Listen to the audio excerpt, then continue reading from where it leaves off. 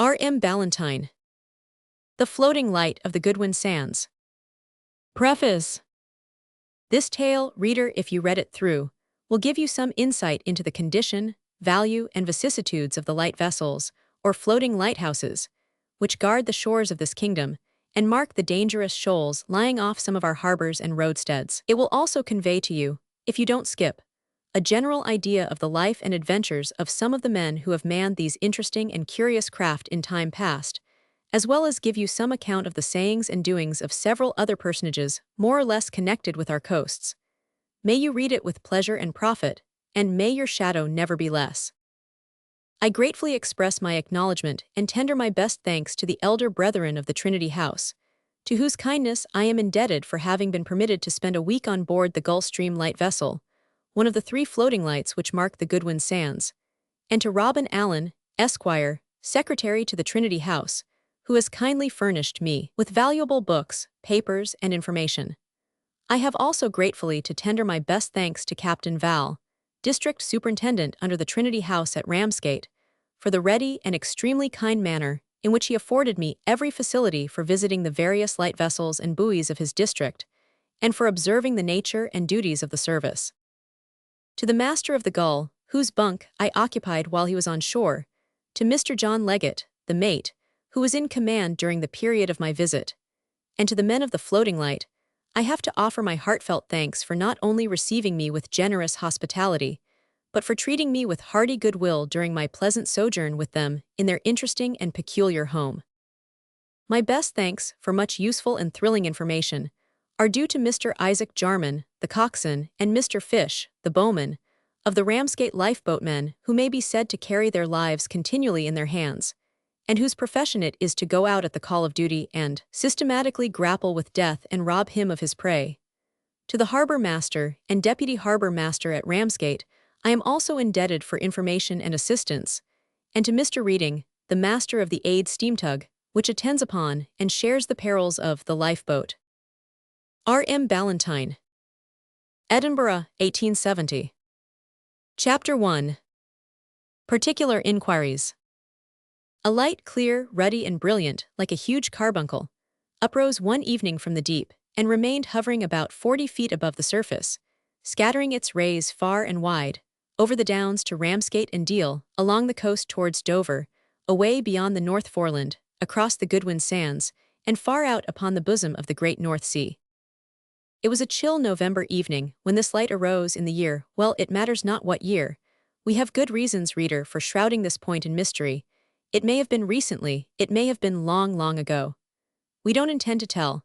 It was not the first time of that light's appearance, and it certainly was not the last. Let it suffice that what we are about to relate did happen, some time or other within the present century. Besides being cold, the evening in question was somewhat stormy, gusty, as was said of it by a traveler with a stern visage and remarkably keen gray eyes, who entered the coffee room of an hotel which stood on the margin of Ramsgate Harbor facing the sea, and from the upper windows of which the light just mentioned was visible.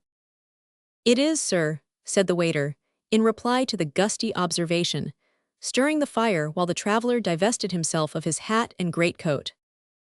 "Think it's going to blow hard?"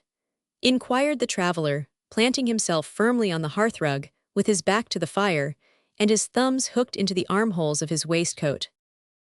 "It may, sir, and it may not," answered the waiter with the caution of a man who has resolved, come what may, never to commit himself.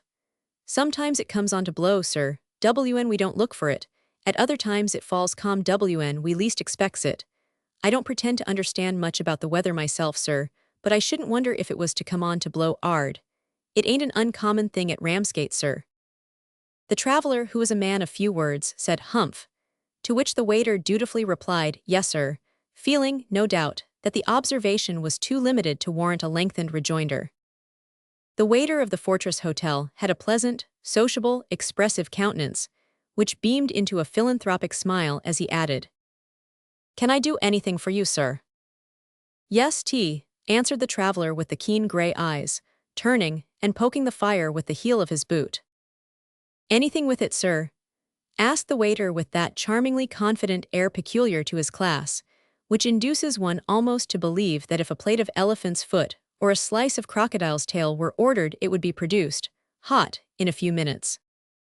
500. You happen to know a man of the name of Jones in the town?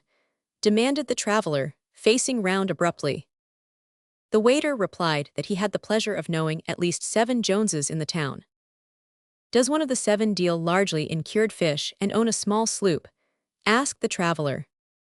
Yes sir, he do, but he don't live in Ramsgate. He belongs to Yarmouth sir, comes air only now and then. 500. You know anything about him? No sir, he don't frequent this hotel. The waiter said this in a tone which showed that he deemed that fact sufficient to render Jones altogether unworthy of human interest. But I believe, he added slowly, that he is said to have plenty of money, bears a bad character, and is rather fond of his bottle, sir. You know nothing more? Nothing, sir. Ham and eggs, dry toast and shrimps, said the keen-eyed traveler in reply to the reiterated question. Before these viands were placed on the table, the brief twilight had passed away, and darkness enshrouded land and sea. After they had been consumed, the traveler called for the latest local paper, to which he devoted himself for an hour with unflagging zeal, reading it straight through, apparently, advertisements and all, with as much diligence as if it were a part of his professional business to do so. Then he tossed it away, rang the bell, and ordered a candle. I suppose, he said, pointing towards the sea as he was about to quit the room, that is the floating light. It is one of 'em, sir, replied the waiter. There are 3 lights on the sands, sir, the north's in Ede, the Gull Stream, and the south's in Ede. That one, sir, is the Gull. How far off may it be? About 4 miles, sir. What is the mate's name? Welton, sir, John Welton. Is he aboard just now? Yes, sir, it's the master's month ashore. The master and mate, ave it month and month about, sir, 1 month afloat, next month ashore. But it seems to me, sir, that they have arter work WN ashore than they ave WN afloat.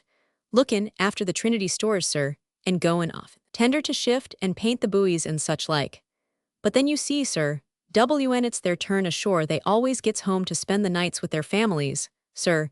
WH is a sort of compensation, as it were. That's where it is, sir. Humph, do you know what time it is slack water out there in the afternoon just now? About 3 o'clock, sir. Call me at 9 tomorrow, breakfast at 1/2, beefsteaks, coffee, dry toast. Good night. Yes, sir, good night, sir. Number 27, sir, 1st floor, left-hand side. Number 27 slammed his door with that degree of violence which indicates a stout arm and an easy conscience. In less than quarter of an hour, the keen gray eyes were veiled in slumber, as was proved unmistakably to the household by the sounds that proceeded from the nose to which these eyes belonged. It is not unfrequently found that strength of mind, vigor of body, high color, and a tremendous appetite are associated with great capacity for snoring. The man with the keen gray eyes possessed all these qualities, as well as a large chin and a firm mouth, full of very strong white teeth. He also possessed the convenient power of ability to go to sleep at a moment's notice, and to remain in that felicitous condition until he chose to awake. His order to be called in the morning had reference merely to hot water, for at the time of which we write men were still addicted to the ridiculous practice of shaving, a practice which, as everyone knows, is now confined chiefly to very old men, who naturally find it difficult to give up the bad habit of a lifetime, and to little boys, who erroneously suppose that the use of a sharp penknife will hasten nature's operations. Exactly at 9 o'clock, a knock at the door and "hot water, sir," sounded in the ears of number 27. At 9:30 precisely, number 27 entered the coffee room, and was so closely followed by the waiter with breakfast that it seemed as if that self-sacrificing functionary had sat up all night keeping the meal hot in order to testify, by excessive punctuality, the devotion of his soul to duty. The keen-eyed man had a keen appetite, if one might judge from appearances in such a matter. A thick underdone steak that overwhelmed his plate appeared to melt away rapidly from before him. Potatoes he disposed of in 2 bites each. Small ones were immolated whole. Of mustard he used as much as might have made a small-sized plaster. Pepper he sowed broadcast. He made no account whatever of salt, and sugar was as nothing before him. There was a peculiar crash in the sound produced by the biting of his toast, which was suggestive at once of irresistible power and thorough disintegration. Coffee went down in half-cup gulps. Shrimps disappeared in shoals, shells, and all. And in short, his proceedings might have explained to an intelligent observer how it is that so many men grow to be exceedingly fat, and why it is that hotel proprietors cannot afford to lower their apparently exorbitant charges. The waiter, standing modestly by, and looking on with solemn interest, mentally attributed the traveler's extraordinary powers and high health to the fact that he neither smoked nor drank. It would be presumptuous in us to hazard a speculation on this subject in the face of an opinion held by one who was so thoroughly competent to judge. Breakfast over, the keen-eyed man put on his hat and overcoat and sallied forth to the harbor, where he spent the greater part of the forenoon in loitering about, inspecting the boats, particularly the lifeboat and the shipping with much interest, and entering into conversation with the boatmen who lounged upon the pier. He was very gracious to the coxswain of the lifeboat, a bluff, deep-chested, hearty, neck-or-nothing sort of man, with an intelligent eye, almost as keen as his own, and a manner quite as prompt. With this coxswain he conversed long about the nature of his stirring and dangerous duties. He then made inquiry about his crew, how many men he had, and their circumstances, and by the way, whether any of them happened to be named Jones. One of them was so named. The coxswain said Tom Jones. This led the traveler to ask if Tom Jones owned a small sloop. No, he didn't own a sloop, not even a boat. Was there any other Jones in the town who owned a small sloop and dealt largely in cured fish? Yes, there was, and he was a regular gallows bird, if all reports were true, the coxswain told him.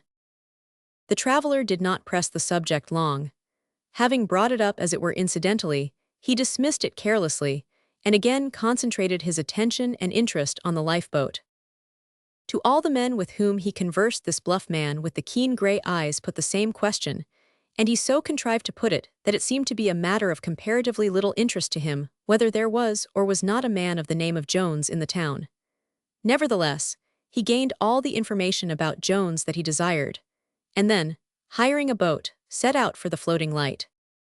The weather, that had appeared threatening during the night, suddenly became calm and fine, as if to corroborate the statement of the waiter of the Fortress Hotel in regard to its uncertainty, but knowing men in oilcloth sou'westers and long boots gave it as their opinion that the weather was not to be trusted. Fortunately for the traveler, it remained trustworthy long enough to serve his purpose. The calm permitted his boat to go safely alongside of the lightship, and to climb up the side without difficulty. The vessel in which he found himself was not by any means what we should style clipper-built, quite the reverse. It was short for its length, bluff in the bows, round in the stern, and painted all over excepting the mast and deck, of a bright red color, like a great scarlet dragon or a gigantic boiled lobster. It might have been mistaken for the first attempt in the shipbuilding way of an infatuated boy, whose acquaintance with ships was founded on hearsay, and whose taste in color was violently eccentric. This remarkable thing had one immense mast in the middle of it, supported by 6 stays, like the Norse galleys of old, but it had no yards. For although the sea was indeed its home, and it incessantly braved the fury of the storm, diurnally cleft the waters of flood and ebb tide, and gallantly breasted the billows of ocean all the year round, it had no need of sails. It never advanced an inch on its course, for it had no course. It never made for any port. It was never either homeward or outward bound. No streaming eyes ever watched its departure, no beating hearts ever hailed its return. Its bowsprit never pointed either to Greenland's icy mountains or India's coral strand, for it had no bowsprit at all. Its helm was never swayed to port or starboard, although it had a helm, because the vessel turned submissive with the tides, and its rudder, being lashed hard and fast amidships, like most weathercocks, couldn't move. Its doom was to tug perpetually, day and night, from year to year, at a gigantic anchor which would not let go, and to strain at a monster chain cable which would not snap, in short, to strive forever, like Sisyphus, after something which can never be attained. A sad destiny, some may be tempted to exclaim. No, reader, not so sad as it appears. We have presented but one side of the picture. That curious, almost ridiculous-looking craft was among the aristocracy of shipping. Its important office stamped it with nobility. It lay there, conspicuous in its royal color, from day to day and year to year, to mark the fairway between the white cliffs of Old England and the outlying shoals, distinguished in daylight by a huge ball at its masthead, and at night by a magnificent lantern, with argand lamps and concave reflectors, which shot its rays like lightning far and wide over the watery waste, While in thick weather, when neither ball nor light could be discerned, a sonorous gong gave its deep-toned warning to the approaching mariner, and let him know his position amid the surrounding dangers. Without such warnings by night and by day, the world would suffer the loss of thousands of lives and untold millions of gold. Indeed, the mere absence of such warnings for one stormy night would certainly result in loss irreparable to life and property. As well might Great Britain dispense with her armies as with her floating lights. That boiled lobster-like craft was also, if we may be allowed to say so, stamped with magnanimity, because its services were disinterested and universal. While other ships were sailing grandly to their ports in all their canvas panoply, and swelling with the pride of costly merchandise within, each unmindful of the other, this ship remained floating there, destitute of cargo, either rich or poor, never in port, always on service, serene in all the majesty of her one settled self-sacrificing purpose, to guide the converging navies of the world safely past the dangerous shoals that meet them on their passage to the world's greatest port, the Thames, or to speed them safely thence when outward bound.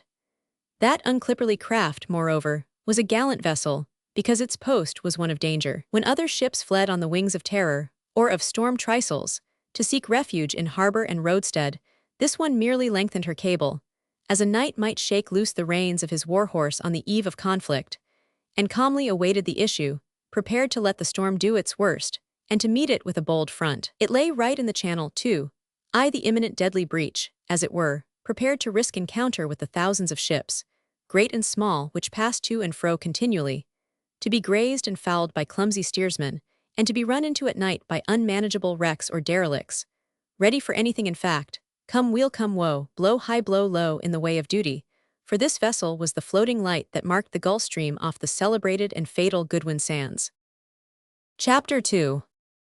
The floating light becomes the scene of floating surmises and vague suspicions. It must not be supposed, from what has been said, that the Gull lightship was the only vessel of the kind that existed at that time.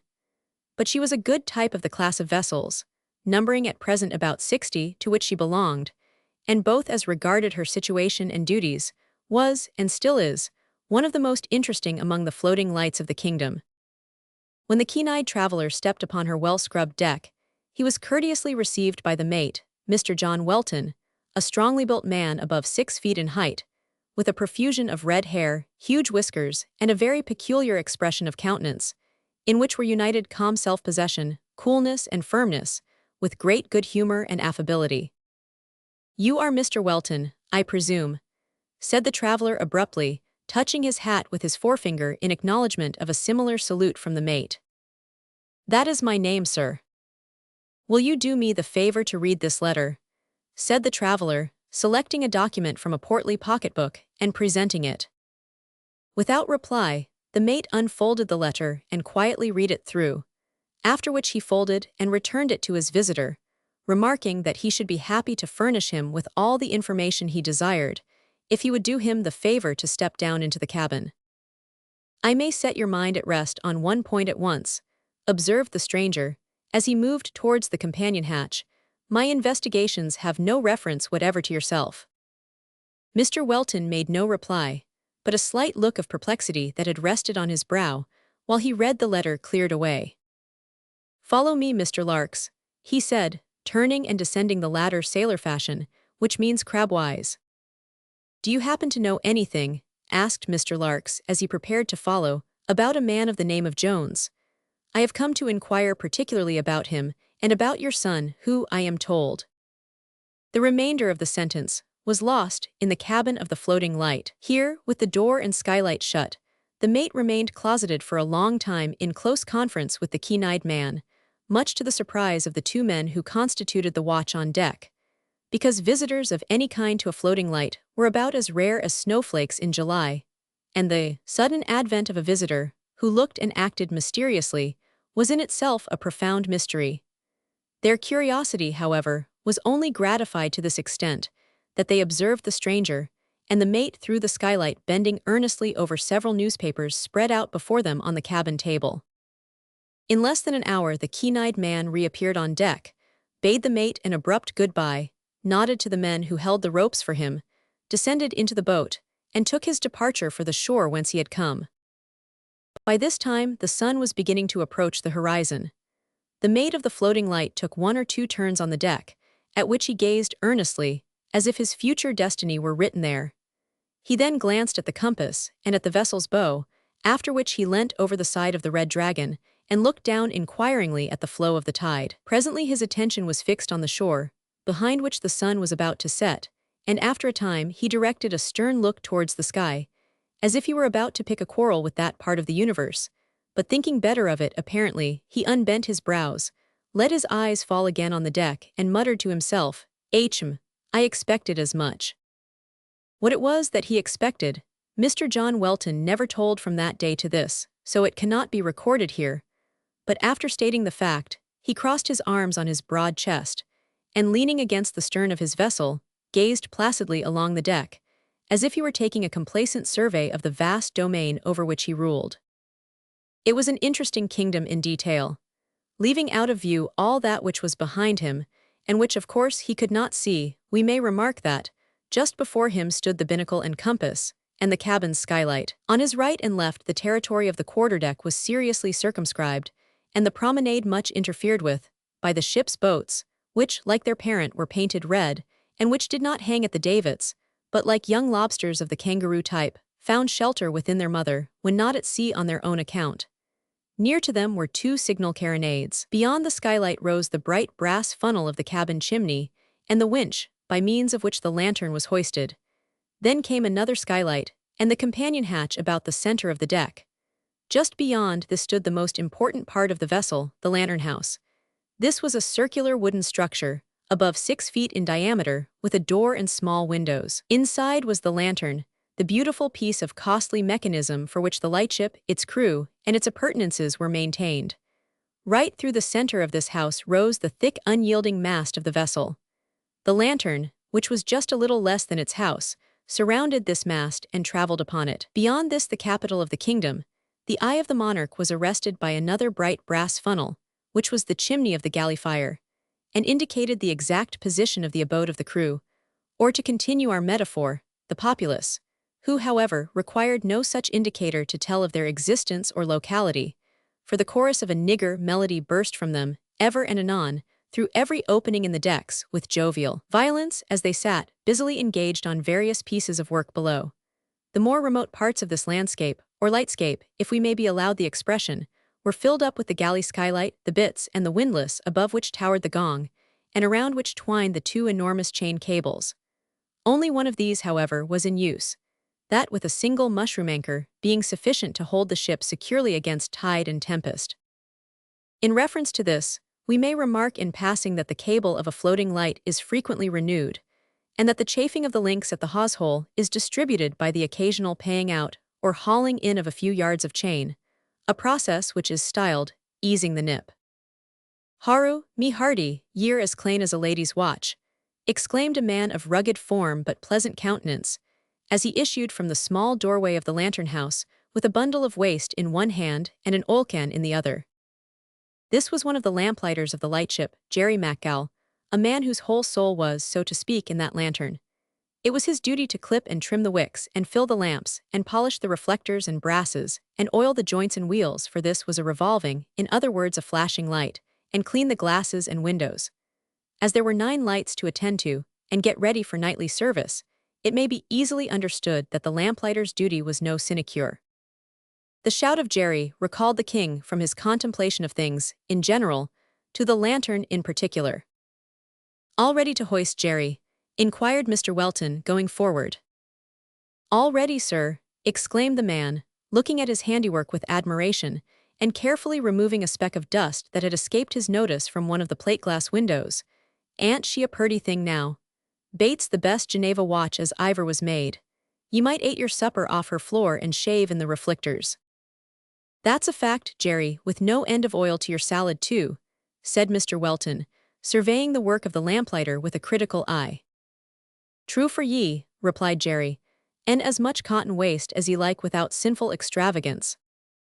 "The sun will be down in a few minutes," said the mate, turning round and once more surveying the western horizon. Jerry admitted that, judging from past experience, there was reason to believe in the probability of that event. And then, being of a poetical temperament, he proceeded to expatiate upon the beauty of the evening, which was calm and serene. "I've hundred you know, sir," he said, gazing towards the shore, between which and the floating light a magnificent fleet of merchantmen lay at anchor waiting for a breeze, each vessel, reflected clearly in the water along with the dazzling clouds of gold that towered above the setting sun. "500 ye know, sir, I never sees a sky like that, but it minds me the blissed green hills and purty lakes of ould Ireland, and fills me bosom wid a sort of inspiration till it feels fit a'most to bust." "You should have been a poet, Jerry," observed the mate, in a contemplative tone, as he surveyed the shipping through his telescope. "Just what I've often thought meself, sir," replied Jerry, wiping his forehead with the bunch of waste. "Many a time I've said to meself, in a thoughtful mood, one little knows what dirty claws may kiver up a poet, what fires may burn and flout and skern, and no one iver know it." "That's splendid, Jerry, but what's the meanin' of skern?" "Sorrow one of me knows, sir, but it conveys the itty somehow, don't it now?" "I'm not quite sure that it does," said the mate, walking aft and consulting his chronometer for the last time, after which he put his head down the hatchway and shouted, "Up lights!" in a deep sonorous voice. "Aye, aye, sir," came the ready response from below, followed by the prompt appearance of the other lamplighter, and the 4 seamen who composed the crew of the vessel. Jerry turned on his heel, murmuring in a tone of pity that the mate, poor man, had no soul for poetry. 5 of the crew manned the winch. The mate and Jerry went to a block tackle which was also connected with the lifting apparatus. Then the order to hoist was given, and immediately after, just as the sun went down, the floating light went up, a modest yet all-important luminary of the night. Slowly it rose, for the lantern containing it weighed full half a ton, and caused the hoisting chain and pulleys to groan complainingly. At last it reached its destination at the head of the thick part of the mast, but about 10 or 15 feet beneath the ball. As it neared the top, Jerry sprang up the chain ladder to connect the lantern with the rod and pinion, by means of which, with clockwork beneath, it was made to revolve and flash, once every third of a minute. Simultaneously with the ascent of the gull light, there arose out of the sea 3 bright stars on the northeastern horizon, and another star in the southwest. The first were the 3 fixed lights of the lightship that marked the north sandhead. The latter was the fixed light that guarded the south sandhead. The Goodwin sentinels were now placed for the night, and the commerce of the world might come and go, and pass those dreaded shoals, in absolute security. Ere long the lights of the shipping in the Downs were hung out, and one by one the lamps on shore shone forth, those which marked the entrance of Ramsgate Harbor being conspicuous for color and brilliancy, until the water, which was so calm as to reflect them all, seemed alive with perpendicular streams of liquid fire, land and sea appearing to be the subjects of one grand illumination. A much less poetical soul than that of the enthusiastic lamplighter might have felt a touch of unwanted inspiration on such a night, and in such a scene. The effect on the mind was irresistibly tranquilizing. While contemplating the multitudes of vessels that lay idle and almost motionless on the glassy water, the thought naturally arose that each black hull enshrouded human beings who were gradually sinking into rest, relaxing after the energies of the past day, while the sable cloak of night descended, slowly and soothingly, as if God were spreading his hand gently over all to allay the fever of man's busy day life and calm him into needful rest. The watch of the floating light having been set, namely, 2 men to perambulate the deck, a strict watch being kept on board night and day, the rest of the crew went below to resume work, amuse themselves, or turn in as they felt inclined. While they were thus engaged, and darkness was deepening on the scene, Welton stood on the quarterdeck, observing a small sloop that floated slowly towards the lightship. Her sails were indeed set, but no breath of wind bulged them out. Her onward progress was caused by the tide, which had by that time begun to set with a strong current to the northward. When within about a cable's length, the rattle of her chain told that the anchor had been let go. A few minutes later, a boat was seen to push off from the sloop and make for the lightship. 2 men rowed it and a third steered. Owing to the force of the current, they made the vessel with some difficulty. "Heave us a rope," cried one of the men as they brushed past. "No visitors allowed aboard," replied Mr. Welton sternly, catching up, nevertheless, a coil of rope. "Hallo, father, surely you've become very unhospitable," exclaimed another voice from the boat. "Why, Jim, is that you, my son?" cried the mate as he flung the coil over the side. The boatman caught it, and next moment Jim stood on the deck, a tall, strapping young seaman of 20 or thereabouts, a second edition of his father, but more active and lithe in his motions. "Why you creep up to us, Jim, like a thief in the night? What brings you here, lad, at such an hour?" asked Mr. Welton, Sr., as he shook hands with his son. "I've come to have a talk with father. As to creeping like a thief, a man must creep with the tide when there's no wind, d'ye see, if he don't come to an anchor. T's said that time and tide wait for no man, that bain so, I have come to see you now that I've got the chance. That's where it is. But I can't stay long, for old Jones will." "What?" interrupted the mate with a frown, as he led his son to the forepart of the vessel, in order to be out of earshot of the watch. "Have really gone and shipped with that scoundrel again, after all I've said to "I have, father," answered the young man with a perplexed expression. "It is about that same that I've come to talk to and to explain." "You have need to explain, Jim," said the mate sternly, "for it seems to me that you are deliberately taking up with bad company, and I see in you already the usual consequences. You don't care much for your father's warnings." "Don't say that, father," exclaimed the youth earnestly. "I am sure that if you knew stay, I'll send back the boat, with orders to return for me in an hour or so." Saying this, he hurried to the gangway, dismissed the boat, and returned to the forepart of the vessel, where he found his father pacing the deck with an anxious and somewhat impatient air. "Father," said Jim, as he walked up and down beside his sire, "I have made up my mind that it is my duty to remain, at least a little longer with Jones, because—" "Your duty," interrupted the mate in surprise. "James," he added, earnestly, "you told me not long ago that you had taken to attending the prayer meetings at the Sailors' Chapel when you could manage it, and I was glad to hear you say so, because I think that the man who feels his need of the help of the Almighty, and acts upon his feeling, is safe to escape the rocks and shoals of life, always supposing that he sails by the right chart, the Bible. But tell me, does the missionary, or the Bible, teach that it is anyone's duty to take up with a swearing, drinking scoundrel, who is going from bad to worse, and has got the name of being worthy of a berth in Newgate?" "We cannot tell, father, whether all that's said of Morley Jones be true. We may have our suspicions, but we can't prove TM, and there's no occasion to judge a man too soon." "That may be so, Jim, but that is no reason why you should consort with a man who can do you no goods, and will certainly do much harm, when you've no call for to do so. Why do stick by him? That's what I want to know, when everybody says he'll be the ruin of you. And why do always put me off with vague answers when I get upon that subject? You did not used to act like that, Jim. You were always fair and above board in your young days. But what's the use of askin'? It's plain that bad company has done it, and my only wonder is, how you ever come to play the hypocrite to that extent, as to go to the prayer meeting and make believe you've turned religious." There was a little bitterness mingled with the tone of remonstrance in which this was said, which appeared to affect the young man powerfully, for his face crimsoned as he stopped and laid his hand on his father's shoulder. "Whatever follies or sins I may have committed," he said solemnly, "I have not acted a hypocrite's part in this matter. Did you ever yet find me out, father, tellin' you a lie?" "Well, I can't say I ever did," answered the mate with a relenting smile, "except that time when you skimmed all the cream off the milk and capsized the dish and said the cat done it, although you was slobbered with it from your nose to your toes. But you was a very small fellow at that time, you was, and hadn't got much ballast aboard nor begun to stow your conscience." "Well, father," resumed Jim with a half-sad smile, "you may depend upon it I am not going to begin to deceive you now. My dear mother's last words to me on that dreary night when she died, 'Always stick to the truth, Jim, whatever it may cost you,' have never been forgotten, and I pray God they never may be. Believe me when I tell you that I never join Morley in any of his sinful doings, especially his drinking bouts. You know that I am a total abstainer." "No, you're not," cried Mr. Welton, Sr. "You don't abstain totally from bad company, Jim, and it's that I complain of."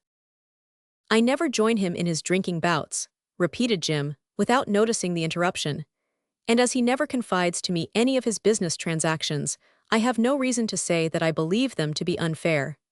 As I said before, I may suspect, but suspicion is not knowledge. We have no right to condemn him on mere suspicion." "True, my son, but you have a perfect right to steer clear of him on mere suspicion." "No doubt," replied Jim with some hesitation in his tone, "but there are circumstances." "There you go again with your circumstances. exclaimed Welton Sr. with some asperity. "Why don't you heave circumstances overboard, rig the pumps, and make a clean breast of it? Surely it's better to do that than let the ship go to the bottom." "Because, father, the circumstances don't all belong to myself. Other people's affairs keep my tongue tied. I do assure you that if it concerned only myself, I would tell you everything, and indeed, when the right time comes, I promise to tell you all. But in the meantime I— "Jim," said Mr. Welton, Sr., stopping suddenly and confronting his stalwart son, "tell me honestly, now, isn't there a pretty girl mixed up in this business?"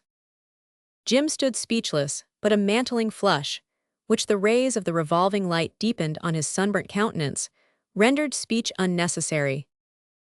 "I knew it," exclaimed the mate, resuming his walk and thrusting his hands deeper into the pockets of his coat. "It never was otherwise since Adam got married to Eve. Whatever mischief is going, you're sure to find a woman underneath the very bottom of it, no matter how deep you go. If it wasn't that the girls are at the bottom of everything good as well as everything bad, I'd be glad to see the whole billion of 'em made fast to all the sinkers of all the buoys along the British coast and sent to the bottom of the North Sea." "I suspect that if that were done," said Jim, with a laugh, "you'd soon have all the boys on the British coast making earnest inquiries after their sinkers. But after all, father, although the girls are hard upon us sometimes, you must admit that we couldn't get on without 'em." "True for ye, boy," observed Jerry MacGowl, who, coming up at that moment, overheard the conclusion of the sentence. "It's meself as superscribes to that same. Haven't the swat creeters led me the life of a dog, turned me inside out like an owd stockin', trod me in the dust as if I was beneath contempt and riven me heart to mortial tatters, but I couldn't get on widout 'em nohow for all that. As the poet might say, av he only knowed how to put it in proper verse. Och, woman dear, ye darlin', it's I would iver be. Your praises caterwallin' in sweetest melody." "Mind your own business, Jerry," said the mate, interrupting the flow of the poet's inspiration. "Sure it's that same I'm doin', sir," replied the man, respectfully touching his cap as he advanced towards the gong that surrounded the windlass and uncovered it. "Don't ye see the fog comin' down like the wolf on the fold, and ain't it my duty to play a little tea-shune for the benefit o' the public?" Jerry hit the instrument as he spoke and drowned his own voice in its sonorous roar. He was driven from his post, however, by Dick Moy, one of the watch, who, having observed the approaching fog, had gone forward to sound the gong, and displayed his dislike to interference by snatching the drumstick out of Jerry's hand and hitting him a smart blow therewith on the top of his head. As further conversation was under the circumstances impossible, John Welton and his son retired to the cabin, where the former detailed to the latter the visit of the strange gentleman with the keen grey eyes, and the conversation that had passed between them regarding Morley Jones. Still, the youth remained unmoved, maintaining that suspicion was not proof, although he admitted that things now looked rather worse than they had done before. While the father and son were thus engaged, a low moaning wail and an unusual heave of the vessel caused them to hasten on deck, just as one of the watch put his head down the hatch and shouted, "A squall, sir, brewing up from the northeast." Chapter 3. A disturbed night, a wreck and an unexpected rescue. The aspect of the night had completely changed. The fog had cleared away, heavy clouds rolled athwart the sky, a deeper darkness descended on the shipping at anchor in the Downs, and a gradually increasing swell caused the Gull to roll a little and tug uneasily at her cable. Nevertheless, the warning light at her masthead retained its perpendicular position in consequence of a clever adaptation of mechanism on the principle of the universal joint. With the rise of the swell came the first rush of the squall. "If they don't send the boat at once, you'll have to spend the night with us, Jim," said the mate, looking anxiously in the direction of the sloop belonging to Morley Jones, the dark outlines of which could just be seen looming of a deeper black against the black sky. "It's too late even now," returned Jim in an anxious tone. "The boat, like everything else about the sloop, is a rotten old thing, and would be stove against the side in this swell, slight though it be as yet. But my chief trouble is that the cables are not fit to hold her if it comes on to blow hard." For some time the wind increased until it blew half a gale. At that point it continued steady, and as it gave no indication of increasing, John Welton and his son returned to the cabin, where the latter amused himself in glancing over some of the books in the small library with which the ship was furnished, while the sire busied himself in posting up the ship's log for the day. For a considerable time they were silent, the one busily engaged writing, the other engrossed with a book.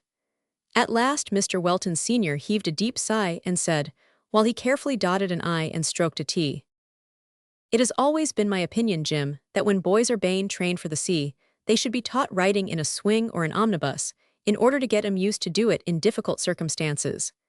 There she goes again," he added, referring to a lurch of the vessel which caused the tail of a Y to travel at least 2 inches out of its proper course. "Now that job's done, I'll turn in for a spell and advise you to do the same, lad." "No, I'll go on deck and have a talk with Dick Moy.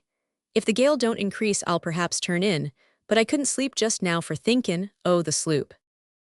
"Please yourself, my son, and you'll please me," replied the mate with a smile which ended in a yawn as he opened the door of a small sleeping berth and disappeared into its recesses. James Welton stood for a few minutes with his back to the small fireplace and stared meditatively at the cabin lamp. The cabin of the Floating Light was marvelously neat and immaculately clean. There was evidence of a well-ordered household in the tidiness with which everything was put away in its proper place, even although the fair hand of woman had nothing to do with it, and clumsy man reigned paramount and alone. The cabin itself was very small, about 10 feet or so in length, and perhaps 8 in width. The roof was so low that Jim could not stand quite erect because of the beams. The grate resembled a toy, and was of brass polished so bright that you might have used it for a looking-glass. The fire in it was proportionately small, but large enough for the place it had to warm. A crumb or speck of dust could scarce have been found on the floor with a microscope. And no wonder, for whenever John Welton beheld the smallest symptom of such a blemish he seized a brush and shovel and swept it away. The books in the little library at the stern were neatly arranged, and so were the cups, plates, glasses, salt cellars, spoons, and saucers, in the little recess that did duty as a cupboard. In short, order and cleanliness reigned everywhere. And not only was this the case in the cabin, but in every department of the ship. The bread lockers, the oil room next to the cabin, the galley where the men lived, all were scrupulously clean, and everything therein was arranged with the method and precision that one is accustomed to expect only on board a man-o'-war. And after all, what is a floating light but a man-o'-war? Its duty is, like that of any three-decker, to guard the merchant service from a dangerous foe. It is under command of the Trinity Corporation, which is tantamount to saying that it is well found and handled, and it does battle continually with the storm. What more could be said of a man-o'-war? The only difference is that it does its work with less fuss and no noise. After warming himself for a short time, for the night had become bitterly cold, Jim Welton put on one of his sire's overcoats and went on deck, where he had a long walk and talk with Dick Moy, who gave it as his opinion that it was a worry cold night, and said that he wouldn't be surprised if it were to come on to blow arter before mornin'. Dick was a huge man with a large expanse of good-natured visage, and a tendency to make all his statements with the solemnity of an oracle.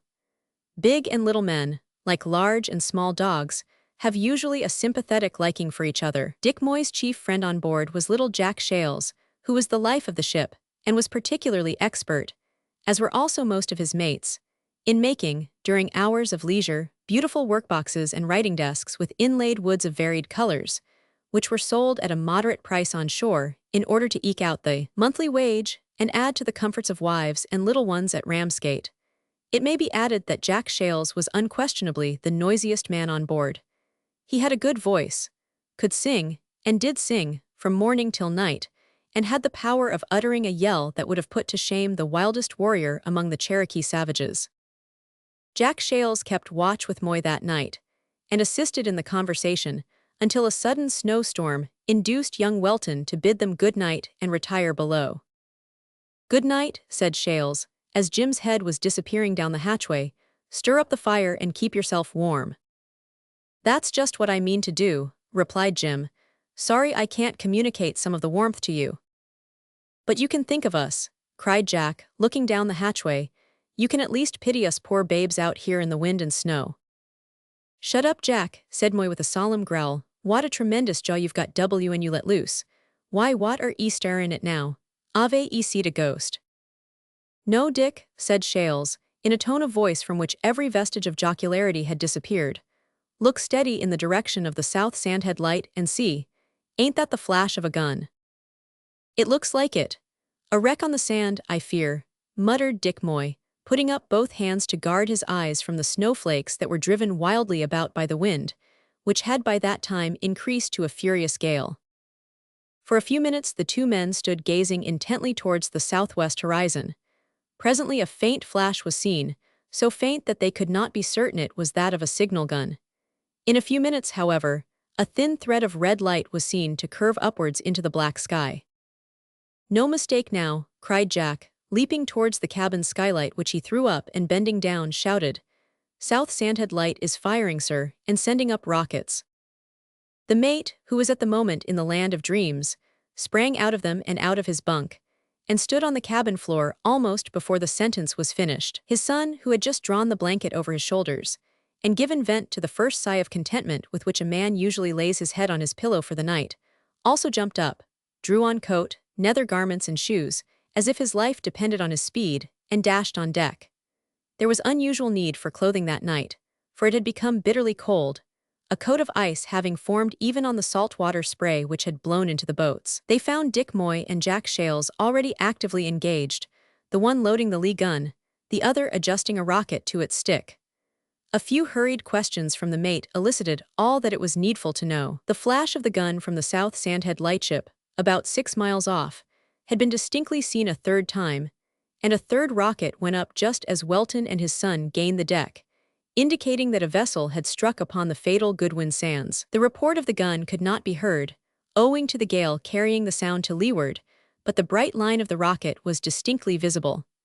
At the same moment, the flaring light of a burning tar barrel was observed. It was the signal of the vessel in distress, just on the southern tail of the sands. By this time, the gun was charged, and the rocket in position. "Look alive, Jack, fetch the poker," cried the mate as he primed the gun. Jack Shales dived down the companion hatch, and in another moment returned with a red-hot poker, which the mate had thrust into the cabin fire at the first alarm. He applied it in quick succession to the gun and rocket. A blinding flash and deafening crash were followed by the whiz of the rocket as it sprang with a magnificent curve far away into the surrounding darkness. This was their answer to the South Sandhead Light, which, having fired 3 guns and sent up 3 rockets to attract the attention of the Gull, then ceased firing.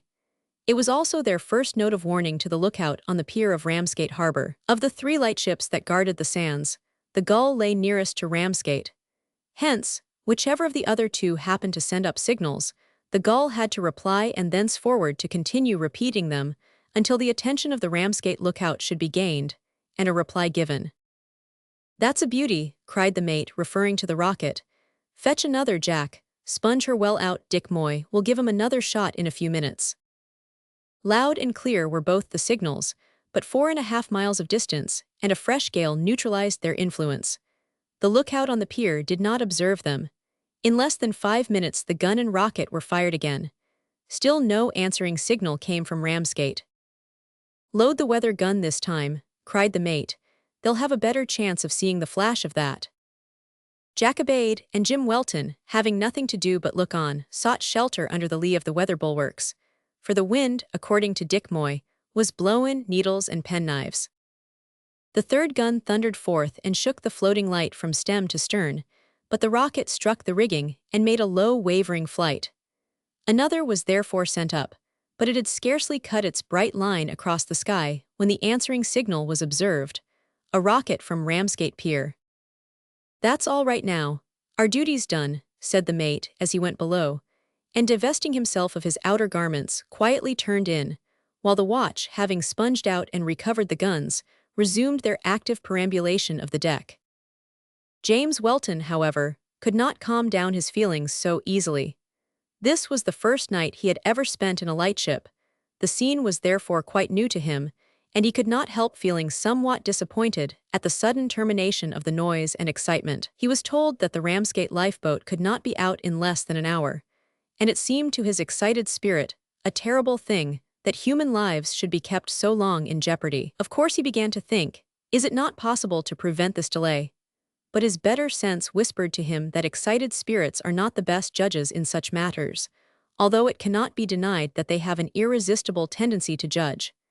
There was nothing for it, however, but to exercise philosophically patience, So he went below and turned in, as sailors have it, all standing, to be ready when the lifeboat should make its appearance. The young sailor's sleep was prompt and profound. It seemed to him, but a few minutes after he had laid his head on the pillow, when Jack Shale's voice again resounded in the cabin. "Lifeboat close alongside, sir. Didn't see her till this moment. She carries no lights." The Weltons, father and son, sprang out of their bunks a second time, and minus coat, hat, and shoes, scrambled on deck just in time to see the Broadstairs lifeboat rush past before the gale. She was close under the stern, and rendered spectrally visible by the light of the lantern. "What are you firing for?" shouted the coxswain of the boat. "Ship on the sands, bearing south," roared Jack Shales at the full pitch of his stentorian voice. There was no time for more, for the boat did not pause in her meteor-like flight. The question was asked and answered as she passed with a magnificent rush into darkness. The reply had been heard, and the lifeboat shot, straight as an arrow, to the rescue. Reader, we often hear and read of such scenes, but we can tell you from experience that vision is necessary to enable one to realize the full import of all that goes on. There was a strange thrill at the heart of young Welton when he saw the familiar blue and white boat leaping over the foaming billows. Often had he seen it in model and in quiescence in its boathouse, ponderous and almost ungainly, but now he saw it for the first time in action, as if endued with life. So, we fancy, warriors might speak of our heavy cavalry as we see them in barracks, and as they saw them at Alma. Again all was silent and unexciting on board the Gull. But not many minutes later, the watch once more shouted down the skylight. "Tugs in sight, sir." It was afterwards ascertained that a mistake had been made in reference to the vessel that had signaled.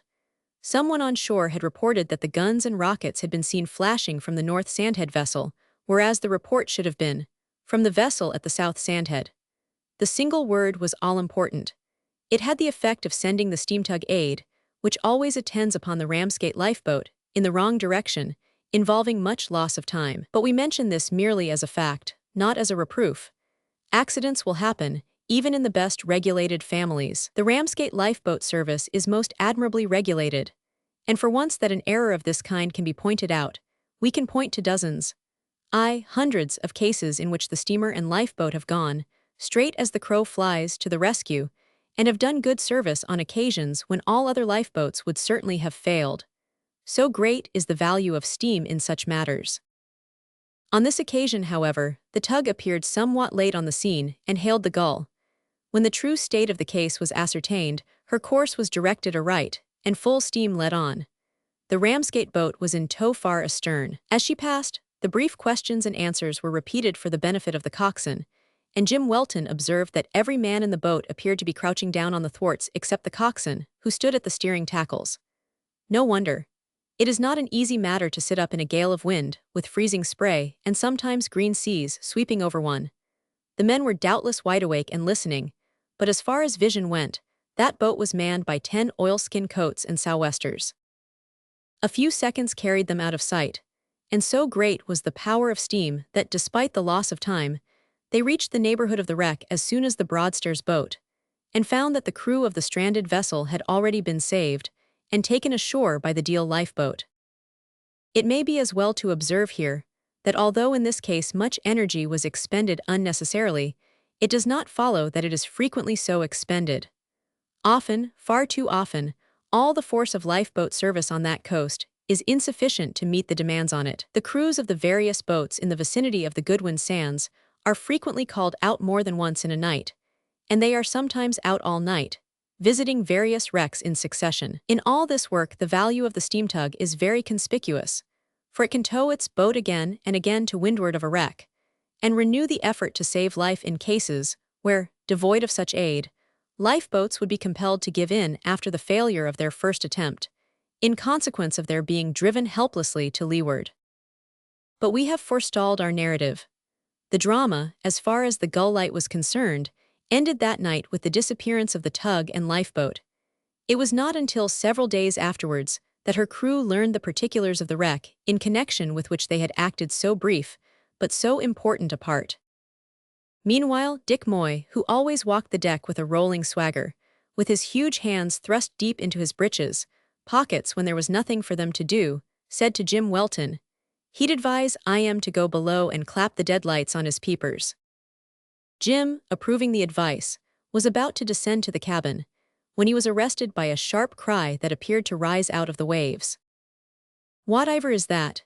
exclaimed Dick, as they all rushed to the port bow of the vessel and looked over the side.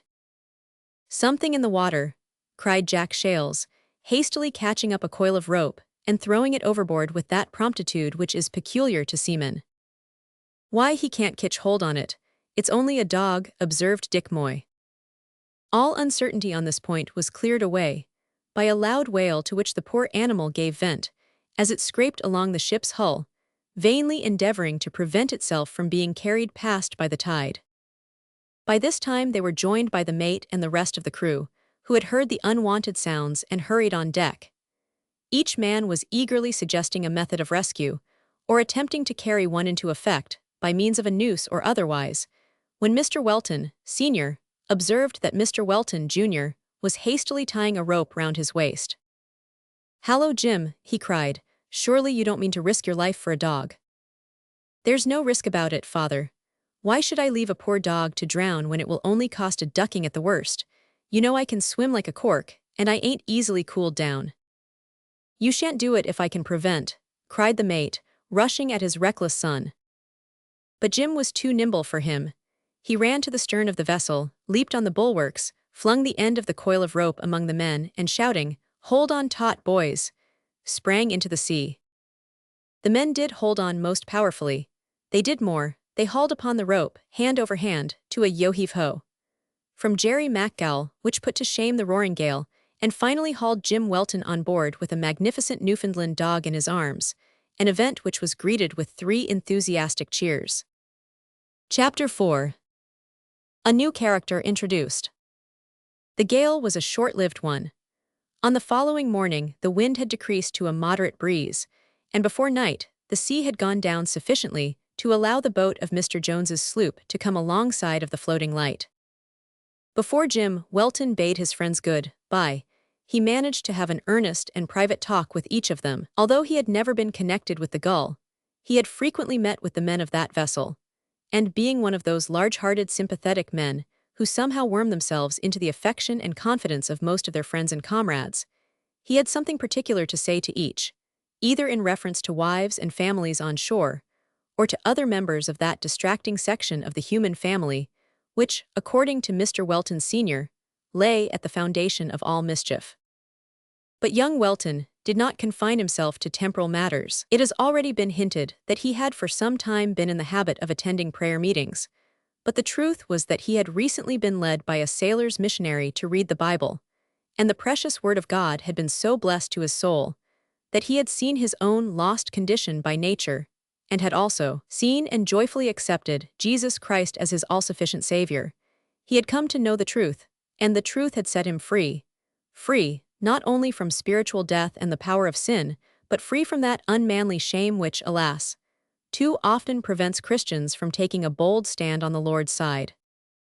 The young sailor had, no doubt, had severe inward conflicts, which were known only to God and himself, but he had been delivered and strengthened, for he was not ashamed of Christ in the presence of his old comrades, and he sought by all the means in his power to draw them to the same blessed Savior. "Well, goodbye, Jim," said Mr. Welton, Sr., as his son moved towards the gangway, when the boat came alongside. "All I've got to say to 'ee, lad, is that you're on dangerous ground, and you have no right to shove yourself in the way of temptation." "But I don't shove myself, father. I think I am led in that way. I may be wrong, perhaps, but such is my belief." "You'll not forget that message to my mother," whispered a sickly-looking seaman, whose strong-boned frame appeared to be somewhat attenuated by disease. "I'll not forget, Raynor. It's likely that we shall be in Yarmouth in a couple of days, and you may depend upon my looking up the old woman as soon after I get ashore as possible." "Hallo, hi!" shouted a voice from below. "What's all the hurry?" cried Dick Moy, stumbling hastily up on deck while in the act of closing a letter which bore evidence of having been completed under difficulties, for its form was irregular and its back was blotted. "Here you are, put that in the post at Yarmouth, will like a good fellow." "Why, you've forgotten the address," exclaimed Jim Welton in affected surprise. "No, I haven't. There it is, all right on the back." What that blot? Aye, that's what stands for Mrs. Moy, said Dick, with a good-natured smile. Sure now, observed Jerry McGowl, looking earnestly at the letter. It do seem to me, for all the world, as if a cat had drawed his tail across it after stumblin' over a ink bottle. Don't Mrs. Moy live in Ramsgate? Inquired Jim Welton. Of course she do, replied Dick. But I'm not going there, I'm goin' to Yarmouth, said Jim. What then? Retorted Dick. D'ye suppose the clerk the post office at Yarmouth ain't as well able to read as the one at Ramsgate, even though the written do be done with a cat's tail? Go along with E. Thus dismissed, Jim descended the side and was quickly on board the sloop Nora to which he belonged. On the deck of the little craft he was received gruffly by a man of powerful frame and stern aspect, but whose massive head, covered with shaggy gray curling hair, seemed to indicate superior powers of intellect. This was Morley Jones, the master and owner of the sloop. A pretty mess you've made of it. I might have been in Yarmouth by this time, he said testily. More likely at the bottom of the sea, answered Jim, quietly, as he went aft and looked at the compass, more from habit than from any desire to receive information from that instrument. Well, if I had been at the bottom o' the sea, what then? Who's to say that I mayn't risk my life if I see fit? It's not worth much, he said gloomily. You seem to forget that in risking your own life, you risk the lives of those who sail along with you, replied Jim, with a bold yet good-humored look at the skipper. And what if I do risk their lives? They ain't worth much either, I'm sure. Not to you, Morley, but worth a good deal to themselves, not to mention their wives and families and friends. You know well enough that if I had wished ever so much to return aboard last night, your boat could not have got alongside the Gulf or the sea. Moreover, you also know that if you had attempted to put to sea in such weather, this leaky tub, with rotten sails and running gear, would have been a wreck on the Goodwin Sands before now. And you and I, with the 2 men and the boy, would have been food for the gulls and fishes. Not at all, retorted Jones. There's not much fear of our lives here. The lifeboat crews are too active for that, and as to the sloop, why, she's insured, you know, for her full value, for more than her value indeed. Jones said this with a chuckle and a sly expression in his face, as he glanced meaningly at his companion. I know nothing about your insurance or your cargo, and what's more, I don't want to know, said Jim, almost angrily. You've been at Square Tom again, he added, suddenly laying his hand upon the shoulder of his companion and looking earnestly into his eyes. It was now Jones's turn to be angry, yet it was evident that he made an effort to restrain his feelings, as he replied, Well, what if I have? It's one thing for you to advise me to become a teetotaler, and it's quite another thing for me to agree to do it. I tell you again, as I've often told you before, Jim Welton, that I don't mean to do it, and I'm not going to submit to be warned and reasoned with by you, as if you was my grandfather. I know that drink is the curse of my life, and I know that it will kill me, and that I am a fool for giving way to it, but it is the only thing that makes me able to endure this life. And as for the next, I don't care for it, and I don't believe in it. But your not believing in it does not make it less certain, replied Jim, quietly, but without any approach to solemnity in his tone or look, for he knew that his companion was not in a mood just then to stand such treatment. You remember the story of the ostrich that was run down. Finding that it could not escape, it stuck its head in the sand and thought that nobody saw it. You may shut your eyes, Morley, but facts remain facts for all that. Shutting my eyes is just what I am not doing, returned Jones, flinging round and striding to the other side of the deck. Then, turning quickly, he strode back, and added with an oath, Have I not told you that I see myself, my position, and my prospects as clearly as you do, and that I intend to face them all and take the consequences? Jim Welton flushed slightly, and his eyes dilated as he replied, Have you not the sense to see, Morley Jones, that my remonstrances with you are at least disinterested? What would you think if I were to say to you, Go, drink your fill till death finds you at last wallowing on the ground like a beast, or worse than a beast? I leave you to your fate. I would think that Jim Welton had changed his nature, replied Jones, whose anger disappeared as quickly as it came.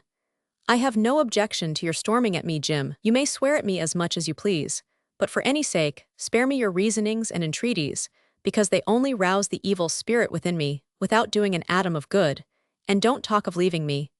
Besides, let me tell you, you are not so disinterested in this matter as you think. There is someone in Yarmouth who has something to do with your interest in me." The young man flushed again at the close of the speech, but not from a feeling of anger. He dropped his eyes before the earnest though unsteady gaze of his half-tipsy companion, who burst into a loud laugh as Jim attempted some stammering reply. "Come," he added, again assuming the stern aspect which was natural to him, but giving Jim a friendly slap on the shoulder. "Don't let us fall out, Jim. You and I don't want to part just now. Moreover, if we have a mind to get the benefit of the tide tonight, the sooner we up anchor the better, so we won't waste any more time talking." Without waiting for a reply, Mr. Jones went forward and called the crew. The anchor was weighed, the sails were set, and the sloop Nora, bending over before the breeze, as if doing homage in passing her friend the Gull Light, put to sea and directed her course for the ancient town and port of Yarmouth. Chapter 5. More new characters introduced. If it be true that time and tide wait for no man, it is equally true, we rejoice to know, that authors and readers have a corresponding immunity from shackles, and are in nowise bound to wait for time or tide. We therefore propose to leave the Gull Stream Light, and the Goodwin Sands, and the sloop Nora, far behind us, and skipping a little in advance of time itself proceed at once to Yarmouth. Here, in a snug parlor, in an easy chair, before a cheerful fire, with a newspaper in his hand, sat a bluff little elderly gentleman, with a bald head and a fat little countenance, in which benignity appeared to hold perpetual though amicable rivalry with fun. That the fat little elderly gentleman was eccentric could scarcely be doubted, because he not only looked over his spectacles instead of through them, but also, apparently, read his newspaper upside down.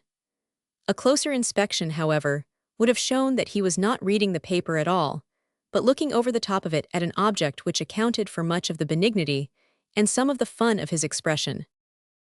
At the opposite side of the table sat a very beautiful girl, stooping over a book, and so earnestly intent thereon as to be evidently quite oblivious of all else around her. She was at that interesting age when romance and reality are supposed to be pretty equally balanced in a well-regulated female mind, about 17. Although not classically beautiful, her nose being slightly turned upward, she was, nevertheless, uncommonly pretty, and as one of her hopeless admirers expressed it, desperately lovable. Jet-black ringlets, then in vogue, clustered round an exceedingly fair face, on which there dwelt the hue of robust health. Poor Bob Queeker, the hopeless admirer above referred to, would have preferred that she had been somewhat paler and thinner, if that had been possible. But this is not to be wondered at, because Queeker was about 16 years of age at that time, and wrote sonnets to the moon and other celestial bodies, and also indulged in lines to various terrestrial bodies, such as the lily or the snowdrop, or something equally drooping or pale. Queeker never by any chance addressed the sun, or the red rose, or anything else suggestive of health and vigor. Yet his melancholy soul could not resist Katy, which was this angel's name, because, although she was energetic and vigorous and matter-of-fact, not to say slightly mischievous, she was intensely sympathetic and tender in her feelings, and romantic too.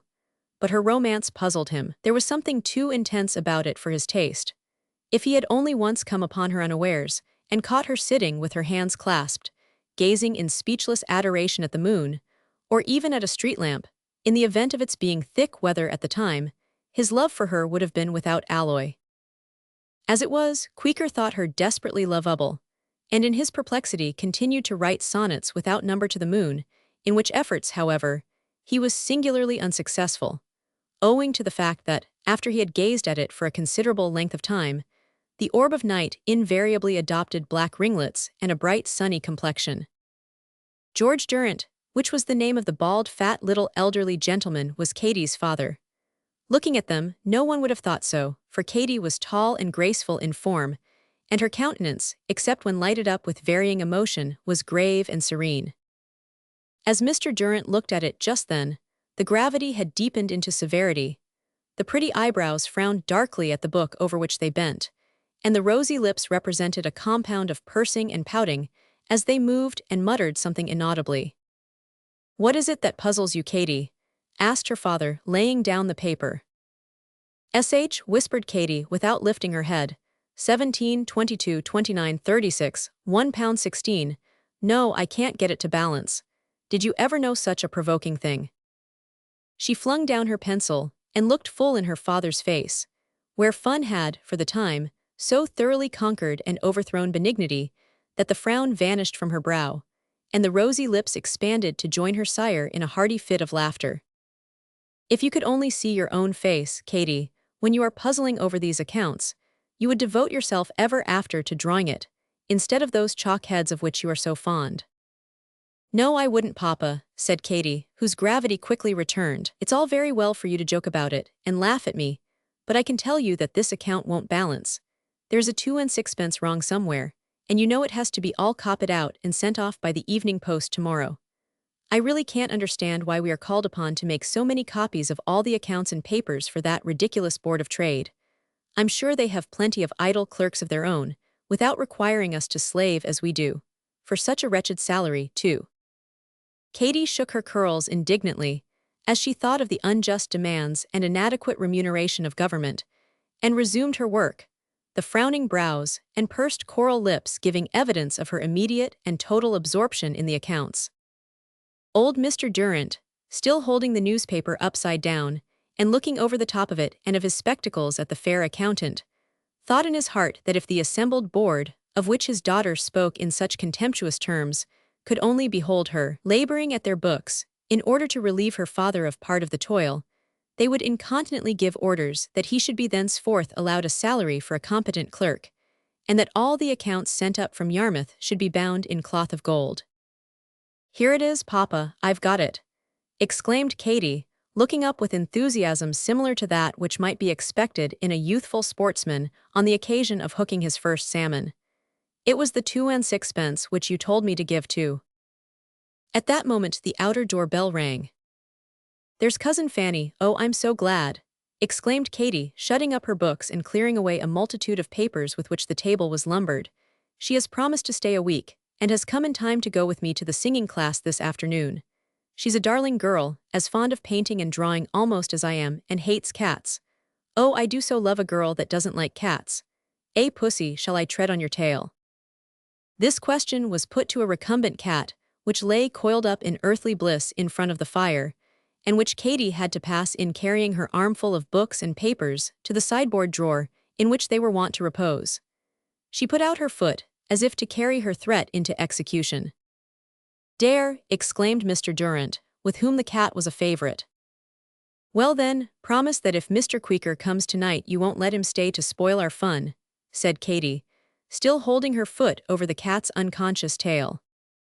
As she spoke, one of the rather heavy account books, which ought to have been bound in cloth of gold, slipped off the pile, and, as ill luck would have it, fell on the identical tail in question, the cat belonging to which sprang up with a fierce caterwaul in rampant indignation.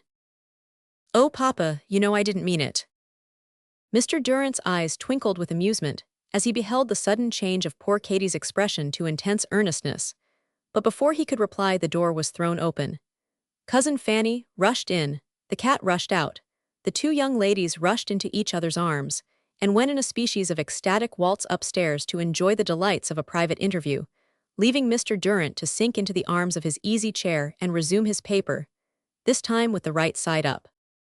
Let it be understood that the old gentleman was employed in Yarmouth under one of the departments of the Board of Trade. We refrain from entering into particulars as to which department, lest the vindictive spirit which was accredited to that branch of the government by Miss Katy, who being a lady, must of course have been right, should induce it to lay hold of our estimable friend, and make an example of him for permitting his independent daughter to expose its true character. In addition to his office in this connection, Mr.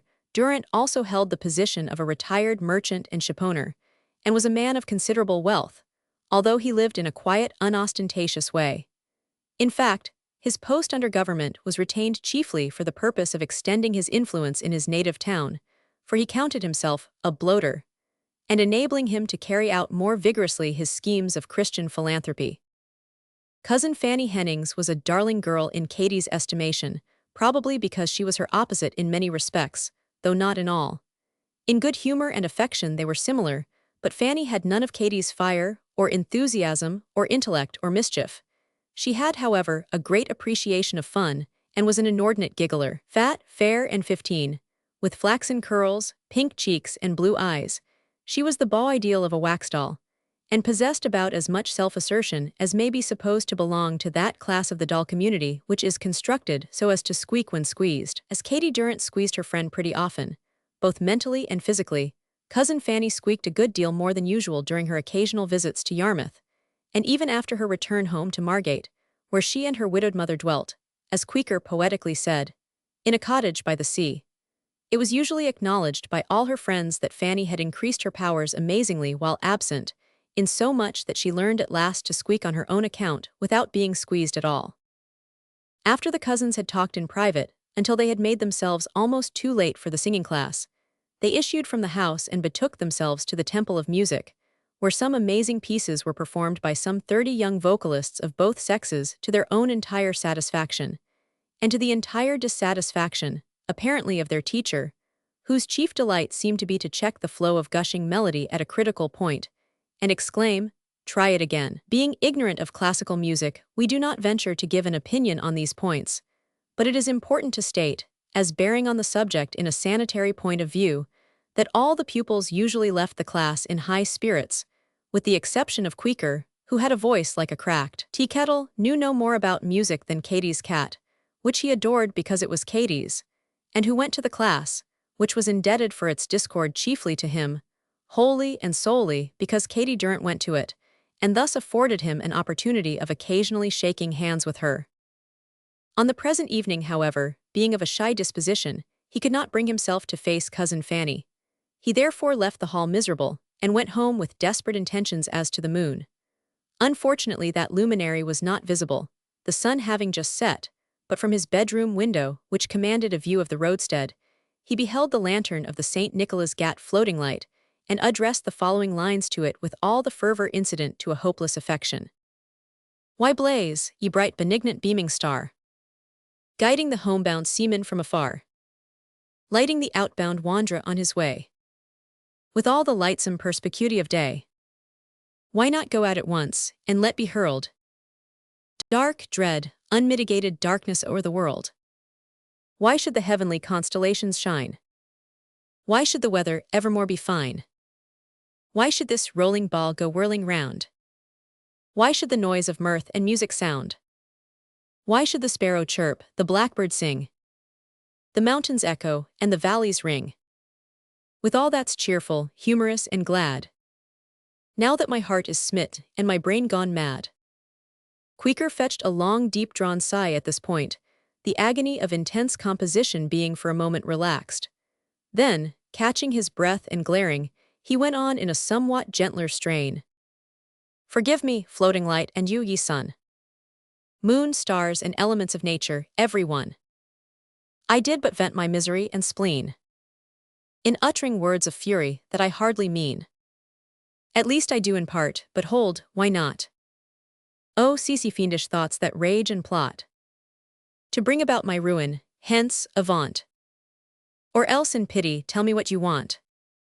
I cannot live, and yet I would not die. My hopes are blighted, where, oh, whither shall I fly? Tease past, I'll cease to daily with vain sophistry, and try the virtue of a calm philosophy. The effect of composition upon Queequor was such that, when he had completed his task, he felt greatly tranquilized, and having shut up his portfolio, formed the sudden resolution of dropping in upon the Durrants to tea. Meantime, and before the love-sick youth had begun the lines above quoted, Katy and her cousin walked home by a road which conducted them close past the edge of those extensive sandy plains called the Denes of Yarmouth. Here, at the corner of a quiet street, they were arrested by the sobbing of a little boy who sat on a railing by the roadside, swaying himself to and fro in an agony of grief. Katy's sympathetic heart was instantly touched. She at once went up to the boy and made earnest inquiries into the cause of his distress. "Please, ma'am," said the boy, "I've lost a shillin', and I can't find it nowheres. Oh, whatever shall I do? My mother gave it me to give with 2 other bobs to my poor sick brother whom I've comed all this way to see, and there I've gone and lost it, and I'll ave to lay out all night in the cold, for I dursn't go to see I am without the money, boo-hoo." "Oh, how very unfortunate!" exclaimed Katy with real feeling for the boy, whose soul was thus steeped to all appearance in woe unutterable, was very small, and very dirty and ragged, and had an extremely handsome, intelligent face with a profusion of wild brown curls.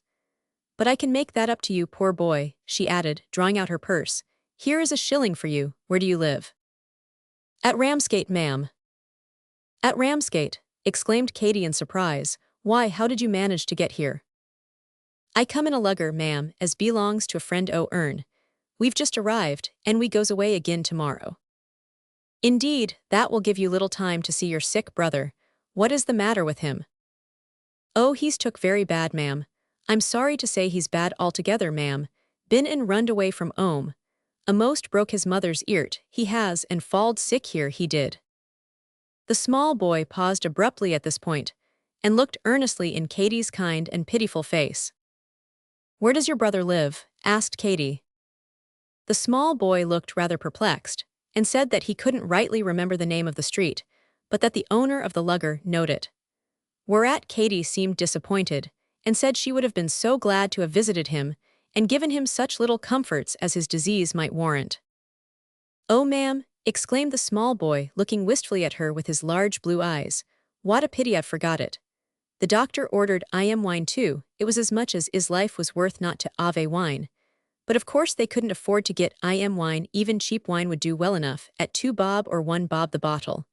If you was to give me 2 bob shillins, I mean, ma'am, I'd get it for tonight." Katy and her cousin conversed aside in low tones for a minute or two as to the propriety of complying with this proposal, and came to the conclusion that the boy was such a nice, outspoken, honest-like fellow, that it would do no harm to risk that sum in the circumstances. 2 shillings were therefore put into the boy's dirty little hand, and he was earnestly cautioned to take care of it, which he earnestly, and no doubt honestly, promised to do. "What is your name, boy?" asked Katy, as she was about to leave him. Billy Toller, ma'am," answered the urchin, pulling his forelock by way of respectful acknowledgment.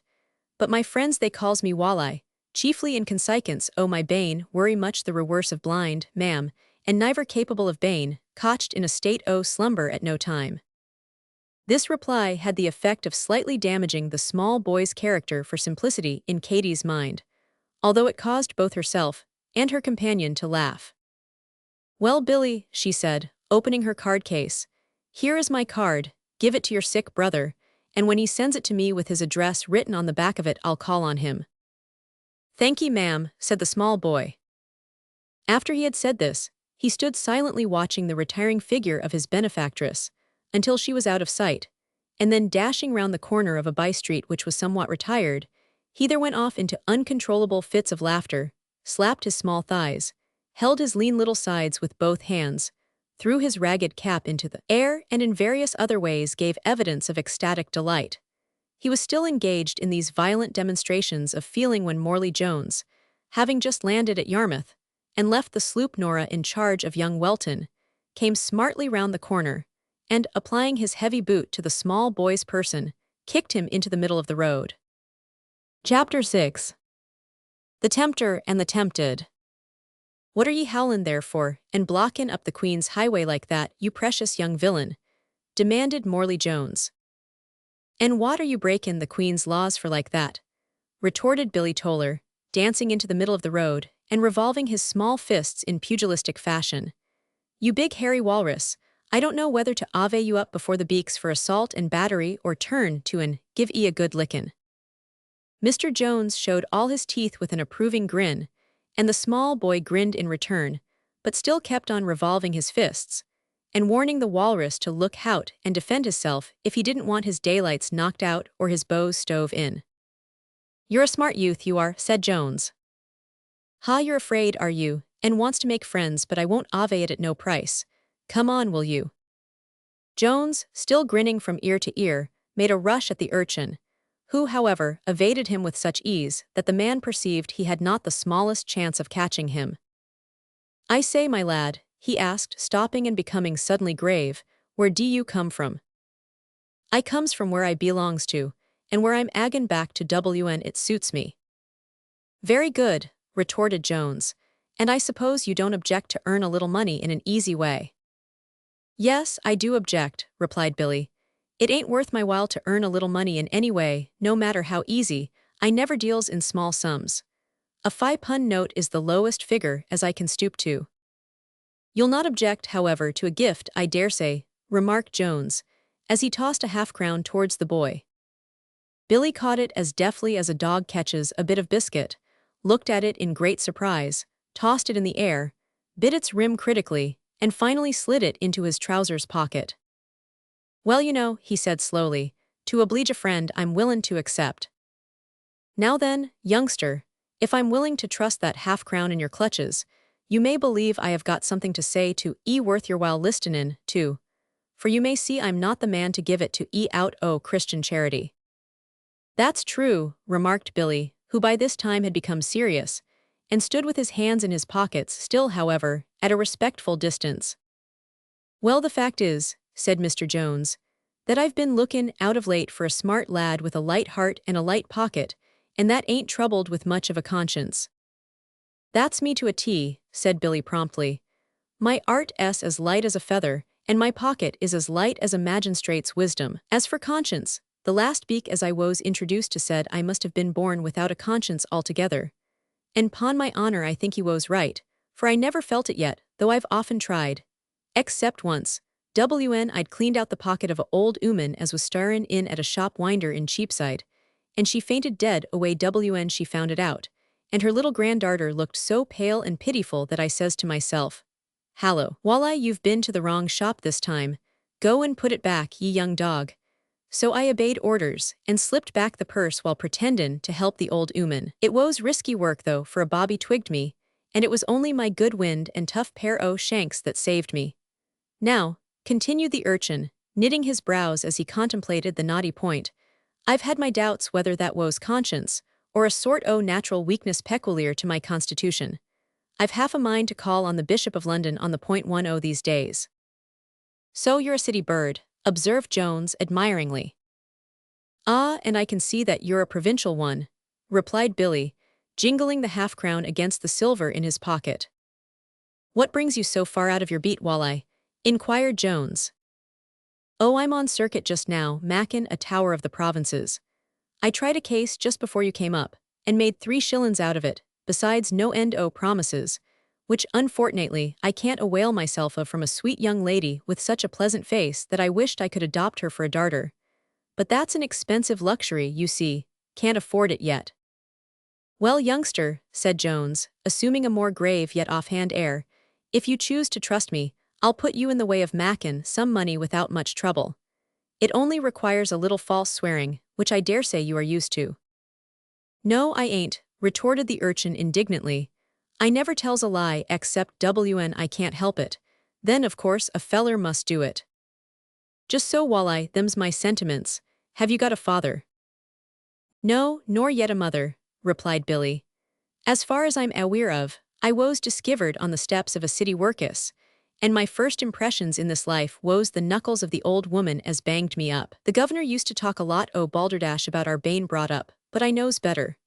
I was banged up in the mornin's, banged to meals and banged to bed, banged through thick and thin for everything and for nothin', until I banged myself out o' the door one fine mornin', which I banged arter me, and I've been bangin' about, a genlimmed at large, ever since." "Ha, got no friends and nothin' to do," said Morley Jones. "Just so. Well, if you have a mind to take service with me, come along and have a pot o' beer." The man turned on his heel, and walked off to a neighboring public-house, leaving the small boy to follow or not as he pleased, and apparently quite indifferent as to what his decision might be. Billy Toller, alias Walleye, looked after him with an air of uncertainty. He did not like the look of the man, and was about to decide against him, when the jingle of the half-crown in his pocket turned the scale in his favor. Running after him, he quietly said, "I'm your man," and then began to whistle, at the same time making an abortive effort to keep step with his long-limbed employer, who said nothing in reply, but entering a public-house ordered 2 pots of beer. These, when produced, he and his little companion sat down to discuss in the most retired box in the place, and conversed in low tones. "What was it brought you to Yarmouth, Walleye?" asked Mr. Jones. "Call me Billy," said the boy, "I like it better." "Well, Billy, and by the way you may call me Morley, my name's Jones, but like yourself I have a preference. Now then, what brought you here?" "That involves a story, a hankdote if I may so speak," replied this precocious youngster with much gravity. You see, some time arter I runned away from the workus, I felled in with an old genlemmed with a bald head and a fat corpus. Do 'ee happen to know, Mr. Morley, 'ow it is that bald heads and fat corpuses a'most always go together? Morley replied that he felt himself unable to answer that difficult question, but supposed that as good humor was said to make people fat, perhaps it made them bald also. I dun know, continued Billy.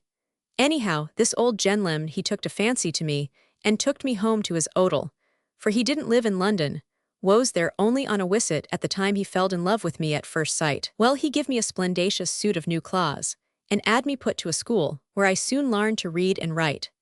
And I do believe woes on the highroad to be Lord Mayor of London, when the old schoolmaster died, before I'd been 2 year there, and the new un woes so fond o' the bangin' system that I couldn't stand it, and so bid 'em all a tender farewell, and took to the streets again. The old genlem he comed 3 times from Yarmouth, where he belonged, for to see me arter I was put to the school, and I had a sort o' lickin' for him, but not knowin' his name, and only been aweer that he lived at Yarmouth, I thought I'd have no chance o' findin' him. Over my subsequent career I'll draw a whale. It's enough to say I didn't like either it or my pals, so I made up my mind at last to go to Yarmouth and try to find the old genlem as had adopted me. That's what he said he'd done to me. I'd prigged enough o' wipes to pay my fare down, I comed away, and here I am. Have you seen the old gentleman? Asked Morley after a pause. No, only just arrived this arternoon. And you don't know his name, nor where he lives? No. And how did you expect to escape Bain, nabbed and put in limbo as a vagrant? Inquired Morley. By gettin' employment, of course, from some respectable genlem like yourself, and then runnin' away from IMWN, I discovered the old chap why the bald head. Morley Jones smiled grimly. Well, my advice to you is, he said, to fight shy of the old chap even if you do discover him. Depend upon it, the life you would lead under his eye would be one of constant restraint and worry. He'd put you to school again, no doubt, where you'd get banged as before, a system I don't approve of at all, and be made a milksop and a flunky or something o' that sort, whereas the life you'll lead with me will be a free and easy rollickin' manly sort o' life. Half on shore and half at sea. Do what you like, go where you will. When business has been attended to, victuals and clothing free gratis, and pocket money enough to enable you to enjoy yourself in a moderate sort of way. You see, I'm not goin' to humbug you. It won't be all plain sailin', but what is a man worth if he ain't fit to stand a little rough and tumble? Besides, rough work makes a fellow take his ease with all the more zest. A life on the ocean wave 1 week, with hard work, and a run on shore the next week, with just enough to do to prevent one wearyin'. That's the sort o' thing for you and me, Billy, boy, exclaimed the tempter, growing garrulous in his cups, and giving his small victim a pat on the shoulder, which, although meant to be a facetious touch, well-nigh unseated him. Billy Toller recovered himself, however, and received it as it was meant, in perfect good humor. The beer had mounted to his own little brain, and his large eyes glowed with more than natural light as he sat gazing into his companion's rugged face, listening with delight to the description of a mode of life which he thought admirably suited to his tastes and capabilities. He was, however, a shrewd little creature. Sad and very rough experience of life had taught him to be uncommonly circumspect for his years. What's your business, Morley? He demanded eagerly. I've a lot of businesses, said Mr. Jones with a drunken leer, but my principal one is fish curing. I'm a sort of shipowner too. Leastwise I've got 2 craft, one Bain a sloop, the other a boat. Moreover, I charter no end of vessels, and do a good deal in the insurance way. But you'll understand more about these things all in good time, Billy. I live, while I'm at home, in Gravesend, but I've got a daughter and a mother livin' at Yarmouth, so I may say I've got a home at both places. It's a convenient sort o' thing, you see, a town residence and a country villa as it were. Come, I'll take you to the villa now, and introduce ye to the women. So saying, this rascal paid for the poison he had been administering in large doses to himself and his apprentice, and, taking Billy's dirty little hand in his large horny fist, led him towards the center of the town. Poor Billy Little knew the nature of the awful gulf of sin and misery, into which he was now plunging with a headlong, hilarious vivacity, peculiarly his own. He was, indeed, well enough aware of the fact that he was a thief, and an outcast from society, and that he was a habitual breaker of the laws of God and man. but he was naturally ignorant of the extent of his guilt, as well as of the certain and terrible end to which it pointed. And above all, he had not the most remote conception of the almost hopeless slavery to which he was doomed when once fairly secured in the baleful net, which Morley Jones had begun to twine around him. But a higher power was leading the poor child in a way that he knew not, a way that was little suspected by his tempter, a way that has been the means of snatching many and many a little one from destruction in time past, and that will certainly save many more in time to come, as long as Christian men and women band together to unite their prayers and powers for the rescue of perishing souls. Traversing several streets with unsteady gait, for he was now much the worse of drink, Mr. Jones led his willing captive down one of those innumerable narrow streets, or passages, termed rows, which bear some resemblance to the closes of the Scottish capital. In width they are much the same, but in cleanliness there is a vast difference, for whereas the closes of the northern capital are notorious for dirt, the rows of Yarmouth are celebrated for their neat, tidy aspect. What the cause of the neatness of the latter may be we cannot tell, but we can bear the testimony of an eyewitness to the fact that, considering the class of inhabitants who dwell in them, their laborious lives and limited means, the rows are wondrously clean. Nearly all of them are paved with pebbles or bricks. The square courts opening out of them on right and left, although ridiculously small, are so thoroughly scoured and swept that one might roll on their floors with white garments and remain unsoiled. In each court may be observed a water bucket and scrubbing brush, wet usually from recent use, also a green painted box garden of dimensions corresponding to the court, full of well-tended flowers. Almost every door has a wooden or stone step, and each step is worn and white with repeated scrubbings, insomuch that one is irresistibly led to suspect that the bloaters must have a strong infusion of the Dutch element in their nature. Emerging at the lower end of the row, Mr. Jones and his small companion hastened along the center of a narrow street, which led them into one of much wider dimensions, named Friar's Lane. Proceeding along this for some time, they diverged to the right into another of the rows not far from the old city wall, at a place where one of the massive towers still rears its rugged head as a picturesque ruin. The moon sailed out from under a mass of clouds at this point, giving to objects the distinctness of daylight. Hitherto Billy Toller had retained some idea of the direction in which he was being led, but this last turn threw his topographical ideas into utter confusion. "A queer place this," he remarked, as they emerged from the narrowest passage they had yet traversed into a neat, snug, and most unexpected little square, with a garden in the middle of it and a flagstaff in one corner. "Adam and Eve Gardens, they call it," said Mr. Jones. "We're pretty nigh home now." "I wonder they didn't call it Eden at once," observed Billy. "It would have been shorter and comes to the same thing." "Here we are at last," said Mr. Jones, stumbling against a small door in one of the network of rows that surrounded this Yarmouth paradise. "Hope the women are in," he added, attempting to lift the latch, but finding that the door was locked, he hammered at it with foot and fist violently. "Hallo," shouted the deep voice of a man within. "Hallo indeed, who may you be?" growled Mr. Jones with an angry oath. "Open the door, will you?" The door was opened at once by James Welton, who stood aside to let the other pass. "Oh, it's you, is it?" said Mr. Jones. "Didn't recognize your voice through the door. I thought you couldn't have got the sloop made snug so soon. Well, lass, how are 'ee, and how's the old 'ooman?" As the man made these inquiries in a half-hearty voice, he advanced into a poorly furnished apartment, so small and low that it seemed a couple of sizes too small for him, and bestowed a kiss first upon the cheek of his old mother, who sat cowering over the fire, but brightened up on hearing his voice, and then upon the forehead of his daughter Nora, the cheerfulness of whose greeting, however, was somewhat checked when she observed the intoxicated state of her father. Nora had a face which, though not absolutely pretty, was intensely winsome in consequence of an air of quiet womanly tenderness, which surrounded it as with a halo.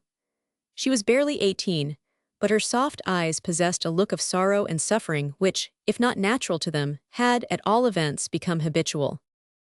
"Who is this little boy, father?" she said, turning towards Billy Toller, who still stood in the doorway, a silent but acute observer of all that went on. "Oh, that's my new prentice just come down from Gravesend. He's been helpin' for some time in the hang," by which Mr. Jones meant the place where his fish were cured, "and I'm goin' to take him to sea with me next trip. Come in, Billy, and make yourself at home." The boy obeyed with alacrity, and made no objection to a cup of tea and slice of bread and butter, which Nora placed before him, supper being just then in progress. "You'd better get aboard as soon as may be," said Jones to Jim Welton somewhat sternly. "I didn't expect you to leave the sloop tonight." "And I didn't intend to leave her," replied Jim, taking no notice of the tone in which this was said. "But I thought I'd come up to ask if you wished me to begin dischargin' early tomorrow morning." "No, we're not going to discharge," returned Jones. "Not going to discharge?" echoed Jim in surprise. "No, I find that it's not worth while discharging any part of the cargo here. On the contrary, I mean to fill up with bloaters and run over with them to the coast of France, so you can go and stow the top tier of casks more firmly and get ready for the new ones. Good night." The tone in which this was said left no excuse for Jim to linger, so he bade the household good night and departed. He had not gone far, however, when he was arrested by the sound of a light footstep.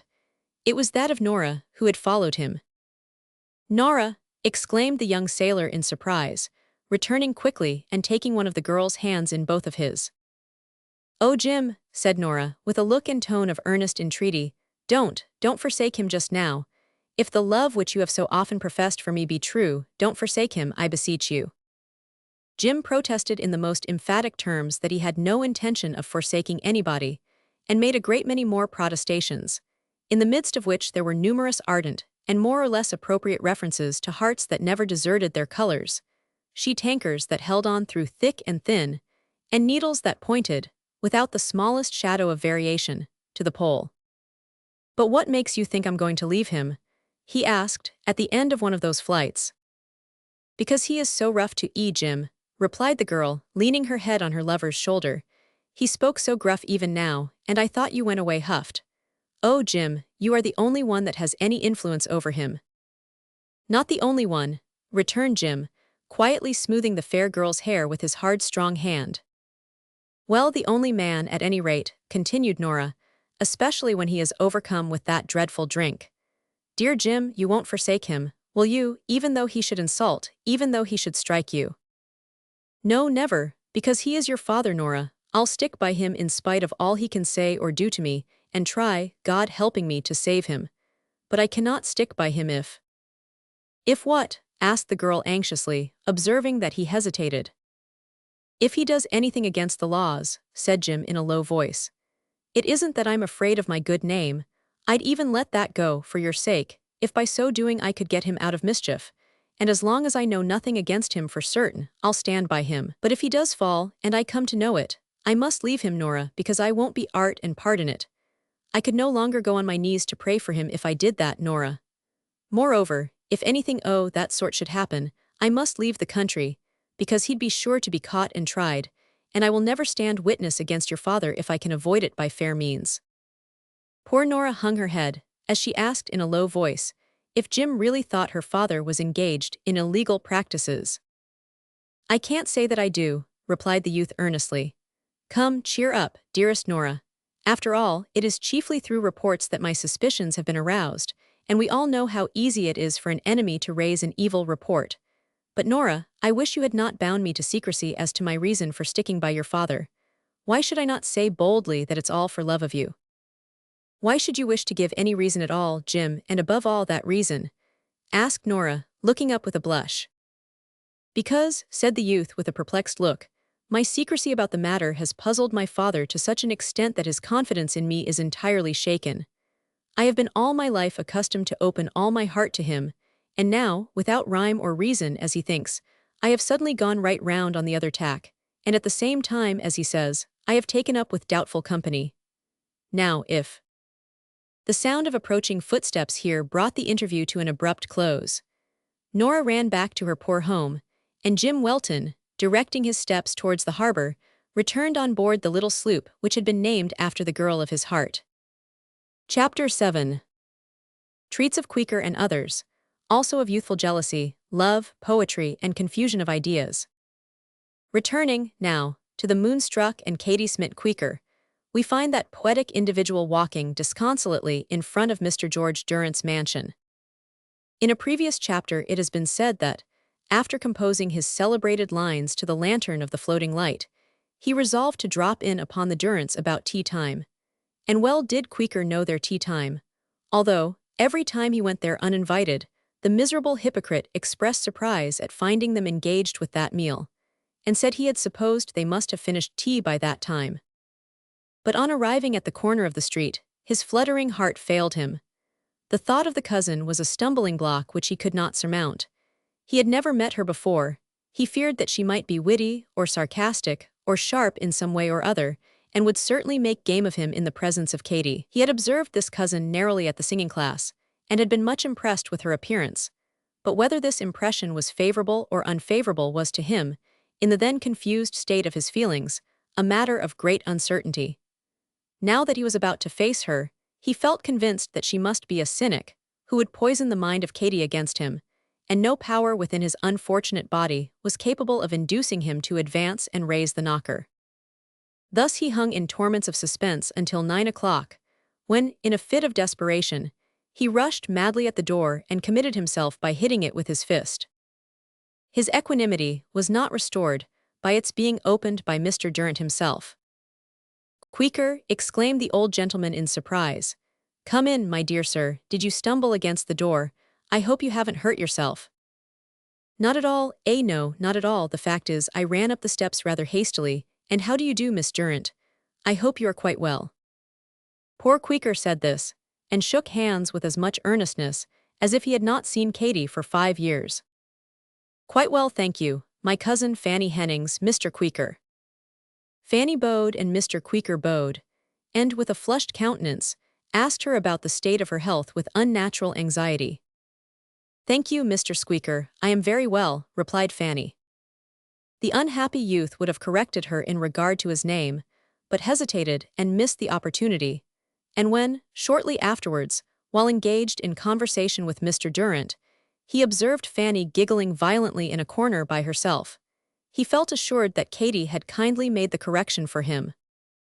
The announcement of supper relieved him slightly, and he was beginning to calm down over a piece of bread and cheese when the doorbell rang. Immediately after a heavy foot was heard in the passage, the parlor door was flung open, the maid announced Mr. Hall, and a tall, elegant young man entered the room.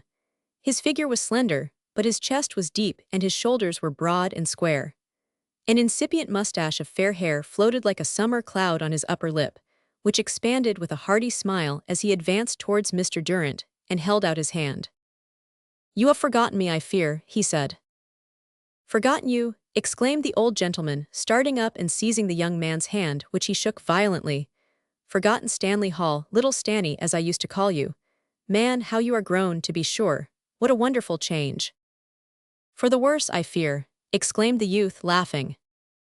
"Come, no fishing for compliments, sir. Let me introduce you to my daughter Katy, my niece Fanny Hennings, and my young friend Queequor. Now then, sit down and make yourself at home. You're just in time, we've only just begun. Ring the bell for another plate, Katy. How glad I am to see you, Stanny, my boy. I can't call you by any other than the old name, you see. How did you leave your father, and what brings you here? Come, out with it all at once. I declare you have quite excited me." Well was it for poor Queequor that everyone was too much occupied with the newcomer to pay any attention to him, for he could not prevent his visage from betraying something of the feelings which harrowed up his soul. The moment he set eyes on Stanley Hall, mortal jealousy, keen, rampant, virulent jealousy of the worst type, penetrated every fiber of his being and turned his heart to stone. We cannot afford space to detail the various shades of agony, the degrees of despair, through which this unfortunate young man passed during that evening. A thick volume would not suffice to contain it all. Language is powerless to express it. Only those who have similarly suffered can conceive it.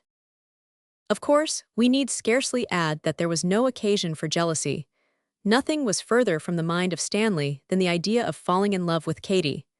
Nevertheless, politeness required that he should address himself to her occasionally. At such times, Queequor's soul was stabbed in an unutterable manner. He managed to command himself, notwithstanding.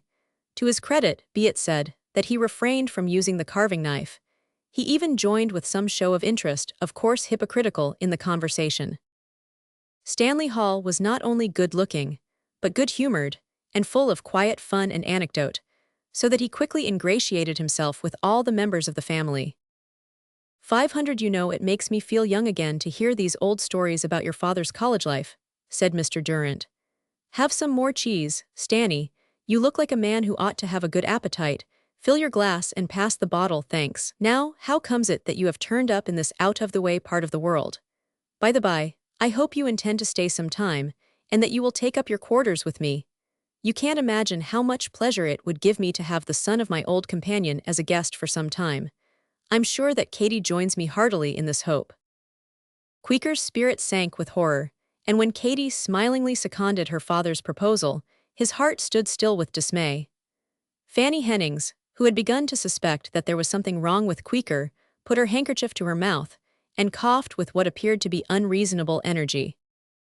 I regret, said Stanley, and Queequor's breath came more freely, that my stay must necessarily be short. I need not say that it would afford me the highest pleasure to accept your kind invitation. He turned with a slight bow to Katy, and Queequor almost fainted. But the truth is that I have come down on a particular piece of business, in regard to which I wish to have your advice, and must return to London tomorrow or next day at furthest. Queequor's heart resumed its office. I am sorry to hear that, very sorry. However, you shall stay tonight at all events, and you shall have the best advice I can give you on any subject you choose to mention. By the way, talking of advice, you're an MD now, I fancy. Not yet, replied Stanley. I am not quite fledged, although nearly so, and I wish to go on a voyage before completing my course. Quite right, quite right. See a little of life first, eh? But how comes it, Stanny, that you took kindly to the work at last? For when I knew you first, you could not bear the idea of becoming a doctor. One's ideas change, I suppose, replied the youth, with a smile. Probably my making the discovery that I had some talent in that direction had something to do with it. How did you make that discovery, my boy? Asked the old gentleman.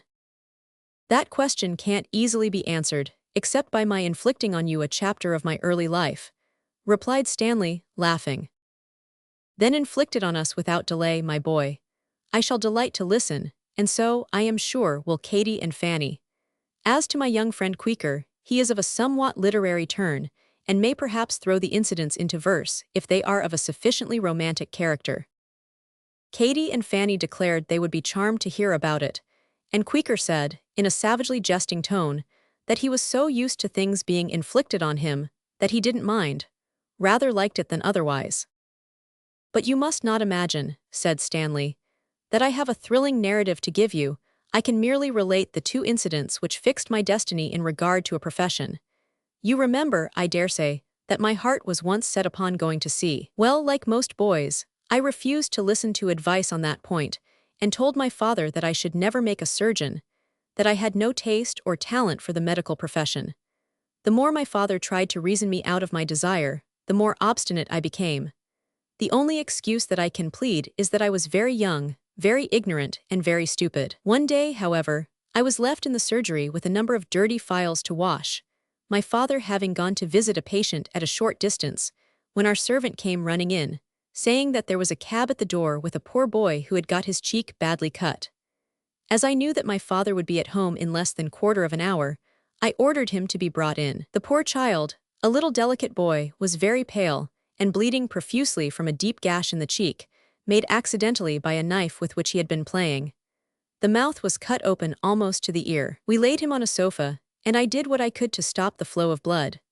I was not 16 at the time, and being very small for my age, had never before felt myself in a position to offer advice, and indeed I had not much to offer. But one of the bystanders said to me while we were looking at the child, "What do you think should be done, sir?" The mere fact of being asked my opinion gratified my vanity, and the respectful "sir" with which the question concluded caused my heart to beat high with unwonted emotion. It was the first time I had ever been addressed gravely as a man. It was a new sensation, and I think may be regarded as an era in my existence. With much gravity, I replied that of course the wound ought to be sewed up. "Then sooner it's done the better, I think," said the bystander, "for the poor child will bleed to death if it is allowed to go on like that." A sudden resolution entered into my mind. I stroked my chin and frowned, as if in deep thought, then, turning to the man who had spoken, said, "It ought certainly to be done with as little delay as possible.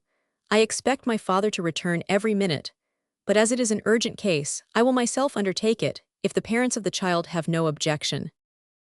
"Seems to me, lad," remarked a country fellow who had helped to carry the child in, "that it bean't a time to talk o' parents objectin', wn the chield's bloodin' to death. Ye'd better fa to work at once, if e knows how." I cast upon this man a look of scorn but made no reply. Going to the drawer in which the surgical instruments were kept, I took out those that suited my purpose, and went to work with a degree of coolness which astonished myself. I had often seen my father sew up wounds, and had assisted at many an operation of the kind, so that, although altogether unpracticed, I was not ignorant of the proper mode of procedure. The people looked on with breathless interest. When I had completed the operation, I saw my father looking over the shoulders of the people, with an expression of unutterable surprise, not unmingled with amusement. I blushed deeply, and began some sort of explanation, which however he cut short by observing in an offhand manner that the thing had been done very well, and the child had better be carried into my bedroom and left there to rest for some time. He thus got the people out of the surgery, and then, when we were alone, told me that I was a born surgeon, that he could not have done it much better himself, and in short, praised me to such an extent that I felt quite proud of my performance. Queequor, who had listened up to this point with breathless attention, suddenly said, "500, you mean to say that you really did that?" "I do," replied Stanley with an amused smile. "Sewed up a mouth cut all the way to the ear?" "Yes." "With a aid?" "With a needle and thread," said Stanley. Queequor's powers of utterance were paralyzed. He looked at the young doctor with a species of awe-stricken admiration. Jealousy, for the time, was in abeyance. "This, then, was the beginning of your love for the profession," said Mr. Durant. "Undoubtedly it was, but a subsequent event confirmed me in my devotion to it, and induced me to give up all thoughts of the sea." The praise that I had received from my father, who was not usually lavish of complimentary remarks, made me ambitious to excel in other departments of surgery, so I fixed upon the extraction of teeth as my next step in the profession. My father had a pretty large practice in that way.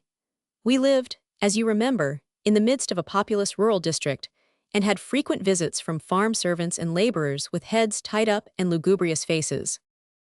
I began to fit myself for duty by hammering big nails into a block of wood and drawing them out again. This was a device of my own, for I wished to give my father another surprise, and did not wish to betray what I was about, by asking his advice as to how I should proceed. I then extracted the teeth from the jawbones of all the sheep's heads that I could lay hands on. After a good deal of practice in this way, I tried to tempt our cook with an offer of 5 shillings to let me extract a back tooth which had caused her a great deal of suffering at intervals for many months. But she was a timid woman, and would not have allowed me for 5 guineas, I believe, even to look into her mouth. I also tried to tempt our small stable boy with a similar sum. He was a plucky little fellow, and, although there was not an unsound tooth in his head, agreed to let me draw one of the smallest of his back teeth for 7 and 6pence if it should come out the first pull, and 6pence for every extra rug. I thought the little fellow extravagant in his demands, but rather than lose the chance submitted. He sat down quite boldly on our operating chair but grew pale when I advanced with the instrument. When I tried to open his mouth, he began to whimper, and finally, struggling out of my grasp, fled. I afterwards gave him 6pence, however, for affording me, as I told him, so much pleasurable anticipation.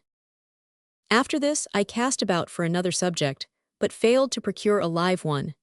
It occurred to me, however, that I might try my hand on 2 skeletons that hung in our garret, so I got their heads off without delay, and gradually extracted every tooth in their jaws. As there were about 60 teeth, I think, in each pair, I felt myself much improved before the jaws were toothless. At last, I resolved to take advantage of the first opportunity that should offer, during my father's absence, to practice on the living subject. It was not long before I had a chance. One morning my father went out, leaving me in the surgery, as was his wont.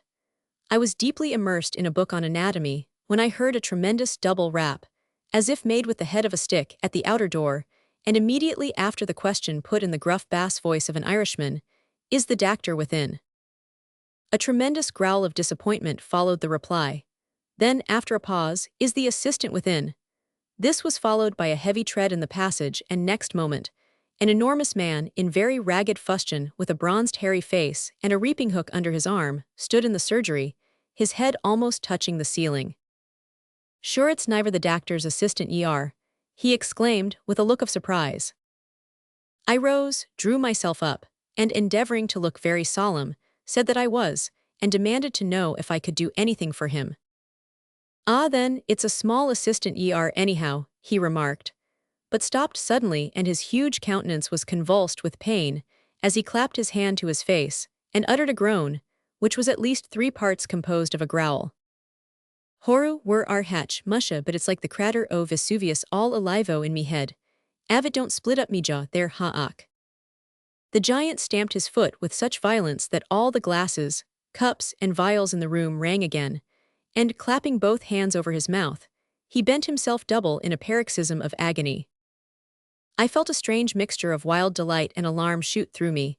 The chance had come in my way, but in anticipating it, I had somehow always contemplated operating on some poor boy or old woman.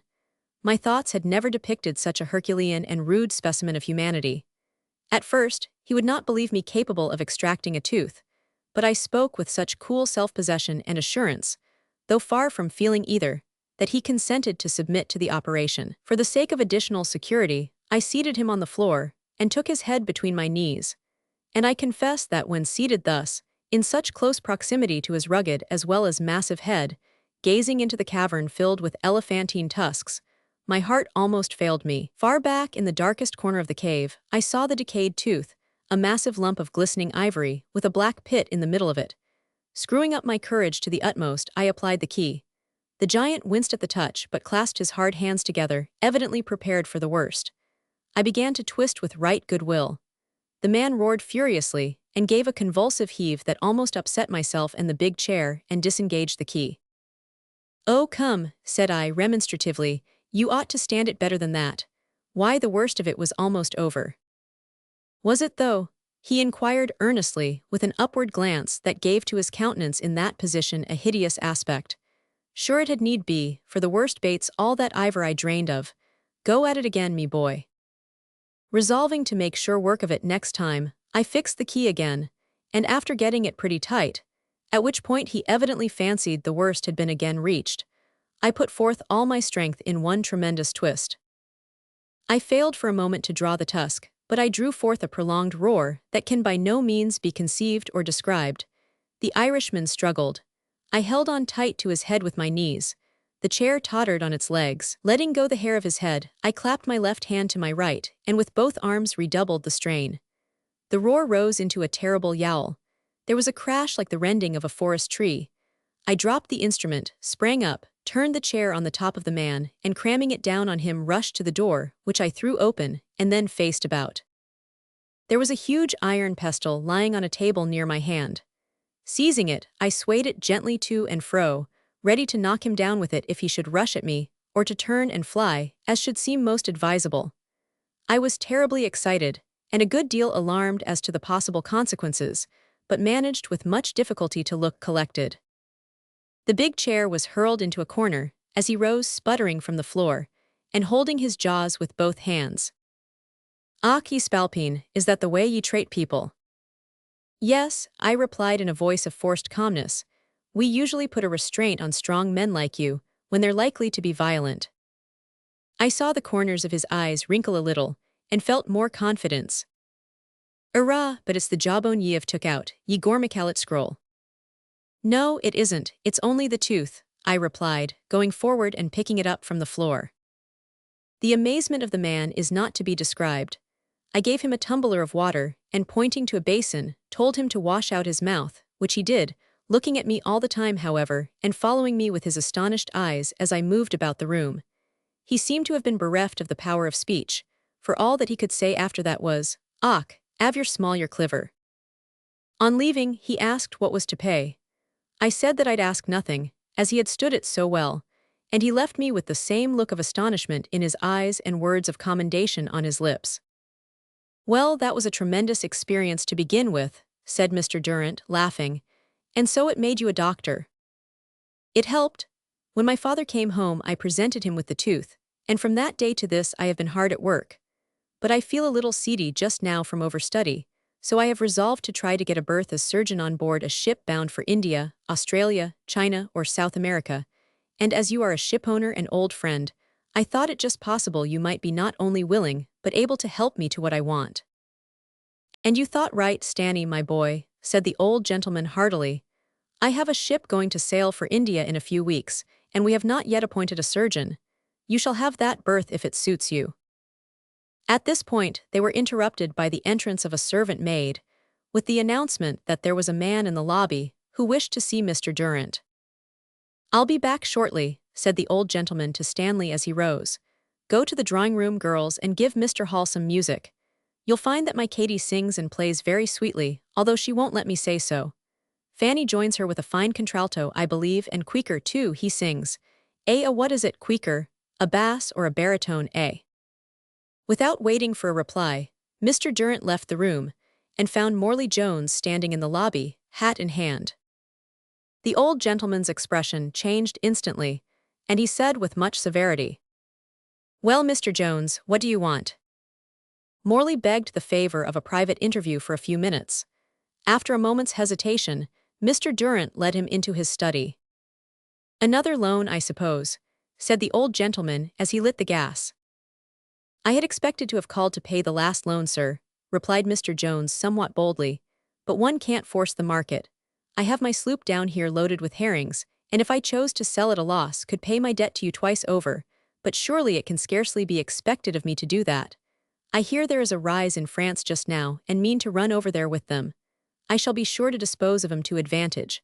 On my return, I'll pay your loan with interest. Morley Jones paused, and Mr. Durrant looked at him attentively for a few seconds. Is this all you came to tell me? Why, no, sir, not exactly, replied Jones, a little disconcerted by the stern manner of the old gentleman. The sloop is not quite filled up. She could stow a few more casks, but I have been cleaned out, and unless I can get the loan of 40 or 50 pounds. I thought so. Are you aware, Mr. Jones, that your character for honesty has of late been called in question? I am aware that I have got enemies, replied the fish merchant coldly. If their false reports are to be believed to my disadvantage, of course I cannot expect. It is not my belief in their reports, replied Mr. Durrant. That creates suspicion in me, but I couple these reports with the fact that you have again and again deceived me in regard to the repayment of the loans, which you have already received at various times from me. I can't help ill luck, sir, said Morley with a downcast look. If men's friends always deserted them at the same time with fortune, there would be an end of all trade. Mr. Jones, said the other decidedly, I tell you plainly that you are presumptuous when you count me one of your friends. Your deceased brother, having been an old and faithful servant of mine, was considered by me a friend, and it is out of regard to his memory alone that I have assisted you. Even now, I will lend you the sum you ask, but be assured it is the last you shall ever get from me. I distrust you, sir, and I tell you so flatly. While he was speaking, the old gentleman had opened a desk. He now sat down and wrote out a check, which he handed to his visitor, who received it with a grim smile and a curt acknowledgement, and instantly took his leave. Mr. Durrant smoothed the frown from his brow, and returned to the drawing-room, where Katie's sweet voice instantly charmed away the memory of the evil spirit that had just left him.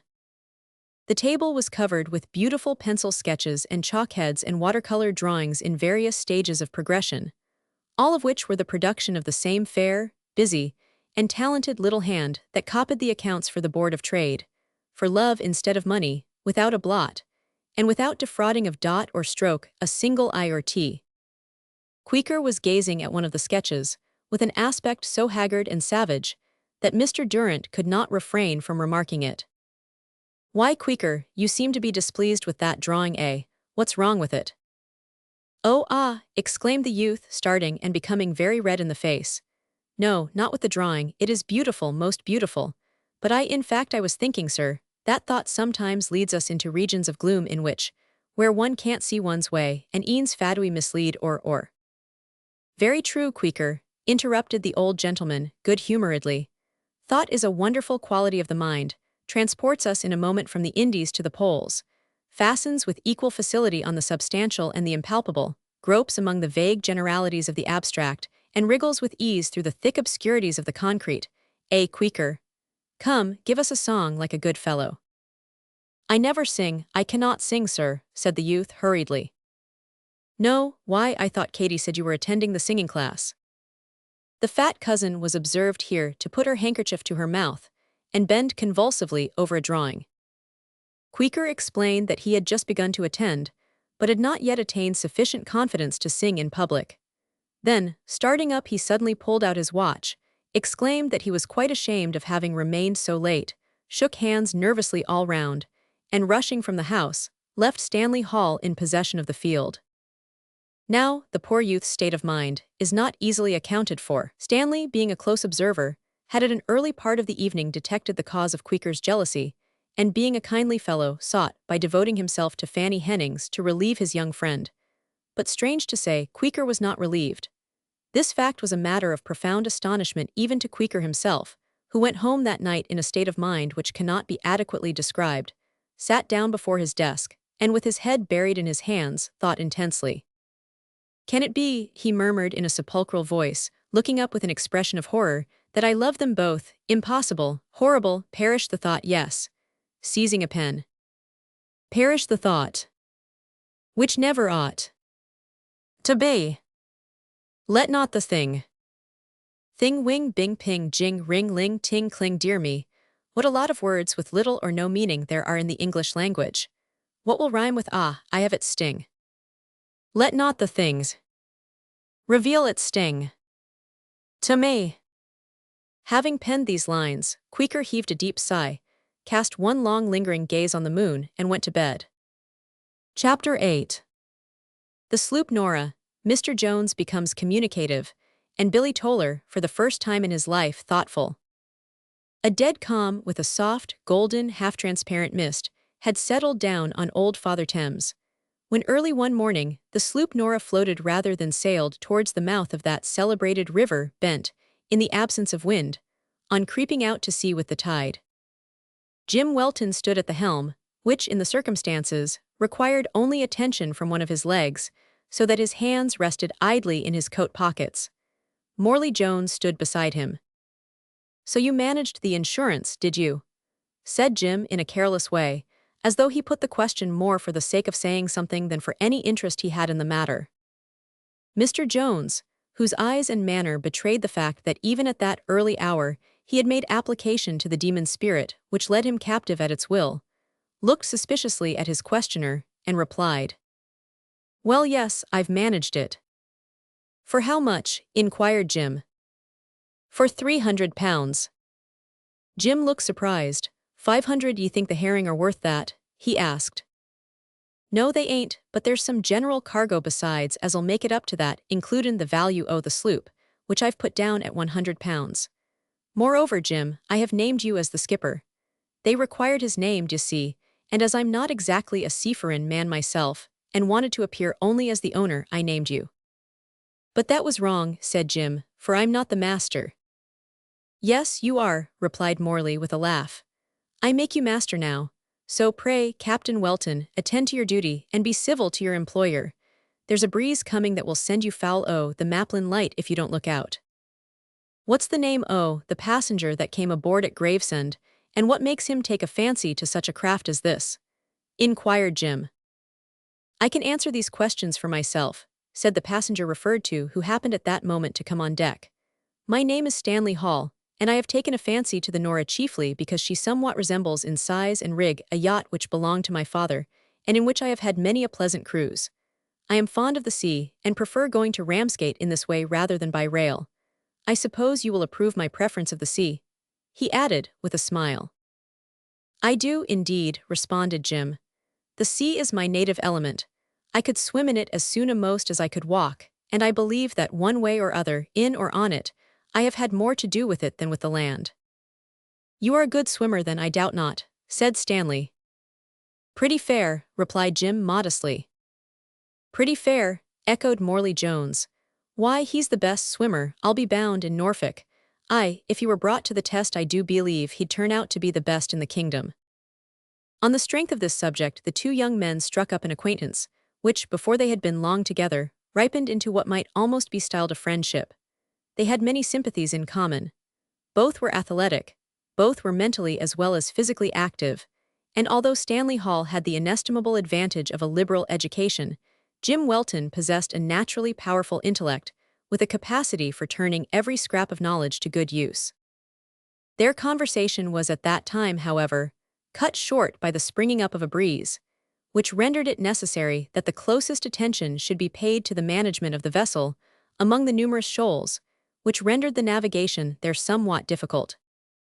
It may be that many thousands of those who annually leave London on voyages, short and long, of profit and pleasure, have very little idea of the intricacy of the channels through which they pass, and the number of obstructions which, in the shape of sandbanks, intersect the mouth of the Thames at its junction with the ocean. Without pilots, and an elaborate, well-considered system of lights, buoys, and beacons, a vessel would be about as likely to reach London from the ocean, or vice versa, in safety, as a man who should attempt to run through an old timber-yard blindfold would be to escape with unbroken neck and shins. Of shoals there are the East and West Barrows, the Knob, the Knock, the John, the Sunk, the Girdler, and the Long Sands, all lying like so many ground sharks, quiet, unobtrusive, but very deadly, waiting for ships to devour, and getting them too, very frequently, despite the precautions taken to rob them of their costly food. These sand sharks, if we may be allowed the expression, separate the main channels, which are named respectively the Swin or King's Channel on the north, and the Prince S, the Queen S, and the South Channels on the south. The channel through which the Nora passed was the Swin, which, though not used by first-class ships, is perhaps the most frequented by the greater portion of the coasting and colliery vessels, and all the East Country craft.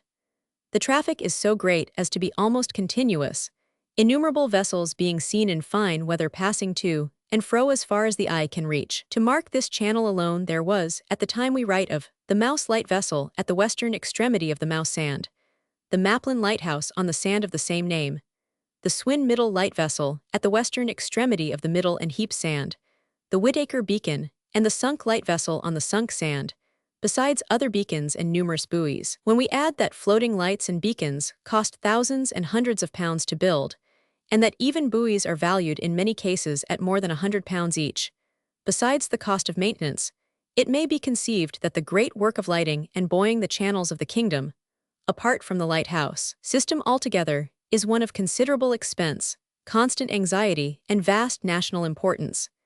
It may also be conceived that the elder brethren of the Corporation of Trinity House, by whom, from the time of Henry Roman VIII down to the present day, that arduous duty has been admirably performed, hold a position of the highest responsibility. It is not our intention, however, to trouble the reader with further remarks on the subject at this point in our tale. In a future chapter, we shall add a few facts regarding the Trinity Corporation, which will doubtless prove interesting. Meanwhile, we have said sufficient to show that there was good reason for Jim Welton to hold his tongue and mind his helm. When the dangerous navigation was past, Mr. Jones took Billy Toller apart, and sitting down near the weather gangway, entered into a private and confidential talk with that sprightly youngster. "Billy, my boy," he said, with a leer that was meant to be at once amiable and patronizing, "you and I suit each other very well, don't we?" Billy, who had been uncommonly well treated by his new master, thrust his hands into the waistband of his trousers, and putting his head meditatively on one side, said in a low voice, "Well, yes, you suit me pretty well." The respectable fish-curer chuckled and patted his protégé on the back, after which he proceeded to discuss, or rather to detail, some matters which, had he been less affected by the contents of Square Tom, he might have hesitated to touch upon. "Yes," he said, "you'll do very well, Billy. You're a good boy and a sharp one, which you see is exactly what I need. There are a lot o' small matters that I want you to do for me, and that couldn't be very well done by anybody else. 'Cause, d'ye see, there ain't many lads o' your age who unite so many good qualities." "Very true," remarked Billy, gravely nodding his head, which, by the way, was now decorated with a small straw hat and blue ribbon, as was his little body with a blue Guernsey shirt, and his small legs with white duck trousers of approved sailor cut. "Now, among other things," resumed Morley, "I want you to learn some lessons." Billy shook his head with much decision.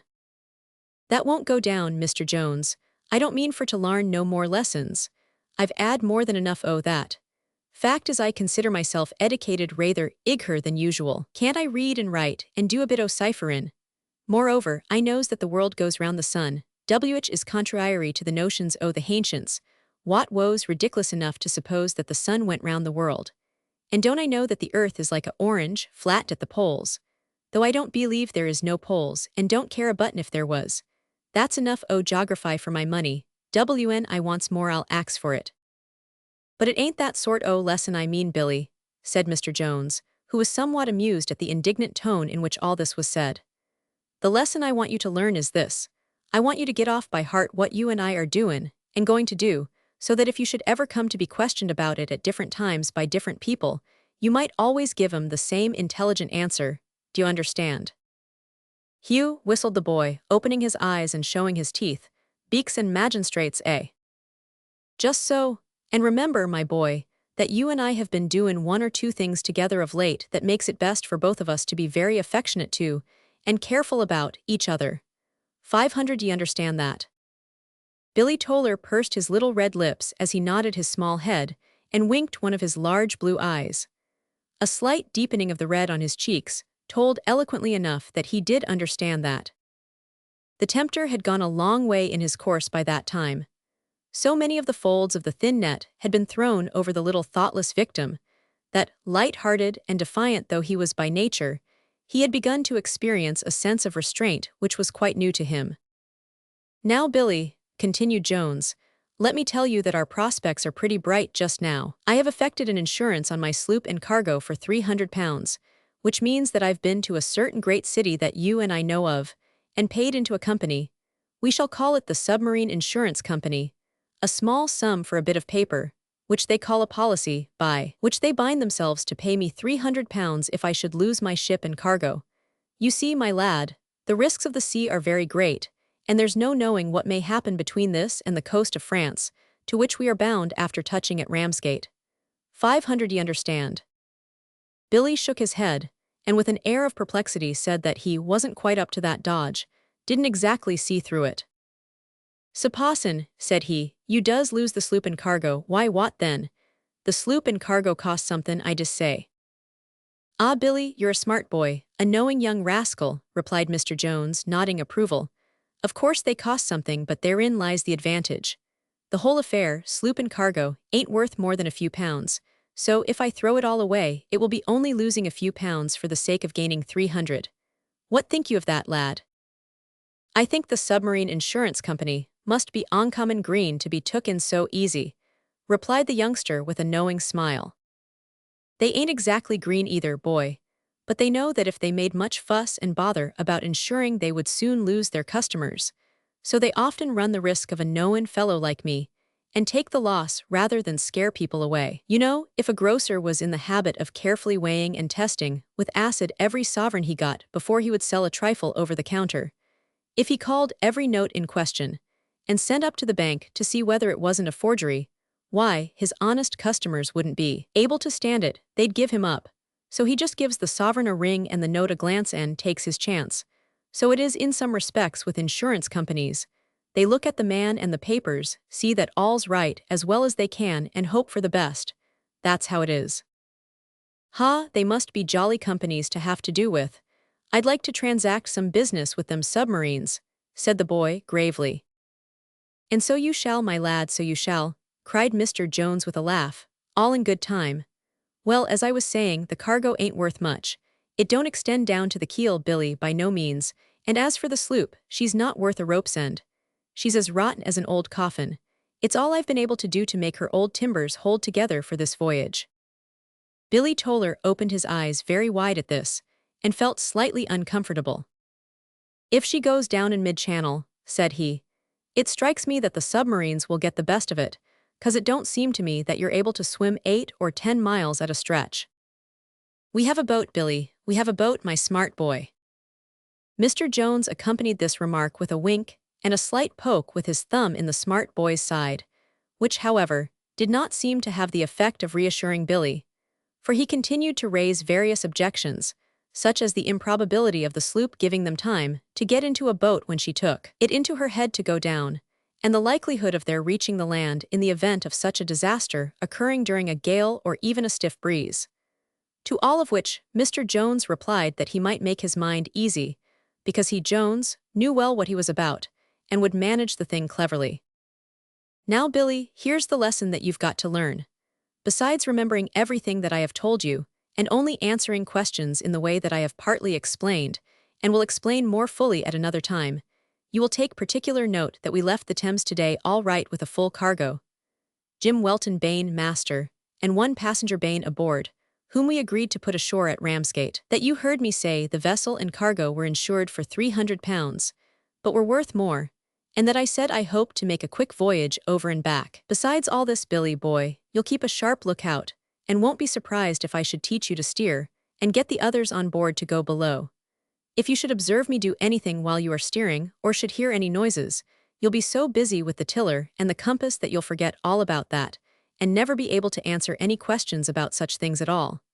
Have I made all that quite plain to you? Yes, Captain Hallwright.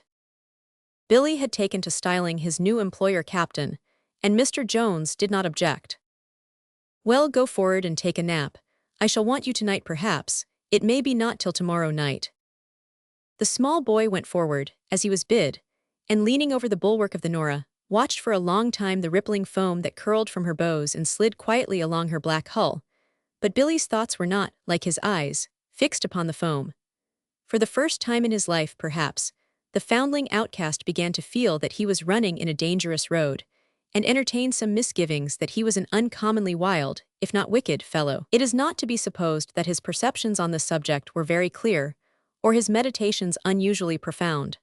But it is certain that, during the short period of his residence in the school of which mention has been made, his conscience had been awakened and partially enlightened, so that his precociously quick intelligence enabled him to arrive at a more just apprehension of his condition than might have been expected, considering his years and early training.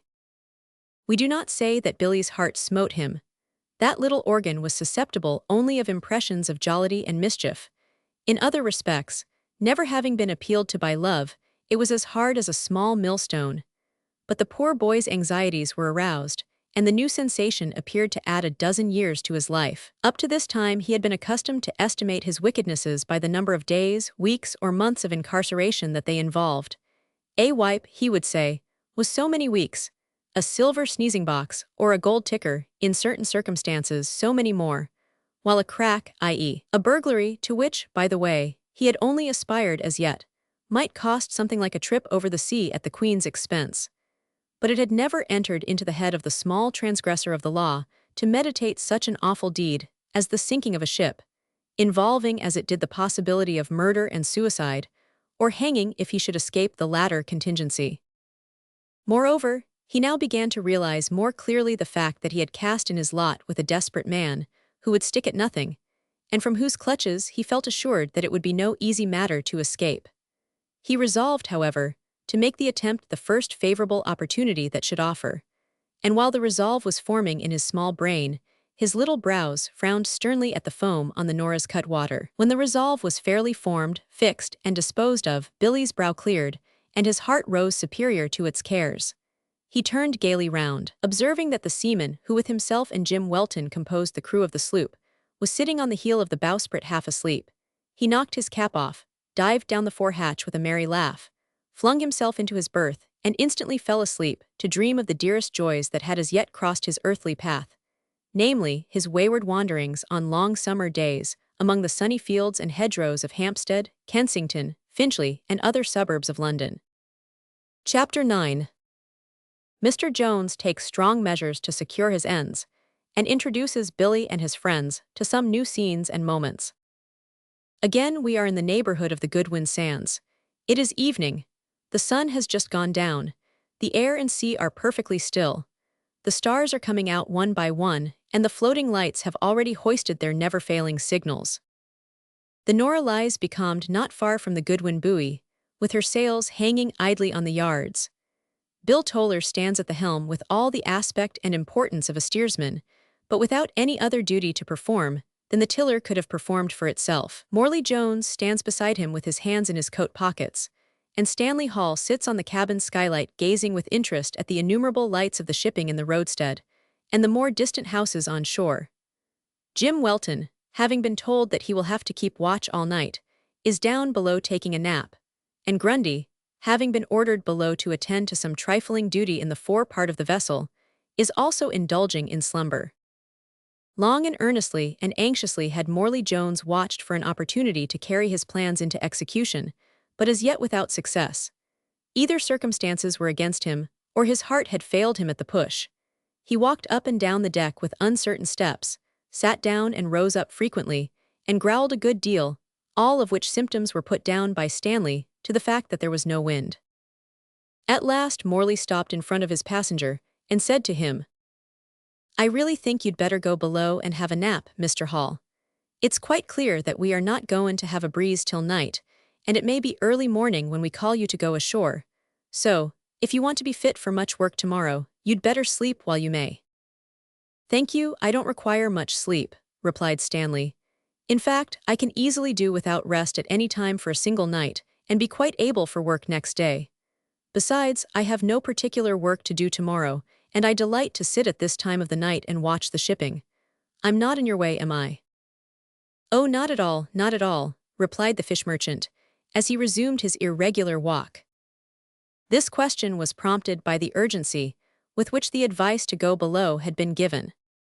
Seeing that nothing was to be made of his passenger in this way, Morley Jones cast about in his mind to hit upon another expedient to get rid of him, and reproached himself for having been tempted by a good fare to let him have a passage. Suddenly, his eye was attracted by a dark object floating in the sea, a considerable distance to the southward of them. "That's lucky," muttered Jones, after examining it carefully with the glass, while a gleam of satisfaction shot across his dark countenance. "Could not have come in better time. Nothing could be better." Shutting up the glass with decision, he turned round, and the look of satisfaction gave place to one of impatience as his eye fell on Stanley Hall, who still sat with folded arms on the skylight, looking as composed and serene as if he had taken up his quarters there for the night. After one or two hasty turns on the deck, an idea appeared to hit Mr. Jones, for he smiled in a grim fashion, and muttered, "I'll try that if the breeze would only come." The breeze appeared to have been waiting for an invitation, for one or two catspaws ruffled the surface of the sea as he spoke. "Mind your helm, boy," said Mr. Jones suddenly. "Let her away a point, so steady, keep her as she goes, and harkee," he stooped down and whispered, "when I open the skylight do you call down, 'Breeze freshen in, sir,' and has shifted a point to the west'ard." "By the way, Mr. Hall," said Jones, turning abruptly to his passenger, "you take so much interest in navigation that I should like to show you a new chart I've got of the channels on this part of the coast. Will you step below?" "With pleasure," replied Stanley, rising and following Jones, who immediately spread out on the cabin table one of his most intricate charts, which, as he had expected, the young student began to examine with much interest, at the same time plying the other with numerous questions. "Stay," said Jones, "I'll open the skylight, don't you find the cabin close?" No sooner was the skylight opened than the small voice of Billy Toller was heard shouting, "Breeze freshen in, sir, and has shifted a pint to the west'ard." "All right," replied Jones. "Excuse me, sir, I'll take a look at the sheets and braces and see that all's fast. Be back in a few minutes." He went on deck, leaving Stanley busy with the chart. "You're a smart boy, Billy. Now do as I tell 'e and keep your weather eye open. 500 you see that bit o' floating wreck ahead? Well, keep straight for that and run right against it. I'll trust to 'e, boy, that you don't miss it." Billy said that he would be careful, but resolved in his heart that he would miss it. Jones then went aft to a locker near the stern, whence he returned with a mallet and chisel, and went below. Immediately thereafter, Billy heard the regular though slight blows of the mallet, and pursed his red lips and screwed up his small visage into a complicated sign of intelligence. There was very little wind, and the sloop made slow progress towards the piece of wreck although it was very near, and Billy steered as far from it as he could without absolutely altering the course. Presently Jones returned on deck and replaced the mallet and chisel in the locker. He was very warm and wiped the perspiration frequently from his forehead. Observing that the sloop was not so near the wreck as he had expected, he suddenly seized the small steersman by the neck and shook him as a terrier dog shakes a rat. "Billy," said he quickly in a low but stern voice, "it's of no use. I see what you are up to. You're steerin' clear o' that won't prevent the sloop from baying at the bottom in quarter of an hour if not sooner. If you hit it you may save yourself and me a world of trouble. It's so much for your own interest, boy, to hit that bit of wreck that I'll trust you again." So saying, Jones went down into the cabin, apologized for having kept Stanley waiting so long, said that he could not leave the boy at the helm alone for more than a few minutes at a time, and that he would have to return on deck immediately after he had made an entry on the log slate. Had anyone watched Morley Jones while he was making that entry on the log slate, he would have perceived that the strong man's hand trembled excessively, that perspiration stood in beads upon his brow, and that the entry itself consisted of a number of unmeaning and wavering strokes. Meanwhile Billy Toller, left in sole possession of the sloop, felt himself in a most unenviable state of mind. He knew that the crisis had arrived, and the decisive tone of his tyrant's last remark convinced him that it would be expedient for himself to obey orders. On the other hand, he remembered that he had deliberately resolved to throw off his allegiance, and as he drew near the piece of wreck, he reflected that he was at that moment assisting in an act which might cost the lives of all on board. Driven to and fro between doubts and fears, the poor boy kept changing the course of the sloop in a way that would have soon rendered the hitting of the wreck an impossibility, when a sudden and rather sharp puff of wind caused the Nora to bend over, and the foam to curl on her bow as she slipped swiftly through the water. Billy decided at that moment to miss the wreck when he was close upon it, and for that purpose deliberately and smartly put the helm hard a-starboard. Poor fellow, his seamanship was not equal to his courage. So badly did he steer, that the very act which was meant to carry him past the wreck thrust him right upon it. The shock, although a comparatively slight one, was sufficiently severe to arouse the sleepers, to whom the unwonted sensation and sound carried the idea of sudden disaster. Jim and Grundy rushed on deck, where they found Morley Jones already on the bulwarks with a boathook, shouting for aid, while Stanley Hall assisted him with an oar to push the sloop off what appeared to be the topmast and crosstrees of a vessel, with which she was entangled. Jim and Grundy each seized an oar, and exerting their strength, they were soon clear of the wreck. "Well," observed Jim, wiping his brow with the sleeve of his coat, "it's lucky it was but a light topmast and a light breeze. It can't have done us any damage worth speaking of." "I don't know that," said Jones. "There are often iron bolts and sharp points about such wreckage that don't require much force to drive 'em through a ship's bottom. Take a look into the hold, Jim, and see that all's right." Jim descended into the hold, but immediately returned, exclaiming wildly, "Why, the sloop's sinkin'. Lend a hand here if you don't want to go down with her," he cried, leaping towards the boat. Stanley Hall and Grundy at once lent a hand to get out the boat, while the fish merchant, uttering a wild oath, jumped into the hold as if to convince himself of the truth of Jim's statement. He returned quickly, exclaiming, "She must have started a plank, it's rushing in like a sluice. Look alive, lads, out with her." The boat was shoved outside the bulwarks, and let go by the run. The oars were flung hastily in, and all jumped into her as quickly as possible, for the deck of the Nora was already nearly on a level with the water. They were not a minute too soon. They had not pulled 50 yards from their late home when she gave a sudden lurch to port and went down stern foremost. To say that the party looked aghast at this sudden catastrophe would be to give but a feeble idea of the state of their minds. For some minutes, they could do nothing but stare in silence at the few feet of the Nora's topmast, which alone remained above water as a sort of tombstone to mark her ocean grave. When they did at length break silence, it was in short interjectional remarks, as they resumed the oars. Mr. Jones, without making a remark of any kind, shipped the rudder, the other four pulled. "Shall we make for land?" asked Jim Welton after a time. "Not why the tide running like this," answered Jones. "We'll make the gull and get 'em to take us aboard till morning. At slack tide we can go ashore."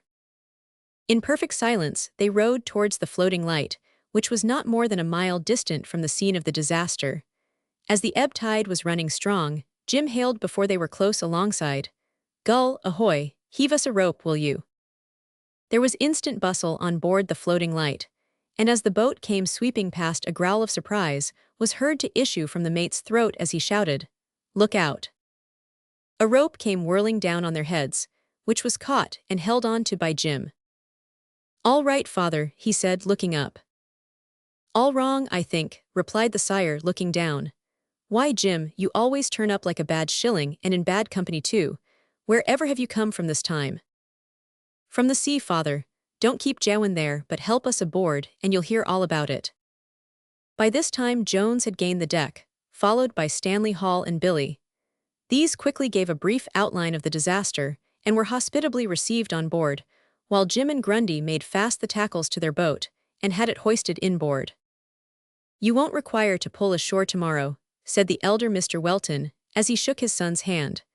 "The tender will come off to us in the morning, and no doubt the captain will take you all ashore." "So much the better," observed Stanley, "because it seems to me that our boat is worthy of the rotten sloop to which she belonged, and might fail to reach the shore after all." "Her owner is rather fond of ships and boats that have got the rot," said Mr. Welton, Sr., looking with a somewhat stern expression at Morley Jones, who was in the act of stooping to wring the water out of the legs of his trousers. "If he is," said Jones, with an equally stern glance at the mate, "he is the only loser, at all events the chief one by his fondness." "You're right," retorted Mr. Welton sharply. "The loss of a kit may be replaced, but there are some things which cannot be replaced when lost. However, you know your own affairs best. Come below, friends, and have something to eat and drink." After the wrecked party had been hospitably entertained in the cabin with biscuit and tea, they returned to the deck, and, breaking up into small parties, walked about or leaned over the bulwarks in earnest conversation. Jack Shales and Jerry McGall took possession of Jim Welton, and, hurrying him forward to the windlass, made him there undergo a severe examination and cross-questioning as to how the sloop Nora had met with her disaster. These were soon joined by Billy Toller, to whom the gay manner of Shales and the rich brogue of McGall were irresistibly attractive. Jim, however, proved to be much more reticent than his friends deemed either necessary or agreeable. After a prolonged process of pumping, to which he submitted with much good humor and an apparent readiness to be pumped quite dry, Jerry McGall exclaimed, "Och, it ain't of no use trying to get no daper. Sure we've sounded I am to the bottom, and found nothin' at all but mud. Aye, he's about as incomprehensible as that famous poet you're forever jivin' us screeds of. What's his name, somebody's son?" "Tenny's son, av course," replied Jerry. "But he ain't incomprehensible, Jack. He's only too dape for a man of ornery intellic. His thoughts is so awful profound sometimes that the longest deep-sea lead line as ever was spun can't reach the bottom of 'em. It's only such oncommon philosophers as Dick Moy there, or a Borden school miss, for extremes meet, you know, Jack, that can rightly make him out." "What est that you're sayin' about Dick Moy?" inquired that worthy, who had just joined the group at the windlass. "He said you was a philosopher," answered Shales. "You're another," growled Dick bluntly to McGall. "Fakes, that's true," replied Jerry. "There's two philosophers aboard of this here light, and the luminous power of our united intellects is so strong that I've had it in my mind more than once to suggest that if they was to hoist you and me to the masthead together, the Gull would get on first-rate without any lantern at all." "Not a bad notion that," said Jack Shales. "I'll mention it to the superintendent tomorrow when the tender comes alongside. P'raps he'll report you to the Trinity House as being willin' to serve in that way without pay, for the sake of economy." "No, not for economy, mate," objected Dick Moy. "We can't afford to do duty as lights without increased pay. Just think of the intellectual force required for to keep the lights agon night after night." "Aye, and the amount of the doctor's bill," broke in McGall, "for curin' the extra cowlds caught at the masthead in thick weather."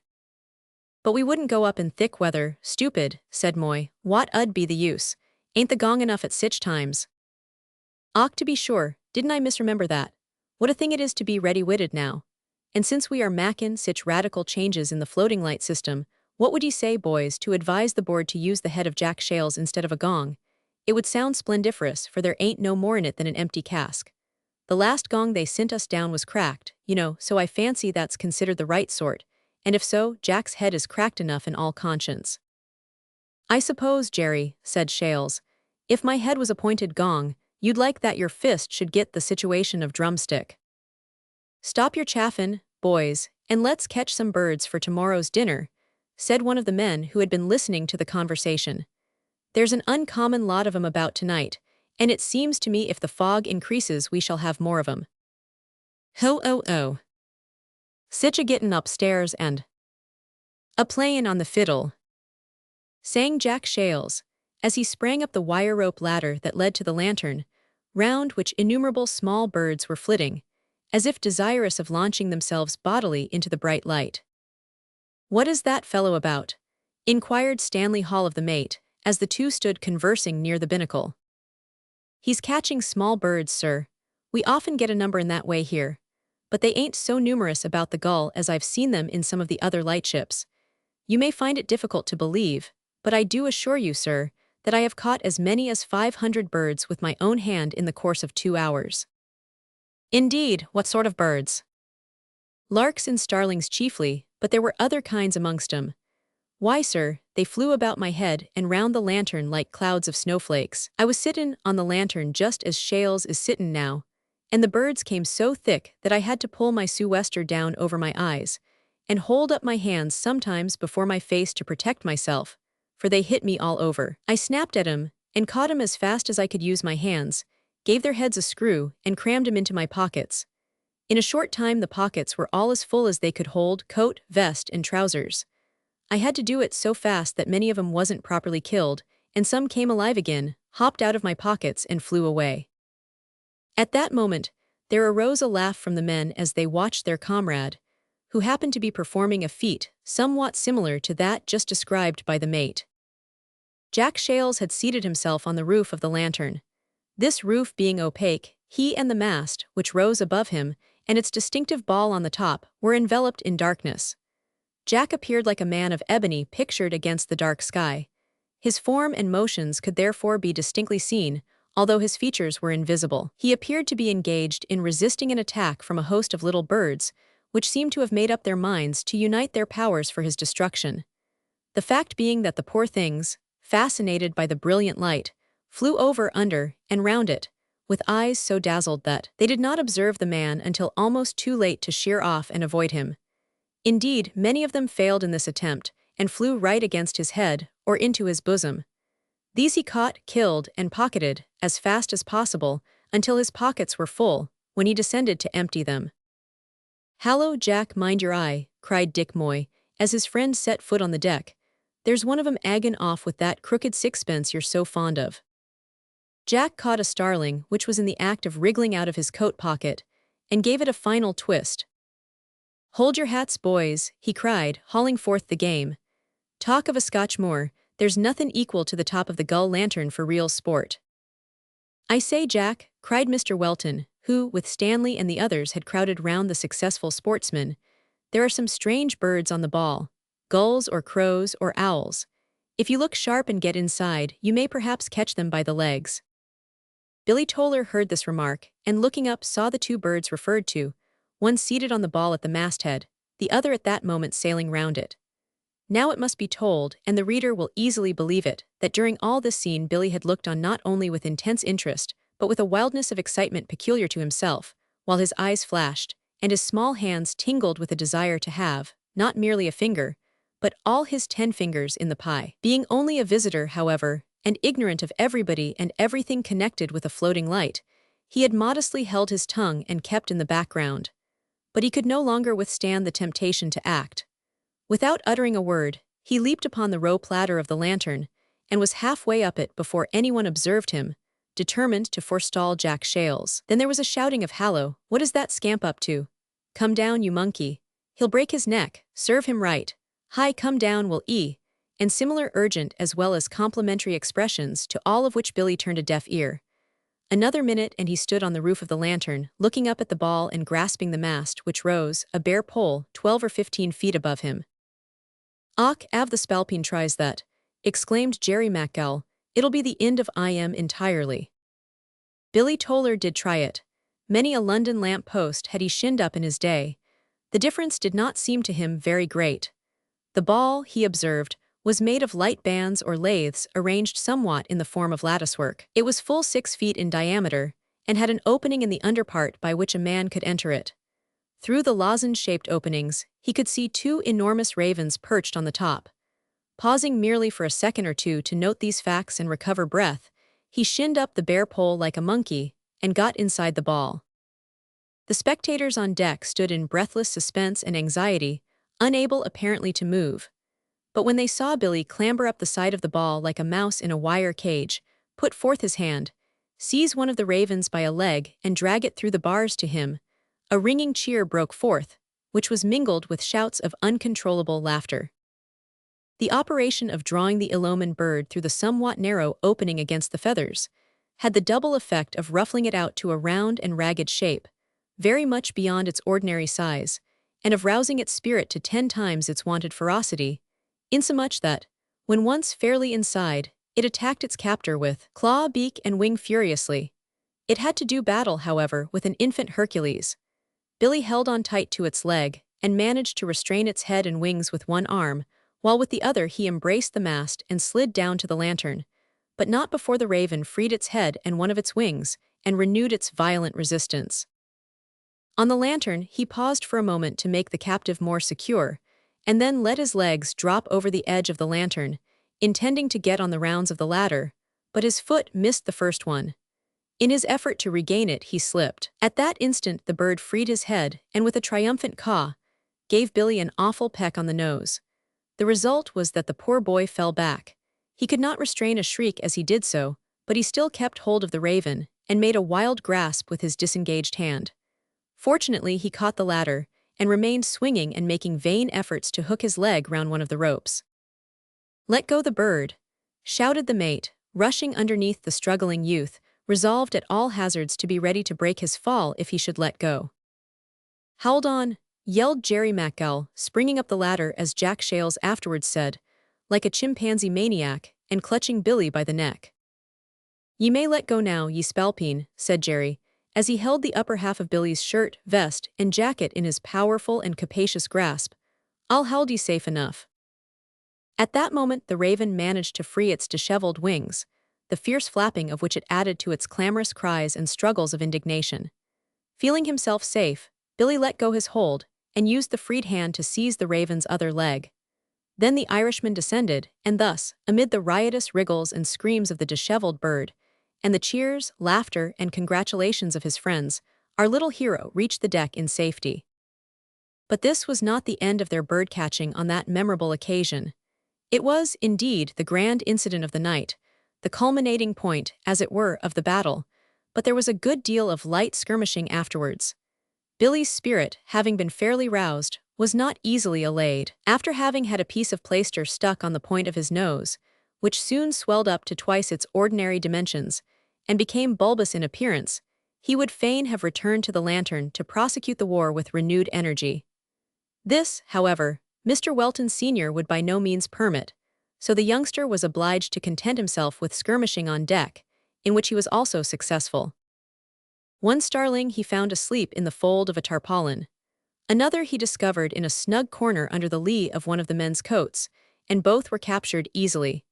Then Dick Moy showed him a plan whereby he caught half a dozen birds in as many minutes. He placed a small hand lantern on the deck and spread a white handkerchief in front of it. The birds immediately swarmed round this so vigorously that they even overturned the lantern once or twice.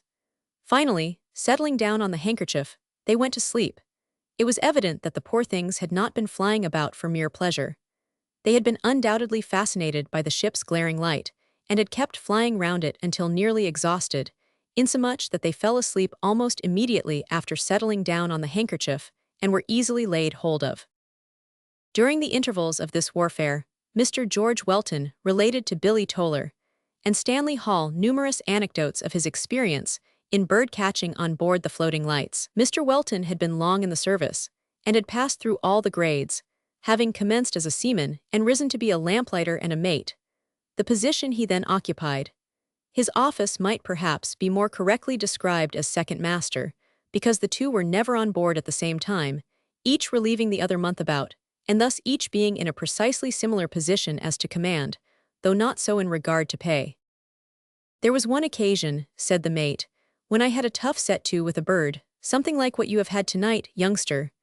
I was stationed at the time in the Newarp light vessel, off the Norfolk coast. It happened not long after the light had gone up. I observed a very large bird settle on the roof of the lantern, so I went cautiously up, hoppin' it would turn out a good one to eat, because you must know we don't go catchin' these birds for mere pastime. We're very glad to get 'em to eat, and I can assure you the larks make excellent pies. Well, I raised my head slowly above the lantern and pounced on it. Instantly its claws went deep into my hands. I seized its neck and tried to choke it, but the harder I squeezed, the harder it nipped, until I was forced to sing out for help.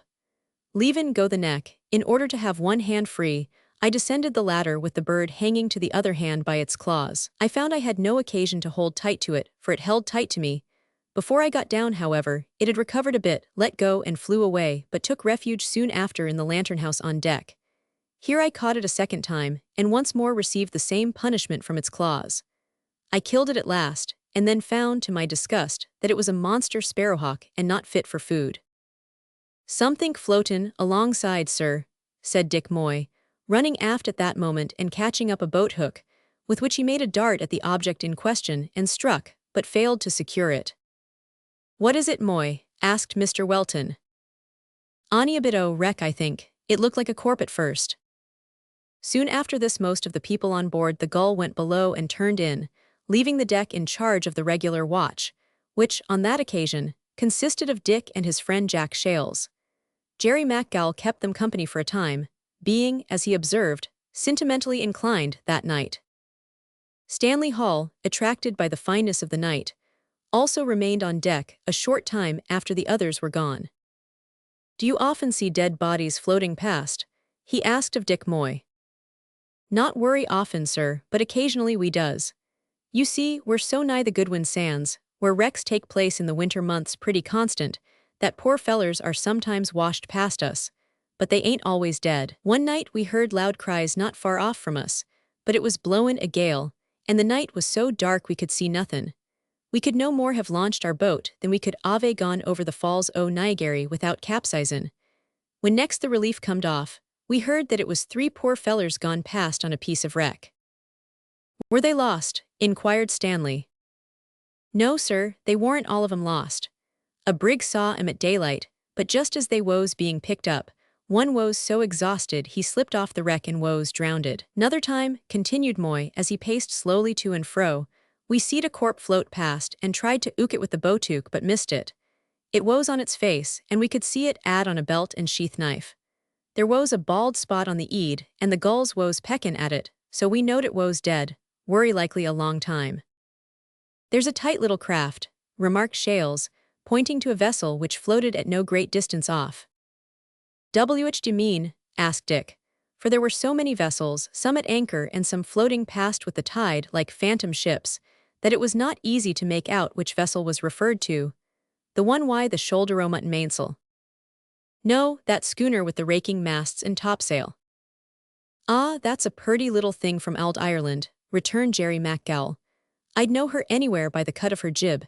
Av she would only spake, she'd let ye hear the brogue." "Since ye know her so well, Paddy, p'raps you can tell us what's her cargo," said Jack Shales. "Of course I can, it's fruit and timber," replied Jerry. "Fruit and timber," exclaimed Stanley with a laugh. "I was not aware that such articles were exported from Ireland." "Ah, sure they are, your honor," replied Jerry.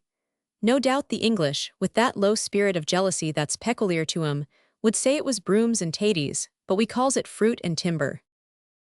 After that, Jerry, I think it is time for me to turn in, so I wish you both a good night, lads."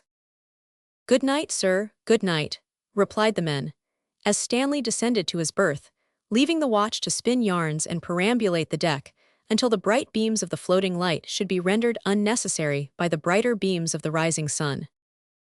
Chapter 10 treats of tender subjects of a peculiar kind, and shows how Billy Toller got into scrapes and out of them. The fact that we know not what a day may bring forth receives frequent, and sometimes very striking, illustration in the experience of most people. That the day may begin with calm and sunshine, yet end in clouds and tempest, or vice versa, is a truism which need not be enforced. Nevertheless, it is a truism which men are none the worse of being reminded of now and then. Poor Billy Toller was very powerfully reminded of it on the day following his night adventure with the ravens, and his master was taught that the best-laid plans of men, as well as mice, are apt to get disordered, as the sequel will show. Next morning, the lookout on board the Gull lightship reported the Trinity steam tender in sight, off the mouth of Ramsgate Harbor, and the ensign was at once hoisted, as an intimation that she had been observed. This arrangement, by the way, of hoisting a signal on board the floating lights when any of the Trinity yachts chanced to heave in sight, is a clever device, whereby the vigilance of lightship crews is secured, because the time of the appearing of these yachts is irregular and therefore a matter of uncertainty. Everyone knows the natural and almost irresistible tendency of the human mind to relax in vigilance when the demand on attention is continual, that the act, by becoming a mere matter of daily routine, loses much of its intensity. The crews of floating lights are, more than most men, required to be perpetually on the alert, because, besides the danger that would threaten innumerable ships should their vessels drift from their stations, or any part of their management be neglected, there is great danger to themselves of being run into during dark stormy nights or foggy days. Constant vigilance is partly secured, no doubt, by a sense of duty in the men. It is increased by the feeling of personal risk that would result from carelessness, and it is almost perfected by the order for the hoisting of a flag, as above referred to. The superintendent of the district of which Ramsgate is headquarters goes out regularly once every month in the tender to effect what is styled the relief. That is, to change the men, each of whom passes 2 months aboard and 1 month on shore, while the masters and mates alternately have a month on shore and a month on board. At the same time he puts on board of the 4 vessels of which he has charge, namely, the Goodwin, the Gull, the South Sandhead, and the Varne lightships, water, coal, provisions, and oil for the month, and such stores as may be required, returning with the men relieved and the empty casks and cans, etc., to Ramsgate Harbor. Besides this, the tender is constantly obliged to go out at irregular intervals. It may be even several times in a week, for the purpose of replacing buoys that have been shifted by storms, marking, with small green buoys, the spot where a vessel may have gone down, and become a dangerous obstruction in the fairway, taking up old chains and sinkers, and placing new ones, painting the buoys, and visiting the North and South Foreland lighthouses, which are also under the district superintendent's care.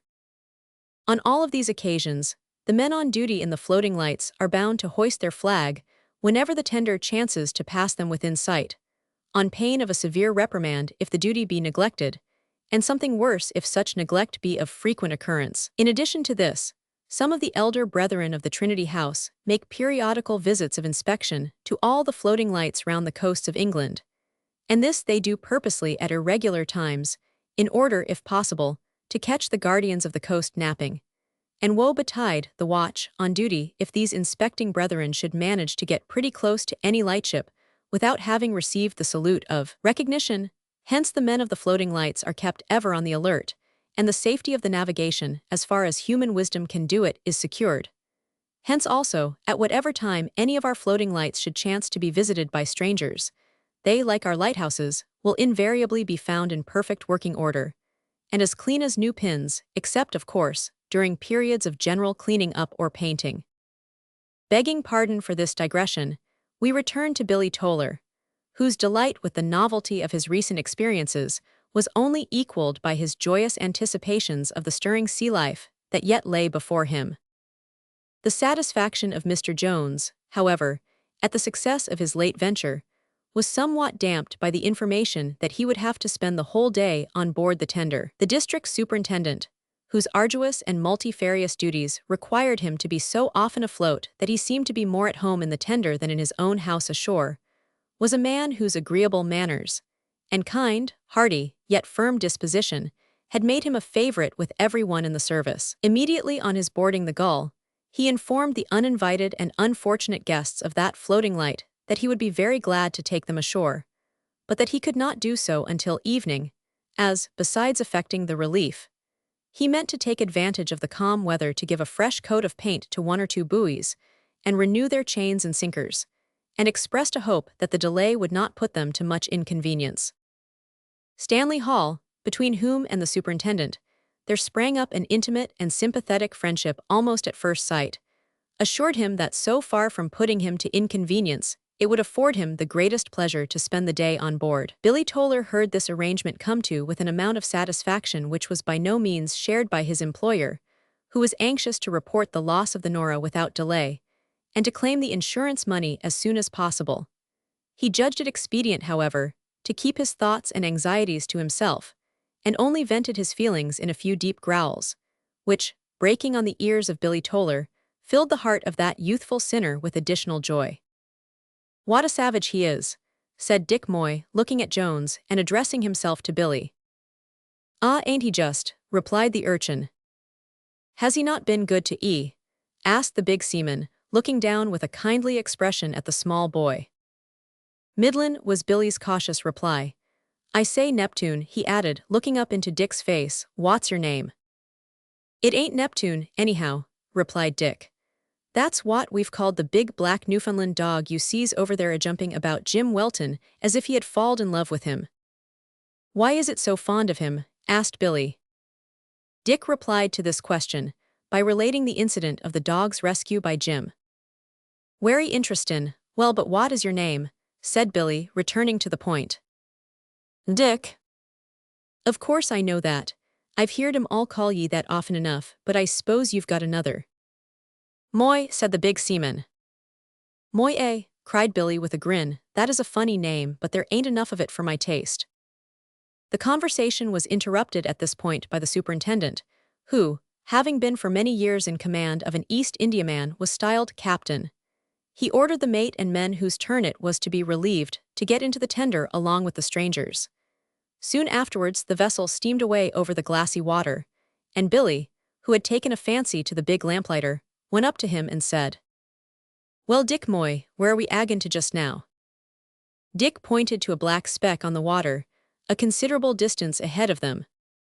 We're aggin to that there buoy, to lift it and put down a new one. Oh, that's a boy, is it?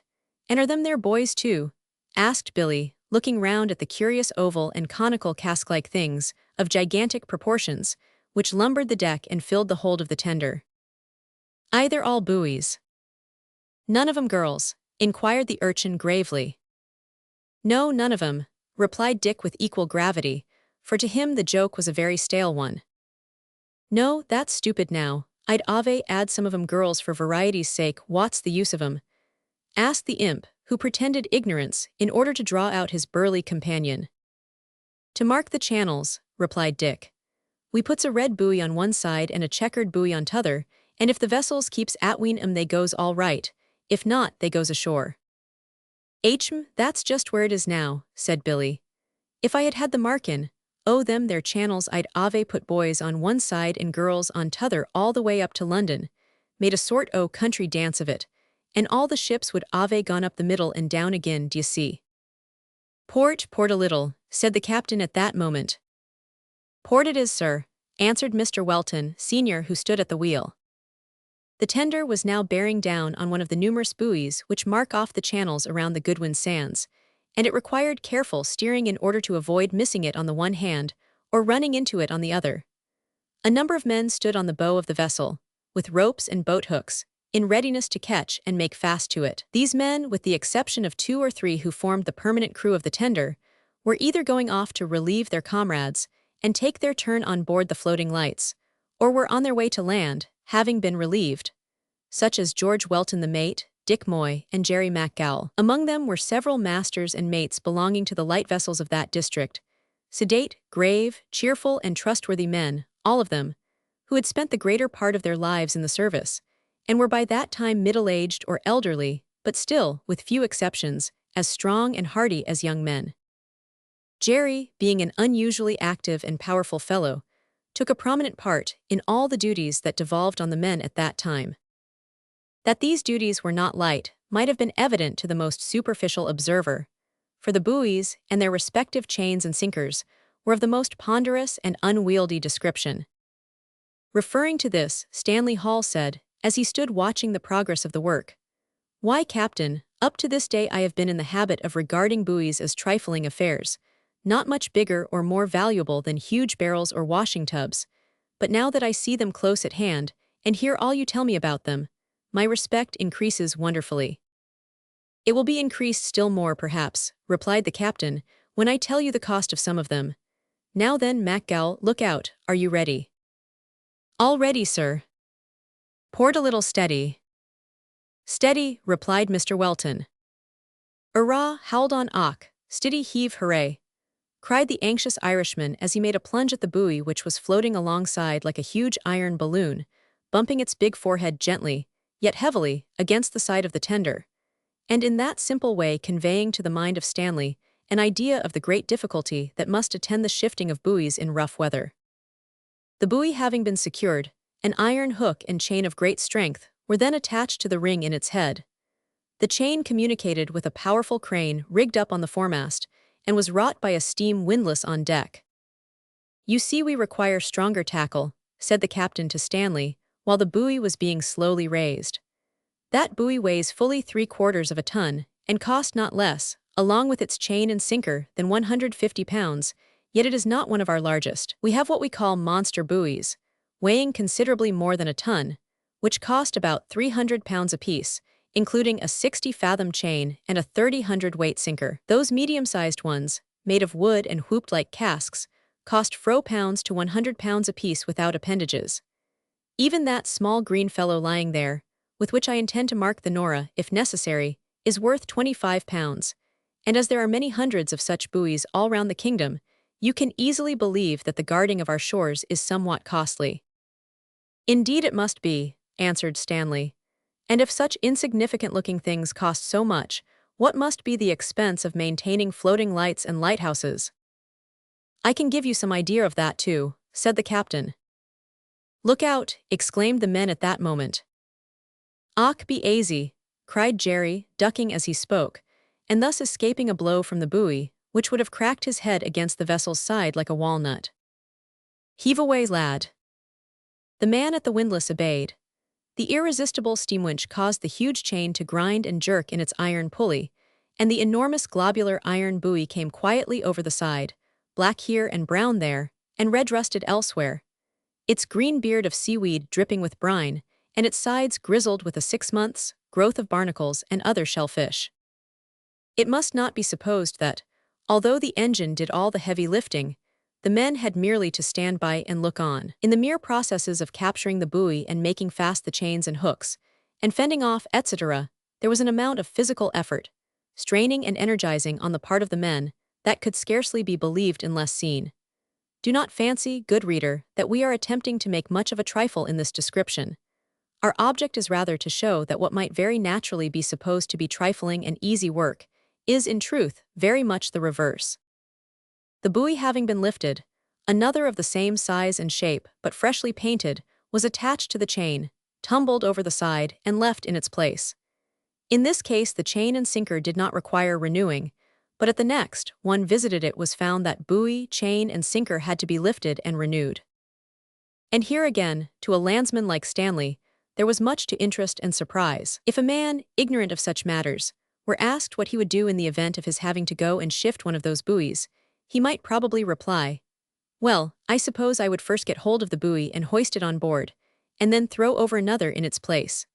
But it is not probable that he would reflect that this process involved the violent upturning of a mass of wood or metal so heavy that all the strength of the dozen men who had to struggle with it was scarce sufficient to move gently even in the water, that, being upturned, an inch chain had to be unshackled, a process rendered troublesome, owing to the ponderosity of the links which had to be dealt with, and the constrained position of the man who wrought, and that the chain and sinker had to be hauled out of the sand or mud into which they had sunk so much, that the donkey engine had to strain until the massive chains seemed about to give way, and the men stood in peril of having their heads suddenly cut open. Not to be too prolix on this subject, it may be said, shortly, that when the chain and sinker of the next buoy were being hauled in, a 3-inch rope snapped and grazed the finger of a man, fortunately taking no more than a little of the skin off, though it probably had force enough to have taken his hand off if it had struck him differently. Again they tried, but the sinker had got so far down into the mud that it would not let go. The engine went at last very slowly, for it was applying almost the greatest strain that the chains could bear, and the bow of the tender was hauled considerably down into the sea. The men drew back a little, but after a few moments of suspense, the motion of the vessel gradually loosened the sinker and eased the strain. "There she goes, handsomely," cried the men, as the engine again resumed work at reasonable speed. "We sometimes lose chains and sinkers altogether in that way," remarked Dick Moy to Billy, who stood looking on with heightened color and glowing eyes, and wishing with all the fervor of his small heart that the whole affair would give way, in order that he might enjoy the tremendous crash which he thought would be sure to follow. "Would it be a great loss?" he asked. "It would, a worry great un," said Dick, "that their chain and sinker is worth nigh 50 or 60 pound." While this work was being done, the captain was busy with his telescope, taking the exact bearings of the buoy to ascertain whether or not it had shifted its position during the 6 months' conflict with tide and tempest that it had undergone since last being overhauled. Certain buildings on shore coming into line with other prominent buildings, such as steeples, chimneys, and windmills, were his infallible guides, and these declared that the buoy had not shifted more than a few feet. He therefore gave the order to have the fresh buoy, with its chain and sinker, ready to let go. The buoy in question, a medium one about 8 feet high, 5 feet in diameter and conical in shape, stood at the edge of the vessel, like an extinguisher for the biggest candle that ever was conceived in the wildest brain at Rome. Its sinker, a square mass of cast iron nearly a ton in weight, lay beside it, and its 2-inch chain, every link whereof was 8 or 10 inches long, and made of the toughest malleable iron, was coiled carefully on the main hatch, so that nothing should impede its running out. "All ready," cried the captain, taking a final glance through the telescope. "All ready, sir," replied the men, several of whom stood beside the buoy, prepared to lay violent hands on it, while 2 stood with iron levers under the sinker, ready to heave. "Stand here, Billy, and you'll see it better," said Dick Moy, with a sly look, for Dick had by this time learned to appreciate the mischievous spirit of the urchin. "Let go," cried the captain. "Let go," echoed the men. The levers were raised, the thrust was given. Away went the sinker, overboard went the buoy, out went the chain with a clanging roar and a furious rush, and up sprang a column of white spray, part of which fell inboard and drenched Billy Toller to the skin. As well might Dick Moy have attempted to punish a pig by throwing it into the mud as to distress Billy by sousing him with water. It was to him all but a native element. In fact, he said that he believed himself to be a amphibious animal by nature, and was of the opinion that he should have been born a merman. "Hooray, shower baths free gratis for nothink," he yelled as soon as he had recaught his breath. "Any more o' that sort common," he cried as he pulled off his shirt and wrung it. "Plenty more worry like it," said Dick, chuckling, "and to be had worry much on the same terms." "Ah, if you'd only jine me, it would make it so much more pleasant," retorted the boy, "but it would take a deal more water to kiver your huge carcase."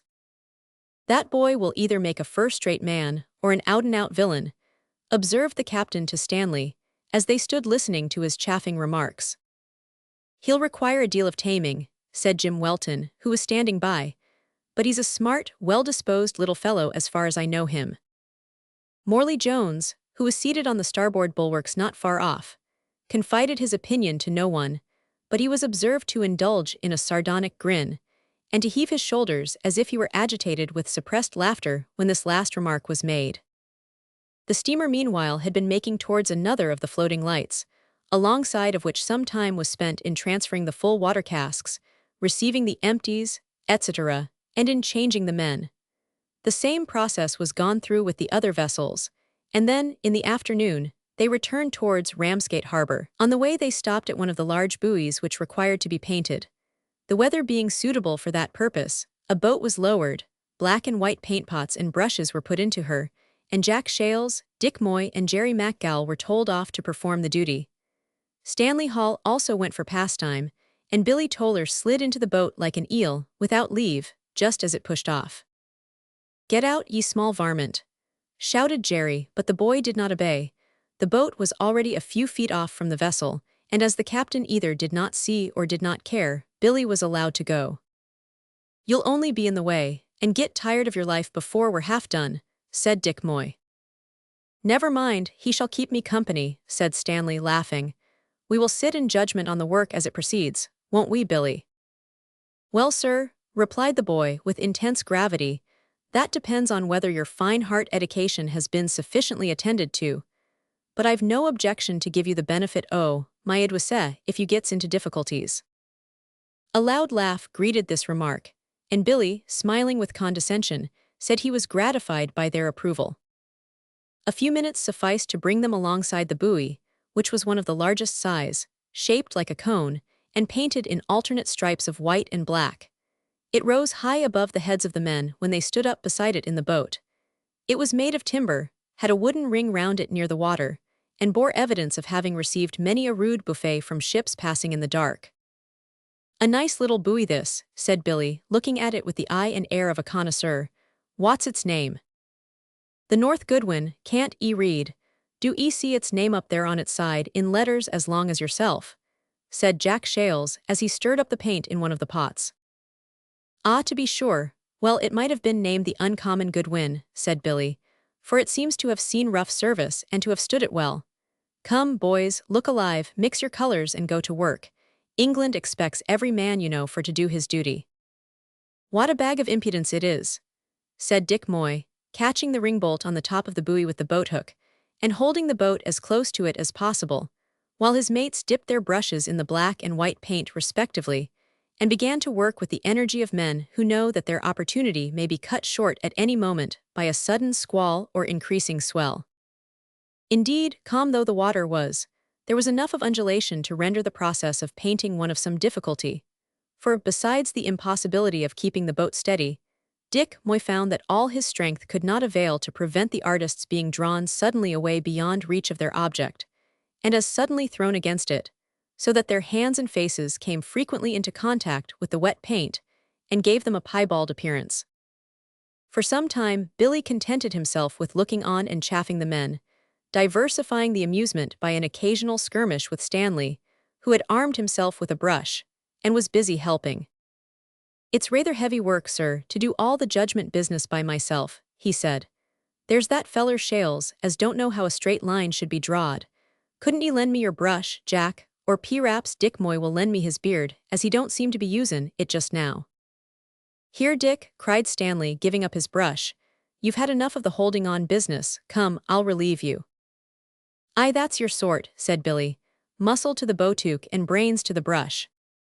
"Hold on tight, sir," cried Shales, as the boat gave a heavy lurch away from the buoy, while the three painters stood leaning as far over the gunwale as was consistent with safety, and stretching their arms and brushes towards the object of their solicitude. Stanley exerted himself powerfully. A reactionary swell helped him too much, and next moment the three men went, heads, hands, and brushes, plunging against the buoy. "Och, morther," cried Jerry, one of whose black hands had been forced against a white stripe and left its imprint there. "Look at that now." "All right," cried Shales, dashing a streak of white over the spot. "There's no preventing it," said Stanley apologetically, yet laughing in spite of himself.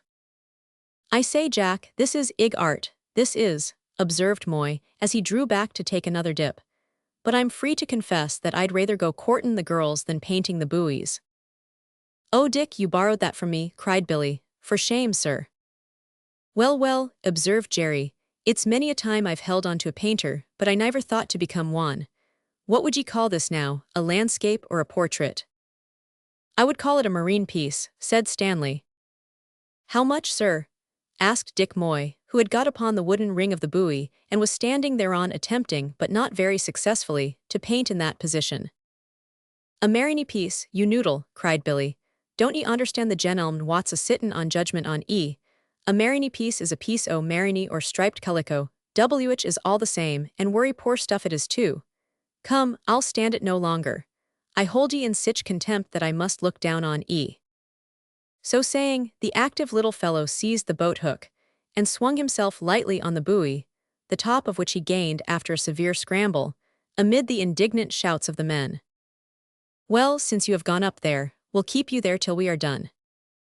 "All right, my hearties," retorted Billy, in great delight and excitement, as the men went on with their work. Just then another heave of the swell drew the boat away, obliging the painters to lean far over the side as before, pointing towards their picture, as Jerry called it, but unable to touch it, though expecting every moment to swing within reach again. Suddenly Billy Toller, while engaged, no doubt, in some refined piece of mischief, slipped and fell backwards with a loud cry. His head struck the side of the boat in passing, as he plunged into the sea. "Ah, the poor crater!" cried Jerry McGowl, immediately plunging after him. Now, it happened that Jerry could not swim a stroke, but his liking for the boy, and the suddenness of the accident, combined with his reckless disposition, rendered him either forgetful of or oblivious to that fact.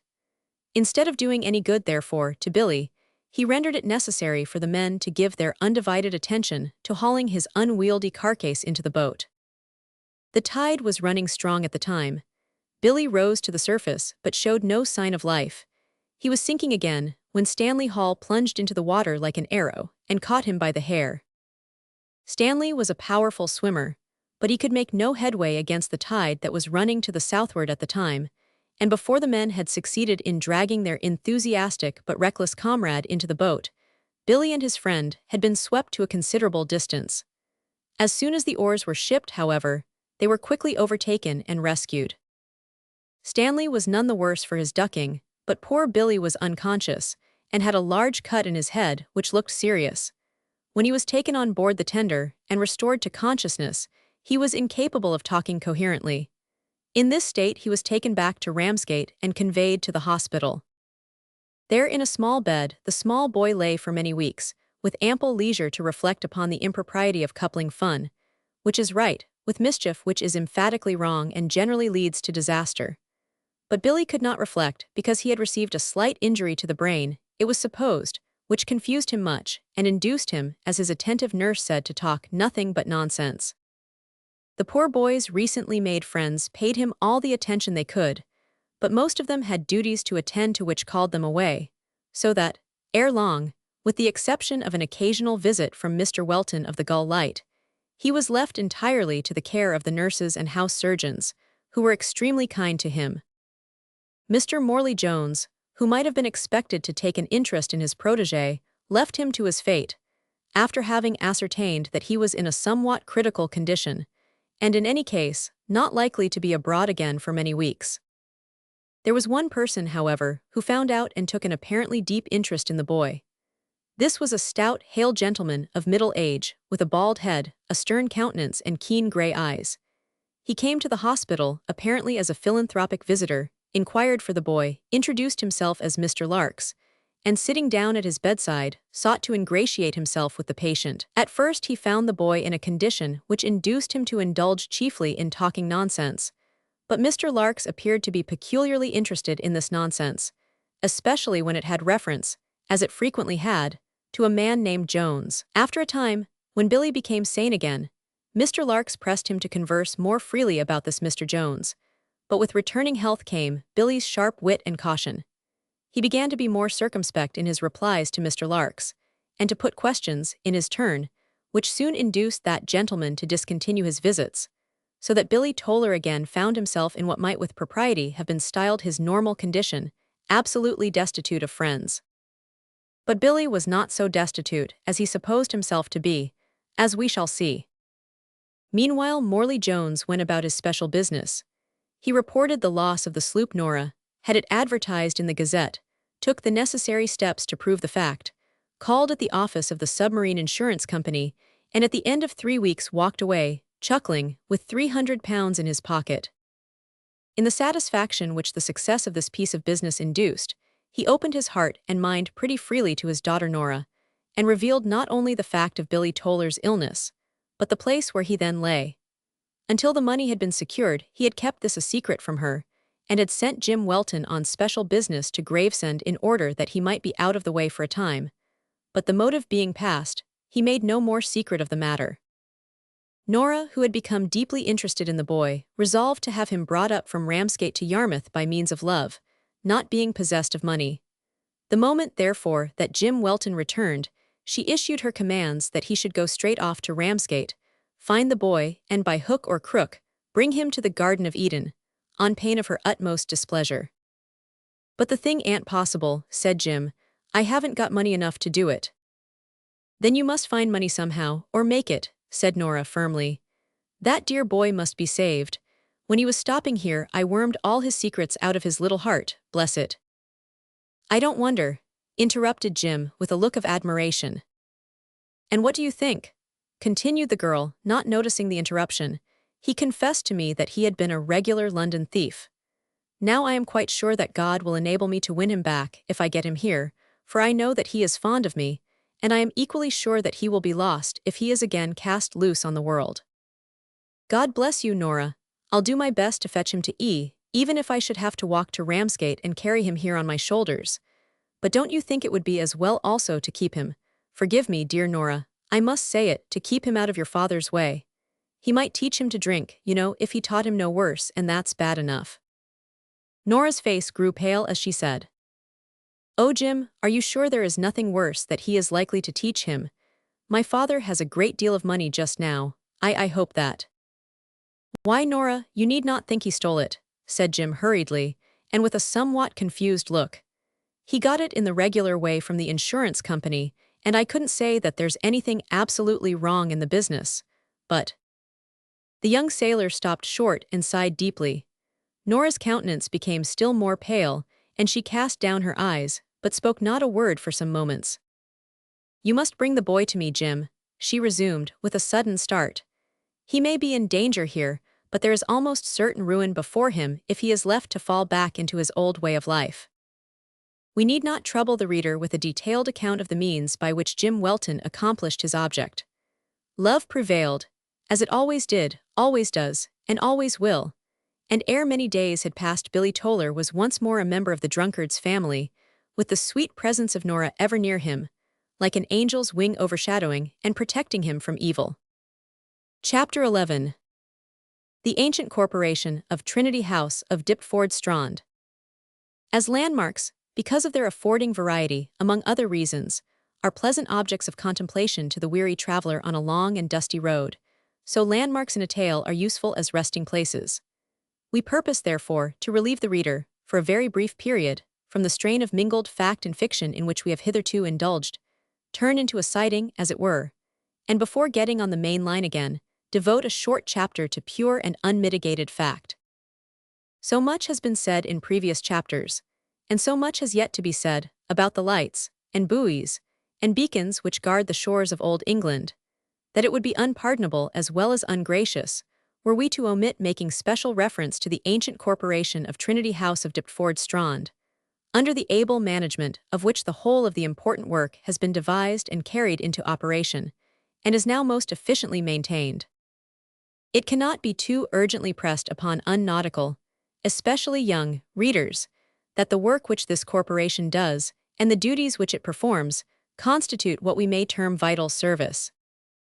It would be too much, perhaps, to say that the life of the nation depends on the faithful and wise conduct of that service, but assuredly, our national prosperity is intimately bound up with it. The annual list of ships wrecked and lives lost on the shores of the kingdom is appalling enough already, as every observant reader of the newspapers must know, but if the work of the Trinity House, the labors of the elder brethren, were suspended for a single year, if the lights, fixed and floating, were extinguished, and the buoys and beacons removed, the writer could not express, nor could the reader conceive, the awful crash of ruin, and the terrific cry of anguish that would sweep over the land from end to end, like the besom of destruction. We leave to hard-headed politicians to say what, or whether, improvements of any kind might be made in connection with the Trinity Corporation. We do not pretend to be competent to judge whether or not that work might be better done. All that we pretend to is a certain amount of competency to judge, and right to assert that it is well done, and one of the easiest ways to assure oneself of that fact is to go visit the lighthouses and light vessels on the coast, and note their perfect management, the splendid adaptation of scientific discoveries to the ends they are designed to serve, the thoroughness, the cleanliness, the beauty of everything connected with the material employed, the massive solidity and apparent indestructibility of the various structures erected and afloat, the method everywhere observable, the perfect organization and the steady respectability of the lightkeepers. Observe and note all these things, we say, and it will be impossible to return from the investigation without a feeling that the management of this department of our coast service is in preeminently able hands. Nor is this to be wondered at, when we reflect that the corporation of Trinity House is composed chiefly, the acting part of it entirely, of nautical men, men who have spent their youth and manhood on the sea, and have had constantly to watch and guard against those very rocks and shoals, and traverse those channels which it is now their duty to light and buoy. See Note 1. It has been sagely remarked by some philosopher, we believe, at least it might have been if it has not, that everything must have a beginning. We agree with the proposition, and therefore conclude that the corporation of Trinity House must have had a beginning, but that beginning would appear to be involved in those celebrated mists of antiquity, which unhappily obscure so much that men would give their ears to know nowadays. Fire, which has probably been the cause of more destruction and confusion than all of the other elements put together, was the cause of the difficulty that now exists in tracing this ancient corporation to its origin, as will be seen from the following quotation from a little memoir, drawn up the present deputy master, and printed for private distribution, which was kindly lent to us by the present secretary of the House, and from which most of our information has been derived. The printed information hitherto extant, in regard to the corporation of Trinity House, is limited to the charter of confirmation granted by James II, with the minor concession, by Charles II of Thames Ballastage, and a compilation from the records of the corporation down to 1746, by its then secretary, Mr. Hornby, supplemented by a memoir drawn up in 1822 by Captain Joseph Cotton, then deputy master, but the data of these latter are necessarily imperfect, as the destruction by fire, in 1714, of the house in Water Lane had already involved a disastrous loss of documentary evidence, leaving much to be inferentially traced from collateral records of Admiralty and Navy boards. These, however, sufficiently attest administrative powers and protective influence scarcely inferior to the scope of those departments. More than 100 years before the date of its original charter, 1514, the corporation existed in the form of a voluntary association of the shipmen and mariners of England, to which reference is made in the charter as being an influential body of long standing even at that time, which protected maritime interests, and relieved the aged and indigent among the seafaring community, for which latter purpose they had erected an almshouse at Diptford in Kent, where also were their headquarters.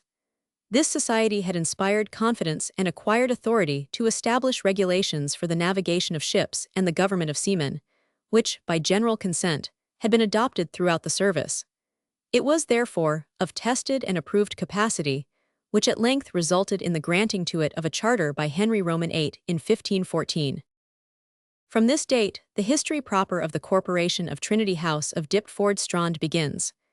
In the charter referred to it is first so named, and is described as the Guild or Fraternity of the Most Glorious and Undividable Trinity of St. Clement. The subsequent charter of James I and all later charters are granted to the master, wardens, and assistants of the Guild, Fraternity, or Brotherhood of the Most Glorious and Undivided Trinity, and of St. Clement, in the parish of Diptford in the county of Kent.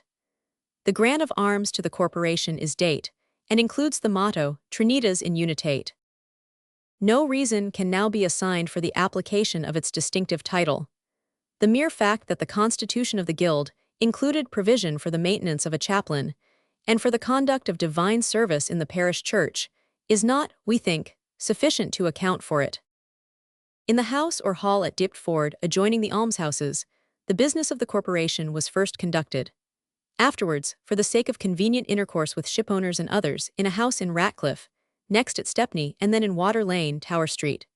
The tenement there falling into decay, after having been twice burnt and restored, was forsaken, and an estate was purchased on Tower Hill, on which the present Trinity House was built, from designs by Wyatt, in 1798. A good idea of the relative antiquity of the corporation may be gathered from the fact that about the year 1520, 6 years after the date of the first charter, the formation of the Admiralty and Navy boards was begun, and on the consequent establishment of dockyards and arsenals, the Diptford building yard was confided to the direction of the Trinity House, together with the superintendence of all Navy stores and provisions.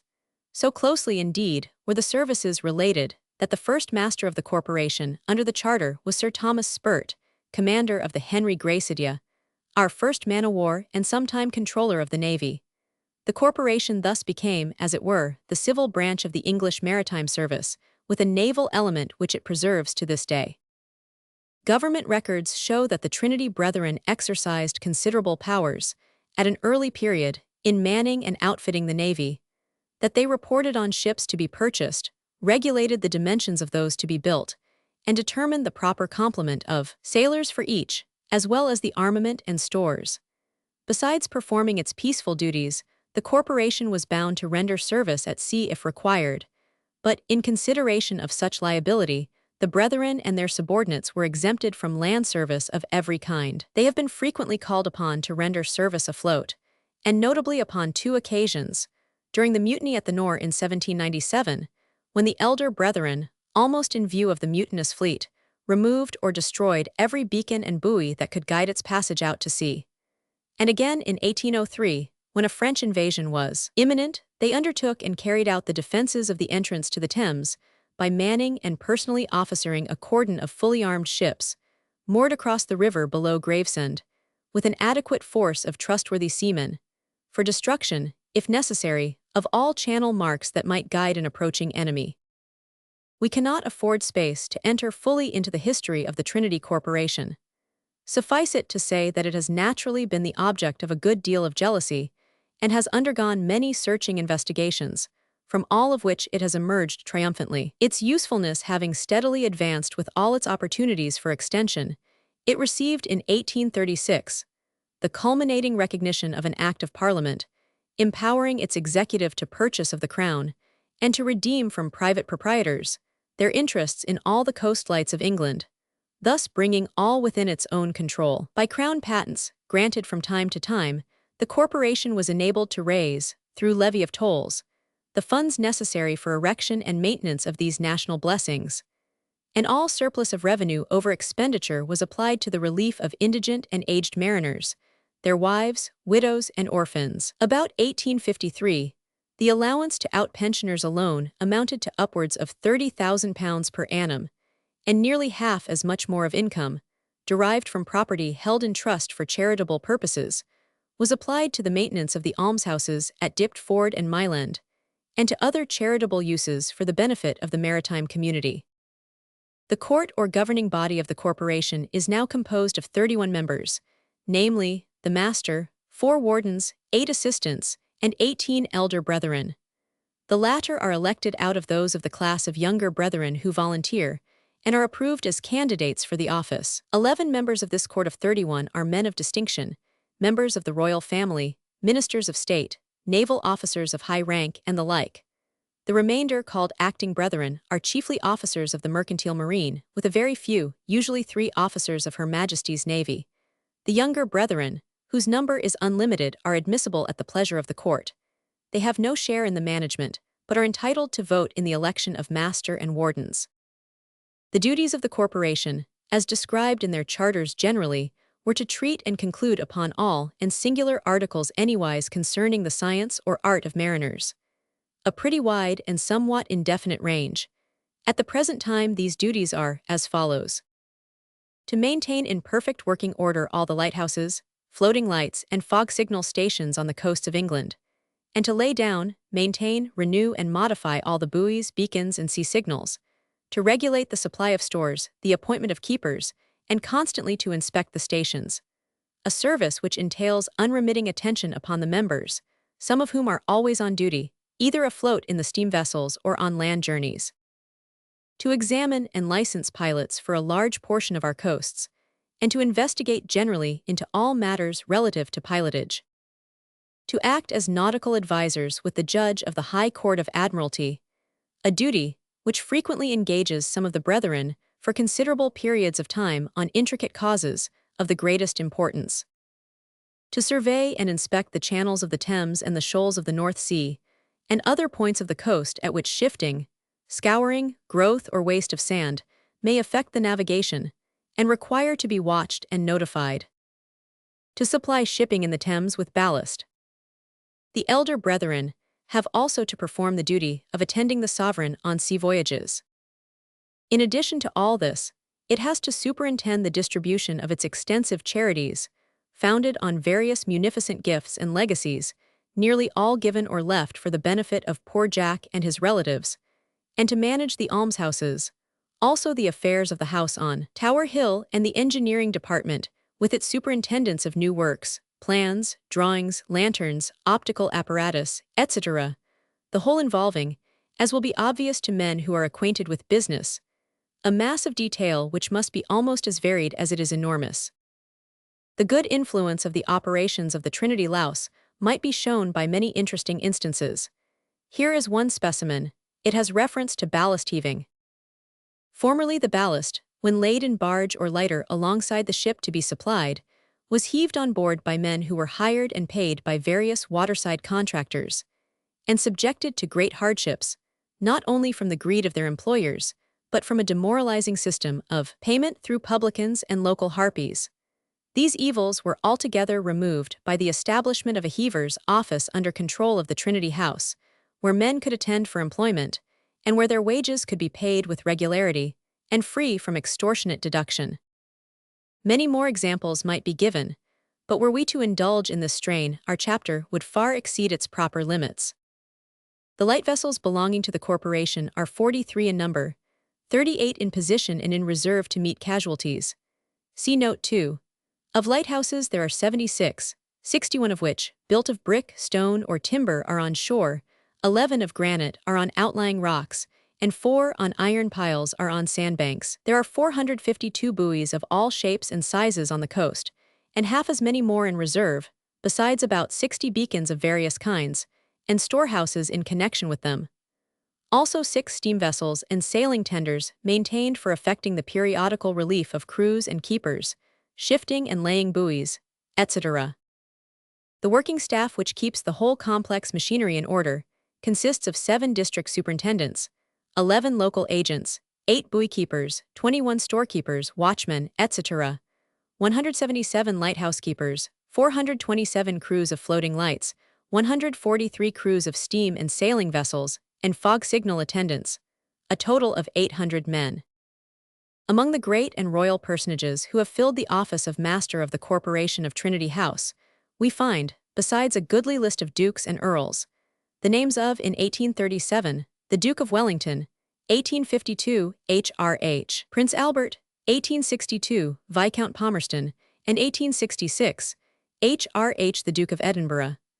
The last still holds office, and H.R.H. the Prince of Wales heads the list of a long roll of titled and celebrated honorary brethren of the corporation. We make no apology for the interpolation of this chapter, because if the reader has skipped it, no apology is due, and if he has not skipped it, we are confident that no apology will be required. Note 1. The service which the Corporation of Trinity House renders to the coasts of England is rendered to those of Scotland by the Commissioners of Northern Lights, and to those of Ireland by the Commissioners of Irish Lights, both, to some extent, under the supervision of the Trinity House. The floating lights of England are illuminated by means of lamps with metallic reflectors, on what is styled the catoptric system. The dioptric system, in which the rays of light are transmitted through glass, has been introduced into the floating lights of India by the Messer Stevenson, C.E. of Edinburgh. The first floating light on this system in India was shown on the Hooghly in 1865. Since then, several more dioptric lights have been sent to the same region, and also to Japan in 1869, and all reports agree in describing these lights as being eminently successful. Chapter 12. Strange Sights and Scenes on Land and Sea. The river Hooghly, off Calcutta, tropical vegetation on the shore, glittering sunshine on the water, blue sky and fleecy clouds overhead, equally blue sky and fleecy clouds down below, a world of sky and water with ships and boats resting on their own inverted images in the midst, sweltering heat everywhere, black men reveling in the sunshine, white men melting in the shade, the general impression such that one might almost entertain the belief that the world has become white-hot and the end of time is about to be ushered in with a general conflagration. Such is the scene, reader, to which we purpose to convey you. The day was yet young when a large vessel shook out her topsails and made other nautical demonstrations of an intention to quit the solid land ere long and escape if possible from the threatened conflagration. "I wonder when those brutes will be sent off," said the first mate of the ship to the surgeon, who stood on the poop beside him. "What brutes do you refer to?" asked the surgeon, who was no other than our young friend Stanley Hall. "Why, the wild beasts, to be sure. Have you not heard that we are to have as passengers on the voyage home 2 leopards, an elephant, and a rhinoceros?" "Pleasant company, I wonder what Neptune will say to that," said Stanley with a laugh as he walked forward to ask the opinion of the owner of the said Neptune. "I say, Welton, we are to have an elephant, a rhinoceros, and 2 leopards on this voyage." "Indeed." "Yes, what will Neptune say to it?" "Oh, he won't mind, sir," replied Jim, patting the head of the large Newfoundland dog with gray paws which stood beside him. Jim and Stanley had taken a fancy to each other when on board the Nora. The former had carried out a plan of going to sea, in order to be out of the way if he should happen to be wanted as a witness at the trial of Morley Jones, which event he felt certain must take place soon. He had made application to Stanley, who spoke to Mr. Durrant about him, the result being that Jim obtained a berth on board the ship Wellington, which stood A1 at Lloyd's. Hence we find him in the Hoogly. Neptune is a wise dog, sir, continued Jim. He don't feel much put out by curious company, and is first-rate at taking care of himself. Besides, there is no jealousy in his nature. I suppose he feels that nobody can cut him out when he has once fairly established a friendship. I don't grudge the dive off the bulwarks of the old Gull, when I saved Neptune, I assure you. He was worth saving, remarked Stanley, stooping to pat the meek head of the dog. Yes, I heard last night of the expected passengers, pursued Jim, and am now rigging up tackle to hoist him on board. I meant to have told you of him last night, but we got into that stiff argument about teetotalism, which put it completely out of my head. Ah, Welton, you'll never convince me that teetotalism is right, said Stanley, with a good-humored laugh. Not that I care much about wine or spirits myself, but as long as a man uses them in moderation, they can do him no harm. So I thought once, sir, returned Jim, but I have seen cause to change my mind. A healthy man can't use them in moderation, because use is abuse. Stimulants are only fit for weaklings and sick folk. As well might a stout man use crutches to help him to walk, as beer or brandy to help him to work, yet there are some strong young men so helpless that they can't get on at all without their beer or grog. Come, I'll join issue with you on that point, said Stanley, eagerly, for he was very fond of an argument with Jim, who never lost his temper, and who always paid his opponent the compliment of listening attentively to what he had to say. Not just now, replied Jim, pointing towards the shore, for yonder comes a boat with some of the passengers we were talking of. Is that tackle rigged, Welton? Shouted the mate. It is, sir, replied Jim. Then stand by, some of you, to hoist these leopards aboard. When the little boat or dinghy came alongside, it was observed that the animals were confined in a large wooden cage, through the bars of which they glared savagely at the half-dozen black fellows who conveyed them away from their native land. They seemed to be uncommonly irate. Perhaps the injustice done them in thus removing them against their will had something to do with it. Possibly the motion of the boat had deranged their systems. Whatever the cause, they glared and growled tremendously. Are you sure that cage is strong enough? Asked the mate, casting a dubious look over the side. Oh yes, massa, plenty strong. Hood a Bengal tiger, said one of the black fellows, looking up with a grin which displayed a splendid double row of glittering teeth. Very well, get the slings on, Welton, and look sharp, bosun, for more company of the same kind is expected, said the mate. The bosun, a broad, short, burly man, as a bosun always is and always ought to be, with of course a terrific bass voice, a body outrageously long, and legs ridiculously short, replied, Aye, aye, sir, and gave some directions to his mates, who stood by the hoisting tackles. At the first hoist the appearance of the cage justified the mates' suspicions, for the slings bent it in so much that some of the bars dropped out. A vast heaving, roared the boatswain. Lower, down went the cage into the dinghy, the bars were promptly replaced, and the slings fastened in better position. Try it again, bosun, said the mate. The order to hoist was repeated, and up went the cage a second time, but it bent as before, so that several bars again slipped out, leaving the leopards sufficient space to jump through if they chose. Lower, yelled the mate. The men obeyed promptly, rather too promptly. The cage went down by the run into the boat, and with a crash fell asunder. Cut the rope, cried the mate. Jim Welton jumped into the chains, cut the painter, and the boat was swept away by the tide, which was running strong past the ship. At the same moment the black fellows went over the sides into the water like 6 black eels radiating from a center, and away went the dinghy with the leopards in possession, mounted on the debris of their prison, lashing their sides with their tails, and looking round in proud defiance of all mankind. The crew of the boat, each of whom could swim like a frog, were soon picked up. Meanwhile, all on board the Wellington who had telescopes applied them to their eyes and watched the progress of the dinghy. It chanced that the current set with considerable force towards the opposite side of the river, where lay an island on which was a public garden. There ladies and gentlemen in gay costume, as well as many natives and children, were promenading the shady walks. chatting pleasantly, listening to the sweet strains of music, enjoying the fragrance of scented flowers, with the jungle and its inhabitants very far indeed from their thoughts, except, perchance, in the case of a group surrounding a young officer, who was, no doubt, recounting the manner in which he had potted a tiger on the occasion of his last day out with the Rajah of Bangalore, or some such dignitary. Straight to the shores of this Eden-like spot the dinghy drifted, and quietly did the leopards abide the result. So also did the deeply interested crew of the Wellington, who, of course, were quite unable to give any note of warning. The little boat was seen to touch the shore, and the leopards were observed to land leisurely without opposition from the enemy. Immediately after, something resembling a sensation was apparent in the garden. The distance was too great to permit of sound traveling to the observers, but it lent enchantment to the view to the extent of rendering the human beings there like moving flowers of varied hue. Presently there was a motion, as if a tornado had suddenly burst upon the flower-beds and scattered them right and left in dire confusion, not a few appearing to have been blown up into the trees. That same day, the crack shots and sportsmen of Calcutta went down to the usually peaceful islet and engaged in all the wild work of a regular hunt, and at eve the 2 leopards were seen, by interested observers in the Wellington, being conveyed away in triumph on a litter.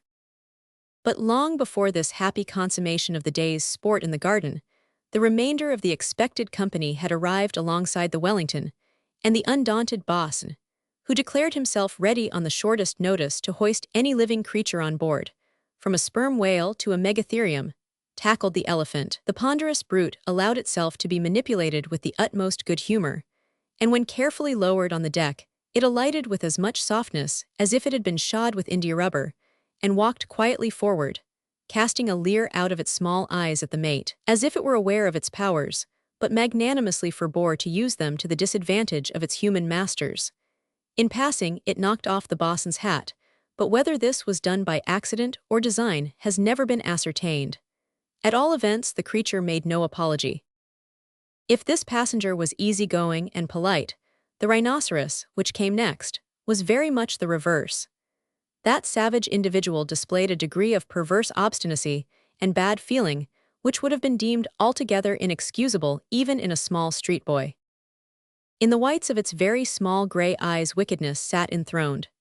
The end of its horns, for it had 2 on its nose, appeared to be sharpened with malignity, its thick lips quivered with anger, and its ridiculously small tail wriggled with passionate emotion, as if that appendage felt its insignificance, yet sought to obtrude itself on public notice. To restrain this passenger was a matter of the utmost difficulty.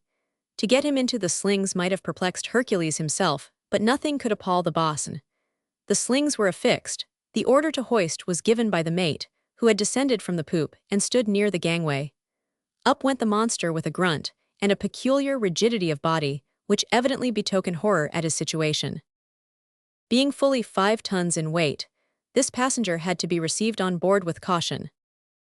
Lower away was given. Hold on was added. Both orders were obeyed, and the huge animal hung within 3 inches of the deck. Stand clear there, lads. There was no occasion for that order. It had been anticipated. Lower was again given. The moment the feet of the creature touched the deck, he dashed forward with ungovernable fury, broke the slings, overturned the bosun, who fortunately rolled into the port scuppers, and took possession of the ship, driving the men into the chains and up the rigging. "Jump up," shouted Jim Welton to the bosun. "Here he comes aft," yelled several of the men. There was no need to warn the bosun. He heard the thunder of the monster's feet, and sprang into the main rigging with an amount of agility that could hardly have been excelled by a monkey. "Why, what are you all afraid of?" asked the captain of the ship, who had come on board with a number of passengers just before the occurrence of this incident. "Come down here, sir, and you'll see," replied the mate, who was in the main chains. The captain declined with a smile, and advised the use of a lasso.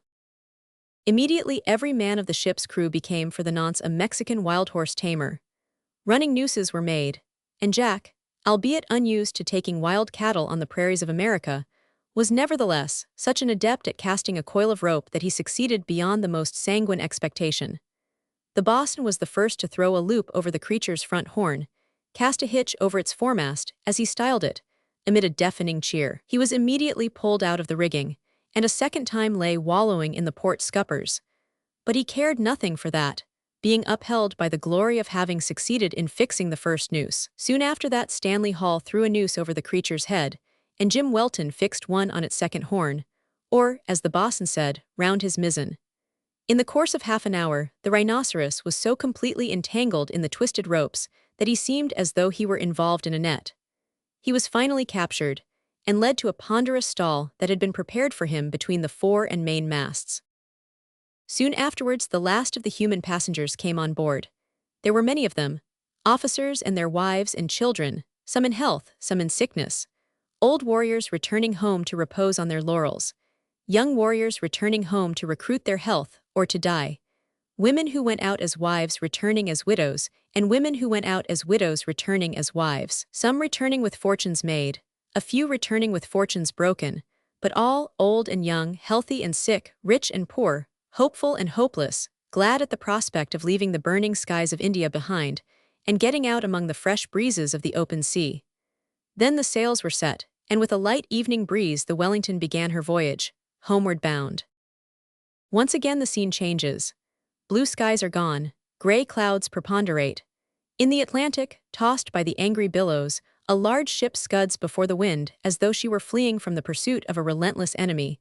She has evidently seen rough and long service. Her decks have been swept by many a heavy sea, her spars have been broken and spliced.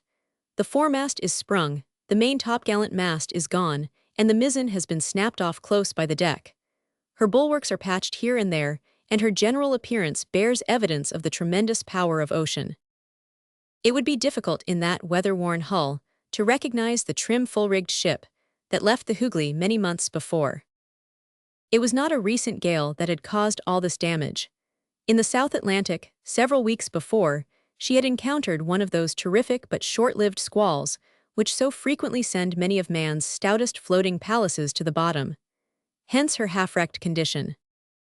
The passengers on board the Wellington did not, however, seem to be much depressed by their altered circumstances. The fact was, they had become so used to rough weather, and had weathered so many gales, and reached their damaged condition by such slow degrees, that they did not realize it as we do, turning thus abruptly from one page to another. Besides this, although still some weeks' sail from the white cliffs of Old England, they already began to consider the voyage as good as over, and not a few of the impatient among them had begun to pack up so as to be ready for going ashore. And how carefully were those preparations for landing made, with what interest the sandalwood fans, and inlaid ivory boxes and elaborately carved chessmen and curious Indian toys, and costly Indian shawls were re-examined and repacked in more secure and carefully to be remembered corners, in order that they might be got at quickly when eager little hands, at home. Well, it is of no use to dwell on what was meant to be, for not one of those love tokens ever reached its destination. All were swallowed up by the insatiable sea. But let us not forestall. The elephant and rhinoceros were the only members of the community that had perished on the voyage. At first the elephant had been dreaded by many, but by degrees it won the confidence and affection of all. Houses innumerable had been built for it on deck, but the sagacious animal had a rooted antipathy to restraint. No sort of den, however strongly formed, could hold him long. The first structures were so ridiculously disproportioned to his strength as to be demolished at once. On being put into the first house that Jack built, he looked at it demurely for at least 5 minutes, as if he were meditating on the probable intentions of the silly people who put him there, but neither by look nor otherwise did he reveal the conclusions to which he came.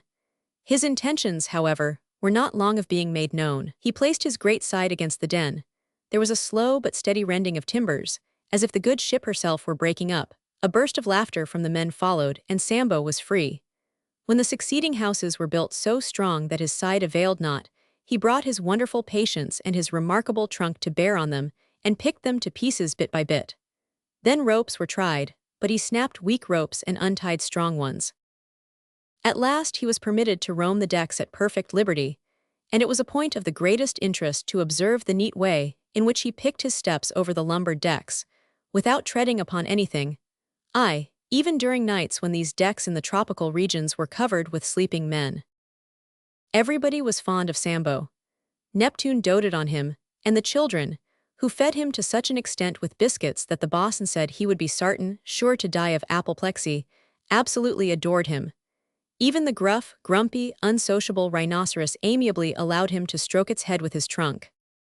Sambo troubled no one except the cook, but that luxurious individual was so constantly surrounded by a halo, so to speak, of delicious and suggestive odors that the elephant could not resist the temptation to pay him frequent visits, especially when dinner was being prepared. One of his favorite proceedings at such times was to put his trunk into the galley, take the lid off the coppers, make a small coil of the end of his proboscis, and therewith at one sweep spoon out a supply of potatoes sufficient for half a dozen men. Of course the cook sought to counteract such tendencies, but he had to be very circumspect, for Sambo resented insults fiercely. One day the cook caught his enemy in the very act of clearing out the potato copper. Enraged beyond endurance, he stuck his tormentors into the animal's trunk. With a shriek of rage, Sambo dashed the potatoes in the man's face and made a rush at him. The cook fled to his sanctum and shut the door. There the elephant watched him for an hour or more. The united efforts, mental and physical, of the ship's crew failed to remove the indignant creature, so they advised the cook to remain where he was for some time. He hit on the plan, however, of re-winning the elephant's friendship. He opened his door a little and gave him a piece of biscuit. Sambo took it. What his feelings were no one could tell, but he remained at his post. Another piece of biscuit was handed out. Then the end of the injured proboscis was smoothed and patted by the cook. Another large piece of biscuit was administered, and by degrees the cure was effected. Thus successfully was applied that grand principle which has accomplished so much in this wicked world, even among higher animals than elephants, the overcoming of evil with good. Eventually Sambo sickened. Either the cold of the north told too severely on a frame which had been delicately nurtured in sunny climes, or Sambo had surreptitiously helped himself during the hours of night to something deleterious out of the paint or pitch pots. At all events he died, to the sincere regret of all on board, cook not excepted, and was launched overboard to glut the sharks with an unwonted meal and astonish them with a new sensation. Very dissimilar was the end of the rhinoceros. That bumptious animal retained its unamiable spirit to the last. Fortunately, it did not possess the powers or sagacity of the elephant. It could not untie knots or pick its cage to pieces, so that it was effectually restrained during the greater part of the voyage. But there came a tempest at last, which assisted him in becoming free, not only from durance vile, but from the restraints of this life altogether. On the occasion referred to, the rudder was damaged, and for a time rendered useless, so that the good ship Wellington rolled to an extent that almost tore the masts out of her. Everything not firmly secured about the decks was washed overboard. Among other things, the rhinoceros was knocked so heavily against the bars of his crib that they began to give way.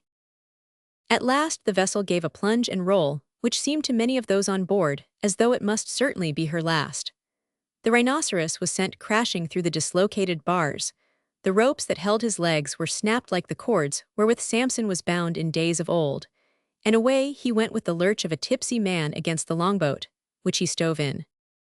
"Hold on," roared the bosun. Whether this was advice to the luckless animal, or a general adjuration to everybody and everything to be prepared for the worst, we know not. But instead of holding on, every one let go what he or she chanced to be holding on to at the moment, and made for a place of safety with reckless haste.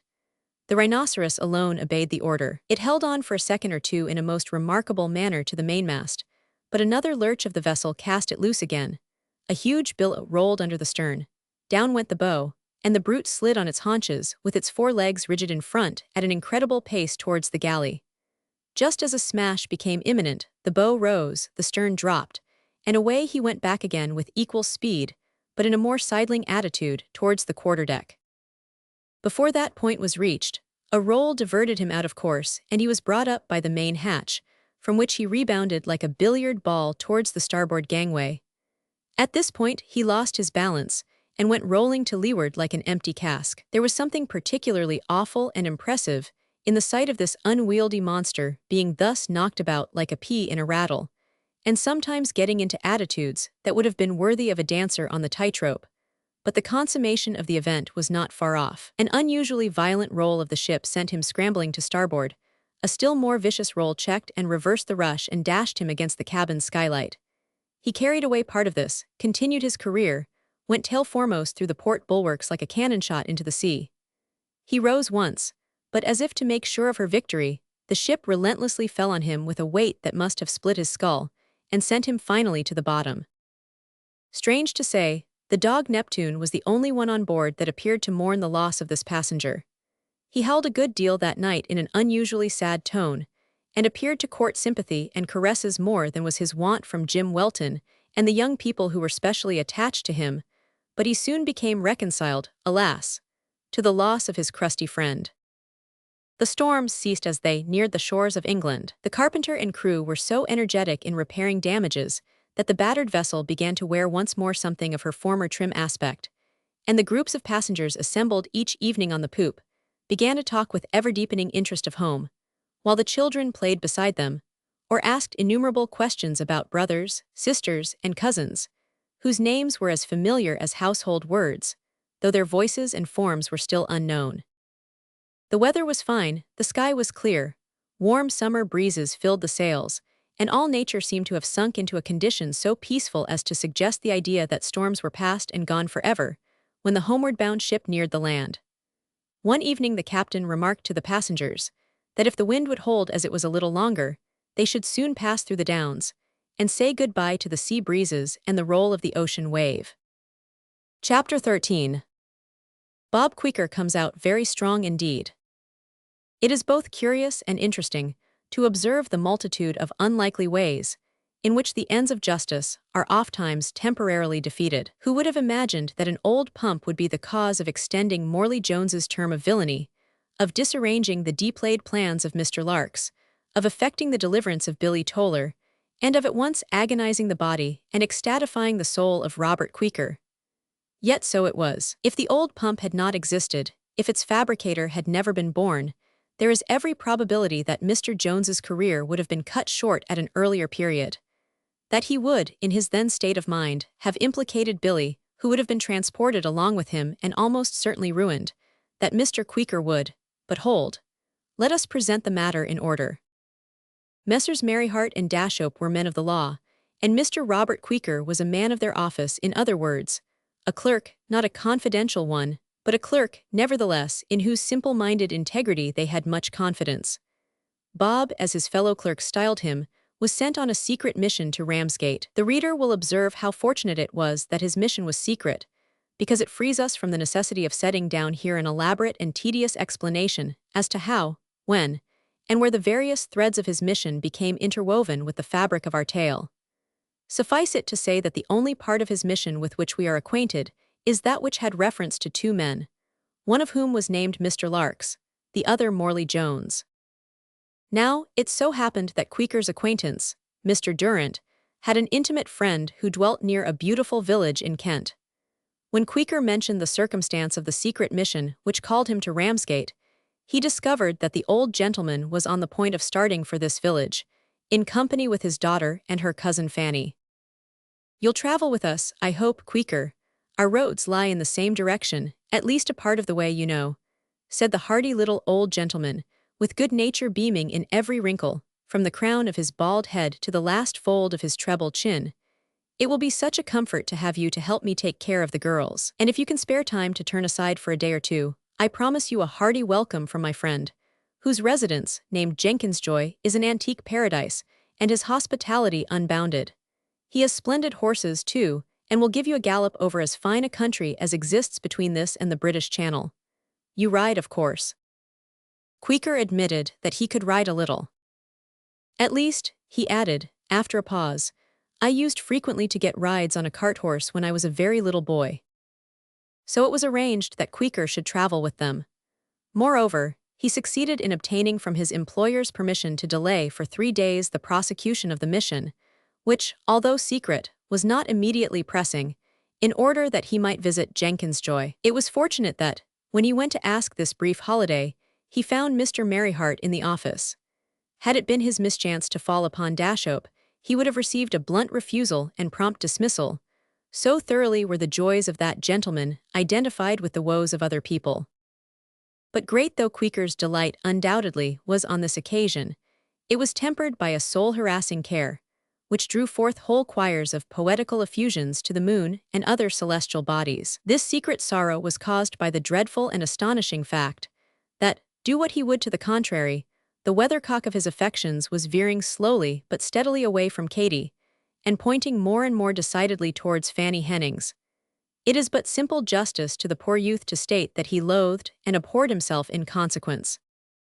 "There am I," he soliloquized, on the evening before the journey began, "a monster, a brute, a lower animal almost, who have sought with all my strength to gain, perchance have gained, the innocent, trusting heart of Katy Durrant, and yet without really meaning it, but somehow without being able to help it. I am not falling in love, oh no, perish the thought, but falling into something strangely, mysteriously, incomprehensibly similar to, oh, base ingrate that I am, is there no way, no back door by which?"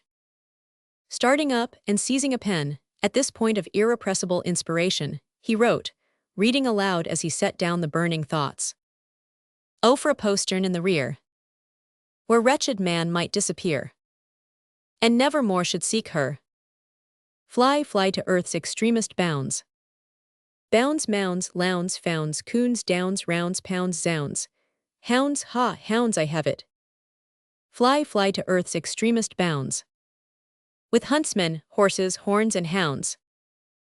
And I, dejected Quaker.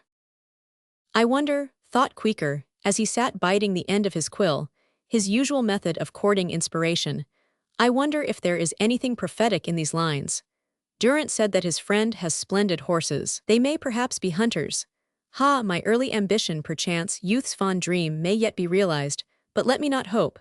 Hope always tells a false as well as flattering tale to me. She has ever been in my experience." He was bitter at this point, an incorrigible storyteller. Striking his clenched fist heavily on the table, Quaker rose, put on his hat, and went round to Mr. Durrant's merely to inquire whether he could be of any service. Not that he could venture to offer assistance in the way of packing, but there might be something such as roping trunks, or writing and affixing addresses, in regard to which he might perhaps render himself useful. "Why, Miss Durrant," he said on entering, "you are always busy." "Am I?" said Katy with a smile as she rose and shook hands. "Yes, I assure you, Miss Durrant," said Quaker, bowing to Fanny, on whose fat pretty face there was a scarlet flush, the result either of the suddenness of Quaker's entry, or of the suppression of her inveterate desire to laugh. "I assure you that it quite rouses my admiration to observe the ease with which you can turn your hand to anything. You can write out accounts better than any fellow in our office. Then you play and sing with so much ease, and I often find you making clothes for poor people, with pounds of tea and sugar in your pockets, besides many other things, and now, here you are painting like one of the old masters." This was quite an unusual burst on the part of Quaker, who felt as though he were making some amends for his unfaithfulness in thus recalling and emphatically asserting the unquestionably good qualities of his ladylove. He felt as if he were honestly attempting to win himself back to his allegiance. "You are very complimentary," said Katy, with a glance at her cousin, which threw that young lady into silent convulsions. "Not at all," cried Quaker, forcing his enthusiasm up to white heat, and seizing a drawing, which he held up before him, in the vain attempt to shut Fanny out of his sight. "Now I call this most beautiful," he said, in tones of genuine admiration. "I never saw anything so sweet before." "Indeed," said Katy, who observed that the youth was gazing over the top of the drawing at her cousin. "I am so glad you like it, for to say truth, I have felt disappointed with it myself, and Papa says it is only so-so. Do point out to me its faults, Mr. Quaker, and the parts you like best." She rose and looked over Quaker's shoulder with much interest, and took hold of the drawing to keep it firmly in its position. There was an excessively merry twinkle in Katy's eyes, as she watched the expression of Quaker's face when he exclaimed, "Faults, Miss Durrant, there are no why what?"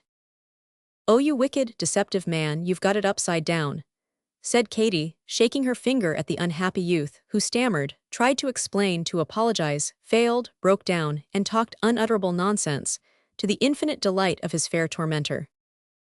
As for Fanny, that Hebe bent her head suddenly over her work-basket, and thrust her face into it, as if searching with microscopic intensity for something that positively refused to be found. All that we can safely affirm in regard to her is, that if her face bore any resemblance to the scarlet of her neck, the fact that her workbox did not take fire is little short of a miracle. Fortunately for all parties, Queequor inadvertently trod on the cat's tail, which resulted in a spurt so violent as to justify a total change of subject. Before the storm thus raised had calmed down, Mr. Durrant entered the room. At Jenkins' Joy, Queequor certainly did meet with a reception even more hearty than he had been led to expect. Mr. Durrant's friend, Stoutheart, his amiable wife and daughters and strapping sons, received the youthful limb of the law with that frank hospitality which we are taught to attribute to merry England in the olden time. The mansion was old-fashioned and low-roofed, trellis-worked and creeper-loved, addicted to oak paneling, balustrades, and tapestried walls, and highly suitable to ghosts of a humorous and agreeable tendency. Indeed, it was said that one of the rooms actually was haunted at that very time. But Queequor did not see any ghosts, although he afterwards freely confessed to having seen all the rooms in the house more or less haunted by fairy spirits of the fair sex, and masculine ghosts in buckskins and top boots. The whole air and aspect of the neighborhood was such that Queequor half expected to find a maypole in the neighboring village, sweet shepherdesses in straw hats, pink ribbons and short kirtles in the fields, and gentle shepherds with long crooks, playing antique flageolets on green banks, with innocent-looking dogs beside them, and humble-minded sheep reposing in Arcadian felicity at their feet.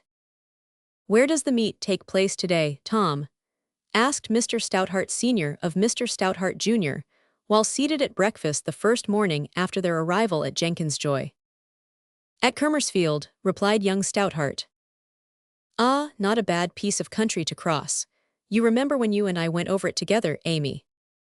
"We have gone over it so often together, Papa," replied Amy, "that I really don't know to which occasion you refer." "Why, that time when we met the hounds unexpectedly, when you were mounted on your favorite Wildfire, and appeared to have imbibed some of his spirit, for you went off at a tangent, crying out, 'Come along, Papa,' and cleared the hedge at the roadside, crossed Slapperton's farm, galloped up the lane leading to Kermersfield, took the ditch, with the low fence beyond at Cumitstrong's turnip field, in a flying leap, obliging me to go 1/4 of a mile round by the gate, and overtook the hounds just as they broke away on a false scent in the direction of the Neckornothing ditch." "Oh yes, I remember," replied Amy with a gentle smile. "It was a charming gallop. I wished to continue it, but you thought the ground would be too much for me, though I have gone over it twice since then in perfect safety. You are far too timid, Papa." Queequor gazed and listened in open-mouthed amazement, for the young girl who acknowledged in an offhand way that she had performed such tremendous feats of horsemanship was modest, pretty, unaffected, and feminine. "I wonder," thought Queequor, "if Katy could do that sort of thing." He looked loyally at Katy, but thought disloyally of her cousin, accused himself of base unfaithfulness, and seizing a hot roll began to eat violently. "Would you like to see the meet, Mr. Queequor?" said Mr. Stoutheart Sr. "I can give you a good mount. My own horse, Slapover, is neither so elegant nor so high-spirited as Wildfire, but he can go over anything and is quite safe." A sensitive spring had been touched in the bosom of Queequor, which opened a floodgate that set loose an astonishing and unprecedented flow of enthusiastic eloquence. "I shall like it of all things," he cried, with sparkling eyes and heightened color. "It has been my ambition ever since I was a little boy to mount a thoroughbred and follow the hounds. I assure you the idea of crossing country, as it is called, I believe, and taking hedges, ditches, 5-barred gates and everything as we go, has a charm for me which is absolutely inexpressible." Queequor stopped abruptly, because he observed a slight flush on Fanny's cheeks and a pursed expression on Fanny's lips, and felt uncertain as to whether or not she was laughing at him internally. "Well said, Queequor," cried Mr. Stoutheart enthusiastically. "It's a pity you are a town-bred man. Such spirit as yours can find vent only in the free air of the country." "Amy, dear," said Katy, with an extremely innocent look at her friend, "do huntsmen in this part of England usually take everything as they go?" "I think Mr. Queequor used that expression." "Not exactly," replied Amy, with a smile and glance of uncertainty, as if she did not quite see the drift of the question. "Ah, I thought not," returned Katy with much gravity. "I had always been under the impression that huntsmen were in the habit of going round stackyards, and houses, and such things, not over them." Queequor was stabbed, stabbed to the heart. It availed not that the company laughed lightly at the joke, and that Mr. Stoutheart said that he, Queequor, should realize his young dream, and reiterated the assurance that his horse would carry him over anything if he only held tightly on and let him go. He had been stabbed by Katy, the gentle Katy, the girl whom he had adored so long. There was comfort in the word had. It belonged to the past. It referred to things gone by. It rhymed with sad, bad, mad. It suggested a period of remote antiquity and pointed to a hazy future. As the latter thought rushed through his heated brain, he turned his eyes on Fanny, with that bold look of dreadful determination that marks the traitor when, having fully made up his mind, he turns his back on his queen and flag forever. But poor Queequor found little comfort in the new prospect, for Fanny had been gently touched on the elbow by Katy when she committed her savage attack. And when Queequor looked at the fair, fat cousin, she was involved in the agonies of a suppressed but tremendous giggle. After breakfast, 2 horses were brought to the door. Wildfire, a sleek, powerful roan of large size, was a fit steed for the stalwart Tom, who, in neatly fitting costume and Hessian boots, got into the saddle like a man accustomed to it. The other horse, Slapover, was a large, strong-boned, somewhat heavy steed, suitable for a man who weighed 16 stone and stood 6 feet in his socks. "Now then, jump up, Queequor," said Mr. Stoutheart, holding the stirrup. If Queequor had been advised to vault upon the ridgepole of the house, he could not have looked more perplexed than he did as he stood looking up at the towering mass of horseflesh, to the summit of which he was expected to climb. However, being extremely light, and Mr. Stoutheart Sr. very strong, he was got into the saddle somehow. "Where are the stirrups?" said Queequor, with a perplexed air, trying to look over the side of his steed. "Why, they've forgot to shorten 'em," said Mr. Stoutheart with a laugh, observing that the irons were dangling 6 inches below the rider's toes. This was soon rectified. Queequor's glazed leather leggings, which were too large for him and had a tendency to turn round, were put straight, the reins were gathered up, and the huntsman rode away. "All you've to do is to hold on," shouted Mr. Stoutheart as they rode through the gate. "He is usually a little skittish at the start, but quiet as a lamb afterwards." Queequor made no reply. His mind was brooding on his wrongs and sorrows, for Katy had quietly whispered him to take care and not fall off, and Fanny had giggled again. "I must cure him of his foolish fancy," thought Katy as she re-entered the house, "for Fanny's sake, if for nothing else, though I cannot conceive what she can see to like in him. There is no accounting for taste. I can at all events die," thought Queequor, as he rode along, shaking the reins and pressing his little legs against the horse, as if with the savage intention of squeezing the animal's ribs together. There was prophetic inspiration in the lines. "Yes," he continued, repeating them. "Fly, fly, to earth's extremest bounds. With huntsmen, horses, horn and hounds. And I, dejected Queequor. I'll change that, it shall be rejected Queequor now." For some time Tom Stoutheart and Queequor rode over hill and dale. That is to say, they traversed 4 miles of beautiful undulating and diversified country at a leisurely pace, having started in good time.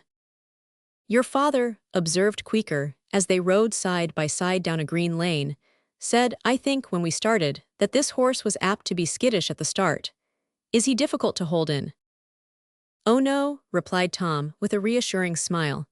"He is as quiet and manageable as any man could wish. He does indeed bounce about a little when we burst away at first, and is apt then to get the bit in his teeth, but you've only to keep a tight rein and he'll go all right. His only fault is a habit of tossing his head, which is a little awkward until you get used to it." "Yes, I have discovered that fault already," replied Queequor, as the horse gave a practical illustration of it by tossing his enormous head back until it reached to within an inch of the point of his rider's nose. "Twice, he has just touched my forehead. Had I been bending a little forward, I suppose he would have given me an unpleasant blow." "Rather," said Stoutheart Jr. "I knew one poor fellow who was struck in that way by his horse and knocked off insensible. I think he was killed, but don't feel quite sure as to that." "He has no other faults, I hope?" asked Queequor. "None. As for refusing his leaps, he refuses nothing. He carries my father over anything he chooses to run him at, so it's not likely that he'll stick with a light weight." This was so self-evident that Queequor felt a reply to be unnecessary. He rode on, therefore, in silence for a few minutes, comforting himself with the thought that, At all events, he could die. "I don't intend," said Queequor after a few minutes' consideration, "to attempt to leap everything. I think that would be foolhardy. I must tell you, Mr. Stoutheart, before we get to the place of meeting, that I can only ride a very little and have never attempted to leap a fence of any kind. Indeed, I never bestrode a real hunter before. I shall therefore content myself with following the hounds as far as it is safe to do so, and will then give it up." Young Stoutheart was a little surprised at the modest and prudent tone of this speech, but he good-naturedly replied, "Very well, I'll guide you through the gates and gaps. You just follow me, and you shall be all right, and when you've had enough of it, let me know." Queequor and his friend were first in the field, but they had not been there many minutes when one and another redcoat came cantering over the country, and ere long a large cavalcade assembled in front of a mansion, the lawn of which formed the rendezvous. There were men of all sorts and sizes, on steeds of all kinds and shapes, little men on big horses and big men on little horses, men who looked like bloated aristocrats before the bloating process had begun, and men in whom the bloating process was pretty far advanced, but who had no touch of aristocracy to soften it. Men who looked healthy and happy, others who looked reckless and depraved. Some wore red coats, cords, and tops, others, to the surprise and no small comfort of Queequor, who fancied that all huntsmen wore red coats, were habited in modest tweeds of brown and gray. Many of the horses were sleek, glossy, and fine-limbed, like racers, others were strong-boned and rough. Some few were of gigantic size and rugged aspect, to suit the massive men who bestrode them. One of these in particular, a hardy, jovial farmer, and a relative of Tom's, appeared to the admiring Queequor to be big and powerful enough to have charged a whole troop of light dragoons, single-handed, with some hope of a successful issue. Ladies were there to witness the start, and two of the fair sex appeared ready to join the hunt and follow the hounds, while here and there little boys might be seen bent on trying their mettle on the backs of Shetland ponies. It was a stirring scene of meeting, and chatting and laughing and rearing and curveting and fresh air and sunshine. Presently, the master of the hounds came up with the pack at his heels. A footman of the mansion supplied all who desired it with a tumbler of beer. "Have some beer," said young Stoutheart, pointing to the footman referred to. "No, thank you," said Queequor. "Will you?" "No, I have quite enough of spirit within me. Don't require artificial stimulant," said the youth with a laugh.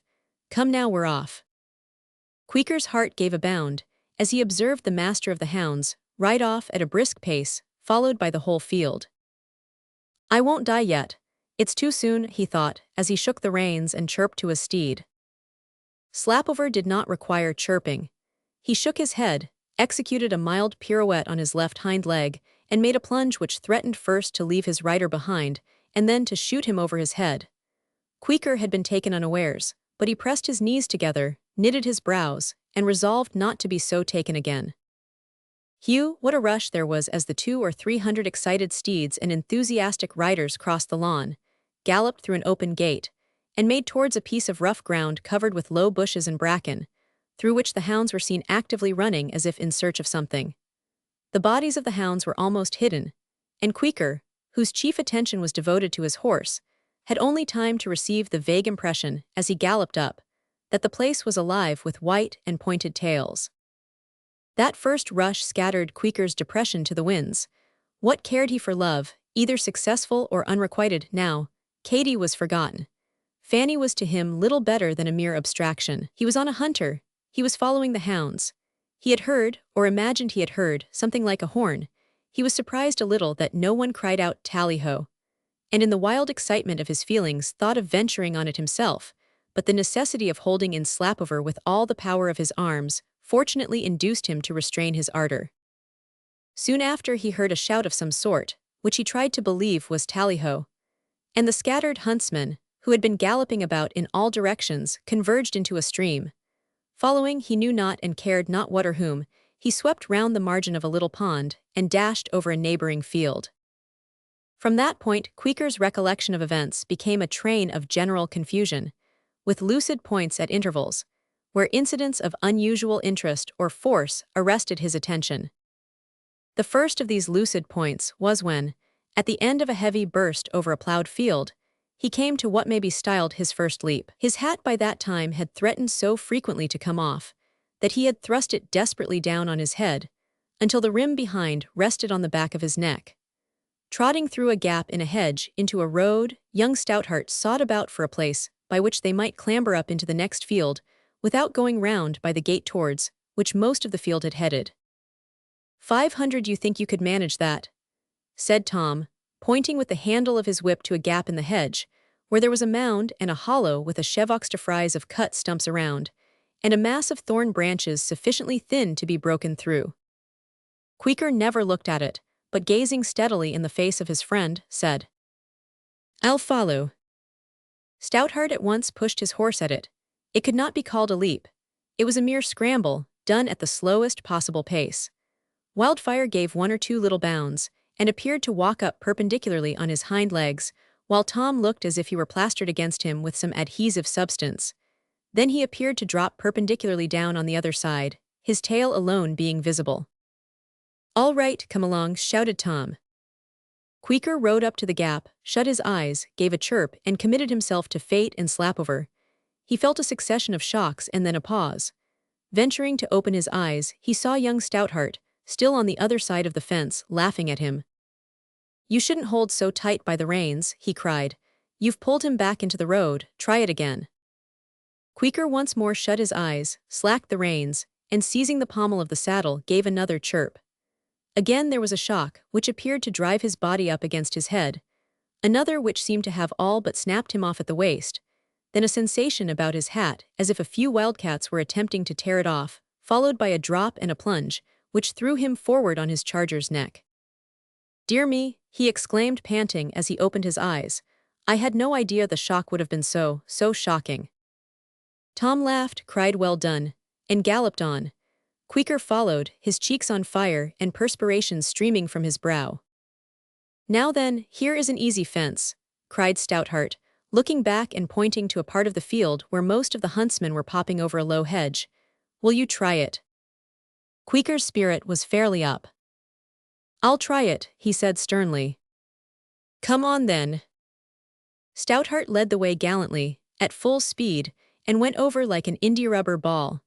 Queequor brought the handle of his riding-whip whack down on the flank of his astonished horse, and flew at the fence. Slapover took it with a magnificent bound. Queequor was all but left behind. He tottered, as it were, in the saddle, rose entirely out of it, came down with a crash that almost sent him over the horse's head, and gave him the probable sensations of a telescope on being forcibly shut up. But he held on bravely, and galloped up alongside of his companion, with a tendency to cheer despite his increased surprise at the extreme violence of the shocks to which his unaccustomed frame was being exposed. After this, our enthusiastic Nimrod went at everything and feared nothing. Well was it for him that he had arranged to follow Tom Stoutheart, else assuredly he would have run Slapover at fences which would have taxed the temerity even of that quadruped, and ensured his destruction. Tom, seeing his condition, considerately kept him out of danger, and yet, being thoroughly acquainted with the country, managed to keep him well up with the hounds. Towards the afternoon Queequor's fire began to abate. His aspect had become disheveled. His hat had got so severely thrust down on his head that the brim in front reposed on the bridge of his nose, as did the brim behind on the nape of his neck. His trousers were collected in folds chiefly about his knees, and the glazed leggings had turned completely round, presenting the calves to the front. But these were matters of small moment, compared with the desperate desire he had to bring his legs together, if even for a moment of time. Sensations in various parts of his frame, which in the earlier part of the day had merely served to remind him that he was mortal, had now culminated into unquestionable aches and pains, and his desire to get off the back of Slapover became so intense that he would certainly have given way to it had he not felt that in the event of his doing so, there would be no possibility of his getting on again. "Where are they all away to?" he asked in surprise, as the whole field went suddenly off helter-skelter in a new direction. "I think they've seen the fox," replied Stoutheart. "Seen the fox? Why, I forgot all about the fox. But haven't we seen it before? Haven't we been after it all day?" "No, we've only got scent of it once or twice." "Well, well," exclaimed Queequor, turning up his eyes. "I declare we have had as good fun as if we had been after the fox in full sight all the time." "Here is a somewhat peculiar leap," said Stoutheart, reining up as they approached a fence, on the other side of which was a high road. "I'll go first to show you the way." The peculiarity of the leap lay in the fact that it was a drop of about 4 feet into the road, which was lower, to that extent, than the field, and that the side of the road into which the riders had to drop was covered with scrubby bushes. To men accustomed to it, this was a trifle. Most of the field had already taken it, though a few cautious riders had gone round by a gate. When Queequor came to try it, he felt uneasy, sitting as he did so high, and looking down such a precipice as it seemed to him. However, he shut his eyes, and courageously gave the accustomed chirp, and Slapover plunged down. Queequor held tight to the saddle, and although much shaken, would have come out of the ordeal all right, had not Slapover taken it into his head to make a second spring over a low bush which stood in front of him. On the other side of this bush there was an old pump. Queequor lost his balance, threw out his arms, fell off, was hurled violently against the old pump, and his right leg was broken. A cart was quickly procured, and on trusses of straw the poor huntsman was driven sadly and slowly back to Jenkinsjoy, where he was tenderly put to bed and carefully nursed for several weeks by his hospitable and sympathizing friends. Queequor bore his misfortune like a stoic, chiefly because it developed the great fact that Fanny Hennings wept a whole night and a day after its occurrence, insomuch that her fair face became so swollen as to have lost much of its identity and all its beauty, a fact which filled Queequor with hopes so high that his recovery was greatly hastened by the contented, almost joyous, manner in which he submitted to his fate. Of course Queequor's secret mission was, for the time being, at an end. And thus it came to pass that an old pump, as we said at the beginning of this chapter, was the cause of the failure of several deep laid plans, and of much bodily anguish and mental felicity to the youthful Nimrod. Queequor's last observation before falling into a feverish slumber on the first night after his accident was to the effect that fox hunting was splendid sport, magnificent sport, but that it appeared to him there was no occasion whatever for a fox, and ever after that he was wont to boast that his first and last day of fox hunting, which was an unusually exciting one, had been got through charmingly without any fox at all. It is even said that Queequor, descending from poetry, his proper sphere, to prose, wrote an elaborate and interesting paper on that subject, which was refused by all the sporting papers and journals to which he sent it. But this not being certified, we do not record it as a fact. Chapter 14. The Lamplighter at Home, and Threatening Appearances. We turn now to a very different scene, the pier and harbour of Ramsgate. The storm-fiend is abroad. Thick clouds of a dark leaden hue drive athwart a sky of dingy grey, ever varying their edges, and rolling out limbs and branches in random fashion, as if they were fleeing before the wind in abject terror. The wind, however, is chiefly in the sky as yet. Down below there are only fitful puffs now and then, telling of something else in store. The sea is black, with sufficient swell on it to cause a few crested waves here and there to gleam intensely white by contrast. It is early in the day, nevertheless there is a peculiar darkness in the atmosphere which suggests the approach of night. Numerous vessels in the offing are making with all speed for Ramsgate Harbour, which is truly and deservedly named a harbour of refuge. For already some 24 ships of considerable size, and a large fleet of small craft, have sought and found shelter on a coast which in certain conditions of the wind is fraught with danger. About the stores near the piers, Trinity men are busy with buoys, anchors, and cables. Elsewhere labourers are toiling, idlers are loafing and lifeboat. Men are lounging about, leaning on the parapets, looking wistfully out to sea with and without telescopes from the sheer force of habit, and commenting on the weather. The broad, bronzed, storm-battered coxswain of the celebrated Ramsgate lifeboat, who seems to possess the power of feeding and growing strong on hardship and exposure, is walking about at the end of the East Pier, contemplating the horizon in the direction of the Goodwin Sands, with the serious air of a man who expects ere long to be called into action. The harbour master, who is, and certainly had need be, a man of brain as well as muscle and energy to keep the conflicting elements around him in order, moves about actively, making preparation for the expected gale. Early on the morning of the day referred to, Nora Jones threaded her way among the stalls of the marketplace under the town hall, as if she were in search of someone. Not succeeding in her search, she walked briskly along one of the main thoroughfares of the town, and diverged into a narrow street, which appeared to have retired modestly into a corner in order to escape observation. At the farther end of this little street, she knocked at the door of a house, the cleanly appearance of which attested the fact that its owner was well-doing and orderly. Nora knocked gently. She did everything gently. "Is Mrs. Moy at home?" she asked, as a very bright little girl's head appeared. No sooner was Nora's voice heard than the door was flung wide open, and the little girl exclaimed, "Yes, she's at 'ome and Daddy too." She followed up this assurance with a laugh of glee, and seizing the visitor's hand, dragged her into the house by main force. "Hallo Nora, 'ow are 'ee gal?" cried a deep bass voice from the neighborhood of the floor, where its owner appeared to be smothered with children, for he was not to be seen. Nora looked down and beheld the legs and boots of a big man, but his body and head were invisible, being completely covered and held down by 4 daughters and 5 sons, one of the former being a baby, and one of the latter an infant. Dick Moy, who was enjoying his month on shore, rose as a man might rise from a long dive, flung out his great right arm, scattered the children like flecks of foam, and sat up with a beaming countenance, holding the infant tenderly in his left arm. The baby had been cast under the table where it lay, helpless apparently and howling. It had passed the most tender period of life, and had entered on that stage when knocks, cuts, yells, and bruises are the order of the day. "Glad to see you, Nora," said the man of the floating light, extending his huge hand, which the girl grasped and shook warmly. "You'll excuse me not bane more perlite. I'm oppressed with child'n as you see. It seems to me as if I'd gone and got spliced to that there 'ooman in the storybook what lived in the shoe, and had so many child'n she didn't know what to do. If so, she knows what to do now. She's only got to hand him over to poor Dick Moy, and leave him to suffer the consequences. Ah, ere she comes."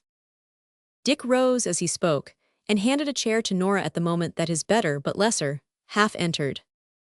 It must not be supposed that Dick said all this without interruption. On the contrary, he bawled it out in the voice of a bosun's mate, while the 4 daughters and 5 sons, including the baby and the infant, crawled up his legs and clung to his pockets, and enacted Babel on a small scale. Mrs. Moy was a very pretty, tidy, cheerful little woman, of the fat, fair, and 40 description, save that she was nearer 35 than 40. It was clear at a glance that she and Dick had been made for each other, and that, had either married anybody else, each would have done irreparable damage to the other. "Sit down, Nora, I'm so glad to see you. Come to breakfast, I hope, we're just going to have it." Mrs. Moy said this as if she really meant it, and would be terribly disappointed if she met with a refusal. Nora tried to speak, but Babel was too much for her. "Silence," burst from Dick, as if a small cannon had gone off in the room. Babel was hushed. "Mum's the word for 3 minutes," said Dick, pointing to a huge Yankee clock which stood on the chimney-piece, with a model frigate in a glass case, and a painted sea and sky on one side of it, and a model light vessel in a glass case, and a painted sea and sky on the other. There was profound wisdom in this arrangement. If Dick had ordered silence for an indefinite space of time, there would have been discontent, approximating to despair, in Babel's bosom, and therefore strong temptation to rebellion. But 3 minutes embraced a fixed and known period of time. The result was a desperate effort at restraint, mingled with gleeful anticipation. The elder children who could read the clock stared eagerly at the Yankee timepiece. The younger ones who couldn't read the clock, but who knew that the others could, stared intently at their seniors and awaited the signal.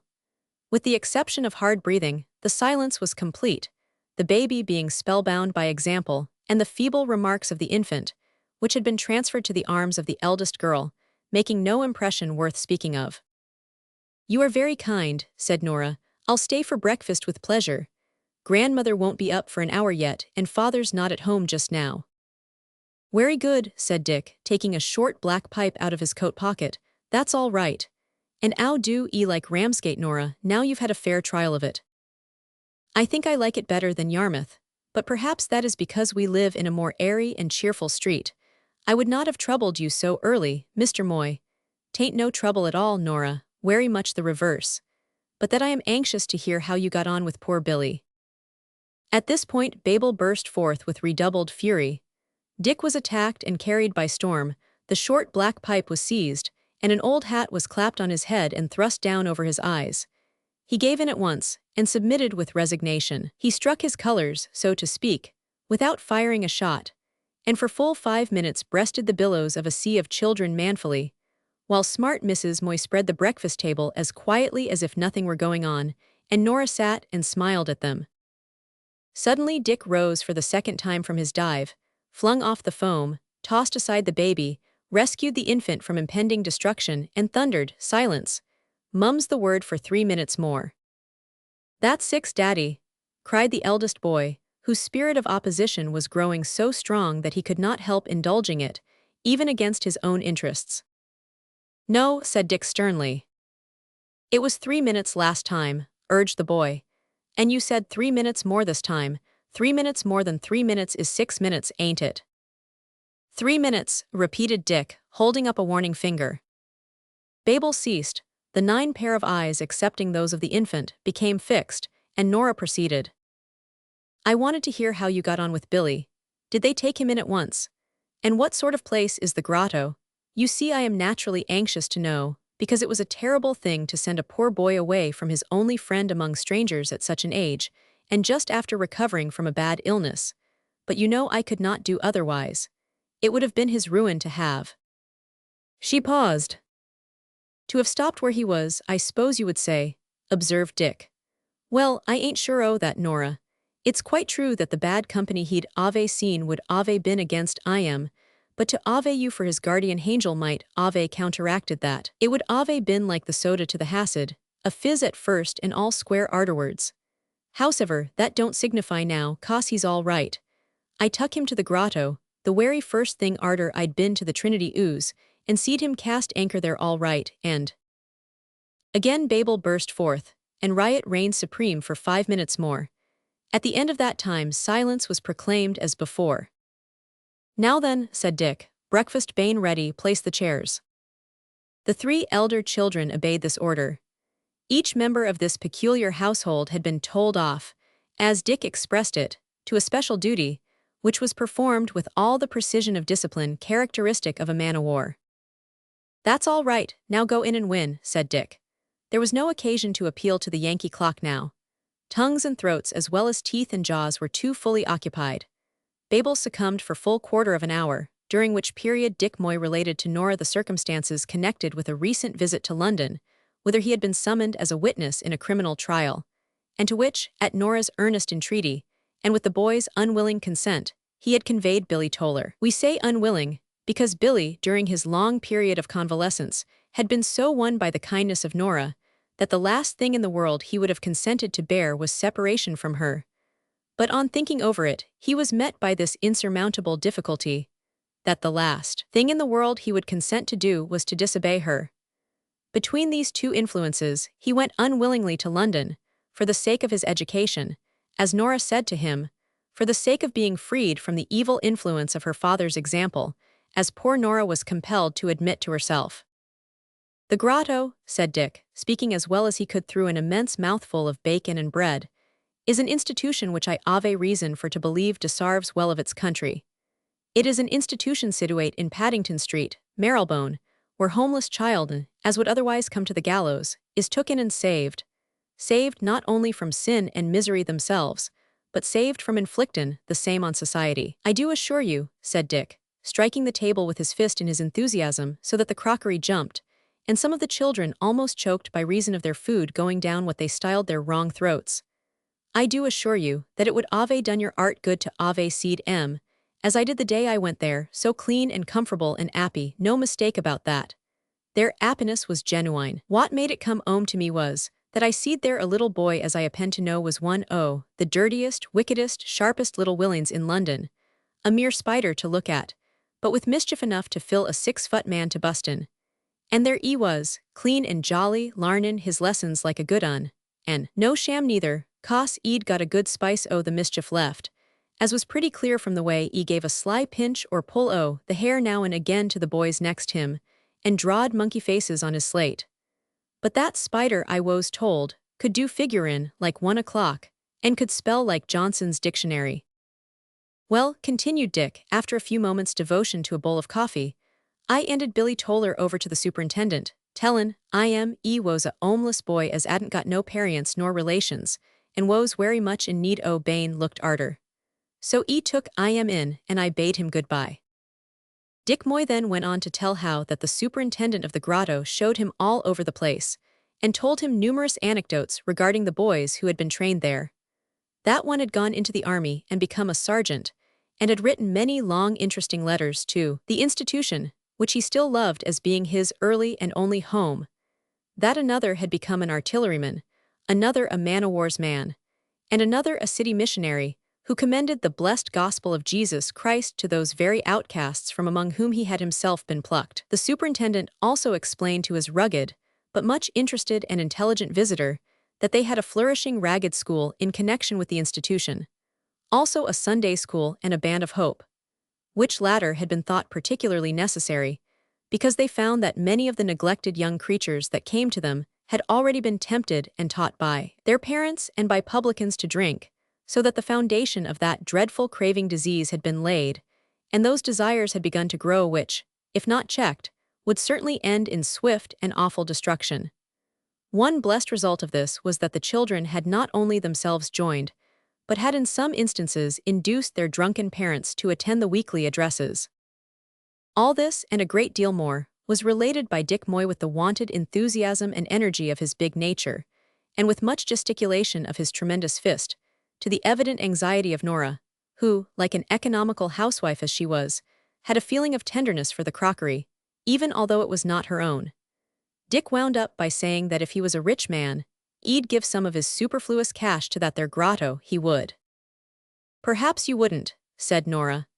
"I've heard one rich man say that the applications made to him for money were so numerous that he was quite annoyed, and felt as if he was goin' to become bankrupt." "Nora," said Dick, smiting the table emphatically, "I'm not a rich man myself, and what's more, I never expect to be, so I can't be said to ave no personal notions at all, d'ye see, about what they feels. But I've also heard a rich man give his opinion on that pint, and I've no manner of doubt that my rich man is as good as yourn, better for the matter of that. Anyway, he knowed what was what. Well, says he to me, when I went and begged parting for axin, I am for a subscription to this air wary grotto, which, by the way, is supported by voluntary contributions. E says, Dick Moy, says E, you've no occasion for to ax my parting, says E. Airs 'ow it is. I've got so much cash to spare out of my hincome. Very good, I goes and writes down a list of all the charities. First of all comes the church, which ain't a charity, by the way, but a debt owin' to the Lord, and the missionary societies, and the lifeboat institution, and the shipwrecked mariners' society, and such like, which are the great national institutions of the country that every Christian ought to give a help in, and to. Then there's the poor among one's own relations and friends. Then the hospitals and various charities o' the city or town in which one dwells, and the poor of the same. Well, arter that's all down, says E, I consider who them air desarves and needs most support from me, and so I claps down something to each, and adds it all up, and what is left over I holds ready for chance applicants. If their causes are good I give to 'em heartily, if not I bow 'em politely out o' the ooze. That's where it is, says E. And do you know, Dick Moy, says E, the first time I tried that plan, and put down what I thought a fair liberal sum to each, I was amazed. I was stunned for to find that the total was so small and left so very much of my spare cash yet to be disposed of, so I went over it all again, and had to double and treble the amount to be given to each. Ah, Dick, says my rich man, if people who don't keep cash books would only mark down what they think they can afford to give away in a year, and what they do give away, they would be surprised. It's not always unwillingness to give that's the evil. Often it's ignorance o' what is actually given, no account bane kep. What d'ye think, Dick? My rich man goes on to say, there are some churches in this country which are dependent on the people for support, and the contents o' the plates at the doors o' these churches on Sundays is used partly for cleanin' and lightin' of, partly for payin' their percenters, and partly for repairs to the buildin's, and partly for helpin' out the small incomes of their ministers. And what d'ye think most o' the people, not many but most of 'em, gives a week, Dick, for such important purposes? I don't know, sir, says I. 1 penny, Dick, says E, which comes exactly to 4 shillings and 4pence a year, says E. And they ain't paupers, Dick. If they was paupers, it wouldn't be a big sum for 'em to give out any pocket money they might chance to get from their pauper friends, but they're well-dressed people, Dick, and they seems to be well off. 4 and 4pence a year. Think that, not to mention the deduction when they goes for a month or two to the country each summer. 4 and 4pence a year, Dick. Some of 'em even goes so low as a halfpenny, which makes 2 and 2pence a year. £7, 11 shillings, 8 pence in a 70-year lifetime, Dick. Sapassan, their liberality began to flow the day they was born. At this my rich man fell to laughing till I thought he'd a busted hisself, but he pulled up sudden, and axed me all about the grotto, and said it was a first-rate institution, and gave me a 10-pun note on the spot. Now Nora, my rich man is a friend o' yours, Mr. Durrant of Yarmouth, who came to Ramsgate a short time ago for to spend the autumn, and I got introduced to him through Noan, Jim Welton, who got aboard of one of his ships through Noan, young Mr. Stanley Hall, d'ye see? That's where it is. After this somewhat lengthened speech, Dick Moy swallowed a slop bowlful of coffee at a draught. He always used a slop bowl, and applied himself with renewed zest to a Norfolk dumpling, in the making of which delicacy his wife had no equal. I believe that Mr. Durrant is a kind good man, said Nora, feeding the infant with a crust dipped in milk, and I am quite sure that he has got the sweetest daughter that ever a man was blessed with. Miss Katy. You know her, I suppose. Haven't seed her yet, was Dick's curt reply. She's a dear creature, continued Nora, still doing her best to choke the infant. She found out where I lived while she was in search of a sick boy in Yarmouth, who, she said, was the brother of a poor ragged boy named Billy Toller she had once met with. Of course I had to tell her that Billy had been deceiving her and had no brother. Oh, you should have seen her kind face, Dick, when I told her this. I do think that up to that time she had lived under the belief that a young boy with a good-looking face and an honest look could not be a deceiver. Poor thing, said Dick, with a sad shake of the head, as if pitying her ignorance. Yes, continued Nora, still attempting to choke the infant. She could not say a word at that time, but went away with her eyes full of tears. I saw her often afterwards, and tried to convince her there might be some good in Billy after all, but she was not easily encouraged, for her belief in appearances had got a shake that she seemed to find it difficult to get over. That was when Billy was lying ill in hospital. I have not seen much of her since then, she and her father having been away in London. I'm rather inclined to jine her in thinkin' that no good'll come o' that young scamp. He's too sharp by half, said Dick with a frown. Depend upon it, Nora, and a boy as gone a great length in wickedness there's no chance o' reclaimin' him. Dick, exclaimed Nora with sudden energy, depend upon it that that's not true, for it does not correspond with the Bible, which says that our Lord came not to call the righteous but sinners to repentance. There's truth in that, anyhow, replied Dick, gazing thoughtfully into Nora's countenance, as if the truth had come home to him for the first time. What his further observations on the point might have been we know not, as at that moment the door opened and one of his mates entered, saying that he had come to go down with him to the buoy store, as the superintendent had given orders that he and Moy should overhaul the old North Goodwin buoy, and give her a fresh coat of paint. Dick therefore rose, wiped his mouth, kissed the entire family, beginning with the infant and ending with the missus, after which he shook hands with Nora and went out. The storm which had for some time past been brewing had fairly brewed itself up at last, and the wild sea was covered with foam. Although only an early autumn storm, it was, like many a thing out of season, not the less violent on that account. It was one of the few autumn storms that might have been transferred to winter with perfect propriety. It performed its work of devastation as effectively as though it had come forth at its proper season. On land, chimney stacks and trees were leveled. At sea, vessels great and small were dismasted and destroyed, and the east coast of the kingdom was strewn with wreckage and dead bodies. Full many a noble ship went down that night. Wealth that might have supported all the charities in London for a 12-month was sent to the bottom of the sea that night, and lost forever. Lives that had scarce begun and lives that were all but done were cut abruptly short, leaving broken hearts and darkened lives in many a home, not only on the seacoast but inland, where the sound of the great sea's roar is never heard. Deeds of daring were done that night, by men of the lifeboat service and the Coast Guard, which seemed almost beyond the might of human skill and courage, resulting in lives saved from that same great sea, lives young and lives old, the salvation of which caused many a heart in the land, from that night forward, to bless God and sing for joy. But of all the widespread and far-reaching turmoil, the wreck and rescue, the rending and relieving of hearts, the desperate daring and dread disasters of that night we shall say nothing at all, save in regard to that which occurred on and in the neighborhood of the Goodwin Sands. Chapter 15. A night of wreck and disaster, the gull comes to grief. When the storm began to brew that night, George Welton, the mate of the Floating Light, walked the deck of his boiled lobster-like vessel, and examined the sky and sea with that critical expression peculiar to seafaring men, which conveys to landsmen the reassuring impression that they know exactly what is coming, precisely what ought to be done, and certainly what will be the result of whatever happens. After some minutes spent in profound meditation, during which Mr. Welton frowned inquiringly at the dark driving clouds above him, he said, "It'll be pretty stiff." This remark was made to himself, or to the clouds, but happening to be overheard by Jerry McGowl, who was at his elbow, it was answered by that excellent man. "True for ye, it'll blow great guns before midnight. The sands is showin' their teeth already." The latter part of this remark had reference to brilliant white lines and dots on the seaward horizon, which indicated breakers on the Goodwin Sands. "Look at that now," said Jerry, pointing to one of those huge clumsy vessels that are so frequently met with at sea, even in the present day, as to lead one to imagine that some of the shipbuilders in the time of Noah must have come alive again and gone to work at their old trade on the old plans and drawings.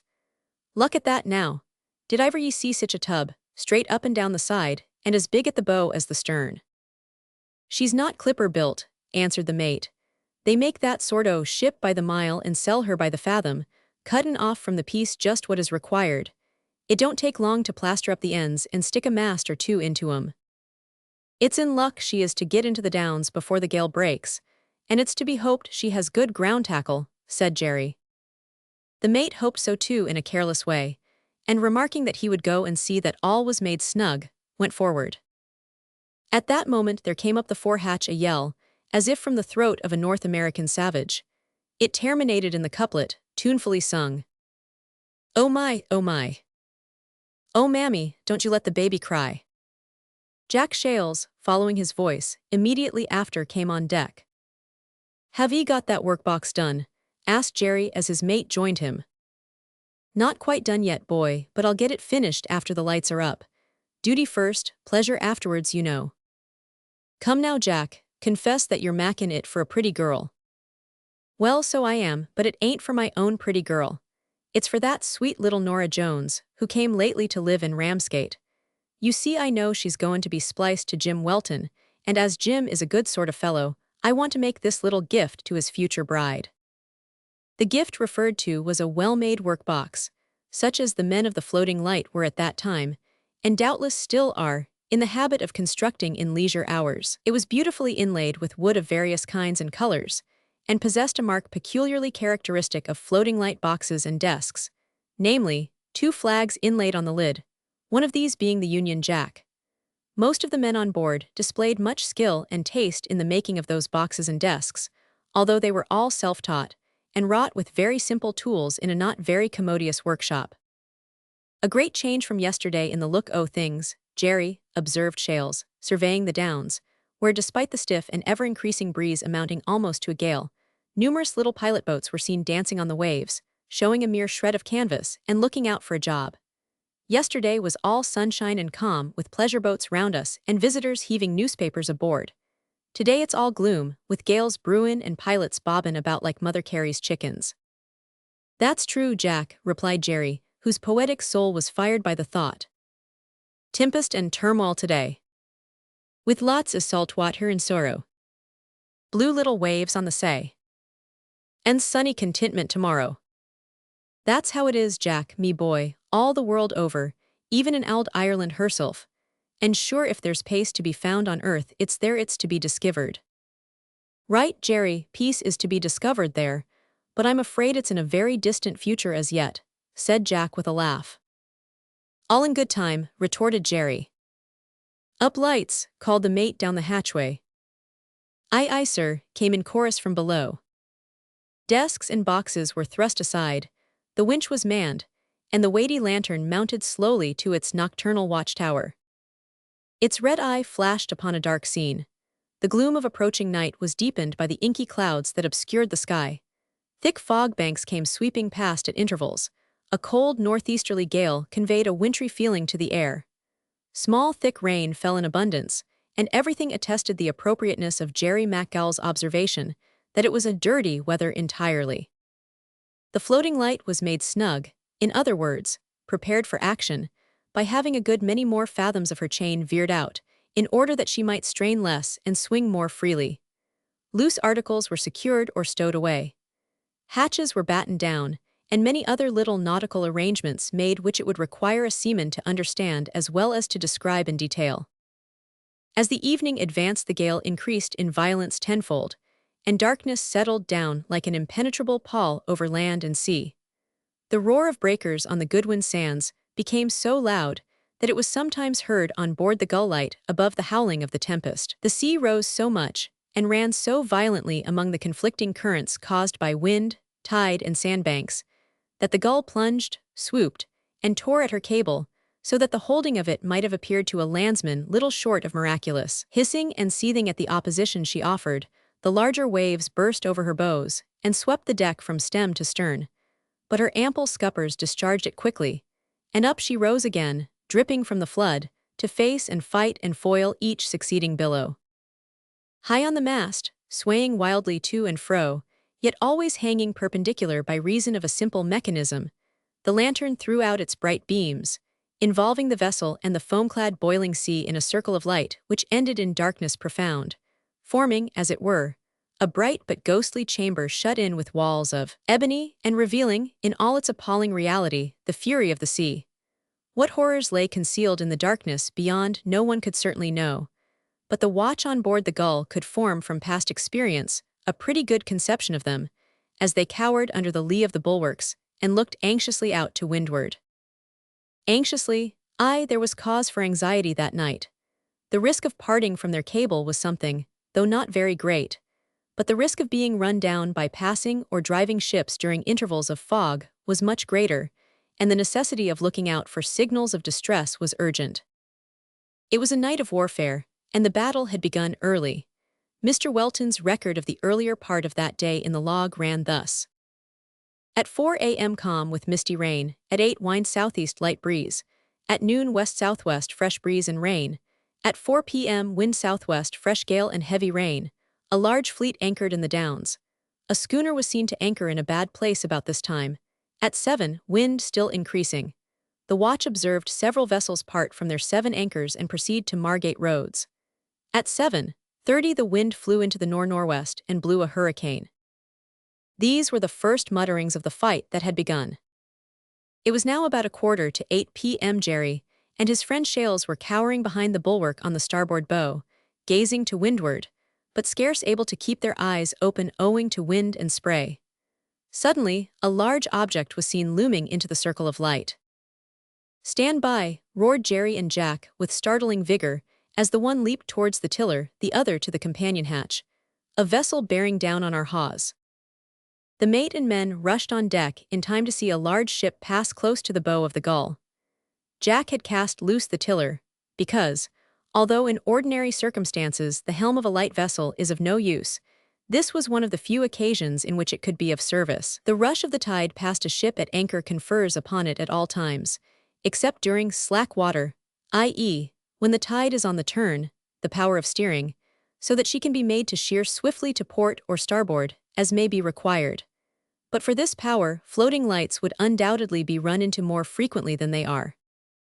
The danger being over, the helm was again made fast amidships, but as several vessels were soon after seen sweeping past, 2 or 3 of them burning tar barrels and flare lights for assistance, it became evident that there would be little or no rest for anyone on board that night. The mate put on his oiled coat, trousers, boots, and sou'wester, and remained on deck. Between 8 and 9 o'clock, a schooner was seen approaching. She came out of surrounding darkness like a dim phantom, and was apparently making the attempt to go to windward of the floating light. She failed, and in a moment was bearing down with terrible speed right upon them. "Starboard your helm," shouted the mate, at the same moment springing to the tiller of his own vessel. The steersman of the driving vessel fortunately heard and obeyed the order, and she passed, but shaved the bow of the Gull so closely that one of the men declared he could easily have jumped aboard of her. Again, at 9 o'clock, there was a stir on board the floating light, for another vessel was seen driving towards her. This one was a brig. The foremast was gone, and the remains of a tar barrel were still burning on her deck, but as none of the crew could be seen, it was conjectured that some other ship must have run foul of her, and they had escaped on board of it. All hands were again called, the tiller was cast loose, a wide sheer given to the gull, and the brig went past them at about the distance of a ship length. She went slowly by, owing, it was afterwards ascertained, to the fact that she had 90 fathoms of cable trailing from her bows. She was laden with coal, and when the Deal boatmen picked her up next day, they found the leg of a man on her deck, terribly mutilated, as if it had got jammed somehow and been wrenched off. But no one ever appeared to tell the fate of that vessel's crew. Shortly before 10, 2 tar barrels were observed burning in a northeasterly direction. These proved to be the signals of distress from a ship and a bark, which were dragging their anchors. They gradually drove down on the north part of the sands. The bark struck on a part named the Goodwin Knoll. The ship went on the north sandhead. Now the time for action had come. The Goodwin light vessel, being nearest to the wrecks, fired a signal gun and sent up a rocket. "There goes the Goodwin," cried the mate. "Load the starboard gun, Jack." He ran down himself for a rocket as he spoke, and Jerry ran to the cabin for the red-hot poker, which had been heating for some time past in readiness for such an event. "A gun and a flare to the southeastard, sir, close to us," shouted Shales, who had just finished loading, as the mate returned with the rocket and fixed it in position. "Where away, Jack?" asked the mate hastily, for it now became his duty to send the rocket in the direction of the new signals, so as to point out the position of the wreck to the lifeboatmen on shore. "Due southeast, sir, there they go again," said Jack. "Not so close as I thought.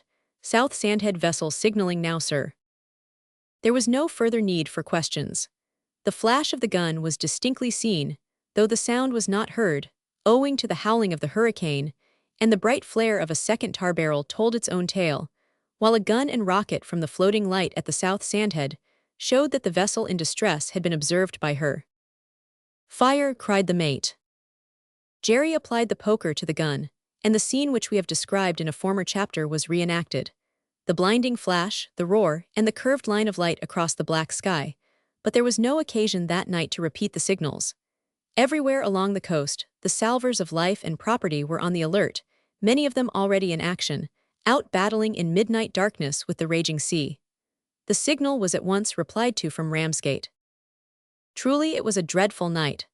One of those tremendous hurricanes, which visit our shores 3 or 4 times it may be in a century, seeming to shake the world to its foundations, and to proclaim with unwonted significance the dread power of Him who created and curbs the forces of nature. But the human beings who were involved in the perils of that night had scant leisure, and little inclination, perchance, to contemplate its sublimity. The crew of the Gull Light were surrounded by signals of disaster and distress. In whichever direction they turned their eyes, burning tar barrels and other flaring lights were seen, telling their dismal tale of human beings in urgent need of assistance or in dire extremity. Little more than an hour before midnight, another craft was observed driving down on the hawse of the Gull. There was greater danger now, because it happened to be near the turn of the tide, or slack water, so that the rudder could not be used to advantage. All hands were once more turned out, and as the vessel drew near, Mr. Welton hailed her, but got no reply. "Let go the rudder pendants," cried the mate as he shipped the tiller. The order was promptly obeyed, and the helm shoved hard a port, but there was no responsive sheer. The sea was at the time currentless. Another moment and the vessel, which was a large deserted brig, struck the floating light on the port bow, and her 4 shrouds caught the fluke of the spare anchor which projected from the side. "An axe, Jerry, look alive." Jerry required no spur. He bounded forward, caught up an axe, and leaped with it into the chains of the vessel, which had already smashed part of the Gull's bulwarks and wrenched the iron band off the cat-head. "Cut away everything," cried the mate, who observed that the decks of the brig were full of water, and feared that she might be in a sinking condition. The other men of the Gull were busy with boat-hooks, oars, and fenders, straining every nerve to get clear of this unwelcome visitor, while Jerry dealt the shrouds a few telling blows which quickly cut them through, but in sweeping past, the main topsail yardarm of the brig went crashing into the lantern.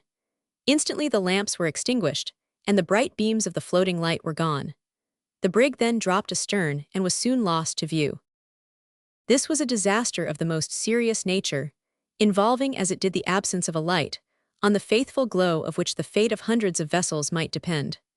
Fortunately, however, the extreme fury of the gale had begun to abate, It was therefore probable that all the vessels which had not already been wrecked had found ports of shelter, or would now be able to hold on to their anchors and weather the storm. But floating lights are not left without resource in a catastrophe such as this. In the Book of Regulations for the service, it is ordered that, in circumstances of this kind, 2 red lights are to be shown, one at the end of the davit forward, the other on a stanchion beside the ensign's staff aft, and likewise a red flare light is to be shown every quarter of an hour. Accordingly, while some of the men lit and fixed up the red lanterns, Jerry McGowl was told off to the duty of showing the red flares, or, as he himself expressed it, settin' off a succession o' fireworks, which was mightily purty, no doubt, and would have been highly entertainin' if it had been foine weather and a time of rejoicin'. Meanwhile the lantern was lowered, and it was found that the only damage done had been the shattering of one of its large panes of glass. The lamps, although blown out, had not been injured. The men therefore set vigorously to work to put in a spare pane and get the light once more into working order. Leaving them, then, at this important piece of work, let us turn aside a while and follow the fortunes of the good ship Wellington on that terrible night of storm and disaster. When the storm was brewing, she was not far from the Downs, but the baffling winds retarded her progress, and it was pitch dark when she reached the neighborhood of the Goodwin Sands. Nevertheless, those on board of her did not feel much uneasiness, because a good pilot had been secured in the channel. The Wellington came bowling along under close-reefed topsails. Stanley Hall and Jim Welton stood leaning over the taffrail, looking down into the black foam-streaked water. Both were silent, save that now and then Jim put down his hand to pat a black muzzle that was raised lovingly to meet it, and whispered, "We shall be home tomorrow, Neptune. Cheer up, old boy." But Jim's words did not express all his thoughts. If he had revealed them fully, he would have described a bright fireside in a small and humble but very comfortable room, with a smiling face that rendered sunshine unnecessary, and a pair of eyes that made gaslight a paltry flame as well as an absolute extravagance. That the name of this cheap, yet dear, luminary began with an N and ended with an A, is a piece of information with which we think it unnecessary to trouble the reader. Stanley Hall's thoughts were somewhat on the same line of rail, if we may be allowed the expression, the chief difference being that his luminary beamed in a drawing-room, and sang and played and painted beautifully, which accomplishments, however, Stanley thought, would have been sorry trifles in themselves had they not been coupled with a taste for housekeeping and domestic economy and relieving as well as visiting the poor, and Sabbath school teaching. In short, every sort of good work, besides an unaccountable as well as admirable penchant for pitching into the Board of Trade, and for keeping sundry account books in such a neat and methodical way that there remains a lasting blot on that board, in the fact of their not having been bound in cloth of gold. Ever since his first visit to Yarmouth, Stanley had felt an increasing admiration for Katie Durrant's sprightly character and sterling qualities, and also increasing pity for poor Bob Queeker, who, he thought, without being guilty of very egregious vanity, had no chance whatever of winning such a prize. The reader now knows that the pity thus bestowed upon that pitiful fox-hunting turncoat was utterly thrown away. "I don't like these fogs in such dangerous neighborhood," observed Jim Welton, as a fresh squall burst upon the ship and laid it over so much that many of the passengers thought she was going to capsize. "We should be getting near the floating lights of the Goodwin Sands by this time." "Don't these lights sometimes break adrift?" asked Stanley, "and thus become the cause of ships going headlong to destruction?" "Not often," replied Jim. "Considering the constancy of their exposure to all sorts of weather and the number of light vessels afloat, it is amazin' how few accidents take place. There has been nothing of the kind as long as I can remember anything about the service. But my father has told me of a case where one of the light vessels that marked a channel at the mouth of the Thames once broke adrift in a heavy gale. She managed to bring up again with her spare anchor, but did not dare to show her light, being out of her proper place and therefore a false guide. The consequence was that 8 vessels, which were making for the channel and counted on seeing her, went on the sands and were lost with nearly all hands. "If that be so, it were better to have lighthouses, I think, than lightships," said Stanley. "No doubt it would, where it is possible to build 'em," replied Jim, "but in some places it is supposed to be impossible to place a lighthouse, so we must be content with a vessel. But even lighthouses are not perfectly secure. I know of one, built on piles on a sandbank, that was run into by a schooner and carried bodily away.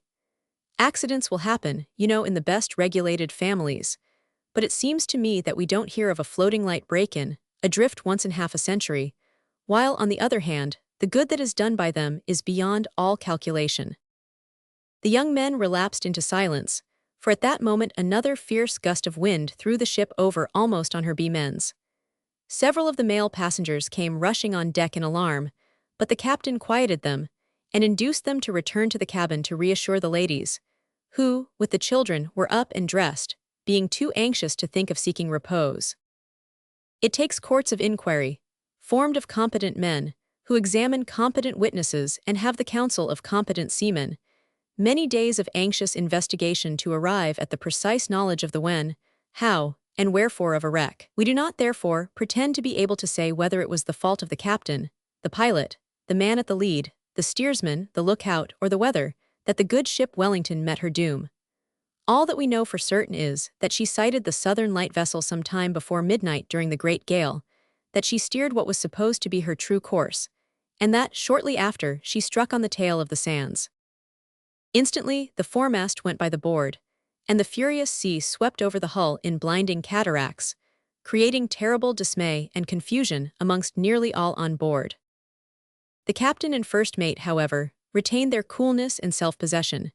Stanley and Jim also, with several of the officers on board, were cool and self-possessed and able to render good service. While Stanley loaded a small carronade, young Welton got up blue lights and an empty tar barrel. These were quickly fired. The South Sandhead vessels immediately replied. The Gull, as we have seen, was not slow to answer, and thus the alarm was transmitted to the shore, while the breakers that rushed over the Goodwins like great walls of snow lifted the huge vessel like a cork and sent it crashing down, again and again, upon the fatal sands. Chapter 16. Getting ready for action. Let us turn back a little at this point and see how the watchers on Ramsgate Pier behaved themselves on that night of storm and turmoil. At the end of the east pier of Ramsgate Harbor there stands a very small house, a sort of big sentry box in fact, of solid stone, which is part and parcel of the pier itself. Built not only on it but into it, and partially sheltered from the full fury of wind and sea by the low parapet wall of the pier. This is the East Pier Watch House, the marine residence, if we may so express it, of the coxswain of the lifeboat and his men. It is their place of shelter and their watchtower, their nightly resort, where they smoke the pipe of peace and good fellowship, and spin yarns, or take such repose as the nature of their calling will admit of. This little stone house had need be strong, like its inmates, for like them, it is frequently called upon to brave the utmost fury of the elements, receiving the blast fresh and unbroken from the North Sea, as well as the towering billows from the same. This nocturnal watchtower for muscular men and stout hearts, small though it be, is divided into two parts, the outer portion being the sleeping place of the lifeboat men. It is a curious little box, full of oilskin coats and sou'wester caps and sea boots, and bears the general aspect of a house which had been originally intended for pygmies, but had got inhabited by giants, somehow, by mistake. Its very diminutive stove stands near to its extremely small door, which is in close proximity to its unusually little window. A little library with a scanty supply of books hangs near the stovepipe, as if the owners thereof thought the contents had become somewhat stale, and required warming up to make them more palatable. A locker runs along two sides of the apartment, on the coverings of which stand several lanterns, an oil can, and a stone jar, besides sundry articles with an extremely seafaring aspect, among which are several pairs of the gigantic boots before referred to, the property of the coxswain and his mates. The cork lifebelt, or jacket of the coxswain, hangs near the door. The belts for use by the other men are kept in an outhouse down among the recesses of the pier, near the spot to which the lifeboat is usually brought to embark her crew. Only 5 of the lifeboat men, called harbor boatmen, keep watch in and around the little stone house at nights. The rest are taken from among the hardy coast boatmen of the place, and the rule is, first come first served, when the boat is called out. There is never any lack of able and willing hands to man the Ramsgate lifeboat. Near the low ceiling of the watch house several hammocks are slung, obliging men to stoop a little as they move about. It is altogether a snug and cozy place, but cannot boast much of the state of its atmosphere when the fire is going, the door shut, and the men smoking. On the night of the storm that has already been described in our last chapter, the coxswain entered the watch-house, clad in his black oilskin garments, and glittering with salt water from top to toe. "There will be more work for us before long, Pike," he said, flinging off his coat and sou'wester and taking up a pipe which he began to fill. "It looks blacker than ever in the nor'east." Pike, the bowman of the boat, who was a quiet man, vigorous in action but of few words, admitted that there was much probability of their services being again in demand. And then, rising, put on his cap and coat, and went out to take a look at the night. Two other men sat smoking by the little stove, and talking in lazy tones over the events of the day, which, to judge from their words, had been already stirring enough. Late the night before, one of them said, for the information of the other, who appeared to have just arrived, and was getting the news, the steam-tug and lifeboat had gone out on observing signals from the Gull, and had been told there was a wreck on the sands, that they had gone round the back of the sands, carefully examining them as far as the east buoy, encountering a heavy ground swell with much broken sea but saw nothing, that they had then gone closer in to about 7 fathoms of water when the lifeboat was suddenly towed over a log, as he styled it, a balk of timber, but fortunately got no damage, and that they were obliged to return to harbor, having failed to discover the wreck, which probably had gone to pieces before they got out to the sands, so they had all their trouble for nothing. The man, appealing by look to the coxswain, who smoked in silence, and gazed sternly and fixedly at the fire, as if his mind were wandering far away, went on to say further that early that morning they had been again called out, and were fortunate enough to save the crew of a small schooner, and that they had been looking out for and expecting another call the whole day. For the truth of all which the man appealed again by look to the coxswain, who merely replied with a slight nod, while he continued to smoke in silence, leaning his elbows on his knees, with his strong hands clasped before him, sailor fashion, and gazing gravely at the fire. It seemed as if he were resting his huge frame after the recent fatigues to which it had been exposed, and in anticipation of those which might be yet in store. Just then the little door opened quickly, and Pike's dripping head appeared. "I think the Gull is signaling," he said, and vanished. The coxswain's sou'wester and coat were on as if by magic, and he stood beside his mate at the end of the pier, partly sheltered by the parapet wall. They both clung to the wall, and gazed intently out to sea, where there was just light enough to show the black waves heaving wildly up against the dark sky, and the foam gleaming in lurid patches everywhere. The seas breaking in heavy masses on the pier head drenched the two men as they bent their heads to resist the roaring blast. If it had been high water, they could not have stood there for a moment. They had not been there long before their constant friend, the master of the steam-tug, joined them. Straining their eyes intently in the direction of the floating light, which appeared like a little star tossed on the far-off horizon, they observed a slight flash, and then a thin curved line of red fire was seen to leap into the chaos of dark clouds. "There she goes," cried the coxswain. "And no mistake," said Pike, as they all ran to get ready for action. Few and to the point were the words spoken. Each man knew exactly what was to be done. There was no occasion to rouse the lifeboat men on such a night. The harbor master had seen the signal, and, clad in oilskins like the men, was out among them superintending. The steam-tug, which lies at that pier with her fires lighted and banked up, and her water hot, all the year round, sounded her shrill whistle and cast loose. Her master and mate were old hands at the perilous work, and lost no time, for wreck, like fire, is fatally rapid. There was no confusion, but there was great haste. The lifeboat was quickly manned. Those who were most active got on the cork lifebelts and leaped in. Those who were less active, or at a greater distance when the signal sounded, had to remain behind. 11 stalwart men, with frames inured to fatigue and cold, clad in old suits, and with lifebelts on, sat on the thwarts of the lifeboat, and the coxswain stood on a raised platform in her stern with the tiller ropes in his hands. The masts were up and the sails ready to hoist. Pike made fast the huge hawser that was passed to them over the stern of the steam-tug, and away they went, rushing out right in the teeth of the gale. No cheer was given. They had no breath to spare for sentimental service just then. There was no one, save the harbor master and his assistant with a few men on duty, to see them start, for few could have ventured to brave the fury of the elements that night on the spray-lashed pier. In darkness they left. Into darkness most appalling they plunged, with nothing save a stern sense of duty and the strong hope of saving human life to cheer them on their way. Chapter 17. The Battle. At first, the men of the lifeboat had nothing to do but hold on to the thwarts, with the exception, of course, of the coxswain, whose energies were taxed from the commencement in the matter of steering the boat, which was dragged through the waves at such a rate by the powerful tug that merely to hold on was a work of some difficulty. Their course might much more truly be said to have been under than over the waves, so constantly did these break into and fill the boat. But no sooner was she full than the discharging tubes freed her, and she rose again and again, buoyant as a cork.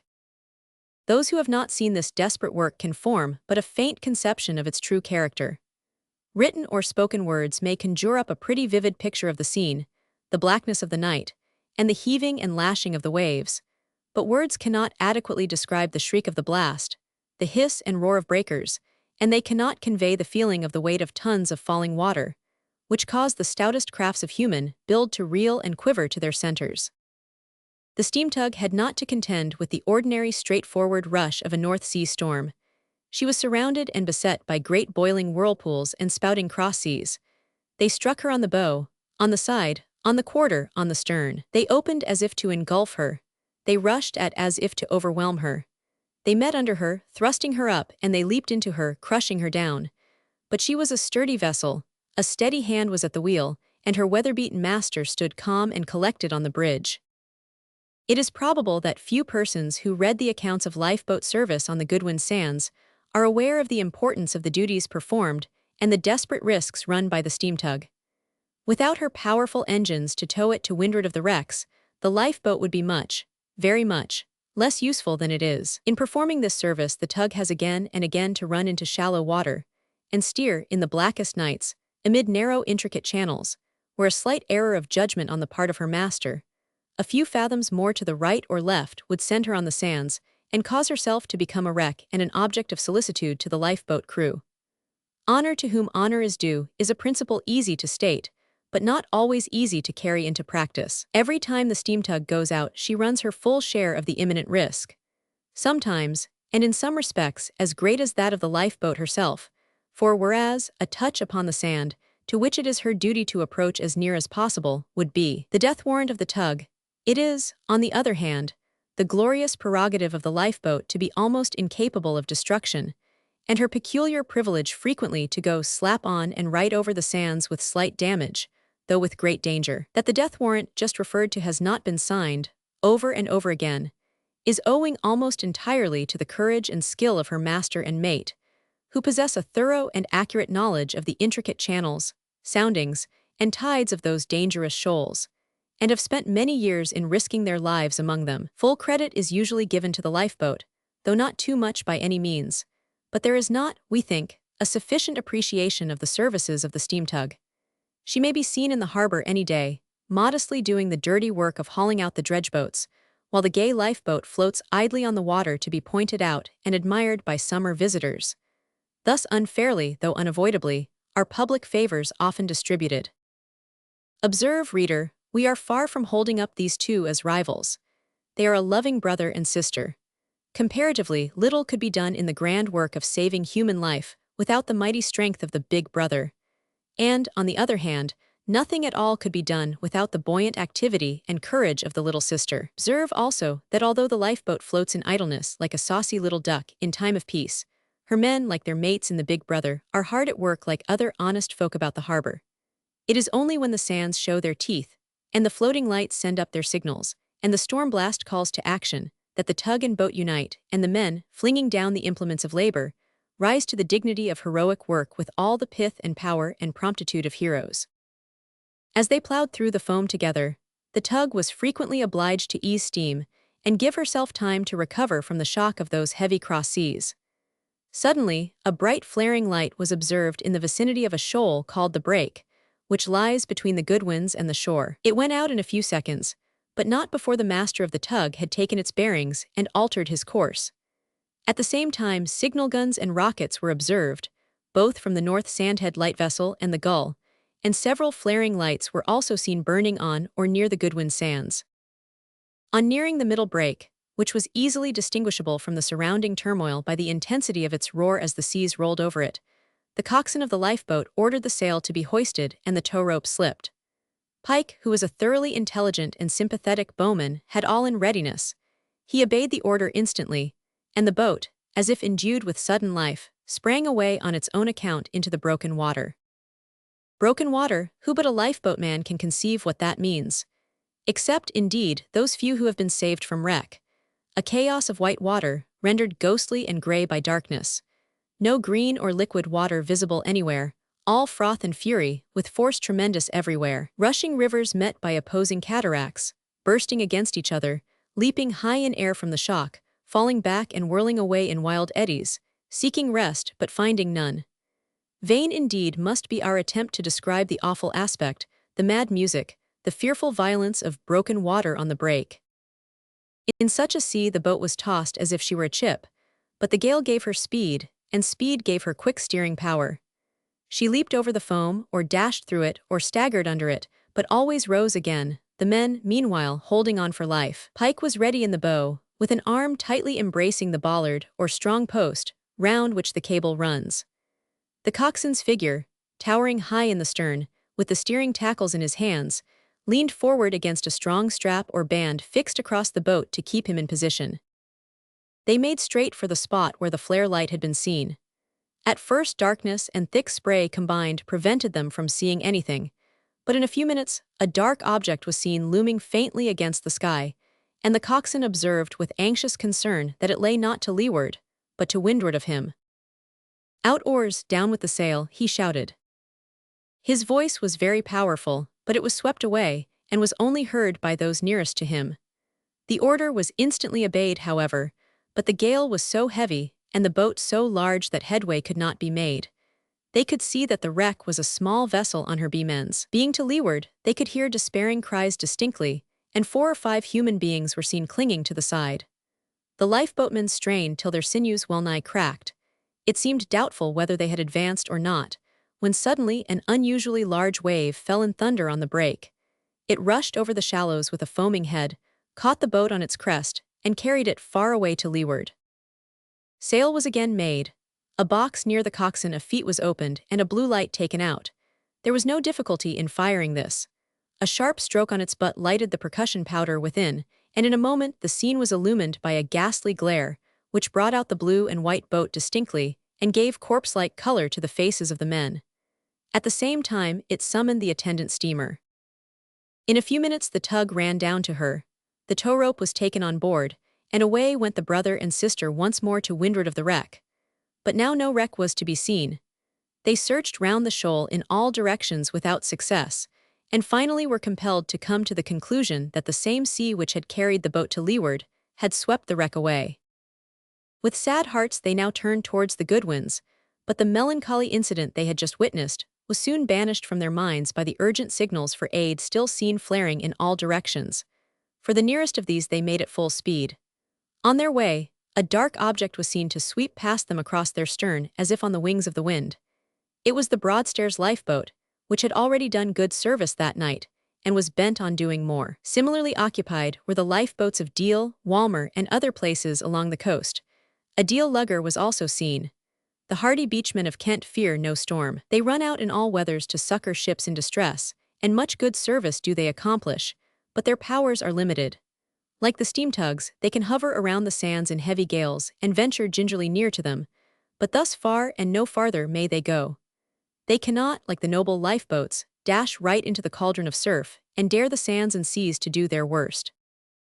The lifeboat men felt cheered, no doubt, to know that so many able hands were fighting around them in the same battle, but they had little time to think on such things. The work in hand claimed their exclusive attention, as it must now claim ours. One vessel was seen burning 3 very large flare lights. Towards this the steamer hastened, and when as near as prudence would permit her to approach the Goodwin Sands, something less than quarter of a mile, the hawser was again slipped, sail was made on the lifeboat, and she once more entered the broken water alone. Here, of course, being more exposed, it was still more tremendous than on the break. It was a little after midnight when they reached the sands, and made the discovery that they were on the wrong height of them. The tide was making, however, and in a short time there was sufficient water to enable the boat to run right over. She struck many times, but being tough, received no serious damage. Soon they drew near the wreck, and could see that she had sunk completely, and that the crew were clinging to the jibboom. When about 50 yards to windward, the anchor was let go, the lifeboat veered down towards the wreck, and with much difficulty they succeeded in taking off the whole crew of 7 men.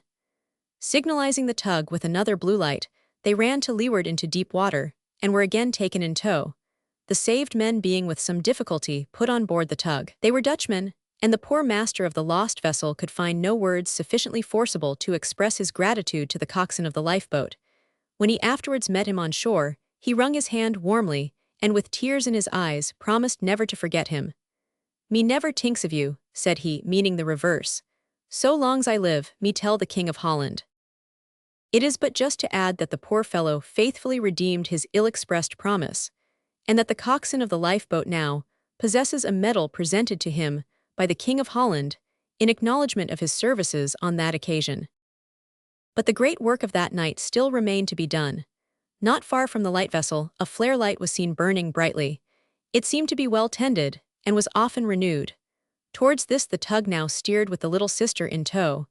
They soon came near enough to observe that she was a large ship, going to pieces on the sands. Slipping the cable once more, the lifeboat gallantly dashed into the thickest of the fight, and soon got within hail of the wreck. Then it was that, for the first time, a ray of hope entered the hearts of the passengers of the luckless Wellington, and then it was that Jim Welton and Stanley Hall, with several young officers, who had kept the tar barrels burning so briskly for so many hours, despite the drenching seas, sent up a loud thrilling cheer, and announced to the terror-stricken women and children that the lifeboat was in sight. What a cry for those who had been for 3 hours dashing on the sands, expecting every moment that the ship would break up. The horrors of their situation were enhanced by the novelty of their sensations. All of us can realize to some extent, from hearsay and from paintings, what is meant by billows bursting high over ships, mastheads and washing everything off the decks. But who that has not experienced it can imagine what it is to see gigantic yards being whipped to and fro as a light cane might be switched by a strong man, to see topmasts snapping like pipe stems, to hear stout ropes cracking like pliant whipcord, and great sails flapping with thunderclaps or bursting into shreds. Above all, who can realize the sensation caused by one's abode being lifted violently with every surge and dropped again with the crashing weight of 2,000 tons, or being rolled from side to side, so that the floor on which one stands alternates between the horizontal and perpendicular, while one's frame each time receives a shock that is only too much in dread harmony with the desperate condition of the mind. The lifeboat in sight. Who at such a time would not pray God's best blessing on the lifeboat, on the stalwart men who man it, and on the noble society which supports it? Certain it is that many a prayer of this kind was ejaculated on board the Wellington that night, while the passengers re-echoed the good news, and hurriedly went on deck. But what an awful scene of dreary desolation presented itself when they got there. The flares gave forth just enough light to make darkness visible, ropes, masts, yards, sails, everything in indescribable confusion, and the sea breaking over all with a violence that rendered it extremely difficult to maintain a footing even in the most sheltered position. Fortunately, by this time, the vessel had been beaten sufficiently high on the shoal to prevent the terrible rolling to which she had been at first subjected. And as the officers and seamen vied with each other in attentions to the women and children, these latter were soon placed in comparative security, and awaited with breathless anxiety the arrival of the boat. In order to keep the flare lights burning, all kinds of materials had been sacrificed. Deluged as they were continually by heavy seas, nothing but the most inflammable substances would burn. Hence, when their tar barrels were exhausted, Stanley Hall and his assistants got hold of sheets, tablecloths, bedding, and garments, and saturated these with paraffine oil, of which, fortunately, there happened to be a large quantity on board. They now applied themselves with redoubled diligence to the construction and keeping a light of these flares, knowing well that the work which remained to be done before all should be rescued was of a nature requiring time as well as care and courage. On rushed the lifeboat through the broken water. When almost within hail, the coxswain heard the roar of an unusually heavy sea rushing behind him. "Let go the foresheet," he shouted, "and hold on for your lives." The wave, a billow broken to atoms, yet still retaining all its weight and motive force, overwhelmed the boat and passed on. Before she had quite recovered, another sea of equal size engulfed her, and as she had been turned broadside on by the first, The second caught her in its embrace and carried her like the wind bodily to leeward. Her immense breadth of beam prevented an upset, and she was finally launched into shallower water, where the sand had only a few feet of sea above it. She had been swept away full quarter of a mile in little more than a minute. Here the surf was like a boiling cauldron, but there was not depth enough to admit of heavy seas. The same sea that swept away the boat carried the fore and main masts of the Wellington by the board, and extinguished all her lights. The boat drove quite 2 miles to leeward before the tug got hold of her again. To have returned to the wreck against wind and tide alone, we need scarcely repeat, would have been impossible, but with the aid of the tug, she was soon towed to her old position and again cast loose.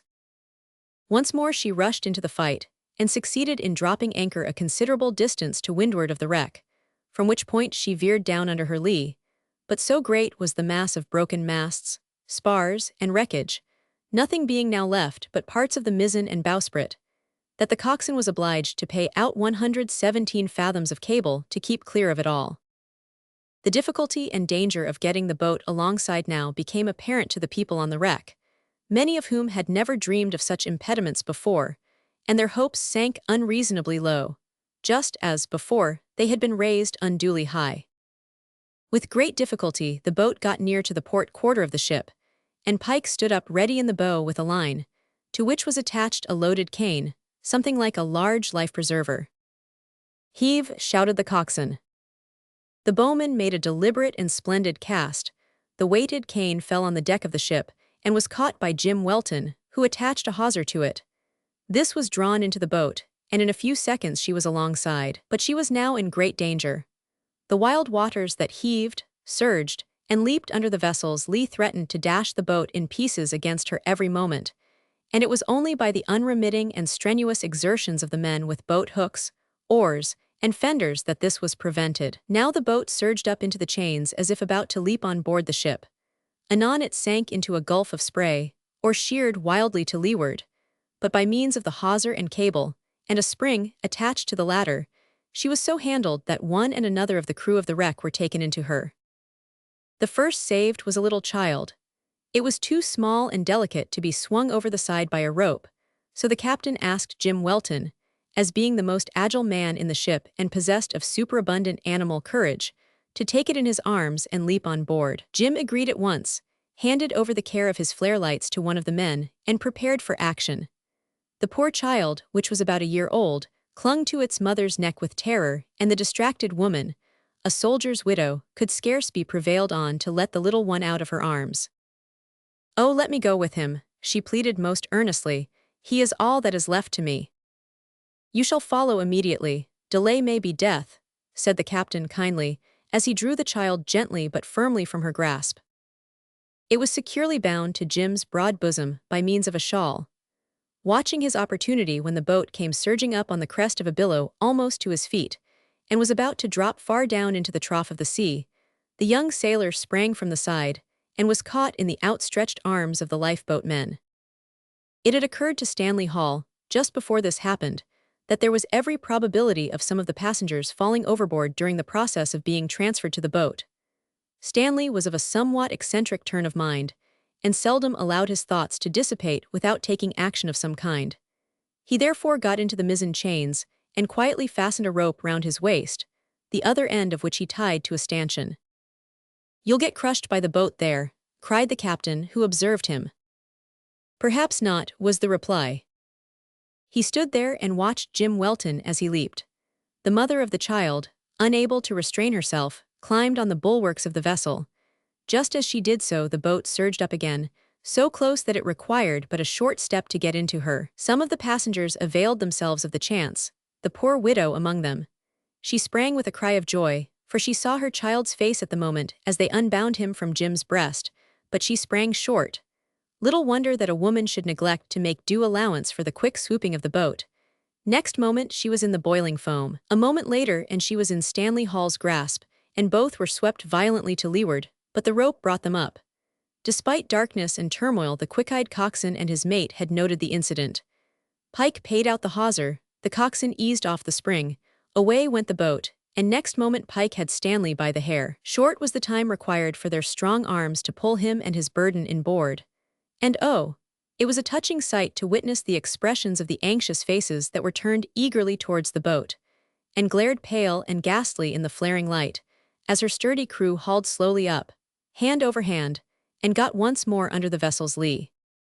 No sooner were they within reach than another impatient passenger leaped overboard. This was Jim's faithful dog Neptune.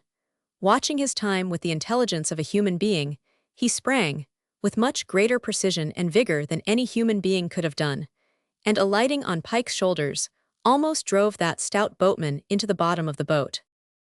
Soon the boat was as full as it could hold. All the women and children had been got into her, and many of the male passengers, so that there was no room to move. Still there remained from 20 to 30 people to be rescued. Seeing this, Jim seized Neptune by the neck and flung him back into the wreck. Catching a rope that hung over the side, he also swung himself on board, saying, "You and I must sink or swim together, Nep. Shove off, lads, and come back as soon as you can." The hawser was slipped as he spoke. The lifeboat was hauled slowly but steadily to windward up to her anchor. Tons of water poured over her every moment, but ran through her discharging tubes, and, deeply loaded though she was, she rose buoyant from each immersion like an invincible sea monster. When the anchor was reached, a small portion of the foresail was set, and then, cutting the cable with one blow of a hatchet, away they went like the scudding foam right over the boiling shallows on the spit of sand. "Hand out a blue light there," cried the coxswain. A sharp blow caused the blue fire to flare up and shed a light that fell strong as that of the full moon on the mingled grave, pale, stern, and terrified faces in the lifeboat. "Safe," muttered one of the crew. "Safe" was echoed in surprise, no doubt, from several fluttering hearts. As well might that have been said to the hapless canoeman rushing over the falls of Niagara as to the inexperienced ones there, while they gazed, horror-struck, on the tumult of mad waters in that sudden blaze of unearthly light. Their faith in a trustworthy and intelligent boatman was not equal to their faith in their own eyes, backed by ignorance. But who will blame them for lack of faith in the circumstances? Nevertheless, they were safe. The watchful master of the tug, laying to off the deadly banks, now noting the compass, now casting the lead, anon peering into the wild storm, saw the light, ran down to it, took the rescued ones on board, and having received from the coxswain the information that there were more coming, sent them down into his little cabin, there to be refreshed and comforted, while the lifeboat sheered off again, and once more sprang into the broken water.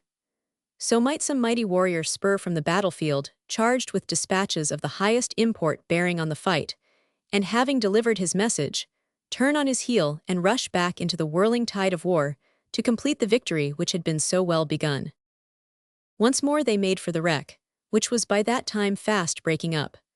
Running right before the wind in such an awful gale, it was necessary to make the men crowd aft in order to keep the boat's head well out of the water. On this occasion, one or two of the seamen of the Wellington, who had been allowed inadvertently to remain in the boat, became alarmed, for the seas were rolling high over the gunwale on each side, and rushing into her with such force as to make it a difficult matter to avoid being washed out. It was a new sensation to these men to rush thus madly between two walls of foam 8 or 10 feet high. They glanced backward, where another wall of foaming water seemed to be curling over the stern, as if about to drop inboard. The coxswain observed their looks, and knew their feelings. He knew there was no lack of courage in them, and that a little experience would change their minds on this point.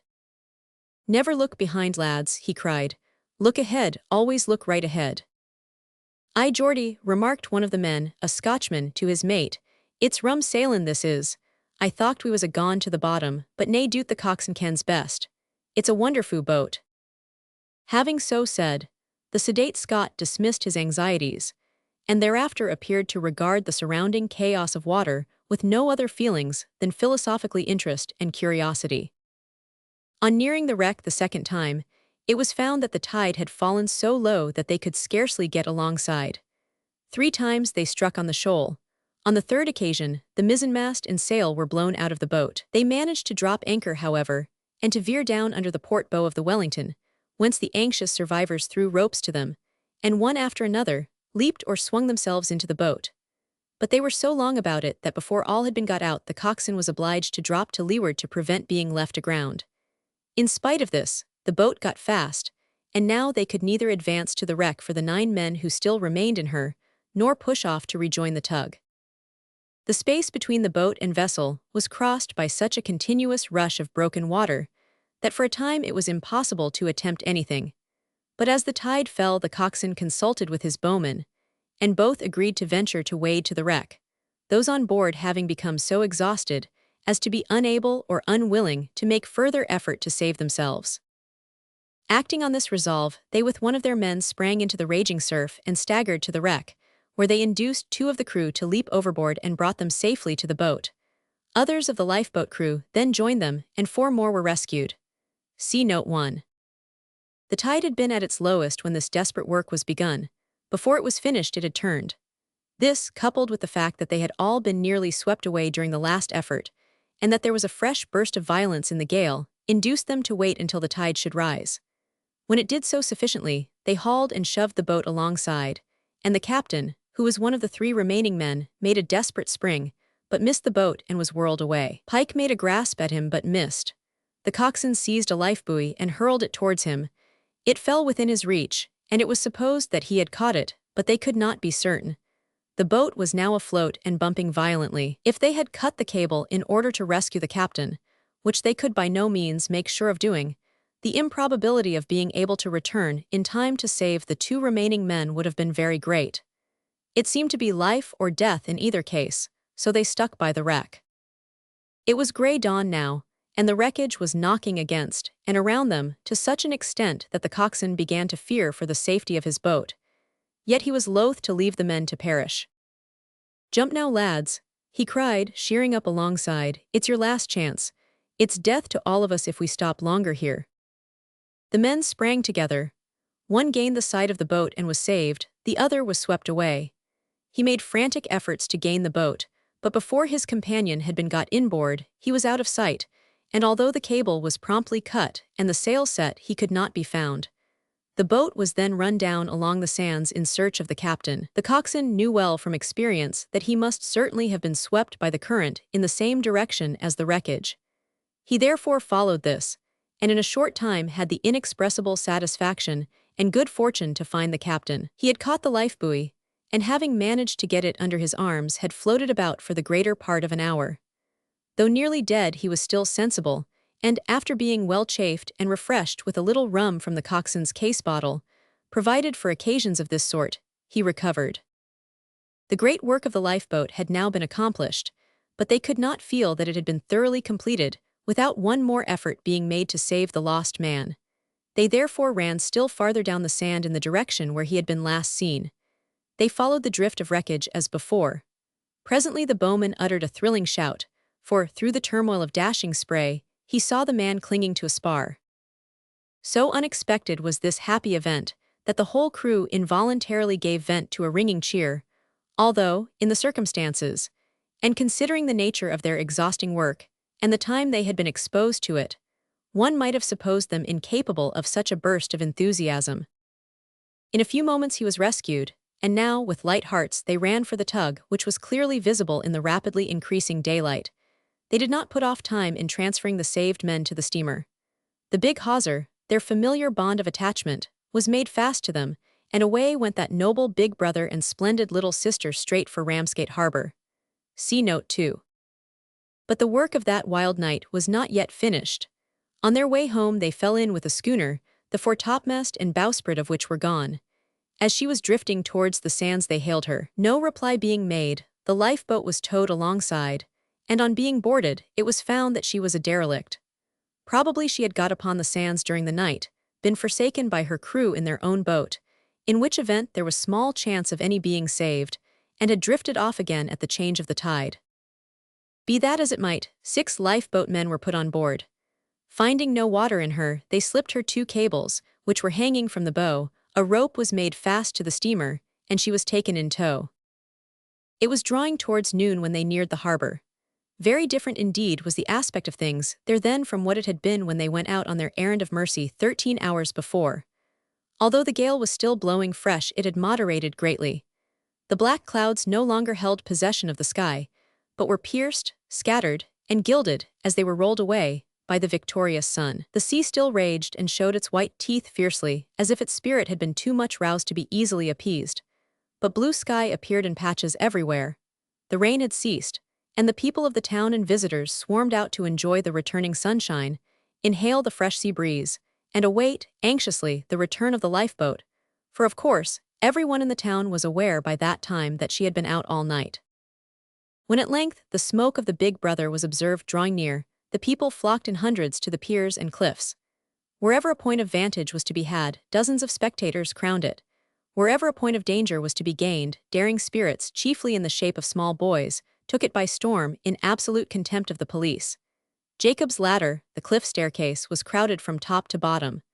The West Pier was rendered invisible to its outer extremity by human beings. The East Pier, as far as it was dry, was covered by the fashion and beauty, as well as by the fishy and tarry of the town. Beyond the point of dryness, it was more or less besieged by those who were reckless, riotous, and ridiculously fond of saltwater spray. The yards and shrouds of the crowded and much damaged shipping in the harbor were manned, and the windows of the town that commanded the sea were filled with human faces. An absolute battery of telescopes, like small artillery, was leveled at the approaching tug. Everywhere were to be seen and heard evidences of excitement, anxiety, and expectation. It was not long before it was announced that flags were seen flying at the mastheads of the tug and lifeboat, a sure evidence that a rescue had been successfully accomplished. This caused many a burst of cheering from the crowds, as the fact and its import became gradually known.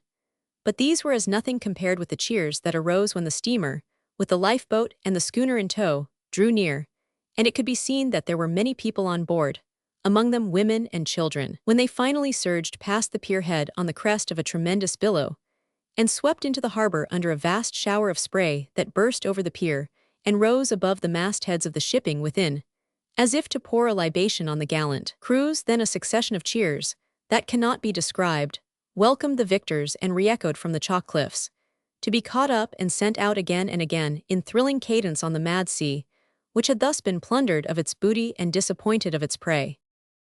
Scarfs and hats and kerchiefs and hands were waved in wild enthusiasm, strangely mingled with tender pity, when the exhausted women and children and the worn-out and battered lifeboatmen were landed. Many cheered, no doubt, to think of the strong hearts and invincible courage that dwelt in the breasts of Britain's sons, while others, tracing things at once to their true source, cheered in broken tones, or were incompetent to cheer at all, when they thought with thankfulness of Britain's faith in the word of God, which, directly or indirectly, had given that courage its inspiration, and filled those hearts with fire.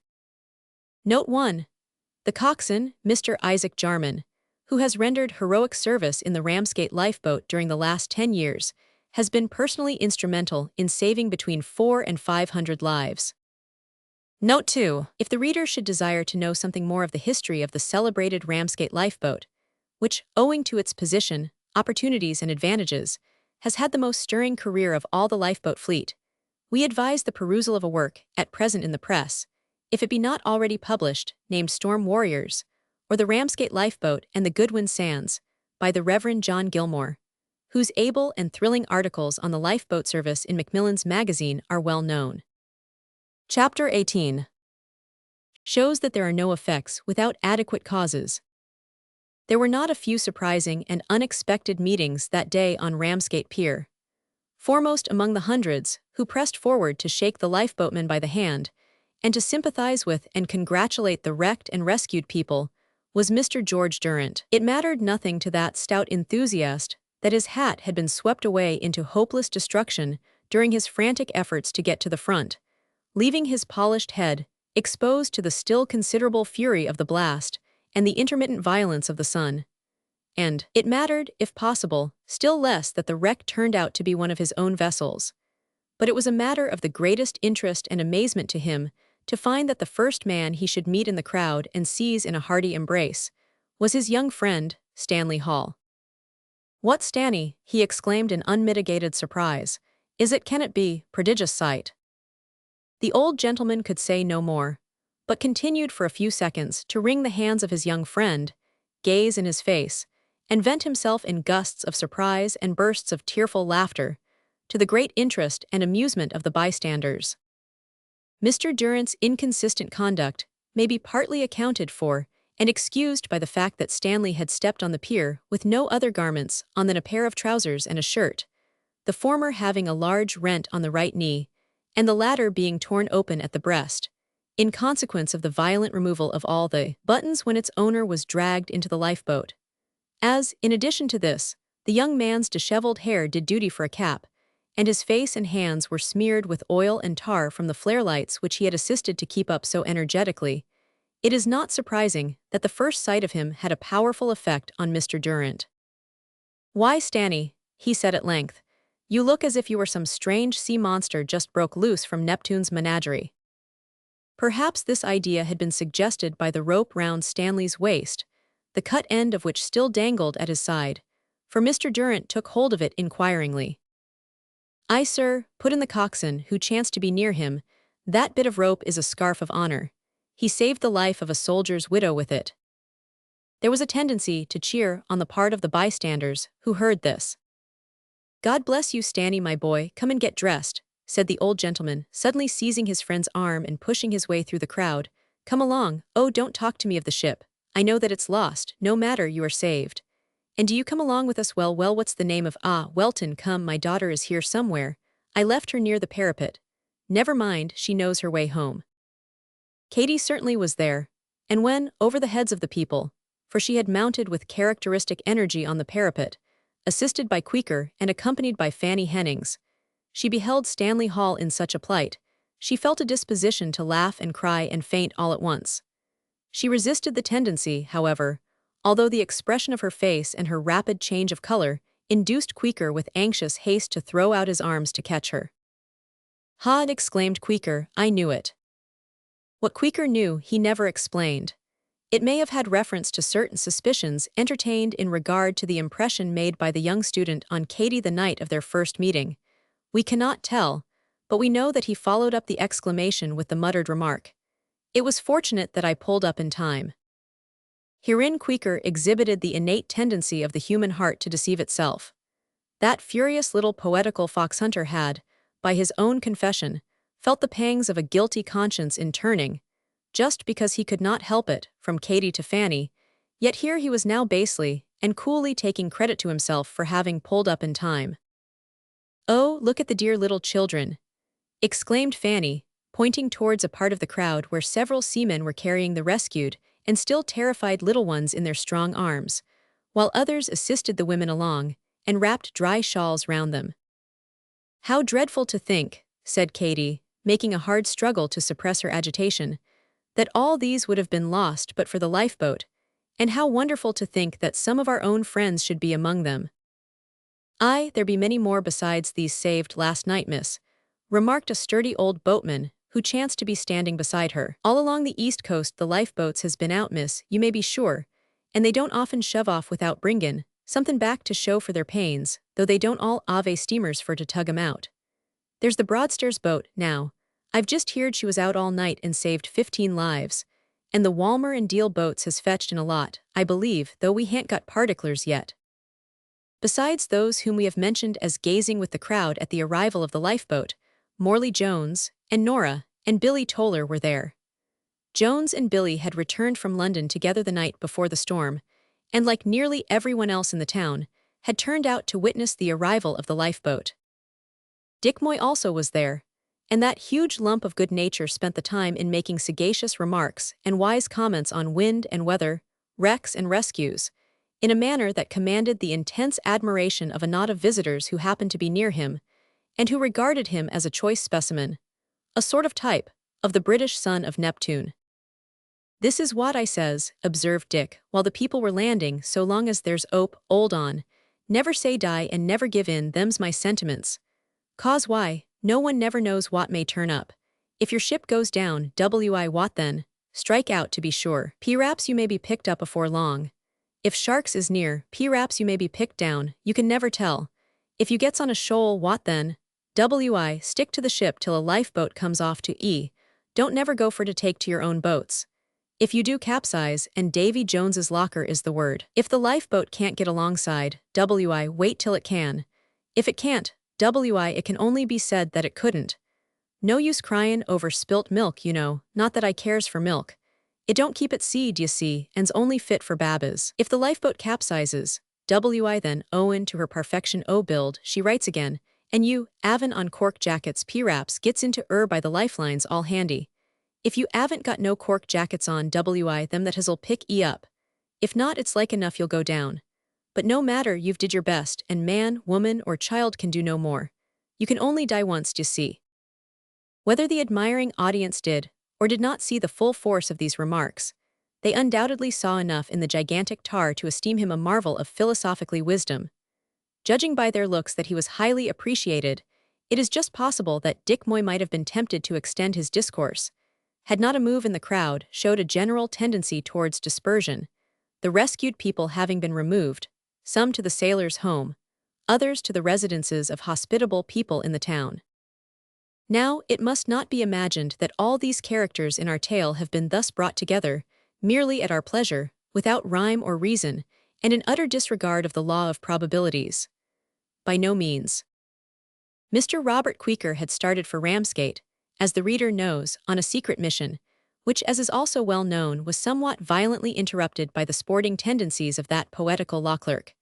But no sooner did Queequer recover from his wounds than, with the irresistible ardor of a Wellington, or a Bletcher, or a bulldog, or a boarding-school belle, he returned to the charge, made out his intended visit, set his traps, baited his lines, fastened his snares, and whatever else appertained to his secret mission, so entirely to the satisfaction of Messrs. Merryheart and Dashope, that these estimable men resolved, some time afterwards, to send him back again to the scene of his labors, to push still further the dark workings of his mission.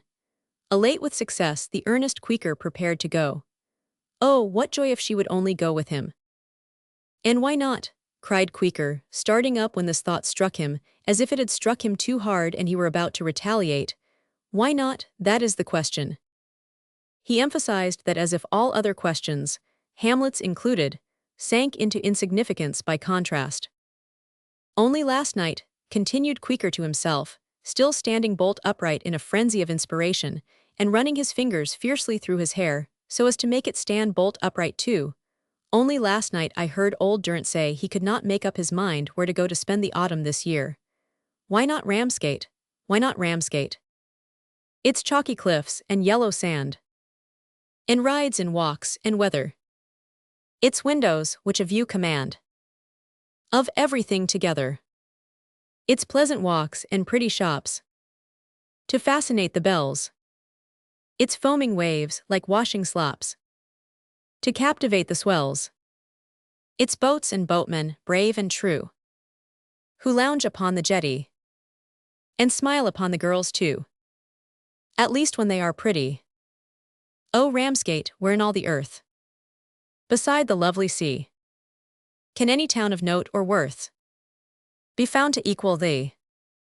Nowhere, said Queequer, bringing his fist down on the table with a force that made the ink leap, when he had finished these verses, however, which cost him 2 hours and a profuse perspiration to produce.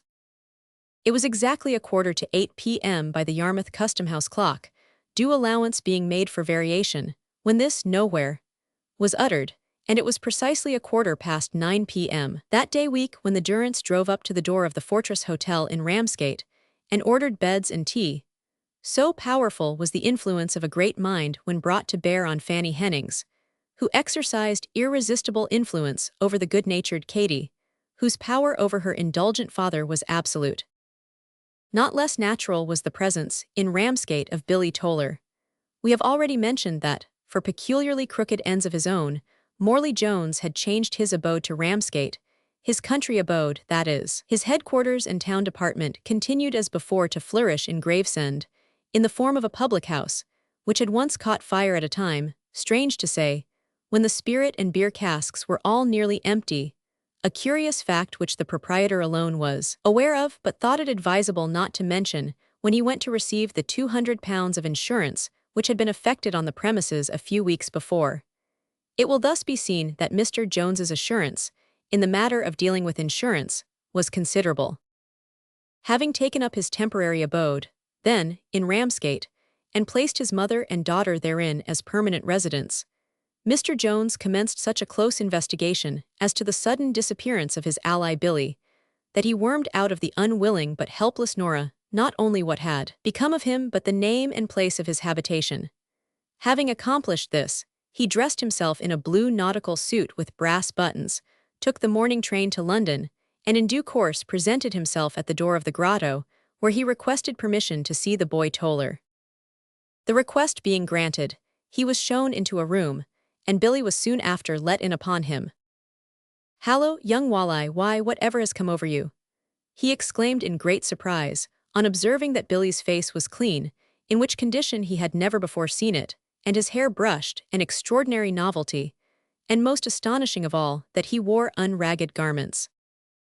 Billy, who, although outwardly much altered, had apparently lost none of his hearty ways and sharp intelligence, stopped short in the middle of the room, thrust both hands deep into his trousers' pockets, opened his eyes very wide, and gave vent to a low, prolonged whistle. "What game may you be up to?" he said, at the end of the musical prelude. "You are greatly improved, Billy," said Jones, holding out his hand. "I'm not aweer," replied the boy, drawing back, "as I've got to thank you for it." "Come, Billy, this ain't friendly, is it, after all I've done for you?" said Jones, remonstratively. "I only want you to come out and ave a talk with me about things, and I'll give 'ee a swig o' beer or whatever you take a fancy to. You ain't going to show the white feather and become a milksop, are you?"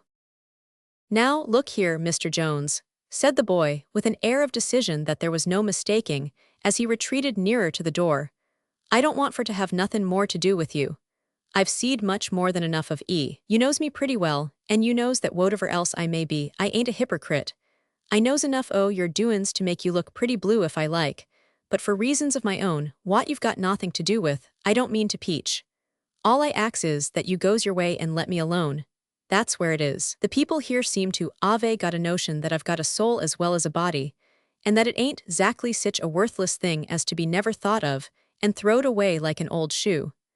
They may be wrong, and they may be right, but I'm inclined to agree with 'em. Let me tell 'ee that you ave did more than anybody else to show me the evil of wicked ways, so you needn't stand there grinnin' like a rackashoot the toothache. I've gin the band of hope, too, so I don't want none o' your beer nor nothin' else, and if you offers to lay hands on me, I'll yell out like a she-spurtin' deal, and bring in the governor, wot's fit to wollop 6 o' you any day with his left hand." This last part of Billy's speech was made with additional fire, in consequence of Morley Jones taking a step towards him in anger. "Well, boy," he said, sternly, "hypocrite or not, you've learned your lesson pretty pat, so you may do as you please. It's little that a chip like you could do to get me convicted on anything you've seen or heard as yet, and if you did succeed, it would only serve to give yourself a lift on the way to the gallows. But it wasn't to trouble myself about you and your wishes that I came here." For the wily rascal assumed an air and tone of indifference at this point. "If you had only waited to hear what I'd got to say, before you began to spit fire, you might have saved your breath. The fact is that my Nora is very ill, so ill that I fear she stands a poor chance o' gittin' better. I'm goin' to send her away on a long sea voyage. P'raps that may do her good, if not it's all up with her. She begged and prayed me so earnestly to come here and take you down to see her before she goes, that I could not refuse her, particularly as I happen to have business in London anyhow. If I'd known how you would take it, I would have saved myself the trouble of common. However, I'll bid you good day now." "Jones," said the boy earnestly, "that's a lie." "Very good," retorted the man, putting on his hat carelessly. "I'll take back that message with your compliments, eh?" "No, but," said Billy, almost whimpering with anxiety, "is Nora really ill?" "I don't wish you to come if you don't want to," replied Jones. "You can stop here till doomsday for me. But do you suppose I'd come here for the mere amusement of hearing you give me the lie?" "I'll go," said Billy, with as much emphasis as he had previously expressed on declining to go. The matter was soon explained to the manager of the grotto. Mr. Jones was so plausible, and gave such unexceptionable references, that it is no disparagement to the penetration of the superintendent of that day to say that he was deceived. The result was, as we have shown, that Billy ere long found his way to Ramsgate. When Mr. Jones introduced him ceremoniously to Nora, he indulged in a prolonged and hearty fit of laughter. Nora gazed at Billy with a look of intense amazement, and Billy stared at Nora with a very mingled expression of countenance, for he at once saw through the deception that had been practiced on him, and fully appreciated the difficulty of his position, his powers of explanation being hampered by a warning, given him long ago by his friend Jim Welton, that he must be careful how he let Nora into the full knowledge of her father's wickedness. Chapter 19. Confidences and Cross-Purposes. Katie Durrant, sitting with a happy smile on her fair face, and goodwill in her sweet heart to all mankind, womankind included, which says a good deal for her, was busy with a beautiful sketch of a picturesque watermill, meditating on the stirring scene she had so recently witnessed, when a visitor was announced. "Who can it be?" inquired Katie. "Papa is out, you know, and no one can want me." The lodging-house keeper, Mrs. Cackles, smiled at the idea of no one wanting Katie, knowing, as she did, that there were at least 20 people who would have given all they were worth in the world to possess her, either in the form of wife, sister, daughter, friend, governess, or companion. "Well, miss, she do wants you, and says as no one else will do." "Oh, a lady, please show her in, Mrs. Cackles." "Well, she ain't a lady, either, though I've seen many a lady as would give their weight in gold to be like her." So saying, the landlady departed, and in a few seconds introduced Nora. "Miss Jones," cried Katie, rising with a pleased smile and holding out her hand, "this is a very unexpected pleasure." "Thank you, Miss Durrant. I felt sure you would remember me," said Nora, taking a seat, "and I also feel sure that you will assist me with your advice in a matter of some difficulty, especially as it relates to the boy about whose sick brother you came to me at Yarmouth some time ago, you remember." "Oh, Billy Toller," exclaimed Katie with animation. "Yes, I remember. You are right in expecting me to be interested in him. Let me hear all about it." Hereupon, Nora gave Katie an insight into much of Billy Toller's history, especially dwelling on that part of it which related to his being sent to the grotto, in the hope of saving him from the evil influences that were brought to bear upon him in his intercourse with her father. "Not," she said, somewhat anxiously, "that I mean you to suppose my dear father teaches him anything that is wicked, but his business leads him much among bad men, and they drink and smoke, you know, which is very bad for a young boy to see, and many of them are awful swearers. Now poor Billy has been induced to leave the grotto and to come down here, for what purpose I don't know, but I am so disappointed because I had hoped he would not have got tired of it so soon, and what distresses me most is that he does not speak all his mind to me. I can see that, for he is very fond of me and did not use to conceal things from me, at least I fancied not. The strange thing about it too is that he says he is willing to return to the grotto immediately if I wish it." "I am very, very sorry to hear all this," said Katie with a troubled air, "but what do you propose to do, and how can I assist you? Only tell me, and I shall be so happy to do it if it be in my power." "I really don't know how to put it to you, dear Miss Durrant, and I could not have ventured if you had not been so very kind when I met you in Yarmouth. But your father owns several vessels, I believe, and you will excuse me referring to it, I know, he was so good as to get a situation on board of the Wellington, which has so unfortunately been wrecked for a young man, one of those who was saved." "Yes, yes," said Katie quickly, thinking of Stanley Hall and blushing scarlet. "I know the young gentleman to whom you refer. Well, go on." "Well," continued Nora, thinking of Jim Welton, and blushing scarlet too, "that young man said to me that he felt sure if I were to make application to Mr. Durrant through you, he would give Billy a situation in one of his ships, and so get him out of harm's way."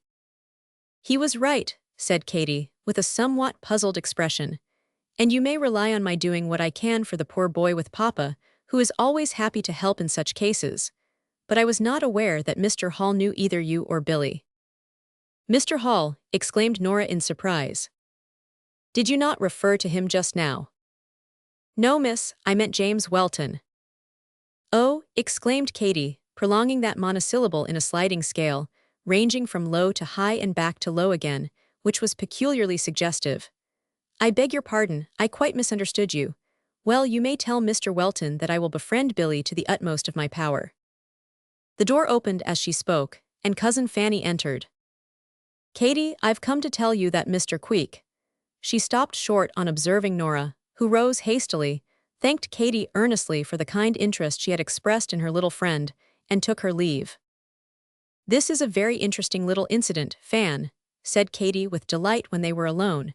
"Quite a Roman sellet of real life. Let me see, here is a poor boy, the boy who deceived us, you remember, whom bad companions are trying to decoy into the wicked meshes of their dreadful net, and a sweet young girl, a sort of guardian angel as it were, comes to me and asks my aid to save the boy and have him sent to sea.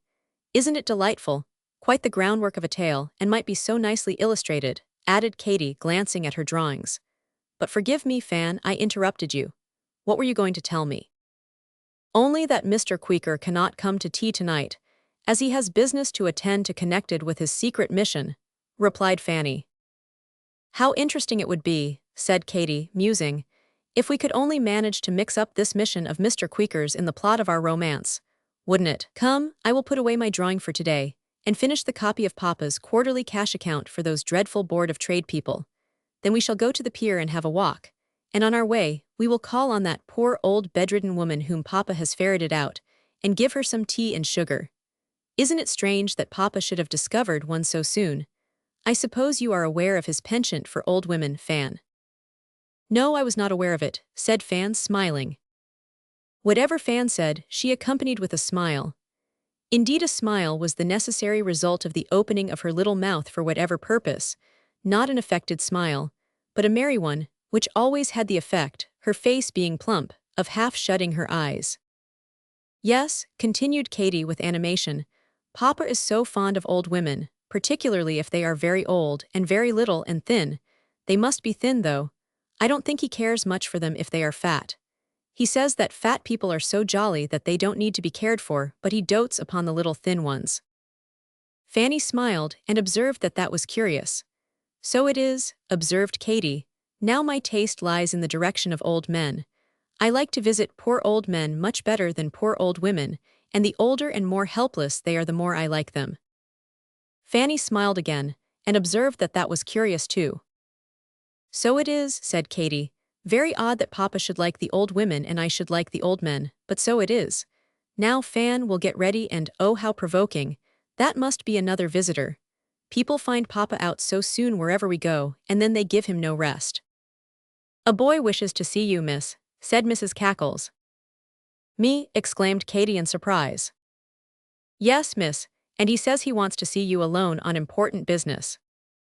Katy looked at Fanny and smiled. Fanny returned the smile and immediately left the room. Show him in, Mrs. Cackles.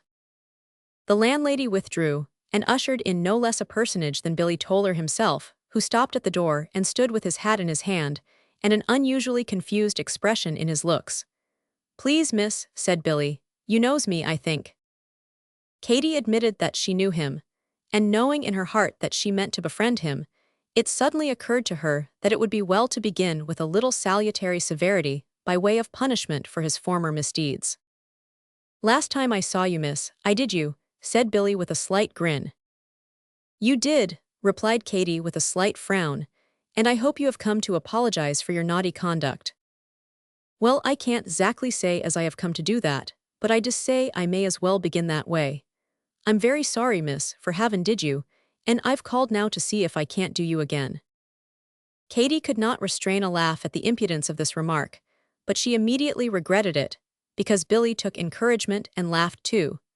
She therefore frowned with intense severity, and still remembering that she meant ultimately to befriend the boy, resolved to make him in the meantime feel the consequences of his former misdeeds. Come, boy, she said sharply, don't add impertinence to your wickedness, but let me know at once what you want with me. Billy was evidently taken aback by this rebuff. He looked surprised, and did not seem to know how to proceed. At length he put strong constraint upon himself, and said, in rather a gruff tone, Well, miss, the fact is, you know a gal named Nora Jones, don't you? Anyhow, she knows you, and has said to me so often that you was a perfect angel that you came to see, interrupted Katy, glancing at her shoulders, whether I really had wings or not, Katy said this with a still darker frown, for she thought that the urchin was jesting. Nothing was further from his intention. Knowing this, and not finding the angelic looks and tones which he had been led to expect, Billy felt still more puzzled and inclined to be cross. Seems to me that there's a screw loose somewheres, said Billy, scratching the point of his nose in his vexation. Howsever, I came here to ax your advice, and although you certainly don't ave wings nor the style o looks what's usual in evenly whissiters, I'll make a clean breast of it, so here goes. Hereupon the poor boy related how he had been decoyed from the grotto, of which establishment he gave a graphic and glowing account, and said that he was resolved to have nothing more to do with Morley Jones, but meant to return to the grotto without delay, that evening if possible. He had a difficulty, however, which was that he could not speak freely to Nora about her father, for fear of hurting her feelings or enlightening her too much as to his true character, in regard to which she did not yet know the worst. One evil result of this was that she had begun to suspect there was something wrong as to his own affection for herself, which was altogether a mistake. Billy made the last remark with a flush of earnest indignation and a blow of his small hand on his diminutive knee. He then said that another evil result was that he could not see his way to explain to Nora why he wished to be off in such a hurry, and worst of all, he had not a sixpence in the world wherewith to pay his fare to London, and had no means of getting one. "And so," said Katy, still keeping up her fictitious indignation, "you come to beg money from me." "Not to beg, miss, to borrow." "Ah, and thus to do me a second time," said Katy. It must not be supposed that Katy's sympathetic heart had suddenly become adamantine. On the contrary, she had listened with deep interest to all that her youthful visitor had to say, and rejoiced in the thought that she had given to her such a splendid opportunity of doing good and frustrating evil. But the little spice of mischief in her character induced her still to keep up the fiction of being suspicious in order to give Billy a salutary lesson. In addition to this, she had not quite got over the supposed insult of being mistaken for an angel. She therefore declined, in the meantime, to advance the required sum, 10 and 6 pence, although the boy earnestly promised to repay her with his first earnings. "No," she said, with a gravity which she found it difficult to maintain, "I cannot give you such a sum until I have seen and consulted with my father on the subject. But I may tell you that I respect your sentiments regarding Nora and your intention to forsake your evil ways. If you will call here again in the evening, I will see what can be done for you." Saying this, and meditating in her heart that she would not only give Billy the 10 and 6 pence to enable him to return to the grotto, but would induce her father to give him permanent employment in one of his ships, she showed Billy to the door, and bade him be a good boy and take care of himself. Thereafter she recalled Fanny, and for her benefit, reenacted the whole scene between herself and Billy Toller, in a manner so graphic and enthusiastic, as to throw that amiable creature into convulsions of laughter, which bade fair to terminate her career in a premature fit of juvenile apoplexy. Chapter 20. Mysterious Doings. Disappointed, displeased, and sorely puzzled, Billy Toller took his way towards the harbor, with his hands thrust desperately into his pockets, and an unwonted expression of discontent on his countenance. So deeply did he take the matter to heart that he suffered one small boy to inquire pathetically if "'e'd been long in that state o' grumps," and another to suggest that, if "'e couldn't be appear than that, 'e'd better go and drown hisself," without vouchsafing a retort or even a glance of recognition. Passing the harbor, he went down to the beach, and there unexpectedly met with Mr. Morley Jones. "Hallo, my young bantam," exclaimed Morley with a look of surprise. "Well, old Cochinchina, what's up?" replied Billy in a gruff tone. "Drunk as usual, I see." Being somewhat desperate, the boy did not see, or did not mind the savage glance with which Mr. Jones favored him. The glance was, however, exchanged quickly for an idiotic smile, as he retorted, "Well, I ain't so drunk but I can see to steer my course, lad. Come, I've got a new boat, what d'you say to go and have a sail? The fact is, Billy, I was just on my way up to the house to ax you to go with me, so it's good luck that I didn't miss you. Will 'ee go, lad?" At any other time the boy would have refused, but his recent disappointment in regard to the angelic nature of Katy still rankled so powerfully in his breast that he swung round and said, "Get along, then, I'm your man. It's all up now, never say die, in for a penny, in for a pound," and a variety of similar expressions, all of which tended to convince Mr. Jones that Billy Toller happened to be in a humor that was extremely suitable to his purposes. He therefore led him towards his boat, which, he said, was lying on the beach at Broadstairs all ready to shove off.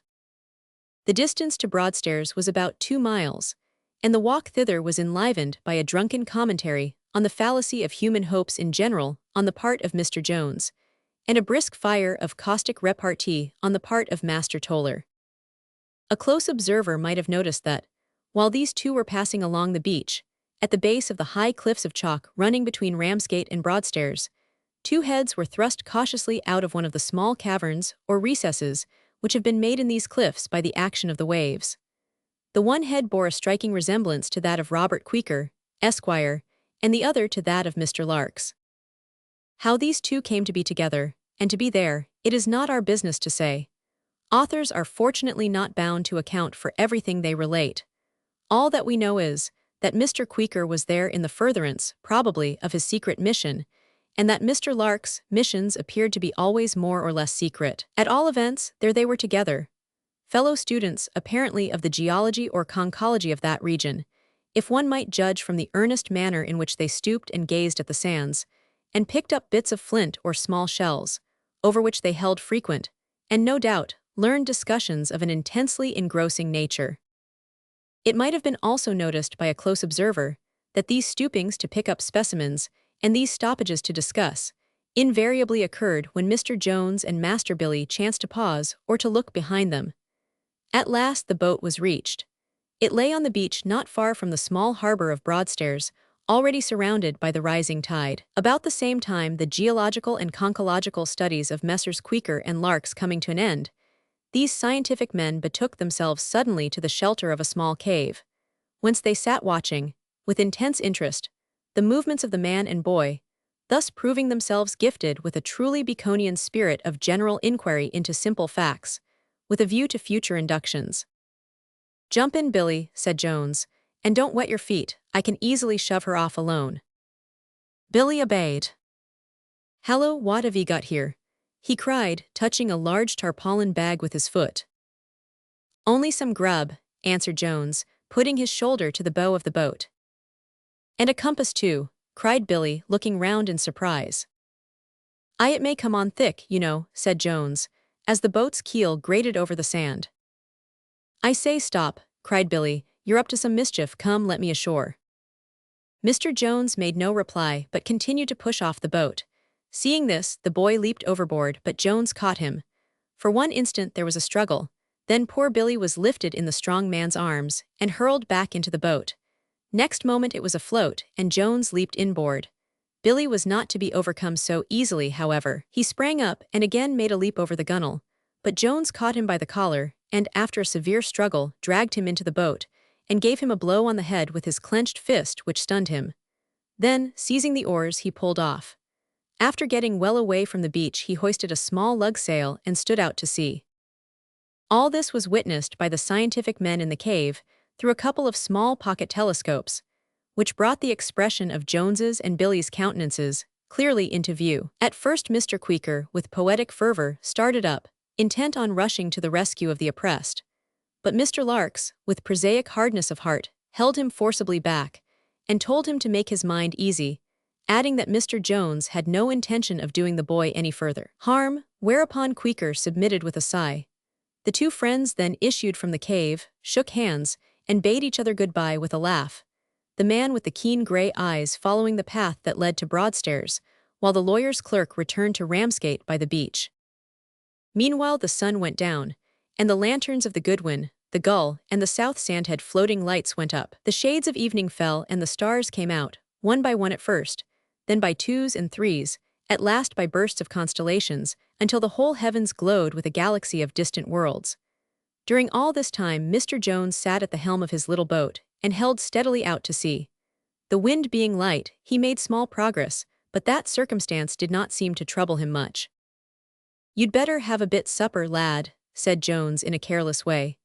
"Of course you're welcome to starve yourself if ye choose, but by so doin' you'll only make yourself uncomfortable for nothing. You're in for it now, and can't help yourself."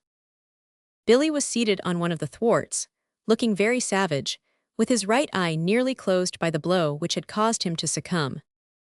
"P'raps I mayn't be able to help myself," he replied, "but I can peach upon you anyhow." "So you can, my lad, if you want to spend 8 or 10 years in limbo," retorted Jones, spitting out his quid of tobacco and supplying its place with a new one. "You and I are in the same boat, Billy, whether ashore or afloat, we sink or swim together." No more was said for some time. Jones knew that the boy was in his power, and resolved to bide his time. Billy felt that he had at least the chance of being revenged if he chose to sacrifice himself, so he nursed his wrath to keep it warm. About an hour afterwards a squall struck the boat and nearly capsized it. But Jones, who was quite sobered by that time, threw her head quickly into the wind, and Billy, forgetting everything else, leaped up with his wonted activity, loosened the sail and reefed it. The squall soon passed away and left them almost becalmed as before. "That was well done, Billy," said Jones in a cheerful tone. "You'd make a smart sailor, my lad." Billy made no reply and, despite his efforts to the contrary, felt highly flattered. He also felt the pangs of hunger, and after resisting them for some time, resolved to eat, as it were, under protest. With a reckless, willful air, therefore, he opened the tarpaulin bag and helped himself to a large hunk of bread and a piece of cheese.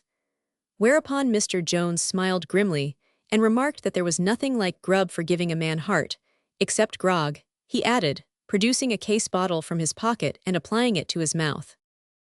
"Have a pull, lad." "No, well, please yourself. I ain't goin' to join the temperance move myself yet," said Jones, replacing the bottle in his pocket. The short squall having carried the boat nearer to the Gull lightship than was desirable, Mr. Jones tried to keep as far off from her as possible, while the tide should sweep them past. But the wind having almost died away, he did not succeed in this. However, he knew that darkness would prevent recognition, so he thought it best not to take to the oars, but to hold on, intending to slip quietly by, not supposing that Billy would think it of any use to hail the vessel. But Billy happened to think otherwise. "Gull ahoy, hoy," he shouted at the top of his shrill voice. "Boat ahoy," responded Jack Shales, who happened to be on duty, but no response was given to Jack, for the good reason that Jones had instantly clapped his hand on Billy's mouth and half-choked him. "That's odd," remarked Jack, after repeating his cry twice. "I could swear it was the voice of that sharp little rascal Billy Toller." "If it wasn't, it was his ghost," replied Jerry McGowl, who chanced to be on deck at the time. "Sure enough, it's very ghost-like," said Shales, as the boat glided silently and slowly out of the circle of the lantern's light and faded from their vision. Mr. Jones did not follow up his act with further violence. He merely assured Billy that he was a foolish fellow and that it was of no use to struggle against his fate. As time wore on, poor Billy felt dreadfully sleepy and would have given a good deal for some of the grog in his companion's case bottle, but resolving to stand upon his dignity, would not condescend to ask for it. At length he lay down and slept, and Jones covered him with a pilot coat. No soft spot in the scoundrel's heart induced him to perform this act of apparent kindness. He knew the poor boy's temperament and resolved to attack him on his weakest point. When Billy awoke, the day was just breaking. He stretched himself, yawned, sat up, and looked about him with the confused air of one not quite awake. "Hallo," he cried gaily, "where on earth am I?" "You ain't on earth, lad, you're afloat," replied Jones, who still sat at the helm. At once the boy remembered everything and shrank within himself. As he did so, he observed the pilot coat which covered him and knew that it must have been placed where it was by Jones. His resolution to hold out was shaken, still he did not give in. Mr. Jones now began to comment in a quiet, good-natured way upon the weather and the prospects of the voyage, which excited Billy's curiosity very much, and suggested that breakfast would not be a bad thing, and that a drop o' rum might be agreeable, but took care never to make his remarks so pointed as to call for an answer. Just as the sun was rising, he got up slowly, cast loose the stays and halyards of mast and sail, lifted the mast out of its place, and deliberately hove the whole affair overboard, remarking in a quiet tone that, having served his purpose, he didn't want mast or sail any longer. In the same deliberate way, he unshipped the rudder and cast it away. He followed this up by throwing overboard one of the oars, and then taking the only remaining oar, he sculled and steered the boat therewith gently. Billy, who thought his companion must be either drunk or mad, could contain himself no longer. "I say, old fellow," he remarked, "you're common it pretty strong. What on earth are you up to, and where in all the world are 'e goin' to?" "Oh come, you know," answered Jones in a remonstrative tone. "I may be an easy-goin' chap, but I can't be expected to tell all my secrets except to friends." "Well, well," said Billy with a sigh, "it's no use tryin' to hold out. I'll be as friendly as I can, only, I tells you candid, I'll mizzle whenever I gets ashore. I'm not agon to tell no end o' lies to please you any longer, so I give 'e fair warning," said Billy stoutly. "All right, my lad," said the wily Jones, who felt that having subdued the boy thus far, he would have little difficulty in subduing him still further in course of time, and by dint of judicious treatment. I don't want to tell lies on my account, and I'll let you go free as soon as ever we get ashore. So now, let's shake hands over it, and have a glass o' grog and a bit o' breakfast. Billy shook hands, and took a sip out of the case bottle, by way of clenching the reconciliation. The two then had breakfast together, and while this meal was in progress, Jones informed his little friend of the nature of the game he was engaged in playing out. "You must know, my lad," said Mr. Jones, "that you and I have been wrecked. We are the only survivors of the brig Skylark, which was run down in a fog by a large three-masted screw steamer on the night of the 13th. That's 3 nights ago, Billy. The Skylark sank immediately, and every soul on board was lost except you and me, because the steamer, as is too often the case in such accidents, passed on and left us to our fate. You and I was saved by consequence of Bain's smart and gettin' into this here small boat, which is one o' the Skylark's boats, only just in time to save ourselves. But she had only one oar in her, and no mast or sail or rudder, as you see, Billy. Nevertheless, we managed to keep her goin' with the one oar up to this time, and no doubt," said Mr. Jones with a grin, "we'll manage to keep her goin' till we're picked up and carried safe into port." Billy's eyes had opened very wide and very round as Mr. Jones's description proceeded. Gradually, as his surprise increased, his mouth also opened and elongated, but he said never a word, though he breathed hard. "Now, Billy, my boy," pursued Mr. Jones, "I tell all this, of course, in strict confidence. The Skylark, you must know, was loaded with a valuable cargo of fine herrings, worth about £200. There was 780 barrels of 'em in boxes. The brig was worth £100, so the whole affair was valued at £300 sterling. "You don't mean to tell me," said Billy, catching his breath, "that there warn't never no such a vessel as the Skylark?" "Never that I know of," replied Jones with a smile, "except in my brain and on the books o' several insurance companies." Billy's eyes and mouth grew visibly rounder, but he said nothing more, and Mr. Jones, renewing his quid, went on. "Well, my lad, before this here Skylark left the port of London for Cherbourg, I insured her in no fewer than 5 insurance companies. You'll understand that that ain't regular, my boy, but at each office I said that the vessel was not insured in any other, and they believed me. You must know that a good deal of business is done by these companies in good faith, which gives a chance to smart fellows like me and you to turn an honest penny, d'ye see? They are pretty soft, luckily." Mr. Jones happened to be mistaken in this opinion, as the sequel will show, but Billy believed him at the time, and wondered that they were so green. "Yes," continued Jones, counting on his fingers, "I'm in for £300 with the Advance Company, and pounds with the Tide Harbors Company, and pounds with the Home and Abroad Company, and pounds with the Submarine Company, and pounds with the Friend in Need Company. The whole mackin', a snug little sum of £1325. In for a penny, in for a pound, is my motto, you see. So, lad, you and I shall make our fortunes if all goes well, and you only continue game and clever." This last remark was a feeler, and Mr. Jones paused to observe its effect, but he could scarce refrain from laughter, for Billy's eyes and mouth now resembled 3 extremely round O's with his nose, like a fat mark of admiration in the midst. A gusty sigh was all the response he gave, however, so Mr. Jones continued. "We've been out about 30 hours, starvin' in this here little boat, you and I, so now it's about time we was picked up. And as I see a vessel on our larboard beam that looks like a foreigner, we'll throw the grub overboard, have another pull at the grog bottle, and hoist a signal of distress." In pursuance of these intentions, Jones applied the case bottle to his lips, and took a long pull, after which he offered it to Billy, who however declined. He then threw the bread bag into the sea, and tying his handkerchief to the oar after the manner of a flag, set it up on end and awaited the result. The vessel alluded to was presently observed to alter its course and bear down on the boat, and now Billy felt that the deciding time had come. He sat gazing at the approaching vessel in silence. Was he to give in to his fate, and agree to tell lies through thick and thin, in order to further the designs of Mr. Jones, or was he to reveal all the moment he should get on board the vessel, and take the consequences? He thought of Katy, and resolved to give up the struggle against evil. Then Nora rose up in his mind's eye, and he determined to do the right. Then he thought of transportation for a prolonged term of years, with which Jones threatened him, and he felt inclined to turn again into the wrong road to escape from that. Presently he remembered the grotto, and the lessons of truth to God and man that he had learned there, and he made up his mind to fight in the cause of truth to the last gasp. Mr. Jones watched his face keenly, and came to the conclusion that he had quelled the boy, and should now find him a willing and useful tool, but in order to make still more sure, he employed the few minutes that remained to him in commenting on the great discomfort of a convict's life, and the great satisfaction that accrued from making one's fortune at a single stroke. This talk was not without its effect. Billy wavered. Before he could make up his mind they were alongside the strange vessel and next moment on her deck. Mr. Jones quickly explained the circumstances of the loss of the Skylark to the sympathetic captain. Billy listened in silence, and by silence had assented to the falsehood.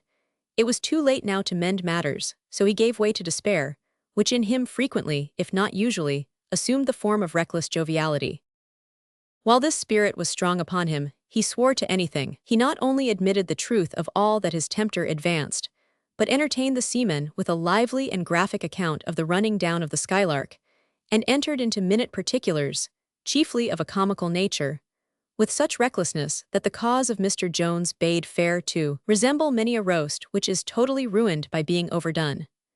Jones gave him a salutary check, however, on being landed next day at a certain town on the Kentish coast, so that when Billy was taken before the authorities, his statements were brought somewhat more into accord with those of his tempter.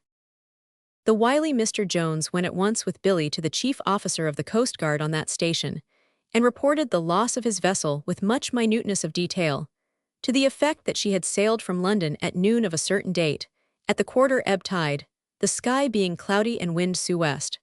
That the casualty occurred at 5 p.m. on the day following near the North Foreland light, at half flood tide, the sky being cloudy and wind west-sou'west, that the vessel had sunk, and all the crew had perished excepting himself and the boy. This report, with full particulars, was sent to the Board of Trade. Mr. Jones then went to the agent for the Shipwrecked Mariners' Society and related his pitiful tale to him. That gentleman, happening to be an astute man, observed some discrepancies in the accounts given respectively by Billy and his master. He therefore put a variety of puzzling questions, and took down a good many notes. Mr. Jones, however, had laid his plans so well, and gave such a satisfactory and plausible account of himself, that the agent felt constrained to extend to him the aid of the noble society which he represented, and by which so much good is done to sailors directly, and indirectly to the community at large. He paid their passage to London, but resolved to make some further inquiries with a view either to confirming or allaying his suspicions. These little matters settled, and the loss having been duly advertised in the newspapers, Mr. Jones set out for London with the intention of presenting his claims to the insurance companies. In the train, Billy had time to reflect on the wickedness of which he had been guilty, and his heart was torn with conflicting emotions, among which repentance was perhaps the most powerful. But what he thought was the use of repentance now? The thing was done and could not be undone. Could it not? Was it too late to mend? At the grotto he had been taught that it was never too late to mend, but that it was sinful as well as dangerous to delay on the strength of that fact, that now was the accepted time, now the day of salvation. When Billy thought of these things, and then looked at the stern, inexorable face of the man by whom he had been enslaved, he began to give way to despair. When he thought of his good angel Nora, he felt inclined to leap out of the carriage window and escape or die. He restrained himself, however, and did nothing until the train arrived in London. Then he suddenly burst away from his captor, dived between the legs of a magnificent railway guard, whose dignity and person were overthrown by the shock, eluded the ticket collector and several policemen, and used his active little legs so well that in a few minutes his pursuers lost him in a labyrinth of low streets, not far distant from the station. From this point, he proceeded at a rapid though less furious pace direct to the grotto, where he presented himself to the superintendent with the remark that he had come back to make a clean breast of it. Chapter 21. On the Scent. Let us change the scene, and put back the clock. Ah, how many hearts would rejoice if it were as easy to return on the track of time in real life as it is to do so in a tale. It was the evening of the day in which Jones and Billy went to sea in the little boat. Ramsgate, Mr. Durrant's supper table, with Stanley Hall and Robert Queeker as guests. They were all very happy and merry, for Stanley was recounting with graphic power some of the incidents of his recent voyage. Mr. Durant was rich enough to take the loss of his vessel with great equanimity, all the more so that it had been fully insured. Mr. Queequor was in a state of bliss, in consequence of having been received graciously by Fanny, whose soul was aflame with sentiment so powerful that she could not express it except through the medium of a giggle. Only once had Fanny been enabled to do full justice to herself, and that was when, alone with Katy in the mysterious gloom of a midnight confabulation, she suddenly observed that size and looks in men were absolutely nothing, less than nothing, and that in her estimation heart and intellect were everything. In the midst of his mirth Mr. Durant suddenly turned to Queequor and said, "By the way, what made you so late of coming tonight, Queequor? I thought you had promised to come to tea." "Well, yes, but that is," stammered Queequor in confusion. "In fact, I was obliged to keep an appointment in connection with the particular business." "The secret mission, in short," observed Katy with a peculiar smile. "Well, secret mission if you choose," laughed Queequor. "At all events it was that which prevented my getting here sooner. In truth, I did not expect to have managed to come so soon, but we came to the boat." Queequor stopped short and blushed violently, feeling that he had slightly, though unintentionally, committed himself. Fanny looked at him, blushed in sympathy, and giggled. "Oh, there's a boat in the secret mission, is there?" cried Stanley. "Come, let us make a game of it. Was it an iron boat?" "No," replied Queequor laughing, for he felt that at all events he was safe in answering that question. "Was it a wooden one?" asked Katy. "Well, yes." "Was it a big one?" demanded Mr. Durant, entering into the spirit of the game. "No, it was a little one," said Queequor, still feeling safe, although anxious to evade reply. "Was there a man in it?" said Katy. Queequor hesitated. "And a boy," cried Stanley.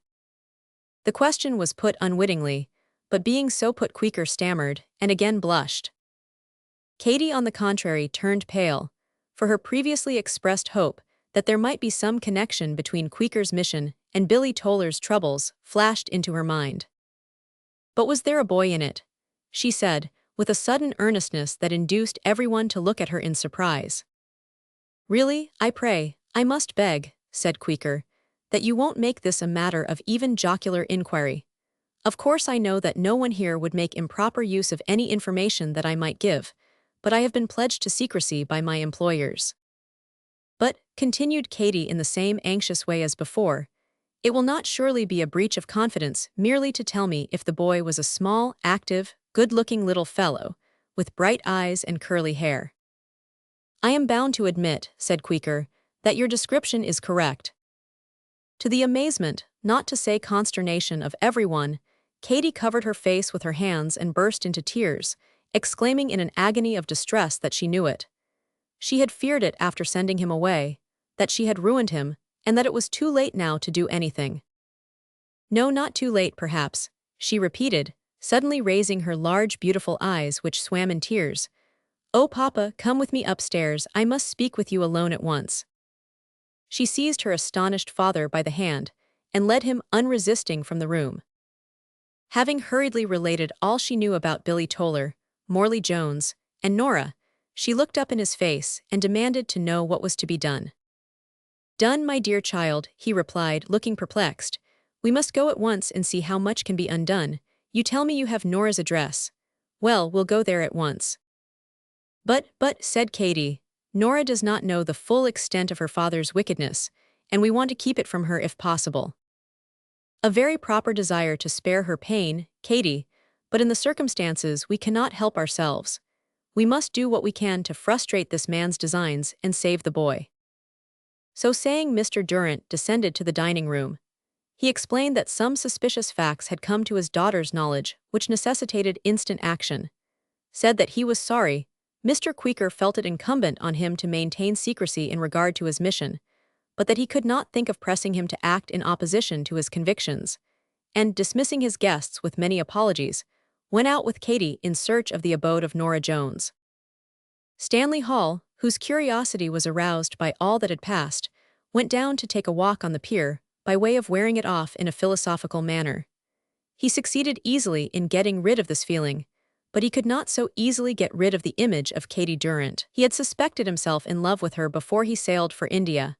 His suspicions were increased on his return to England, and when he saw the burst of deep feeling to which she had so recently given way, and heard the genuine expressions of remorse, and beheld her sweet face bedewed with tears of regret and pity, suspicion was swallowed up in certainty. He resolved then and there to win her, if he could, and marry her. Here a touch of perplexity assailed him, but he fought it off nobly. He was young, no doubt, and had no money, but what then? He was strong, had good abilities, a father in a lucrative practice, with the prospect of assisting and ultimately succeeding him. That was enough, surely. The lodging which he had taken for a few days was retaken that night for an indefinite period, and he resolved to lay siege to her heart in due form. But that uncertainty which is proverbial in human affairs stepped within the circle of his life and overturned his plans. On returning to his rooms, he found a telegram on the table. His father, it informed him, was dangerously ill. By the next train he started for home, and arrived to find that his father was dead. A true narrative of any portion of this world's doings must of necessity be as varied as the world itself, and equally abrupt in its transitions. From the lively supper-table Stanley Hall passed to the deathbed of his father. In like manner, we must ask the reader to turn with us from the contemplation of Stanley's deep sorrow to the observation of Queequer's poetic despair. Maddened between the desire to tell all he knew regarding the secret mission to Mr. Durrant, and the command laid on him by his employers to be silent, the miserable youth rushed frantically to his lodgings, without any definite intentions, but more than half inclined to sink on his knees before his desk and look up to the moon or stars, or, failing these, to the floating light for inspiration, and pen the direful dirge of something dreadful and desperate. He had even got the length of the first line, and had burst like a thunderbolt into his room muttering, "Great blazing wonder of illimitable spheres," when he became suddenly aware of the fact that his chair was occupied by the conchological friend with whom he had spent the earlier part of that day, who was no other than the man with the keen grey eyes. "What, still in the poetic vein?" he said with a grave smile. "Why, I thought you were off to London," exclaimed Queequer with a very red face. "I have seen cause to change my plan," said Mr. Larks quietly. "I'm very glad of it," replied Queequer, running his fingers through his hair and sitting down opposite his friend with a deep sigh, "because I'm in the most horrible state of perplexity. It is quite evident to me that the boy is known to Miss Durrant, for she went off into such a state when I mentioned him and described him exactly." "Indeed," said Mr. Larks, "I know the boy too." "Do you? Why didn't you tell me that?" "There was no occasion to," said the imperturbable Mr. Larks, whose visage never by any chance conveyed any expression whatever, except when he pleased, and then it conveyed only and exactly the expression that he intended. "But come," he continued, "let's hear all about it, and don't quote any poetry till you have done with the facts." Thus exhorted, Queequer described the scene at the supper table with faithful minuteness, and, on concluding, demanded what was to be done. Grunted Mr. Larks. "They've gone to visit Nora Jones, so you and I shall go and keep them company. Come along." He put on his hat and went out, followed by his little friend. In a lowly, ill-furnished room in one of the poorest streets of the town, where rats and dogs and cats seemed to divide the district with poverty-stricken human beings, they found Nora sitting by the bedside of her grandmother, who appeared to be dying. A large family Bible, from which she had been reading, was open on her knee. Mr. Larks had opened the door and entered without knocking. He and Queequer stood in the passage and saw the bed, the invalid, and the watcher through an inner door which stood ajar. They could hear the murmurings of the old woman's voice. She appeared to wander in her mind, for sometimes her words were coherent, at other times she merely babbled. "Oh, Morley, Morley, give it up," she said during one of her lucid intervals. "It has been the curse of our family. Your grandfather died of it, your father, he was a man tall and straight and so kind till he took to it. Oh me, how it changed him. But the Lord saved his soul, though he let the body fall to the dust. Blessed be his holy name for that. Give it up, Morley, my darling boy, give it up, oh, for God's sake, give it up." She raised her voice at each entreaty until it almost reached a shriek, and then her whole frame seemed to sink down into the bed from exhaustion. "Why do 'ee speak to me, Morley? she resumed after a short time, endeavoring to turn her head round. "Dearest Granny," said Nora, gently stroking one of her withered hands which lay on the counterpane, "Father is away just now. No doubt he will be back ere long." Aye, he's always away," she murmured in a querulous tone. "Always coming back too, but he never comes. Oh, if he would give it up, give it up." She repeated this several times, and gradually dwindled off into unintelligible mutterings. By this time, Mr. Larks had become aware of whispering voices in a part of the room which he could not see. Pushing the door a little farther open, he entered softly, and in a darkened corner of the apartment, beheld Mr. Durant and Katy in close conversation with James Welton. They all rose, and Nora, seeing that the old woman had fallen into a slumber, also rose and advanced towards the strangers. Mr. Durant at once explained to her who Queequor was, and Queequor introduced Mr. Larks as a friend who had come to see them on important business. "I think we know pretty well what the business is about," said Jim Welton, advancing and addressing himself to Mr. Larks. "But you see," he added, glancing towards the bed, "that this is neither the time nor place to prosecute your inquiries, sir." Mr. Larks, who was by no means an unfeeling man, though very stern, said that he had no intention of intruding. He had not been aware that anyone was ill in the house, and he would take it as a favor if Mr. Welton would go outside and allow him the pleasure of a few words with him. Of course Jim agreed, but before going took Nora aside. "I'll not be back tonight, dearest," he said in a low whisper. "Tomorrow early I'll return." "You will leave no stone unturned," said Nora. "Not one. I'll do my best to save him." "And you have told me the worst, told me all?" asked Nora, with a look of intense grief mingled with anxiety on her pale face. "I have," said Jim, in a tone, and with a look so earnest and truthful that Nora required no further assurance. She gave him a kindly but inexpressibly sad smile, and returned to her stool beside the bed. Her lover and Mr. Larks went out, followed by Queequor. "We won't intrude on you longer tonight," said Katy, going up to Nora and laying her hand quietly on her shoulder. "Your visit is no intrusion," said Nora, looking up with a quiet smile. "It was love that brought you here, I know. May our dear Lord bless you and your father for wishing to comfort the heart of one who needs it so much, oh, so much." She put her hands before her face and was silent. Katy tried in vain to speak. The tears coursed freely down her cheeks, but never a word could she utter. She put her arm round the neck of the poor girl and kissed her. This was a language which Nora understood. Many words could not have expressed so much, no words could have expressed more. Chapter 22. Mr. Jones is outwitted, and Nora is left desolate. When Morley Jones found himself suddenly deserted by his ally Billy Toller, he retired to the privacy of a box in a low public house in Thames Street, and there, under the stimulus of a stiff glass of grog, consulted with himself as to the best mode of procedure under the trying circumstances in which he found himself placed.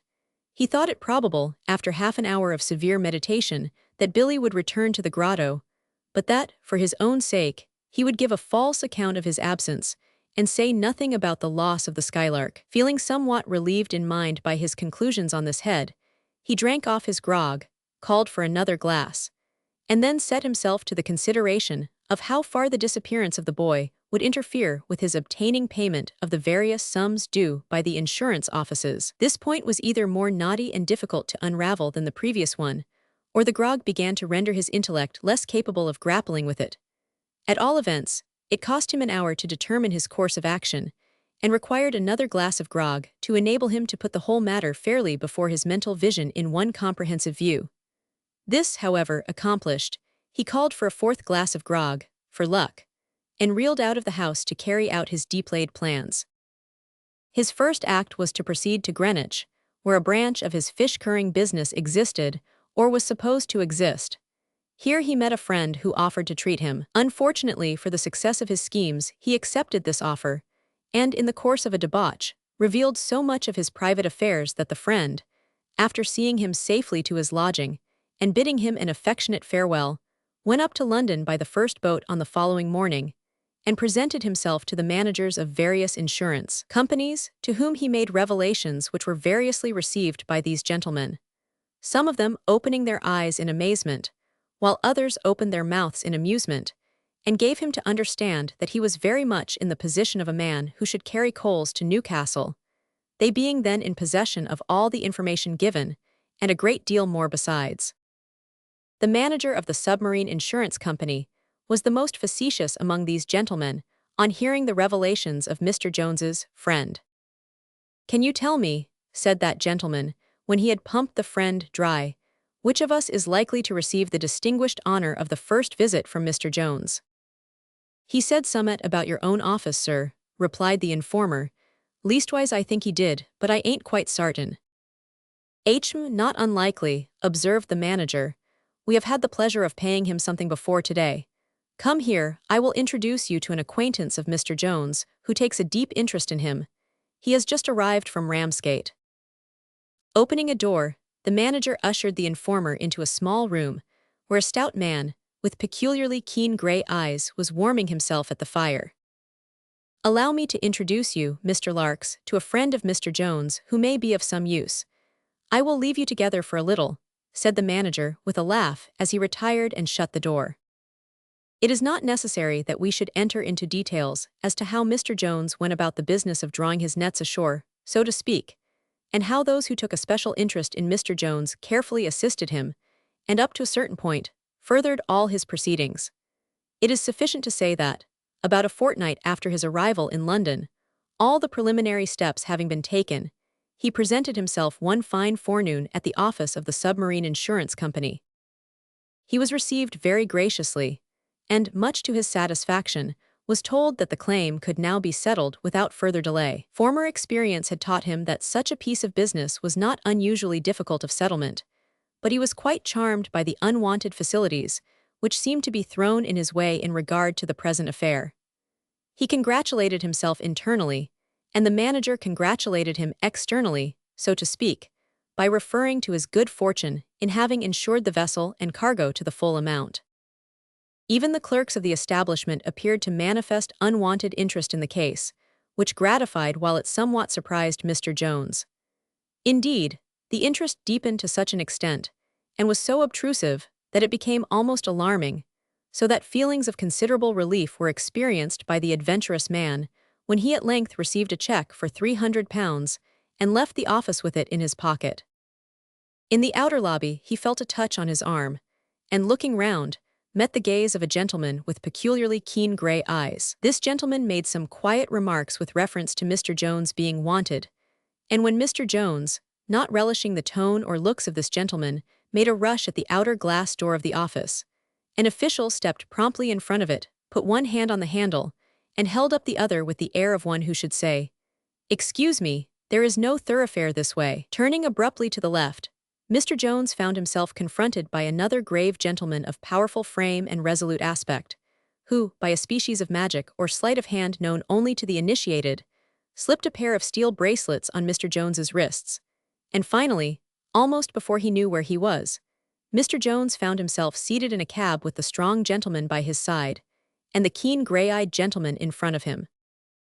Soon afterwards he found himself standing alone in the midst of an apartment, the chief characteristics of which were that the furniture was scanty, the size inconveniently little, and the window unusually high up, besides being heavily barred and ridiculously small. Here let us leave him to his meditations.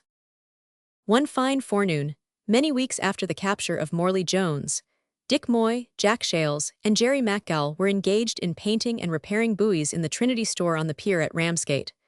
The two former were enjoying their month of service on shore, the latter was on sick leave, but convalescent. Jack was painting squares of alternate black and white on a buoy of a conical shape. Dick was vigorously scraping seaweed and barnacles off a buoy of a round form. The store, or big shed, was full of buoys of all shapes, some new and fresh, others old and rugged. All of them would have appeared surprisingly gigantic to anyone accustomed to see buoys only in their native element. The invalid sat on the shank of a mushroom anchor and smoked his pipe while he affected to superintend the work. "Sure I pity the poor craters as is always sick. The mouth o' man can never tell the blessedness of bane well, as the poet says," observed Jerry with a sigh as he shook the ashes out of his pipe and proceeded to refill it. "Come now, Jack Shales," he added, after a short pause, "you don't call that square, do ye?" I'll paint your nose black if you don't shut up, said Jack, drawing the edge of a black square with intense caution, in order to avoid invading the domain of a white one. Ah, you reminds me of the old proverb that says something about asses gittin' impudent, and be common free with their heels when lions grow sick. Well, Jerry, retorted Jack with a smile, as he leaned back and regarded his work with his head very much on one side, and his eyes partially closed, after the manner of knights of the brush. I'm not offended, because I'm just as much of an ass as you are of a lion. I say, mates, remarked Dick Moy, pausing in his work and wiping his brow, are ye aware that the cap'n has ordered us to be ready to start the first o' the tide at 5:30 tomorrow? I knows it, replied Jack Shales, laying down the black brush and taking up the white one. I knows it too, said Jerry MacGall, but it don't make no manner of odds to me, 'cause I means to stop ashore and enjoy myself. I mean to amuse myself with the trial o' that black thief Morley Jones. Dick Moy resumed his work with a grunt, and said that Jerry was a lucky fellow to be so long on sick leave, and Jack said he wished he had been called up as a witness in Jones's case, for he would have cut a better figure than Jim Welton did. Aye, boy, said Dick Moy, but there was a reason for that. You know the poor feller is in love wi' Jones's daughter, and he didn't like for to help to convict his own father-in-law to be, d'ye see, that's where it is. The boy Billy Toller was a'most as bad. He's got a weakness for the gal too, and no wonder, for she's been as good as a mother to I. They say that Billy nigh broke the hearts o' the lawyers. He was so stupid at some times, and so uncommon cute at others. But it warn't no use. Jim's father was strong in his evidence agin him, and that Mr. Larks, as come to board of the Gull, you remember, he had been watching and ferreting about the matter to that extent that he turned Jones's former life inside out. It seems he's been up to dodges that kind for a long time past. No, has he, said Jack Shales. Arrah, didn't ye read of it? Exclaimed Jerry MacGall. No, replied Jack dryly. Not bane, on the sick list I han't got time to read the papers, d'ye see. Well, resumed Dick Moy, it seems he has more than once set fire to his premises in Gravesend, and got the insurance money. Howsever, he has got 14 years' transportation now, and that'll take the shine pretty well out of him before he comes back. How did the poor gal take it? Asked Jack.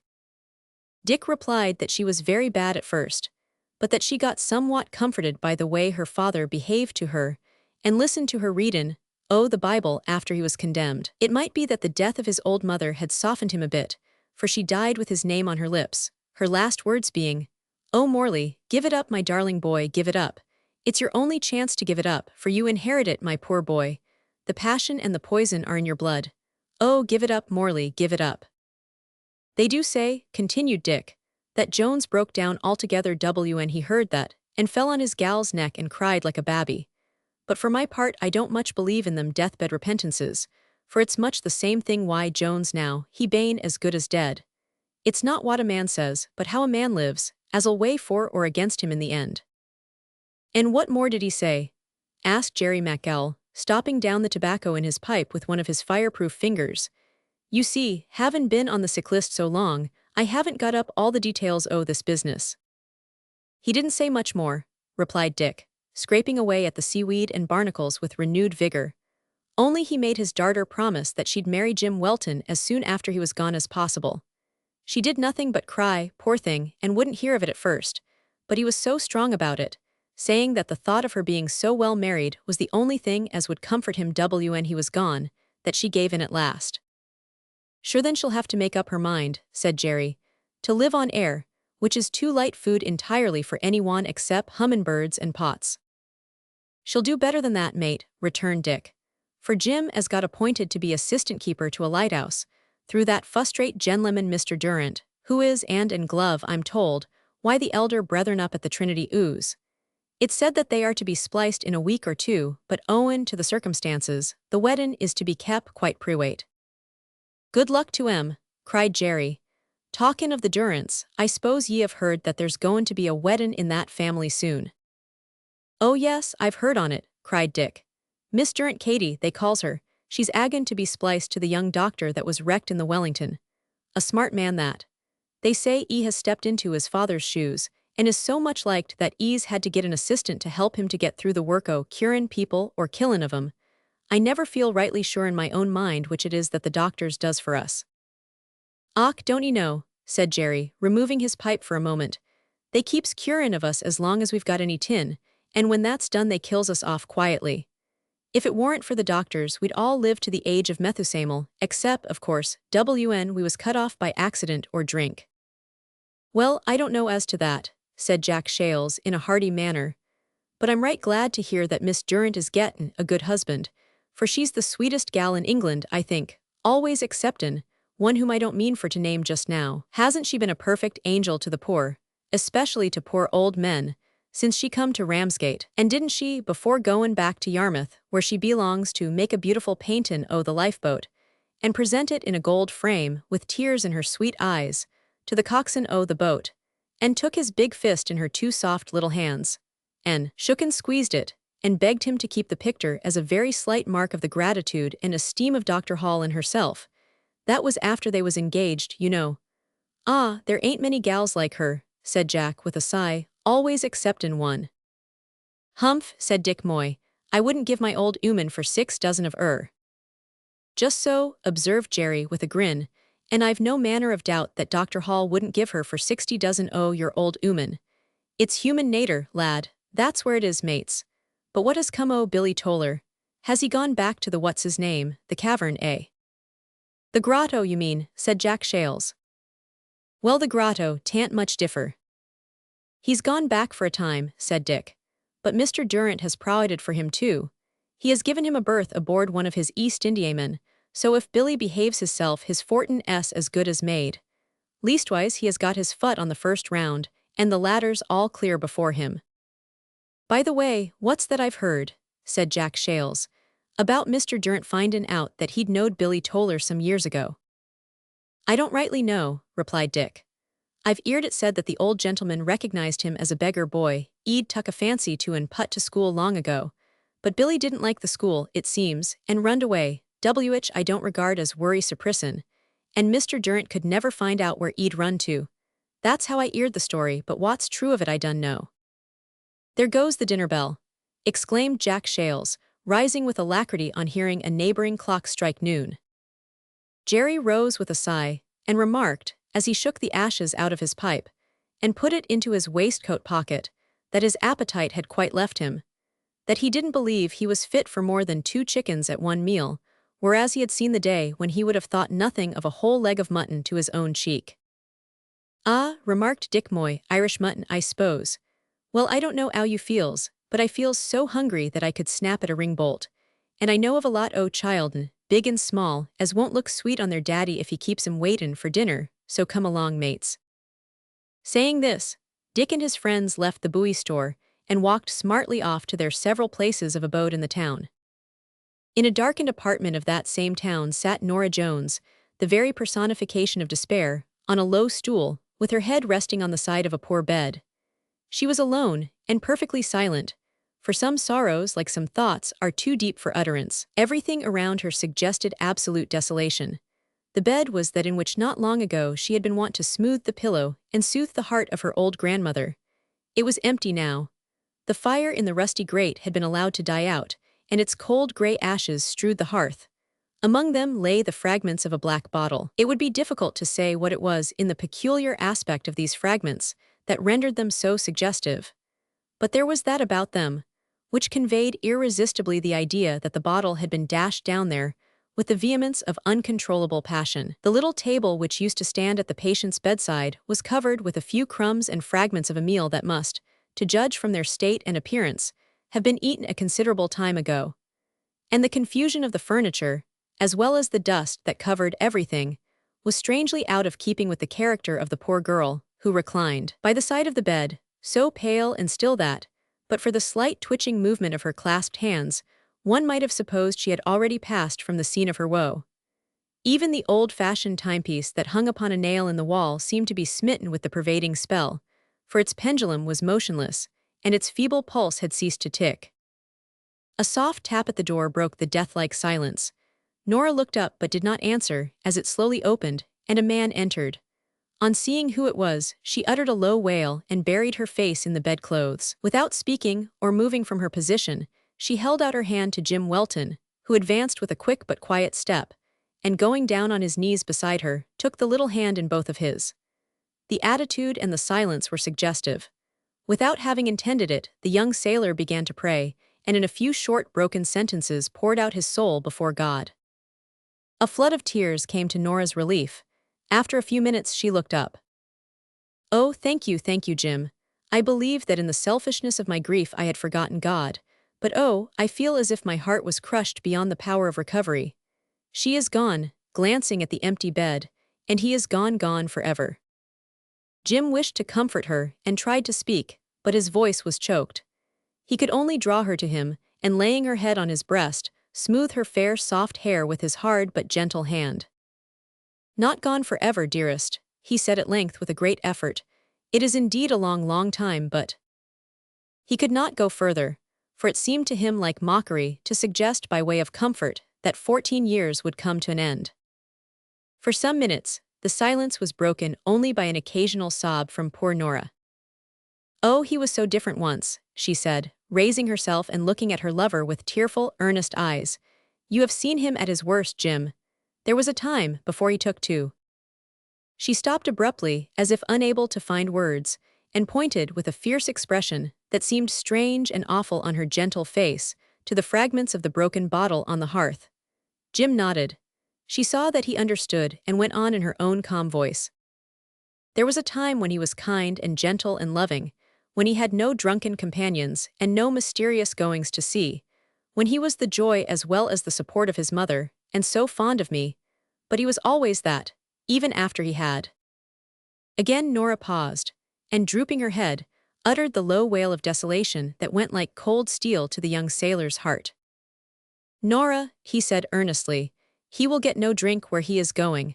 At all events he will be cured of that before he returns home." "Oh, I bless the Lord for that," said Nora with fervor. "I have thought of that before now, and I have thought too that there are men of God where he is going who think of and pray for and strive to recover the souls of those who that is. But oh, Jim, it is a long, weary time. I feel that I shall never see my father more in this world, never more." "We cannot tell, Nora," said Jim, with a desperate effort to appear hopeful. "I know well enough that it may seem foolish to try to comfort you with the hope of seeing him again in this life, and yet even this may come to pass. He may escape, or he may be forgiven and let off before the end of his time. But come, cheer up, my darling. You remember what his last request was." "How can you talk of such a thing at such a time?" exclaimed Nora, drawing away from him and rising. "Be not angry, Nora," said Jim, also rising. "I did but remind you of it for the purpose of saying that as you agreed to what he wished, you have given me a sort of right or privilege, dear Nora, at least to help and look after you in your distress. Your own unselfish heart has never thought of telling me that you have neither money nor home, this poor place being yours only till term day, which is tomorrow.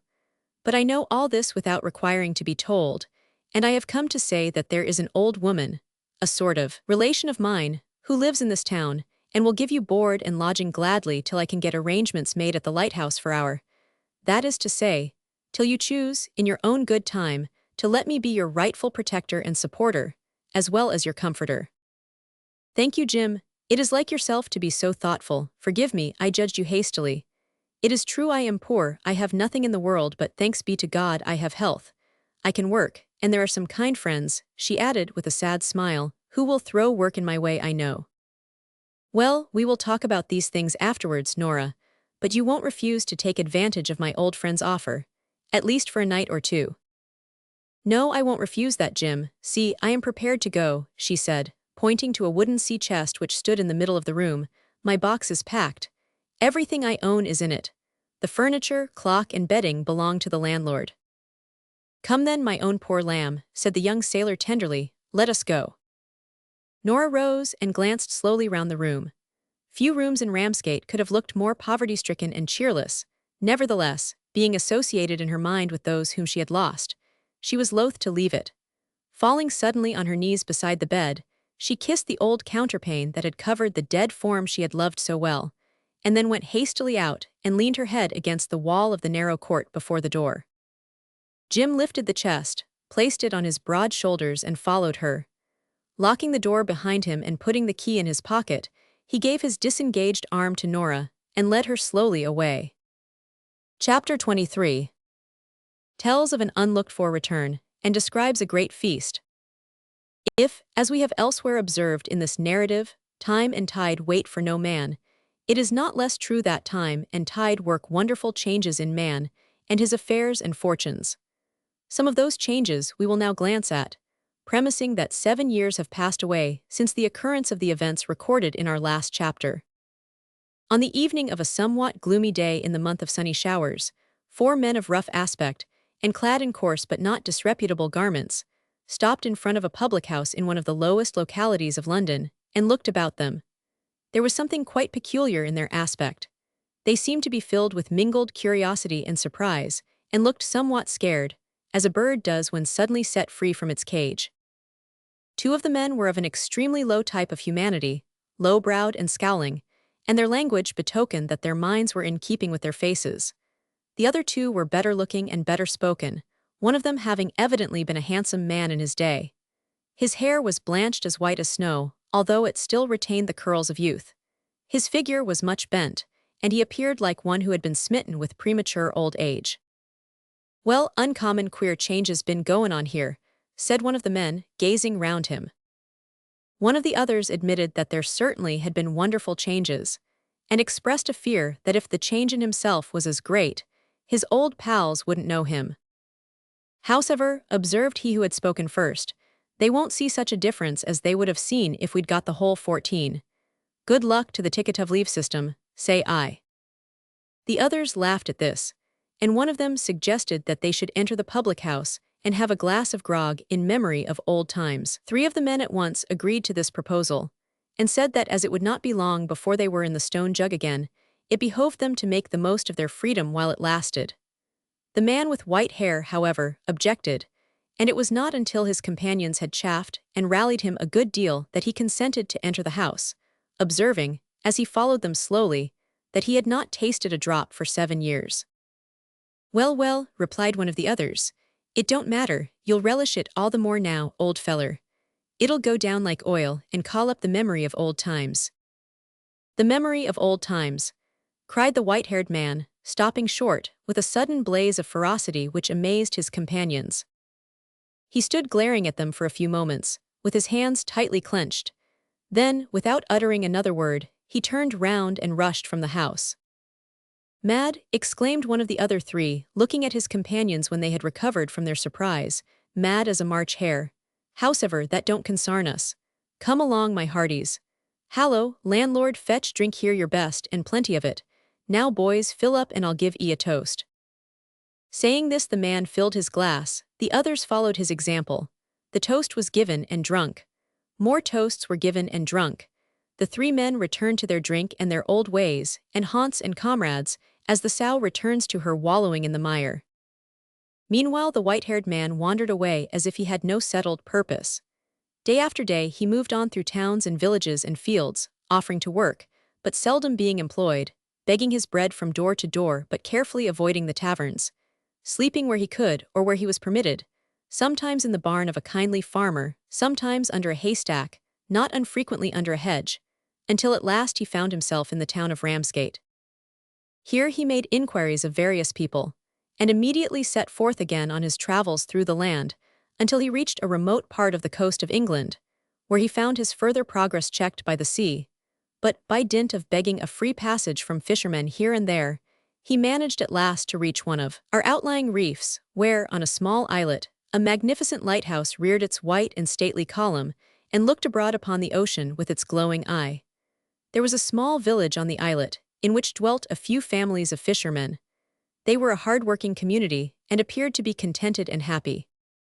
The lighthouse occupied an elevated plateau above the cliffs at the seaward extremity of the isle, about 1/4 of a mile distant from the fishing village. Thither the old man wended his way. The tower, rising high above shrubs and intervening rocks, rendered a guide unnecessary. It was a calm evening. The path, which was narrow and rugged, wound its serpentine course amid grey rocks, luxuriant brambles, grasses, and flowering shrubs. There were no trees. The want of shelter on that exposed spot rendered their growth impossible. The few that had been planted had been cut down by the northwest wind as with a scythe. As he drew near to the lighthouse, the old man observed a woman sitting on a stool in front of the door, busily engaged with her needle, while 3 children, 2 girls and a boy, were romping on the grass plat beside her. The boy was just old enough to walk with the steadiness of an exceedingly drunk man, and betrayed a wonderful tendency to sit down suddenly and gaze, astonished. The girls, apparently though not really twins, were just wild enough to enjoy their brother's tumbles, and helped him to accomplish more of them than would have resulted from his own incapacity to walk. A magnificent black Newfoundland dog, with gray paws and a benignant countenance, couched beside the woman and watched the children at play. He frequently betrayed a desire to join them in their gambols, but either laziness or a sense of his own dignity induced him to sit still. Nora, called the mother, who was a young and exceedingly beautiful mother. Nora, come here. Go tell your father that I see a stranger coming up the path. Quick, darling. Little Nora bounded away like a small fairy, with her fair curls streaming in the wind which her own speed created. Katie, said the mother, turning to her second daughter, don't rumple him up quite so violently. You must remember that he is a tiny fellow yet, and can't stand such rough treatment. But he likes it, Ma, objected Katie with a look of glee, although she obeyed the order at once. Don't you, Morley? Little Morley stopped in the middle of an ecstatic laugh, scrambled upon his fat legs, and staggered towards his mother, with his fists doubled, as if to take summary vengeance on her for having stopped the fun. Oh, baby boy, my little Morley, what a wild fellow you are, cried the mother, catching up her child and tossing him in the air. The old man had approached near enough to overhear the words and recognize the face. Tears sprang to his eyes and ran down his cheeks as he fell forward on the path with his face in the dust. At the same moment, the lighthouse keeper issued from the door of the building. Running towards the old man, he and his wife quickly raised him and loosened his neckcloth. His face had been slightly cut by the fall. Blood and dust besmeared it and soiled his white locks. Poor old man, said the keeper as his mate, the assistant lightkeeper, joined him. Lend a hand, Billy, to carry him in. He ain't very heavy. The assistant, a strapping young fellow with a powerful, well-made frame, sparkling eyes and a handsome face, on which at that moment there was a look of intense pity, assisted his comrade to raise the old man. They carried him with tender care into the lighthouse and laid him on a couch which at that time, owing to lack of room in the building, happened to be little Nora's bed. For a few moments, he lay apparently in a state of insensibility, while the mother of the family brought a basin of water and began carefully to remove the blood and dust which rendered his face unrecognizable.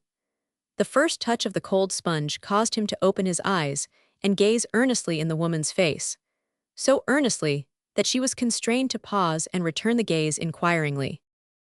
You seem to know me, she said.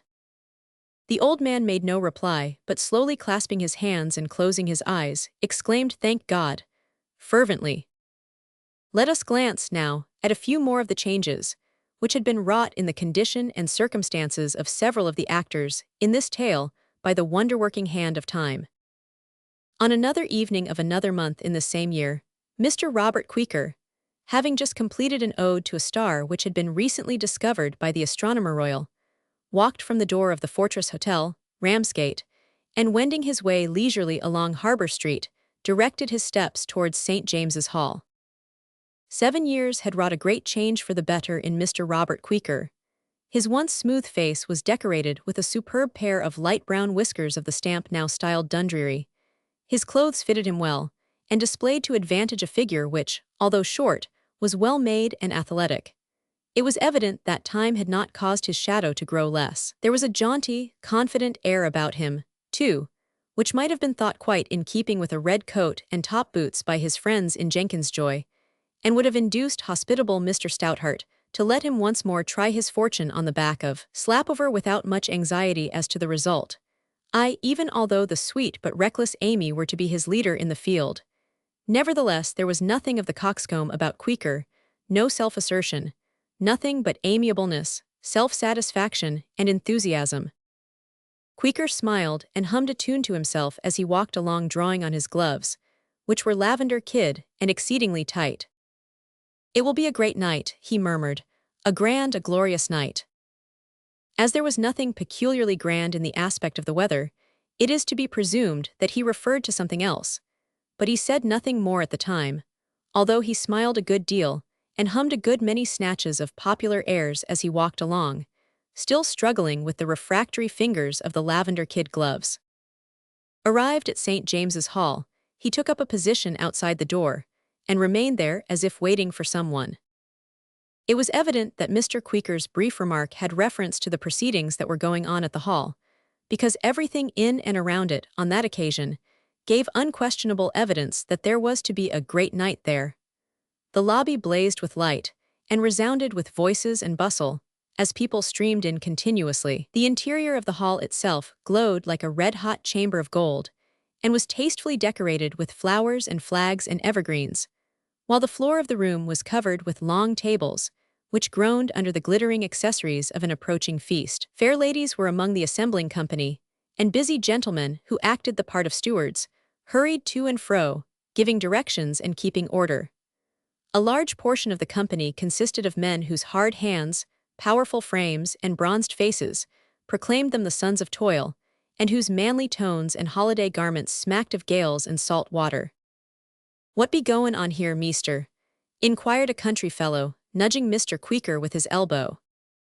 Queeker looked at his questioner in surprise, and told him that it was a supper which was about to be given to the lifeboatmen by the people of the town. "And who be the lifeboatmen, meester?" "Shades of the mighty dead, not to mention the glorious living," exclaimed Queeker aghast. "Have you never heard of the noble fellows who man the lifeboats all round the coasts of this great country and save hundreds of lives every year? Have you not read of their daring exploits in the newspapers? Have you never heard of the famous Ramsgate lifeboat?" "Well, now ye mention it, I doos remember summat about lifeboats," replied the country fellow after pondering a moment or two. "But bless ye, I never read nothin' about 'em, not bane able to read. And as I've lived all my life fur inland and onny comed here today, it ain't to be thought as I knows much about your Ramsgate lifeboats. Be there money lifeboatmen in Ramsgate, meester?" "My good fellow," said Queeker, taking the man by the sleeve and gazing at him with a look of earnest pity, "there are dozens of 'em, splendid fellows, who have saved hundreds of men, women, and children from the raging deep. And they are all to be assembled in this hall tonight, to the number of nearly 100, for there are to be present not only the men who now constitute the crew of the Ramsgate boat, but all the men who have formed part of her crew in time past. Every man among them is a hero," continued Queeker, warming as he went on, and shaking the country fellow's arm in his earnestness, "and every man tonight will—" He stopped short abruptly, for at that moment a carriage drove up to the door, and a gentleman jumping out assisted a lady to alight. Without a word of explanation to the astonished country fellow, Queeker thrust him aside, dashed forward, presented himself before the lady, and holding out his hand, exclaimed, "How do you do, Miss Hennings? I'm so glad to have been fortunate enough to meet you."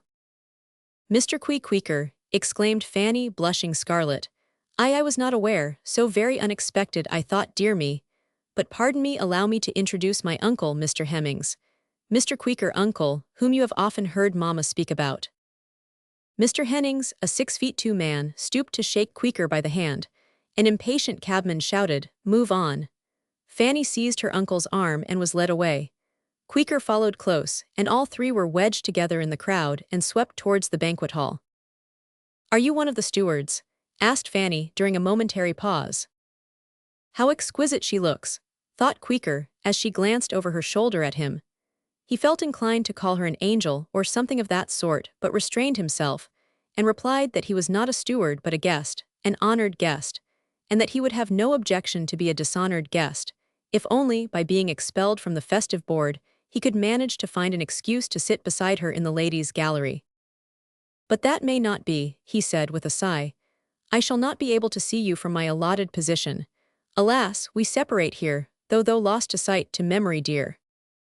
The latter part of this remark was said hurriedly and in desperation, in consequence of a sudden rush of the crowd, rendering abrupt separation unavoidable. But although parted from his ladylove and unable to gaze upon her, Queeker kept her steadily in his mind's eye all that evening, made all his speeches to her, sang all his songs to her, and finally— But hold, we must not anticipate. As we have said, or rather, as we have recorded that Queeker said, all the lifeboat men of the town of Ramsgate sat down to that supper, to the number of nearly 100 men. all sturdy men of tried courage. Some were old, with none of the fire that had nerved them to rescue lives in days gone by, save that which still gleamed in their eyes. Some were young, with the glow of irrepressible enthusiasm on their smooth faces, and the intense wish to have a chance to dare and do swelling their bold hearts. Others were middle-aged, iron-molded, as able and as bold, full as the younger men, with the coolness and self-restraint of the old ones. But all, old, middle-aged, and young, looking proud and pleased, and so gentle in their demeanor, owing, no doubt, to the presence of the fair sex, that it seemed as if a small breeze of wind would have made them all turn tail and run away, especially if the breeze were raised by the women. That the reception of these lion-like men, converted into lambs that night, was hearty, was evinced by the thunders of applause which greeted every reference to their brave deeds. That their reception was intensely earnest was made plain by the scroll, emblazoned on a huge banner that spanned the upper end of the room, bearing the words, "God bless the lifeboat crews." We need not refer to the viands set forth on that great occasion. Of course they were of the best. We may just mention that they included baccy and grog. We merely record the fact. Whether buns and tea would have been equally effective is a question not now under consideration. We refrain from expressing an opinion on that point here. Of course, the first toast was the Queen, and as Jack always does everything heartily, it need scarcely be said that this toast was utterly divested of its usual formality of character. The chairman's appropriate reference to Her Majesty's well-known sympathy with the distressed, especially with those who had suffered from shipwreck, intensified the enthusiasm of the loyal lifeboatmen. A band of amateur Christie minstrels, the genuine original amateur band, of course, enlivened the evening with appropriate songs, to the immense delight of all present, especially of Mr. Robert Queeker, whose passionate love for music, ever since his attendance at the singing class long ago, had strengthened with time to such an extent that language fails to convey any idea of it. It mattered not to Queeker whether the music were good or bad. Sufficient for him that it carried him back, with a gush, to that dear temple of music in Yarmouth where the learners were perpetually checked at critical points, and told by their callous teacher, tormentor, we had almost written to try it again, and where he first beheld the perplexing and beautiful Fanny. When the toast of the evening was given, success to the Ramsgate lifeboat, it was, as a matter of course, received with deafening cheers and enthusiastic waving of handkerchiefs from the gallery, in which the fair sex were accommodated, among which handkerchiefs Queeker, by turning his head very much round, tried to see, and believed that he saw, the precious bit of cambric wherewith Fanny Hennings was accustomed to salute her transcendental nose. The chairman spoke with enthusiasm of the noble deeds accomplished by the Ramsgate lifeboat in time past, and referred with pride, and with a touch of feeling, to the brave old coxswain, then present, loud cheers, who had been compelled, by increasing years, to resign a service which, they all knew better than he did, taxed the energies, courage, and endurance of the stoutest and youngest man among them to the uttermost. He expressed a firm belief in the courage and prowess of the coxswain who had succeeded him, renewed cheers, and felt assured that the success of the boat in time to come would, at the least, fully equal its successes in time past. He then referred to some of the more prominent achievements of the boat, especially to a night which all of them must remember, 7 years ago, when the Ramsgate boat, with the aid of the steam tug, was the means of saving so many lives, not to mention property, and among others the life of their brave townsman, James Welton Cheers, and a young doctor, the friend, and now the son-in-law, of one whose genial spirit and extensive charities were well known, and highly appreciated. He referred to Mr. George Durant, renewed cheers, whose niece at that moment graced the gallery with her presence. At this there was a burst of loud and prolonged applause which terminated in a roar of laughter, owing to the fact that Mr. Queeker, cheering and waving his hands in a state of wild enthusiasm, knocked the neck off a bottle of wine, and flooded the table in his immediate vicinity. Covered with confusion, Queeker sat down amid continued laughter and rapturous applause. The chairman then went on to say that the event to which he had referred, the rescue of the crew and passengers of the Wellington on the night of the great storm, had been eclipsed by some of the more recent doings of the same boat, and after touching upon some of these, said that, although they had met there to do honor to the crews of their own lifeboat, they must not forget other and neighboring lifeboats, which did their work nobly, the brave crews of which were represented by the coxswains of the Margate and Broadstairs lifeboats, who sat at that board that night as honored guests, loud cheers, during which several of the men nearest to them shook hands with the coxswains referred to. He could not, the chairman went on to say, sit down without making special reference to the steam tug, without which, and the courage as well as knowledge of her master, mate, and crew, renewed cheers. The lifeboat could not overtake a tenth part of the noble work which she annually accomplished. He concluded by praying that a kind providence would continue to watch over and bless the Ramsgate lifeboat and her crew. We need scarcely add that this toast was drunk with enthusiastic applause, and that it was followed up by the amateur minstrels with admirable effect. Many songs were sung, and many toasts were proposed that night, and warm was the expression of feeling towards the men who were ever so ready to imperil their lives in the hope of saving those of their fellow creatures, and who had already, oftentimes, given such ample proof that they were thoroughly able to do, as well as to dare, almost anything. Several singers with good, and one or two with splendid voices, gave a variety of songs which greatly enhanced the brilliancy of the evening, and were highly appreciated in the gallery. And a few bad singers with miserable voices, who volunteered their songs, did really good service by impressing upon the audience very forcibly the immense differences between good and bad music, and thus kindly acted as shadows to the vocal lights of the evening, as useful touches of discord in the general harmony, which by contrast rendered the latter all the sweeter. But of all the solos sung, that night none afforded such delight as a national melody sung by our friend Jerry MacGall, in a voice that rang out like the voices of three first-class bossons rolled into one. That worthy son of the Emerald Isle, and Dick Moy, and Jack Shales, happened to be enjoying their month on shore when the supper to the lifeboatmen was planned, and they were all there in virtue of their having been instrumental in saving life on more than one occasion during their residence in Ramsgate. Jerry's song was, as we have said, highly appreciated, but the applause with which it was greeted was as nothing compared with the shouts and cheers that shook the roof of St. James's Hall, when, on being asked to repeat it, Jerry modestly said that he would prefer to give them a duet. Perhaps it was a trio. Av his mates Jack Shales and Dick Moy would only strike in wid bass and tenor. The men of the Floating Light then sang The Minute Gun at Sea, magnificently, each taking the part that suited him best or struck his fancy at the moment, and Jerry varying from tenor to bass and bass to treble according to taste.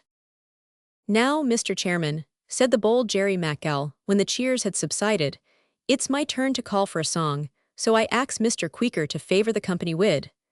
Thunders of applause drowned the remainder of the sentence. Poor Queeker was thrown into great confusion, and sought to explain that he could not sing, even in private, much less in public. Oh yes, you can, sir. Try it, sir, no fear of Sure it's yourself as can do it, and no mistake, were the remarks with which his explanation was interrupted. I assure you honestly, cried Queeker, that I cannot sing, but here breathless silence ensued. If the chairman will kindly permit me, I will give you a toast. Loud cheers from all sides, and a good-humored nod from the chairman greeted this announcement. Mr. Chairman and friends, said Queeker, the ladies have. A perfect storm of laughter and cheers interrupted him for at least 2 minutes. Yes, resumed Queeker, suddenly blazing up with enthusiasm, I repeat, the ladies. That's the girls, blissin' s on the swat darlints, murmured Jerry in a tone which set the whole table again in a roar. I echo the sentiment, blessings on them, said Queeker with a good-humored glance at Jerry. Yes, as I was going to say, I propose the ladies, who are, always were, and ever will be, the solace of man's life, the sweet drops in his otherwise bitter cup, the lights in his otherwise dark dwelling, the jewels in his crown, and the bright stars that glitter in the otherwise dark firmament of his destiny vociferous cheering. Yes, continued Queeker, waxing more and more energetic, and striking the table with his fist, whereby he overturned his neighbor's glass of grog. Yes, I reassert it, the ladies are all that and much more. Hear, hear, I propose their health, and after all, I may be said to have some sort of claim to do so, having already unintentionally poured a whole bottle of wine on the tablecloth as a libation to them.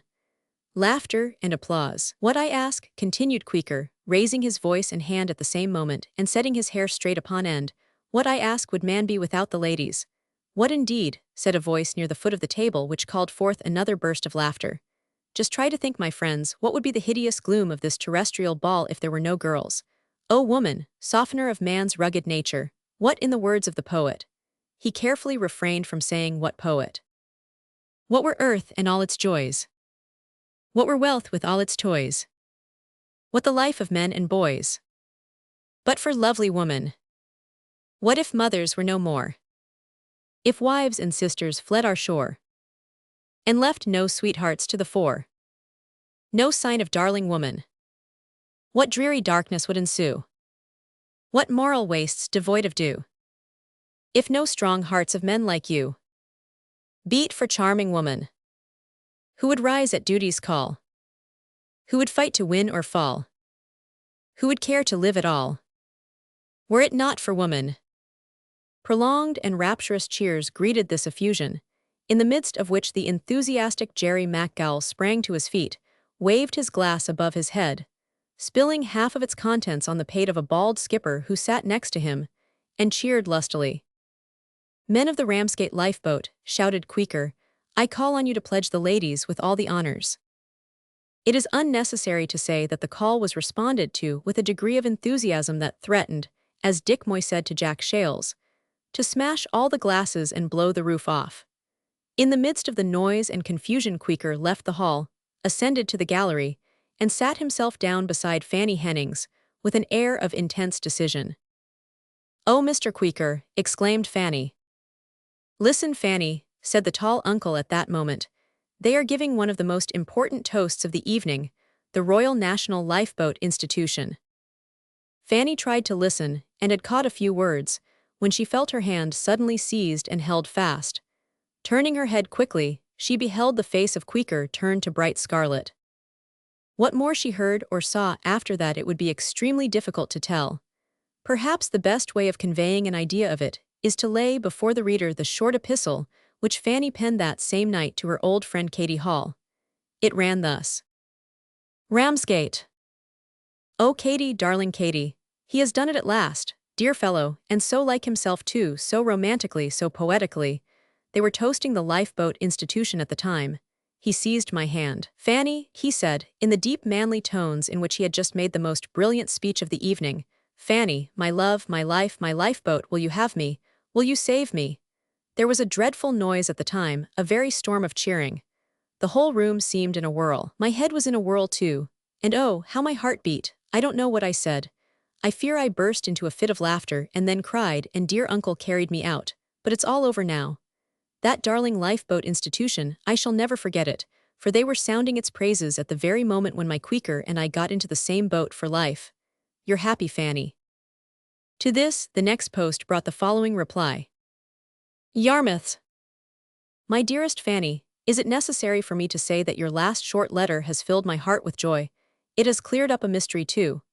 On Tuesday last, in the forenoon, Mr. Queequor came by appointment to take lunch with us, and Stanley happened to mention that a supper was to be given to the Ramsgate lifeboat men, and that he had heard you were to be there.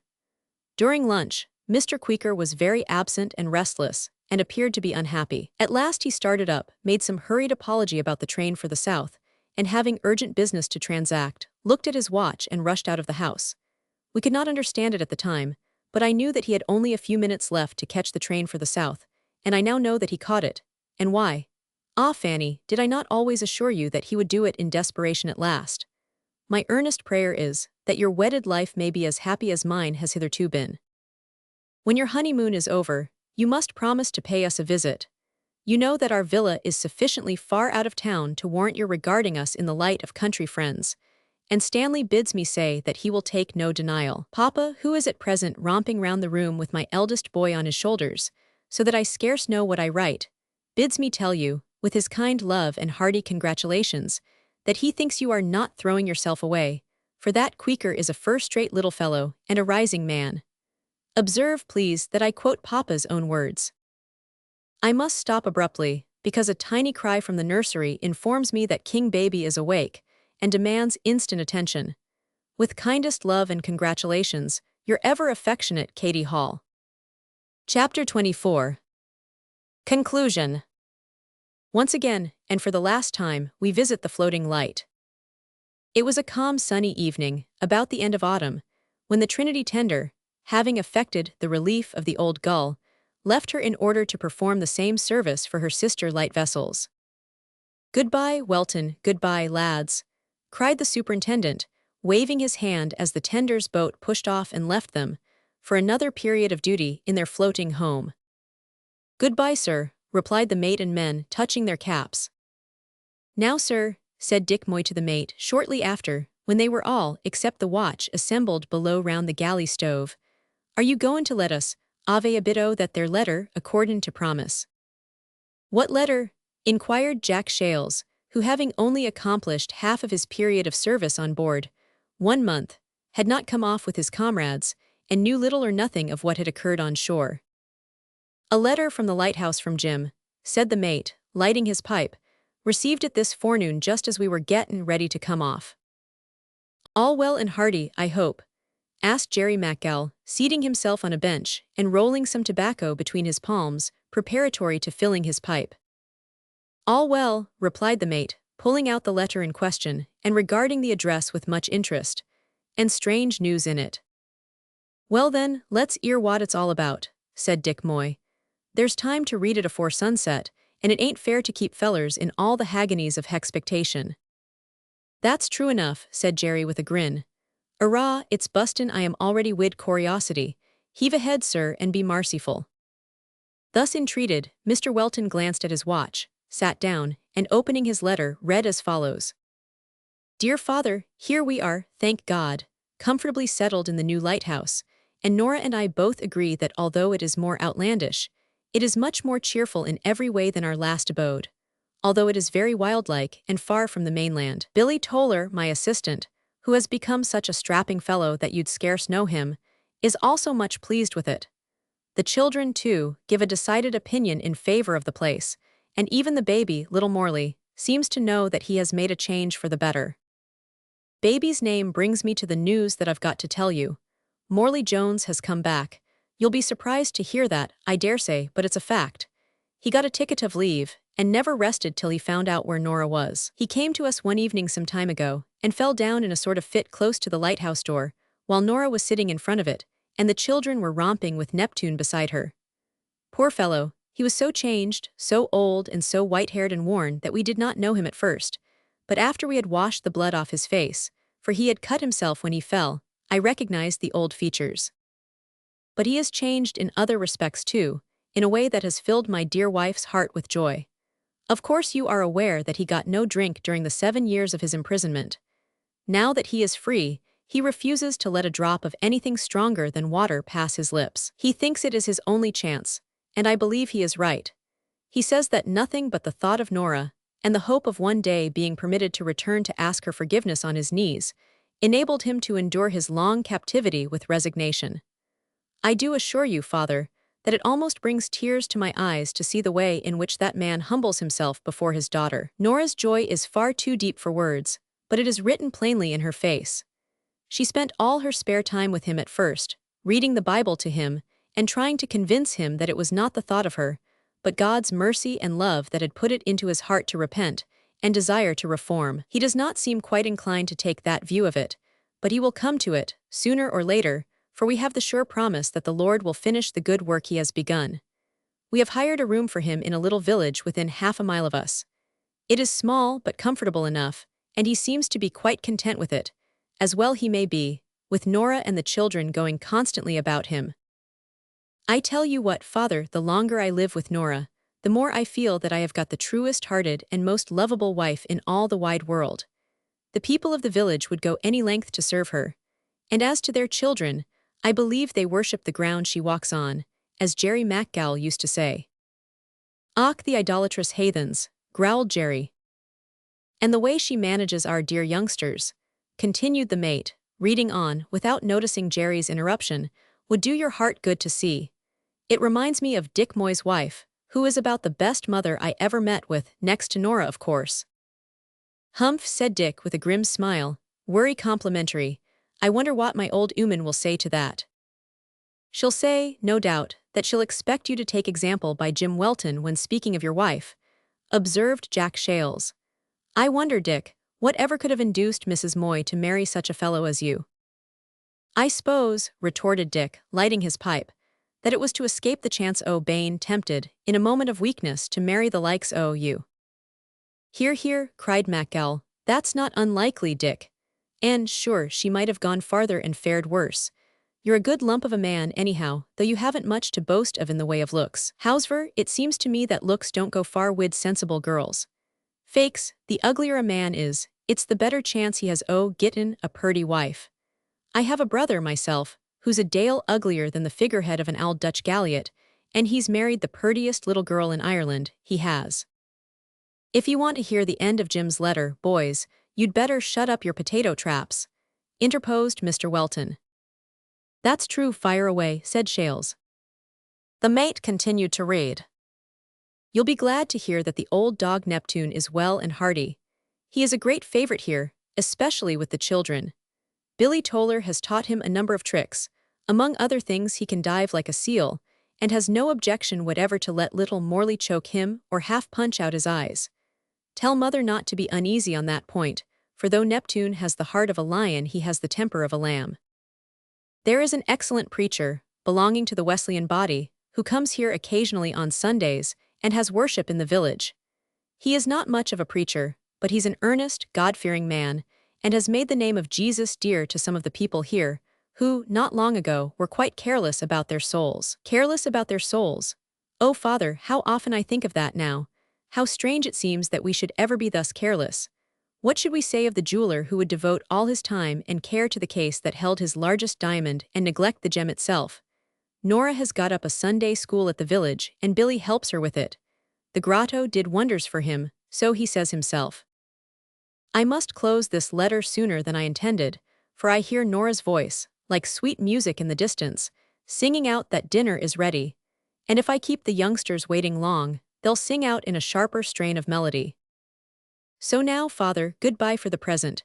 We all unite in sending our warmest love to dear mother and yourself. Kindest remembrances also to my friends in the floating light. As much of my heart as Nora and the children can spare is on board of the Old Gull. May God bless you all. Your affectionate son, James Welton."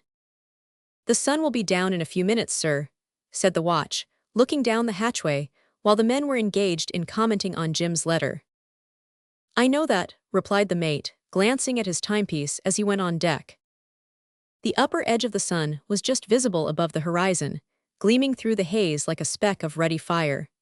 The shipping in the Downs rested on a sea so calm that each rope and mast and yard was faithfully reflected.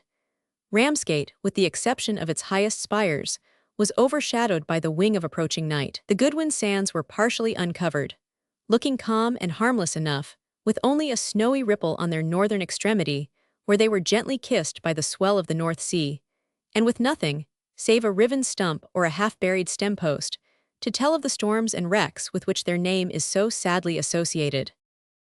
All around breathed of peace and tranquility when the mate, having cast a searching glance round the horizon, leaned over the hatchway and shouted, "Lights up."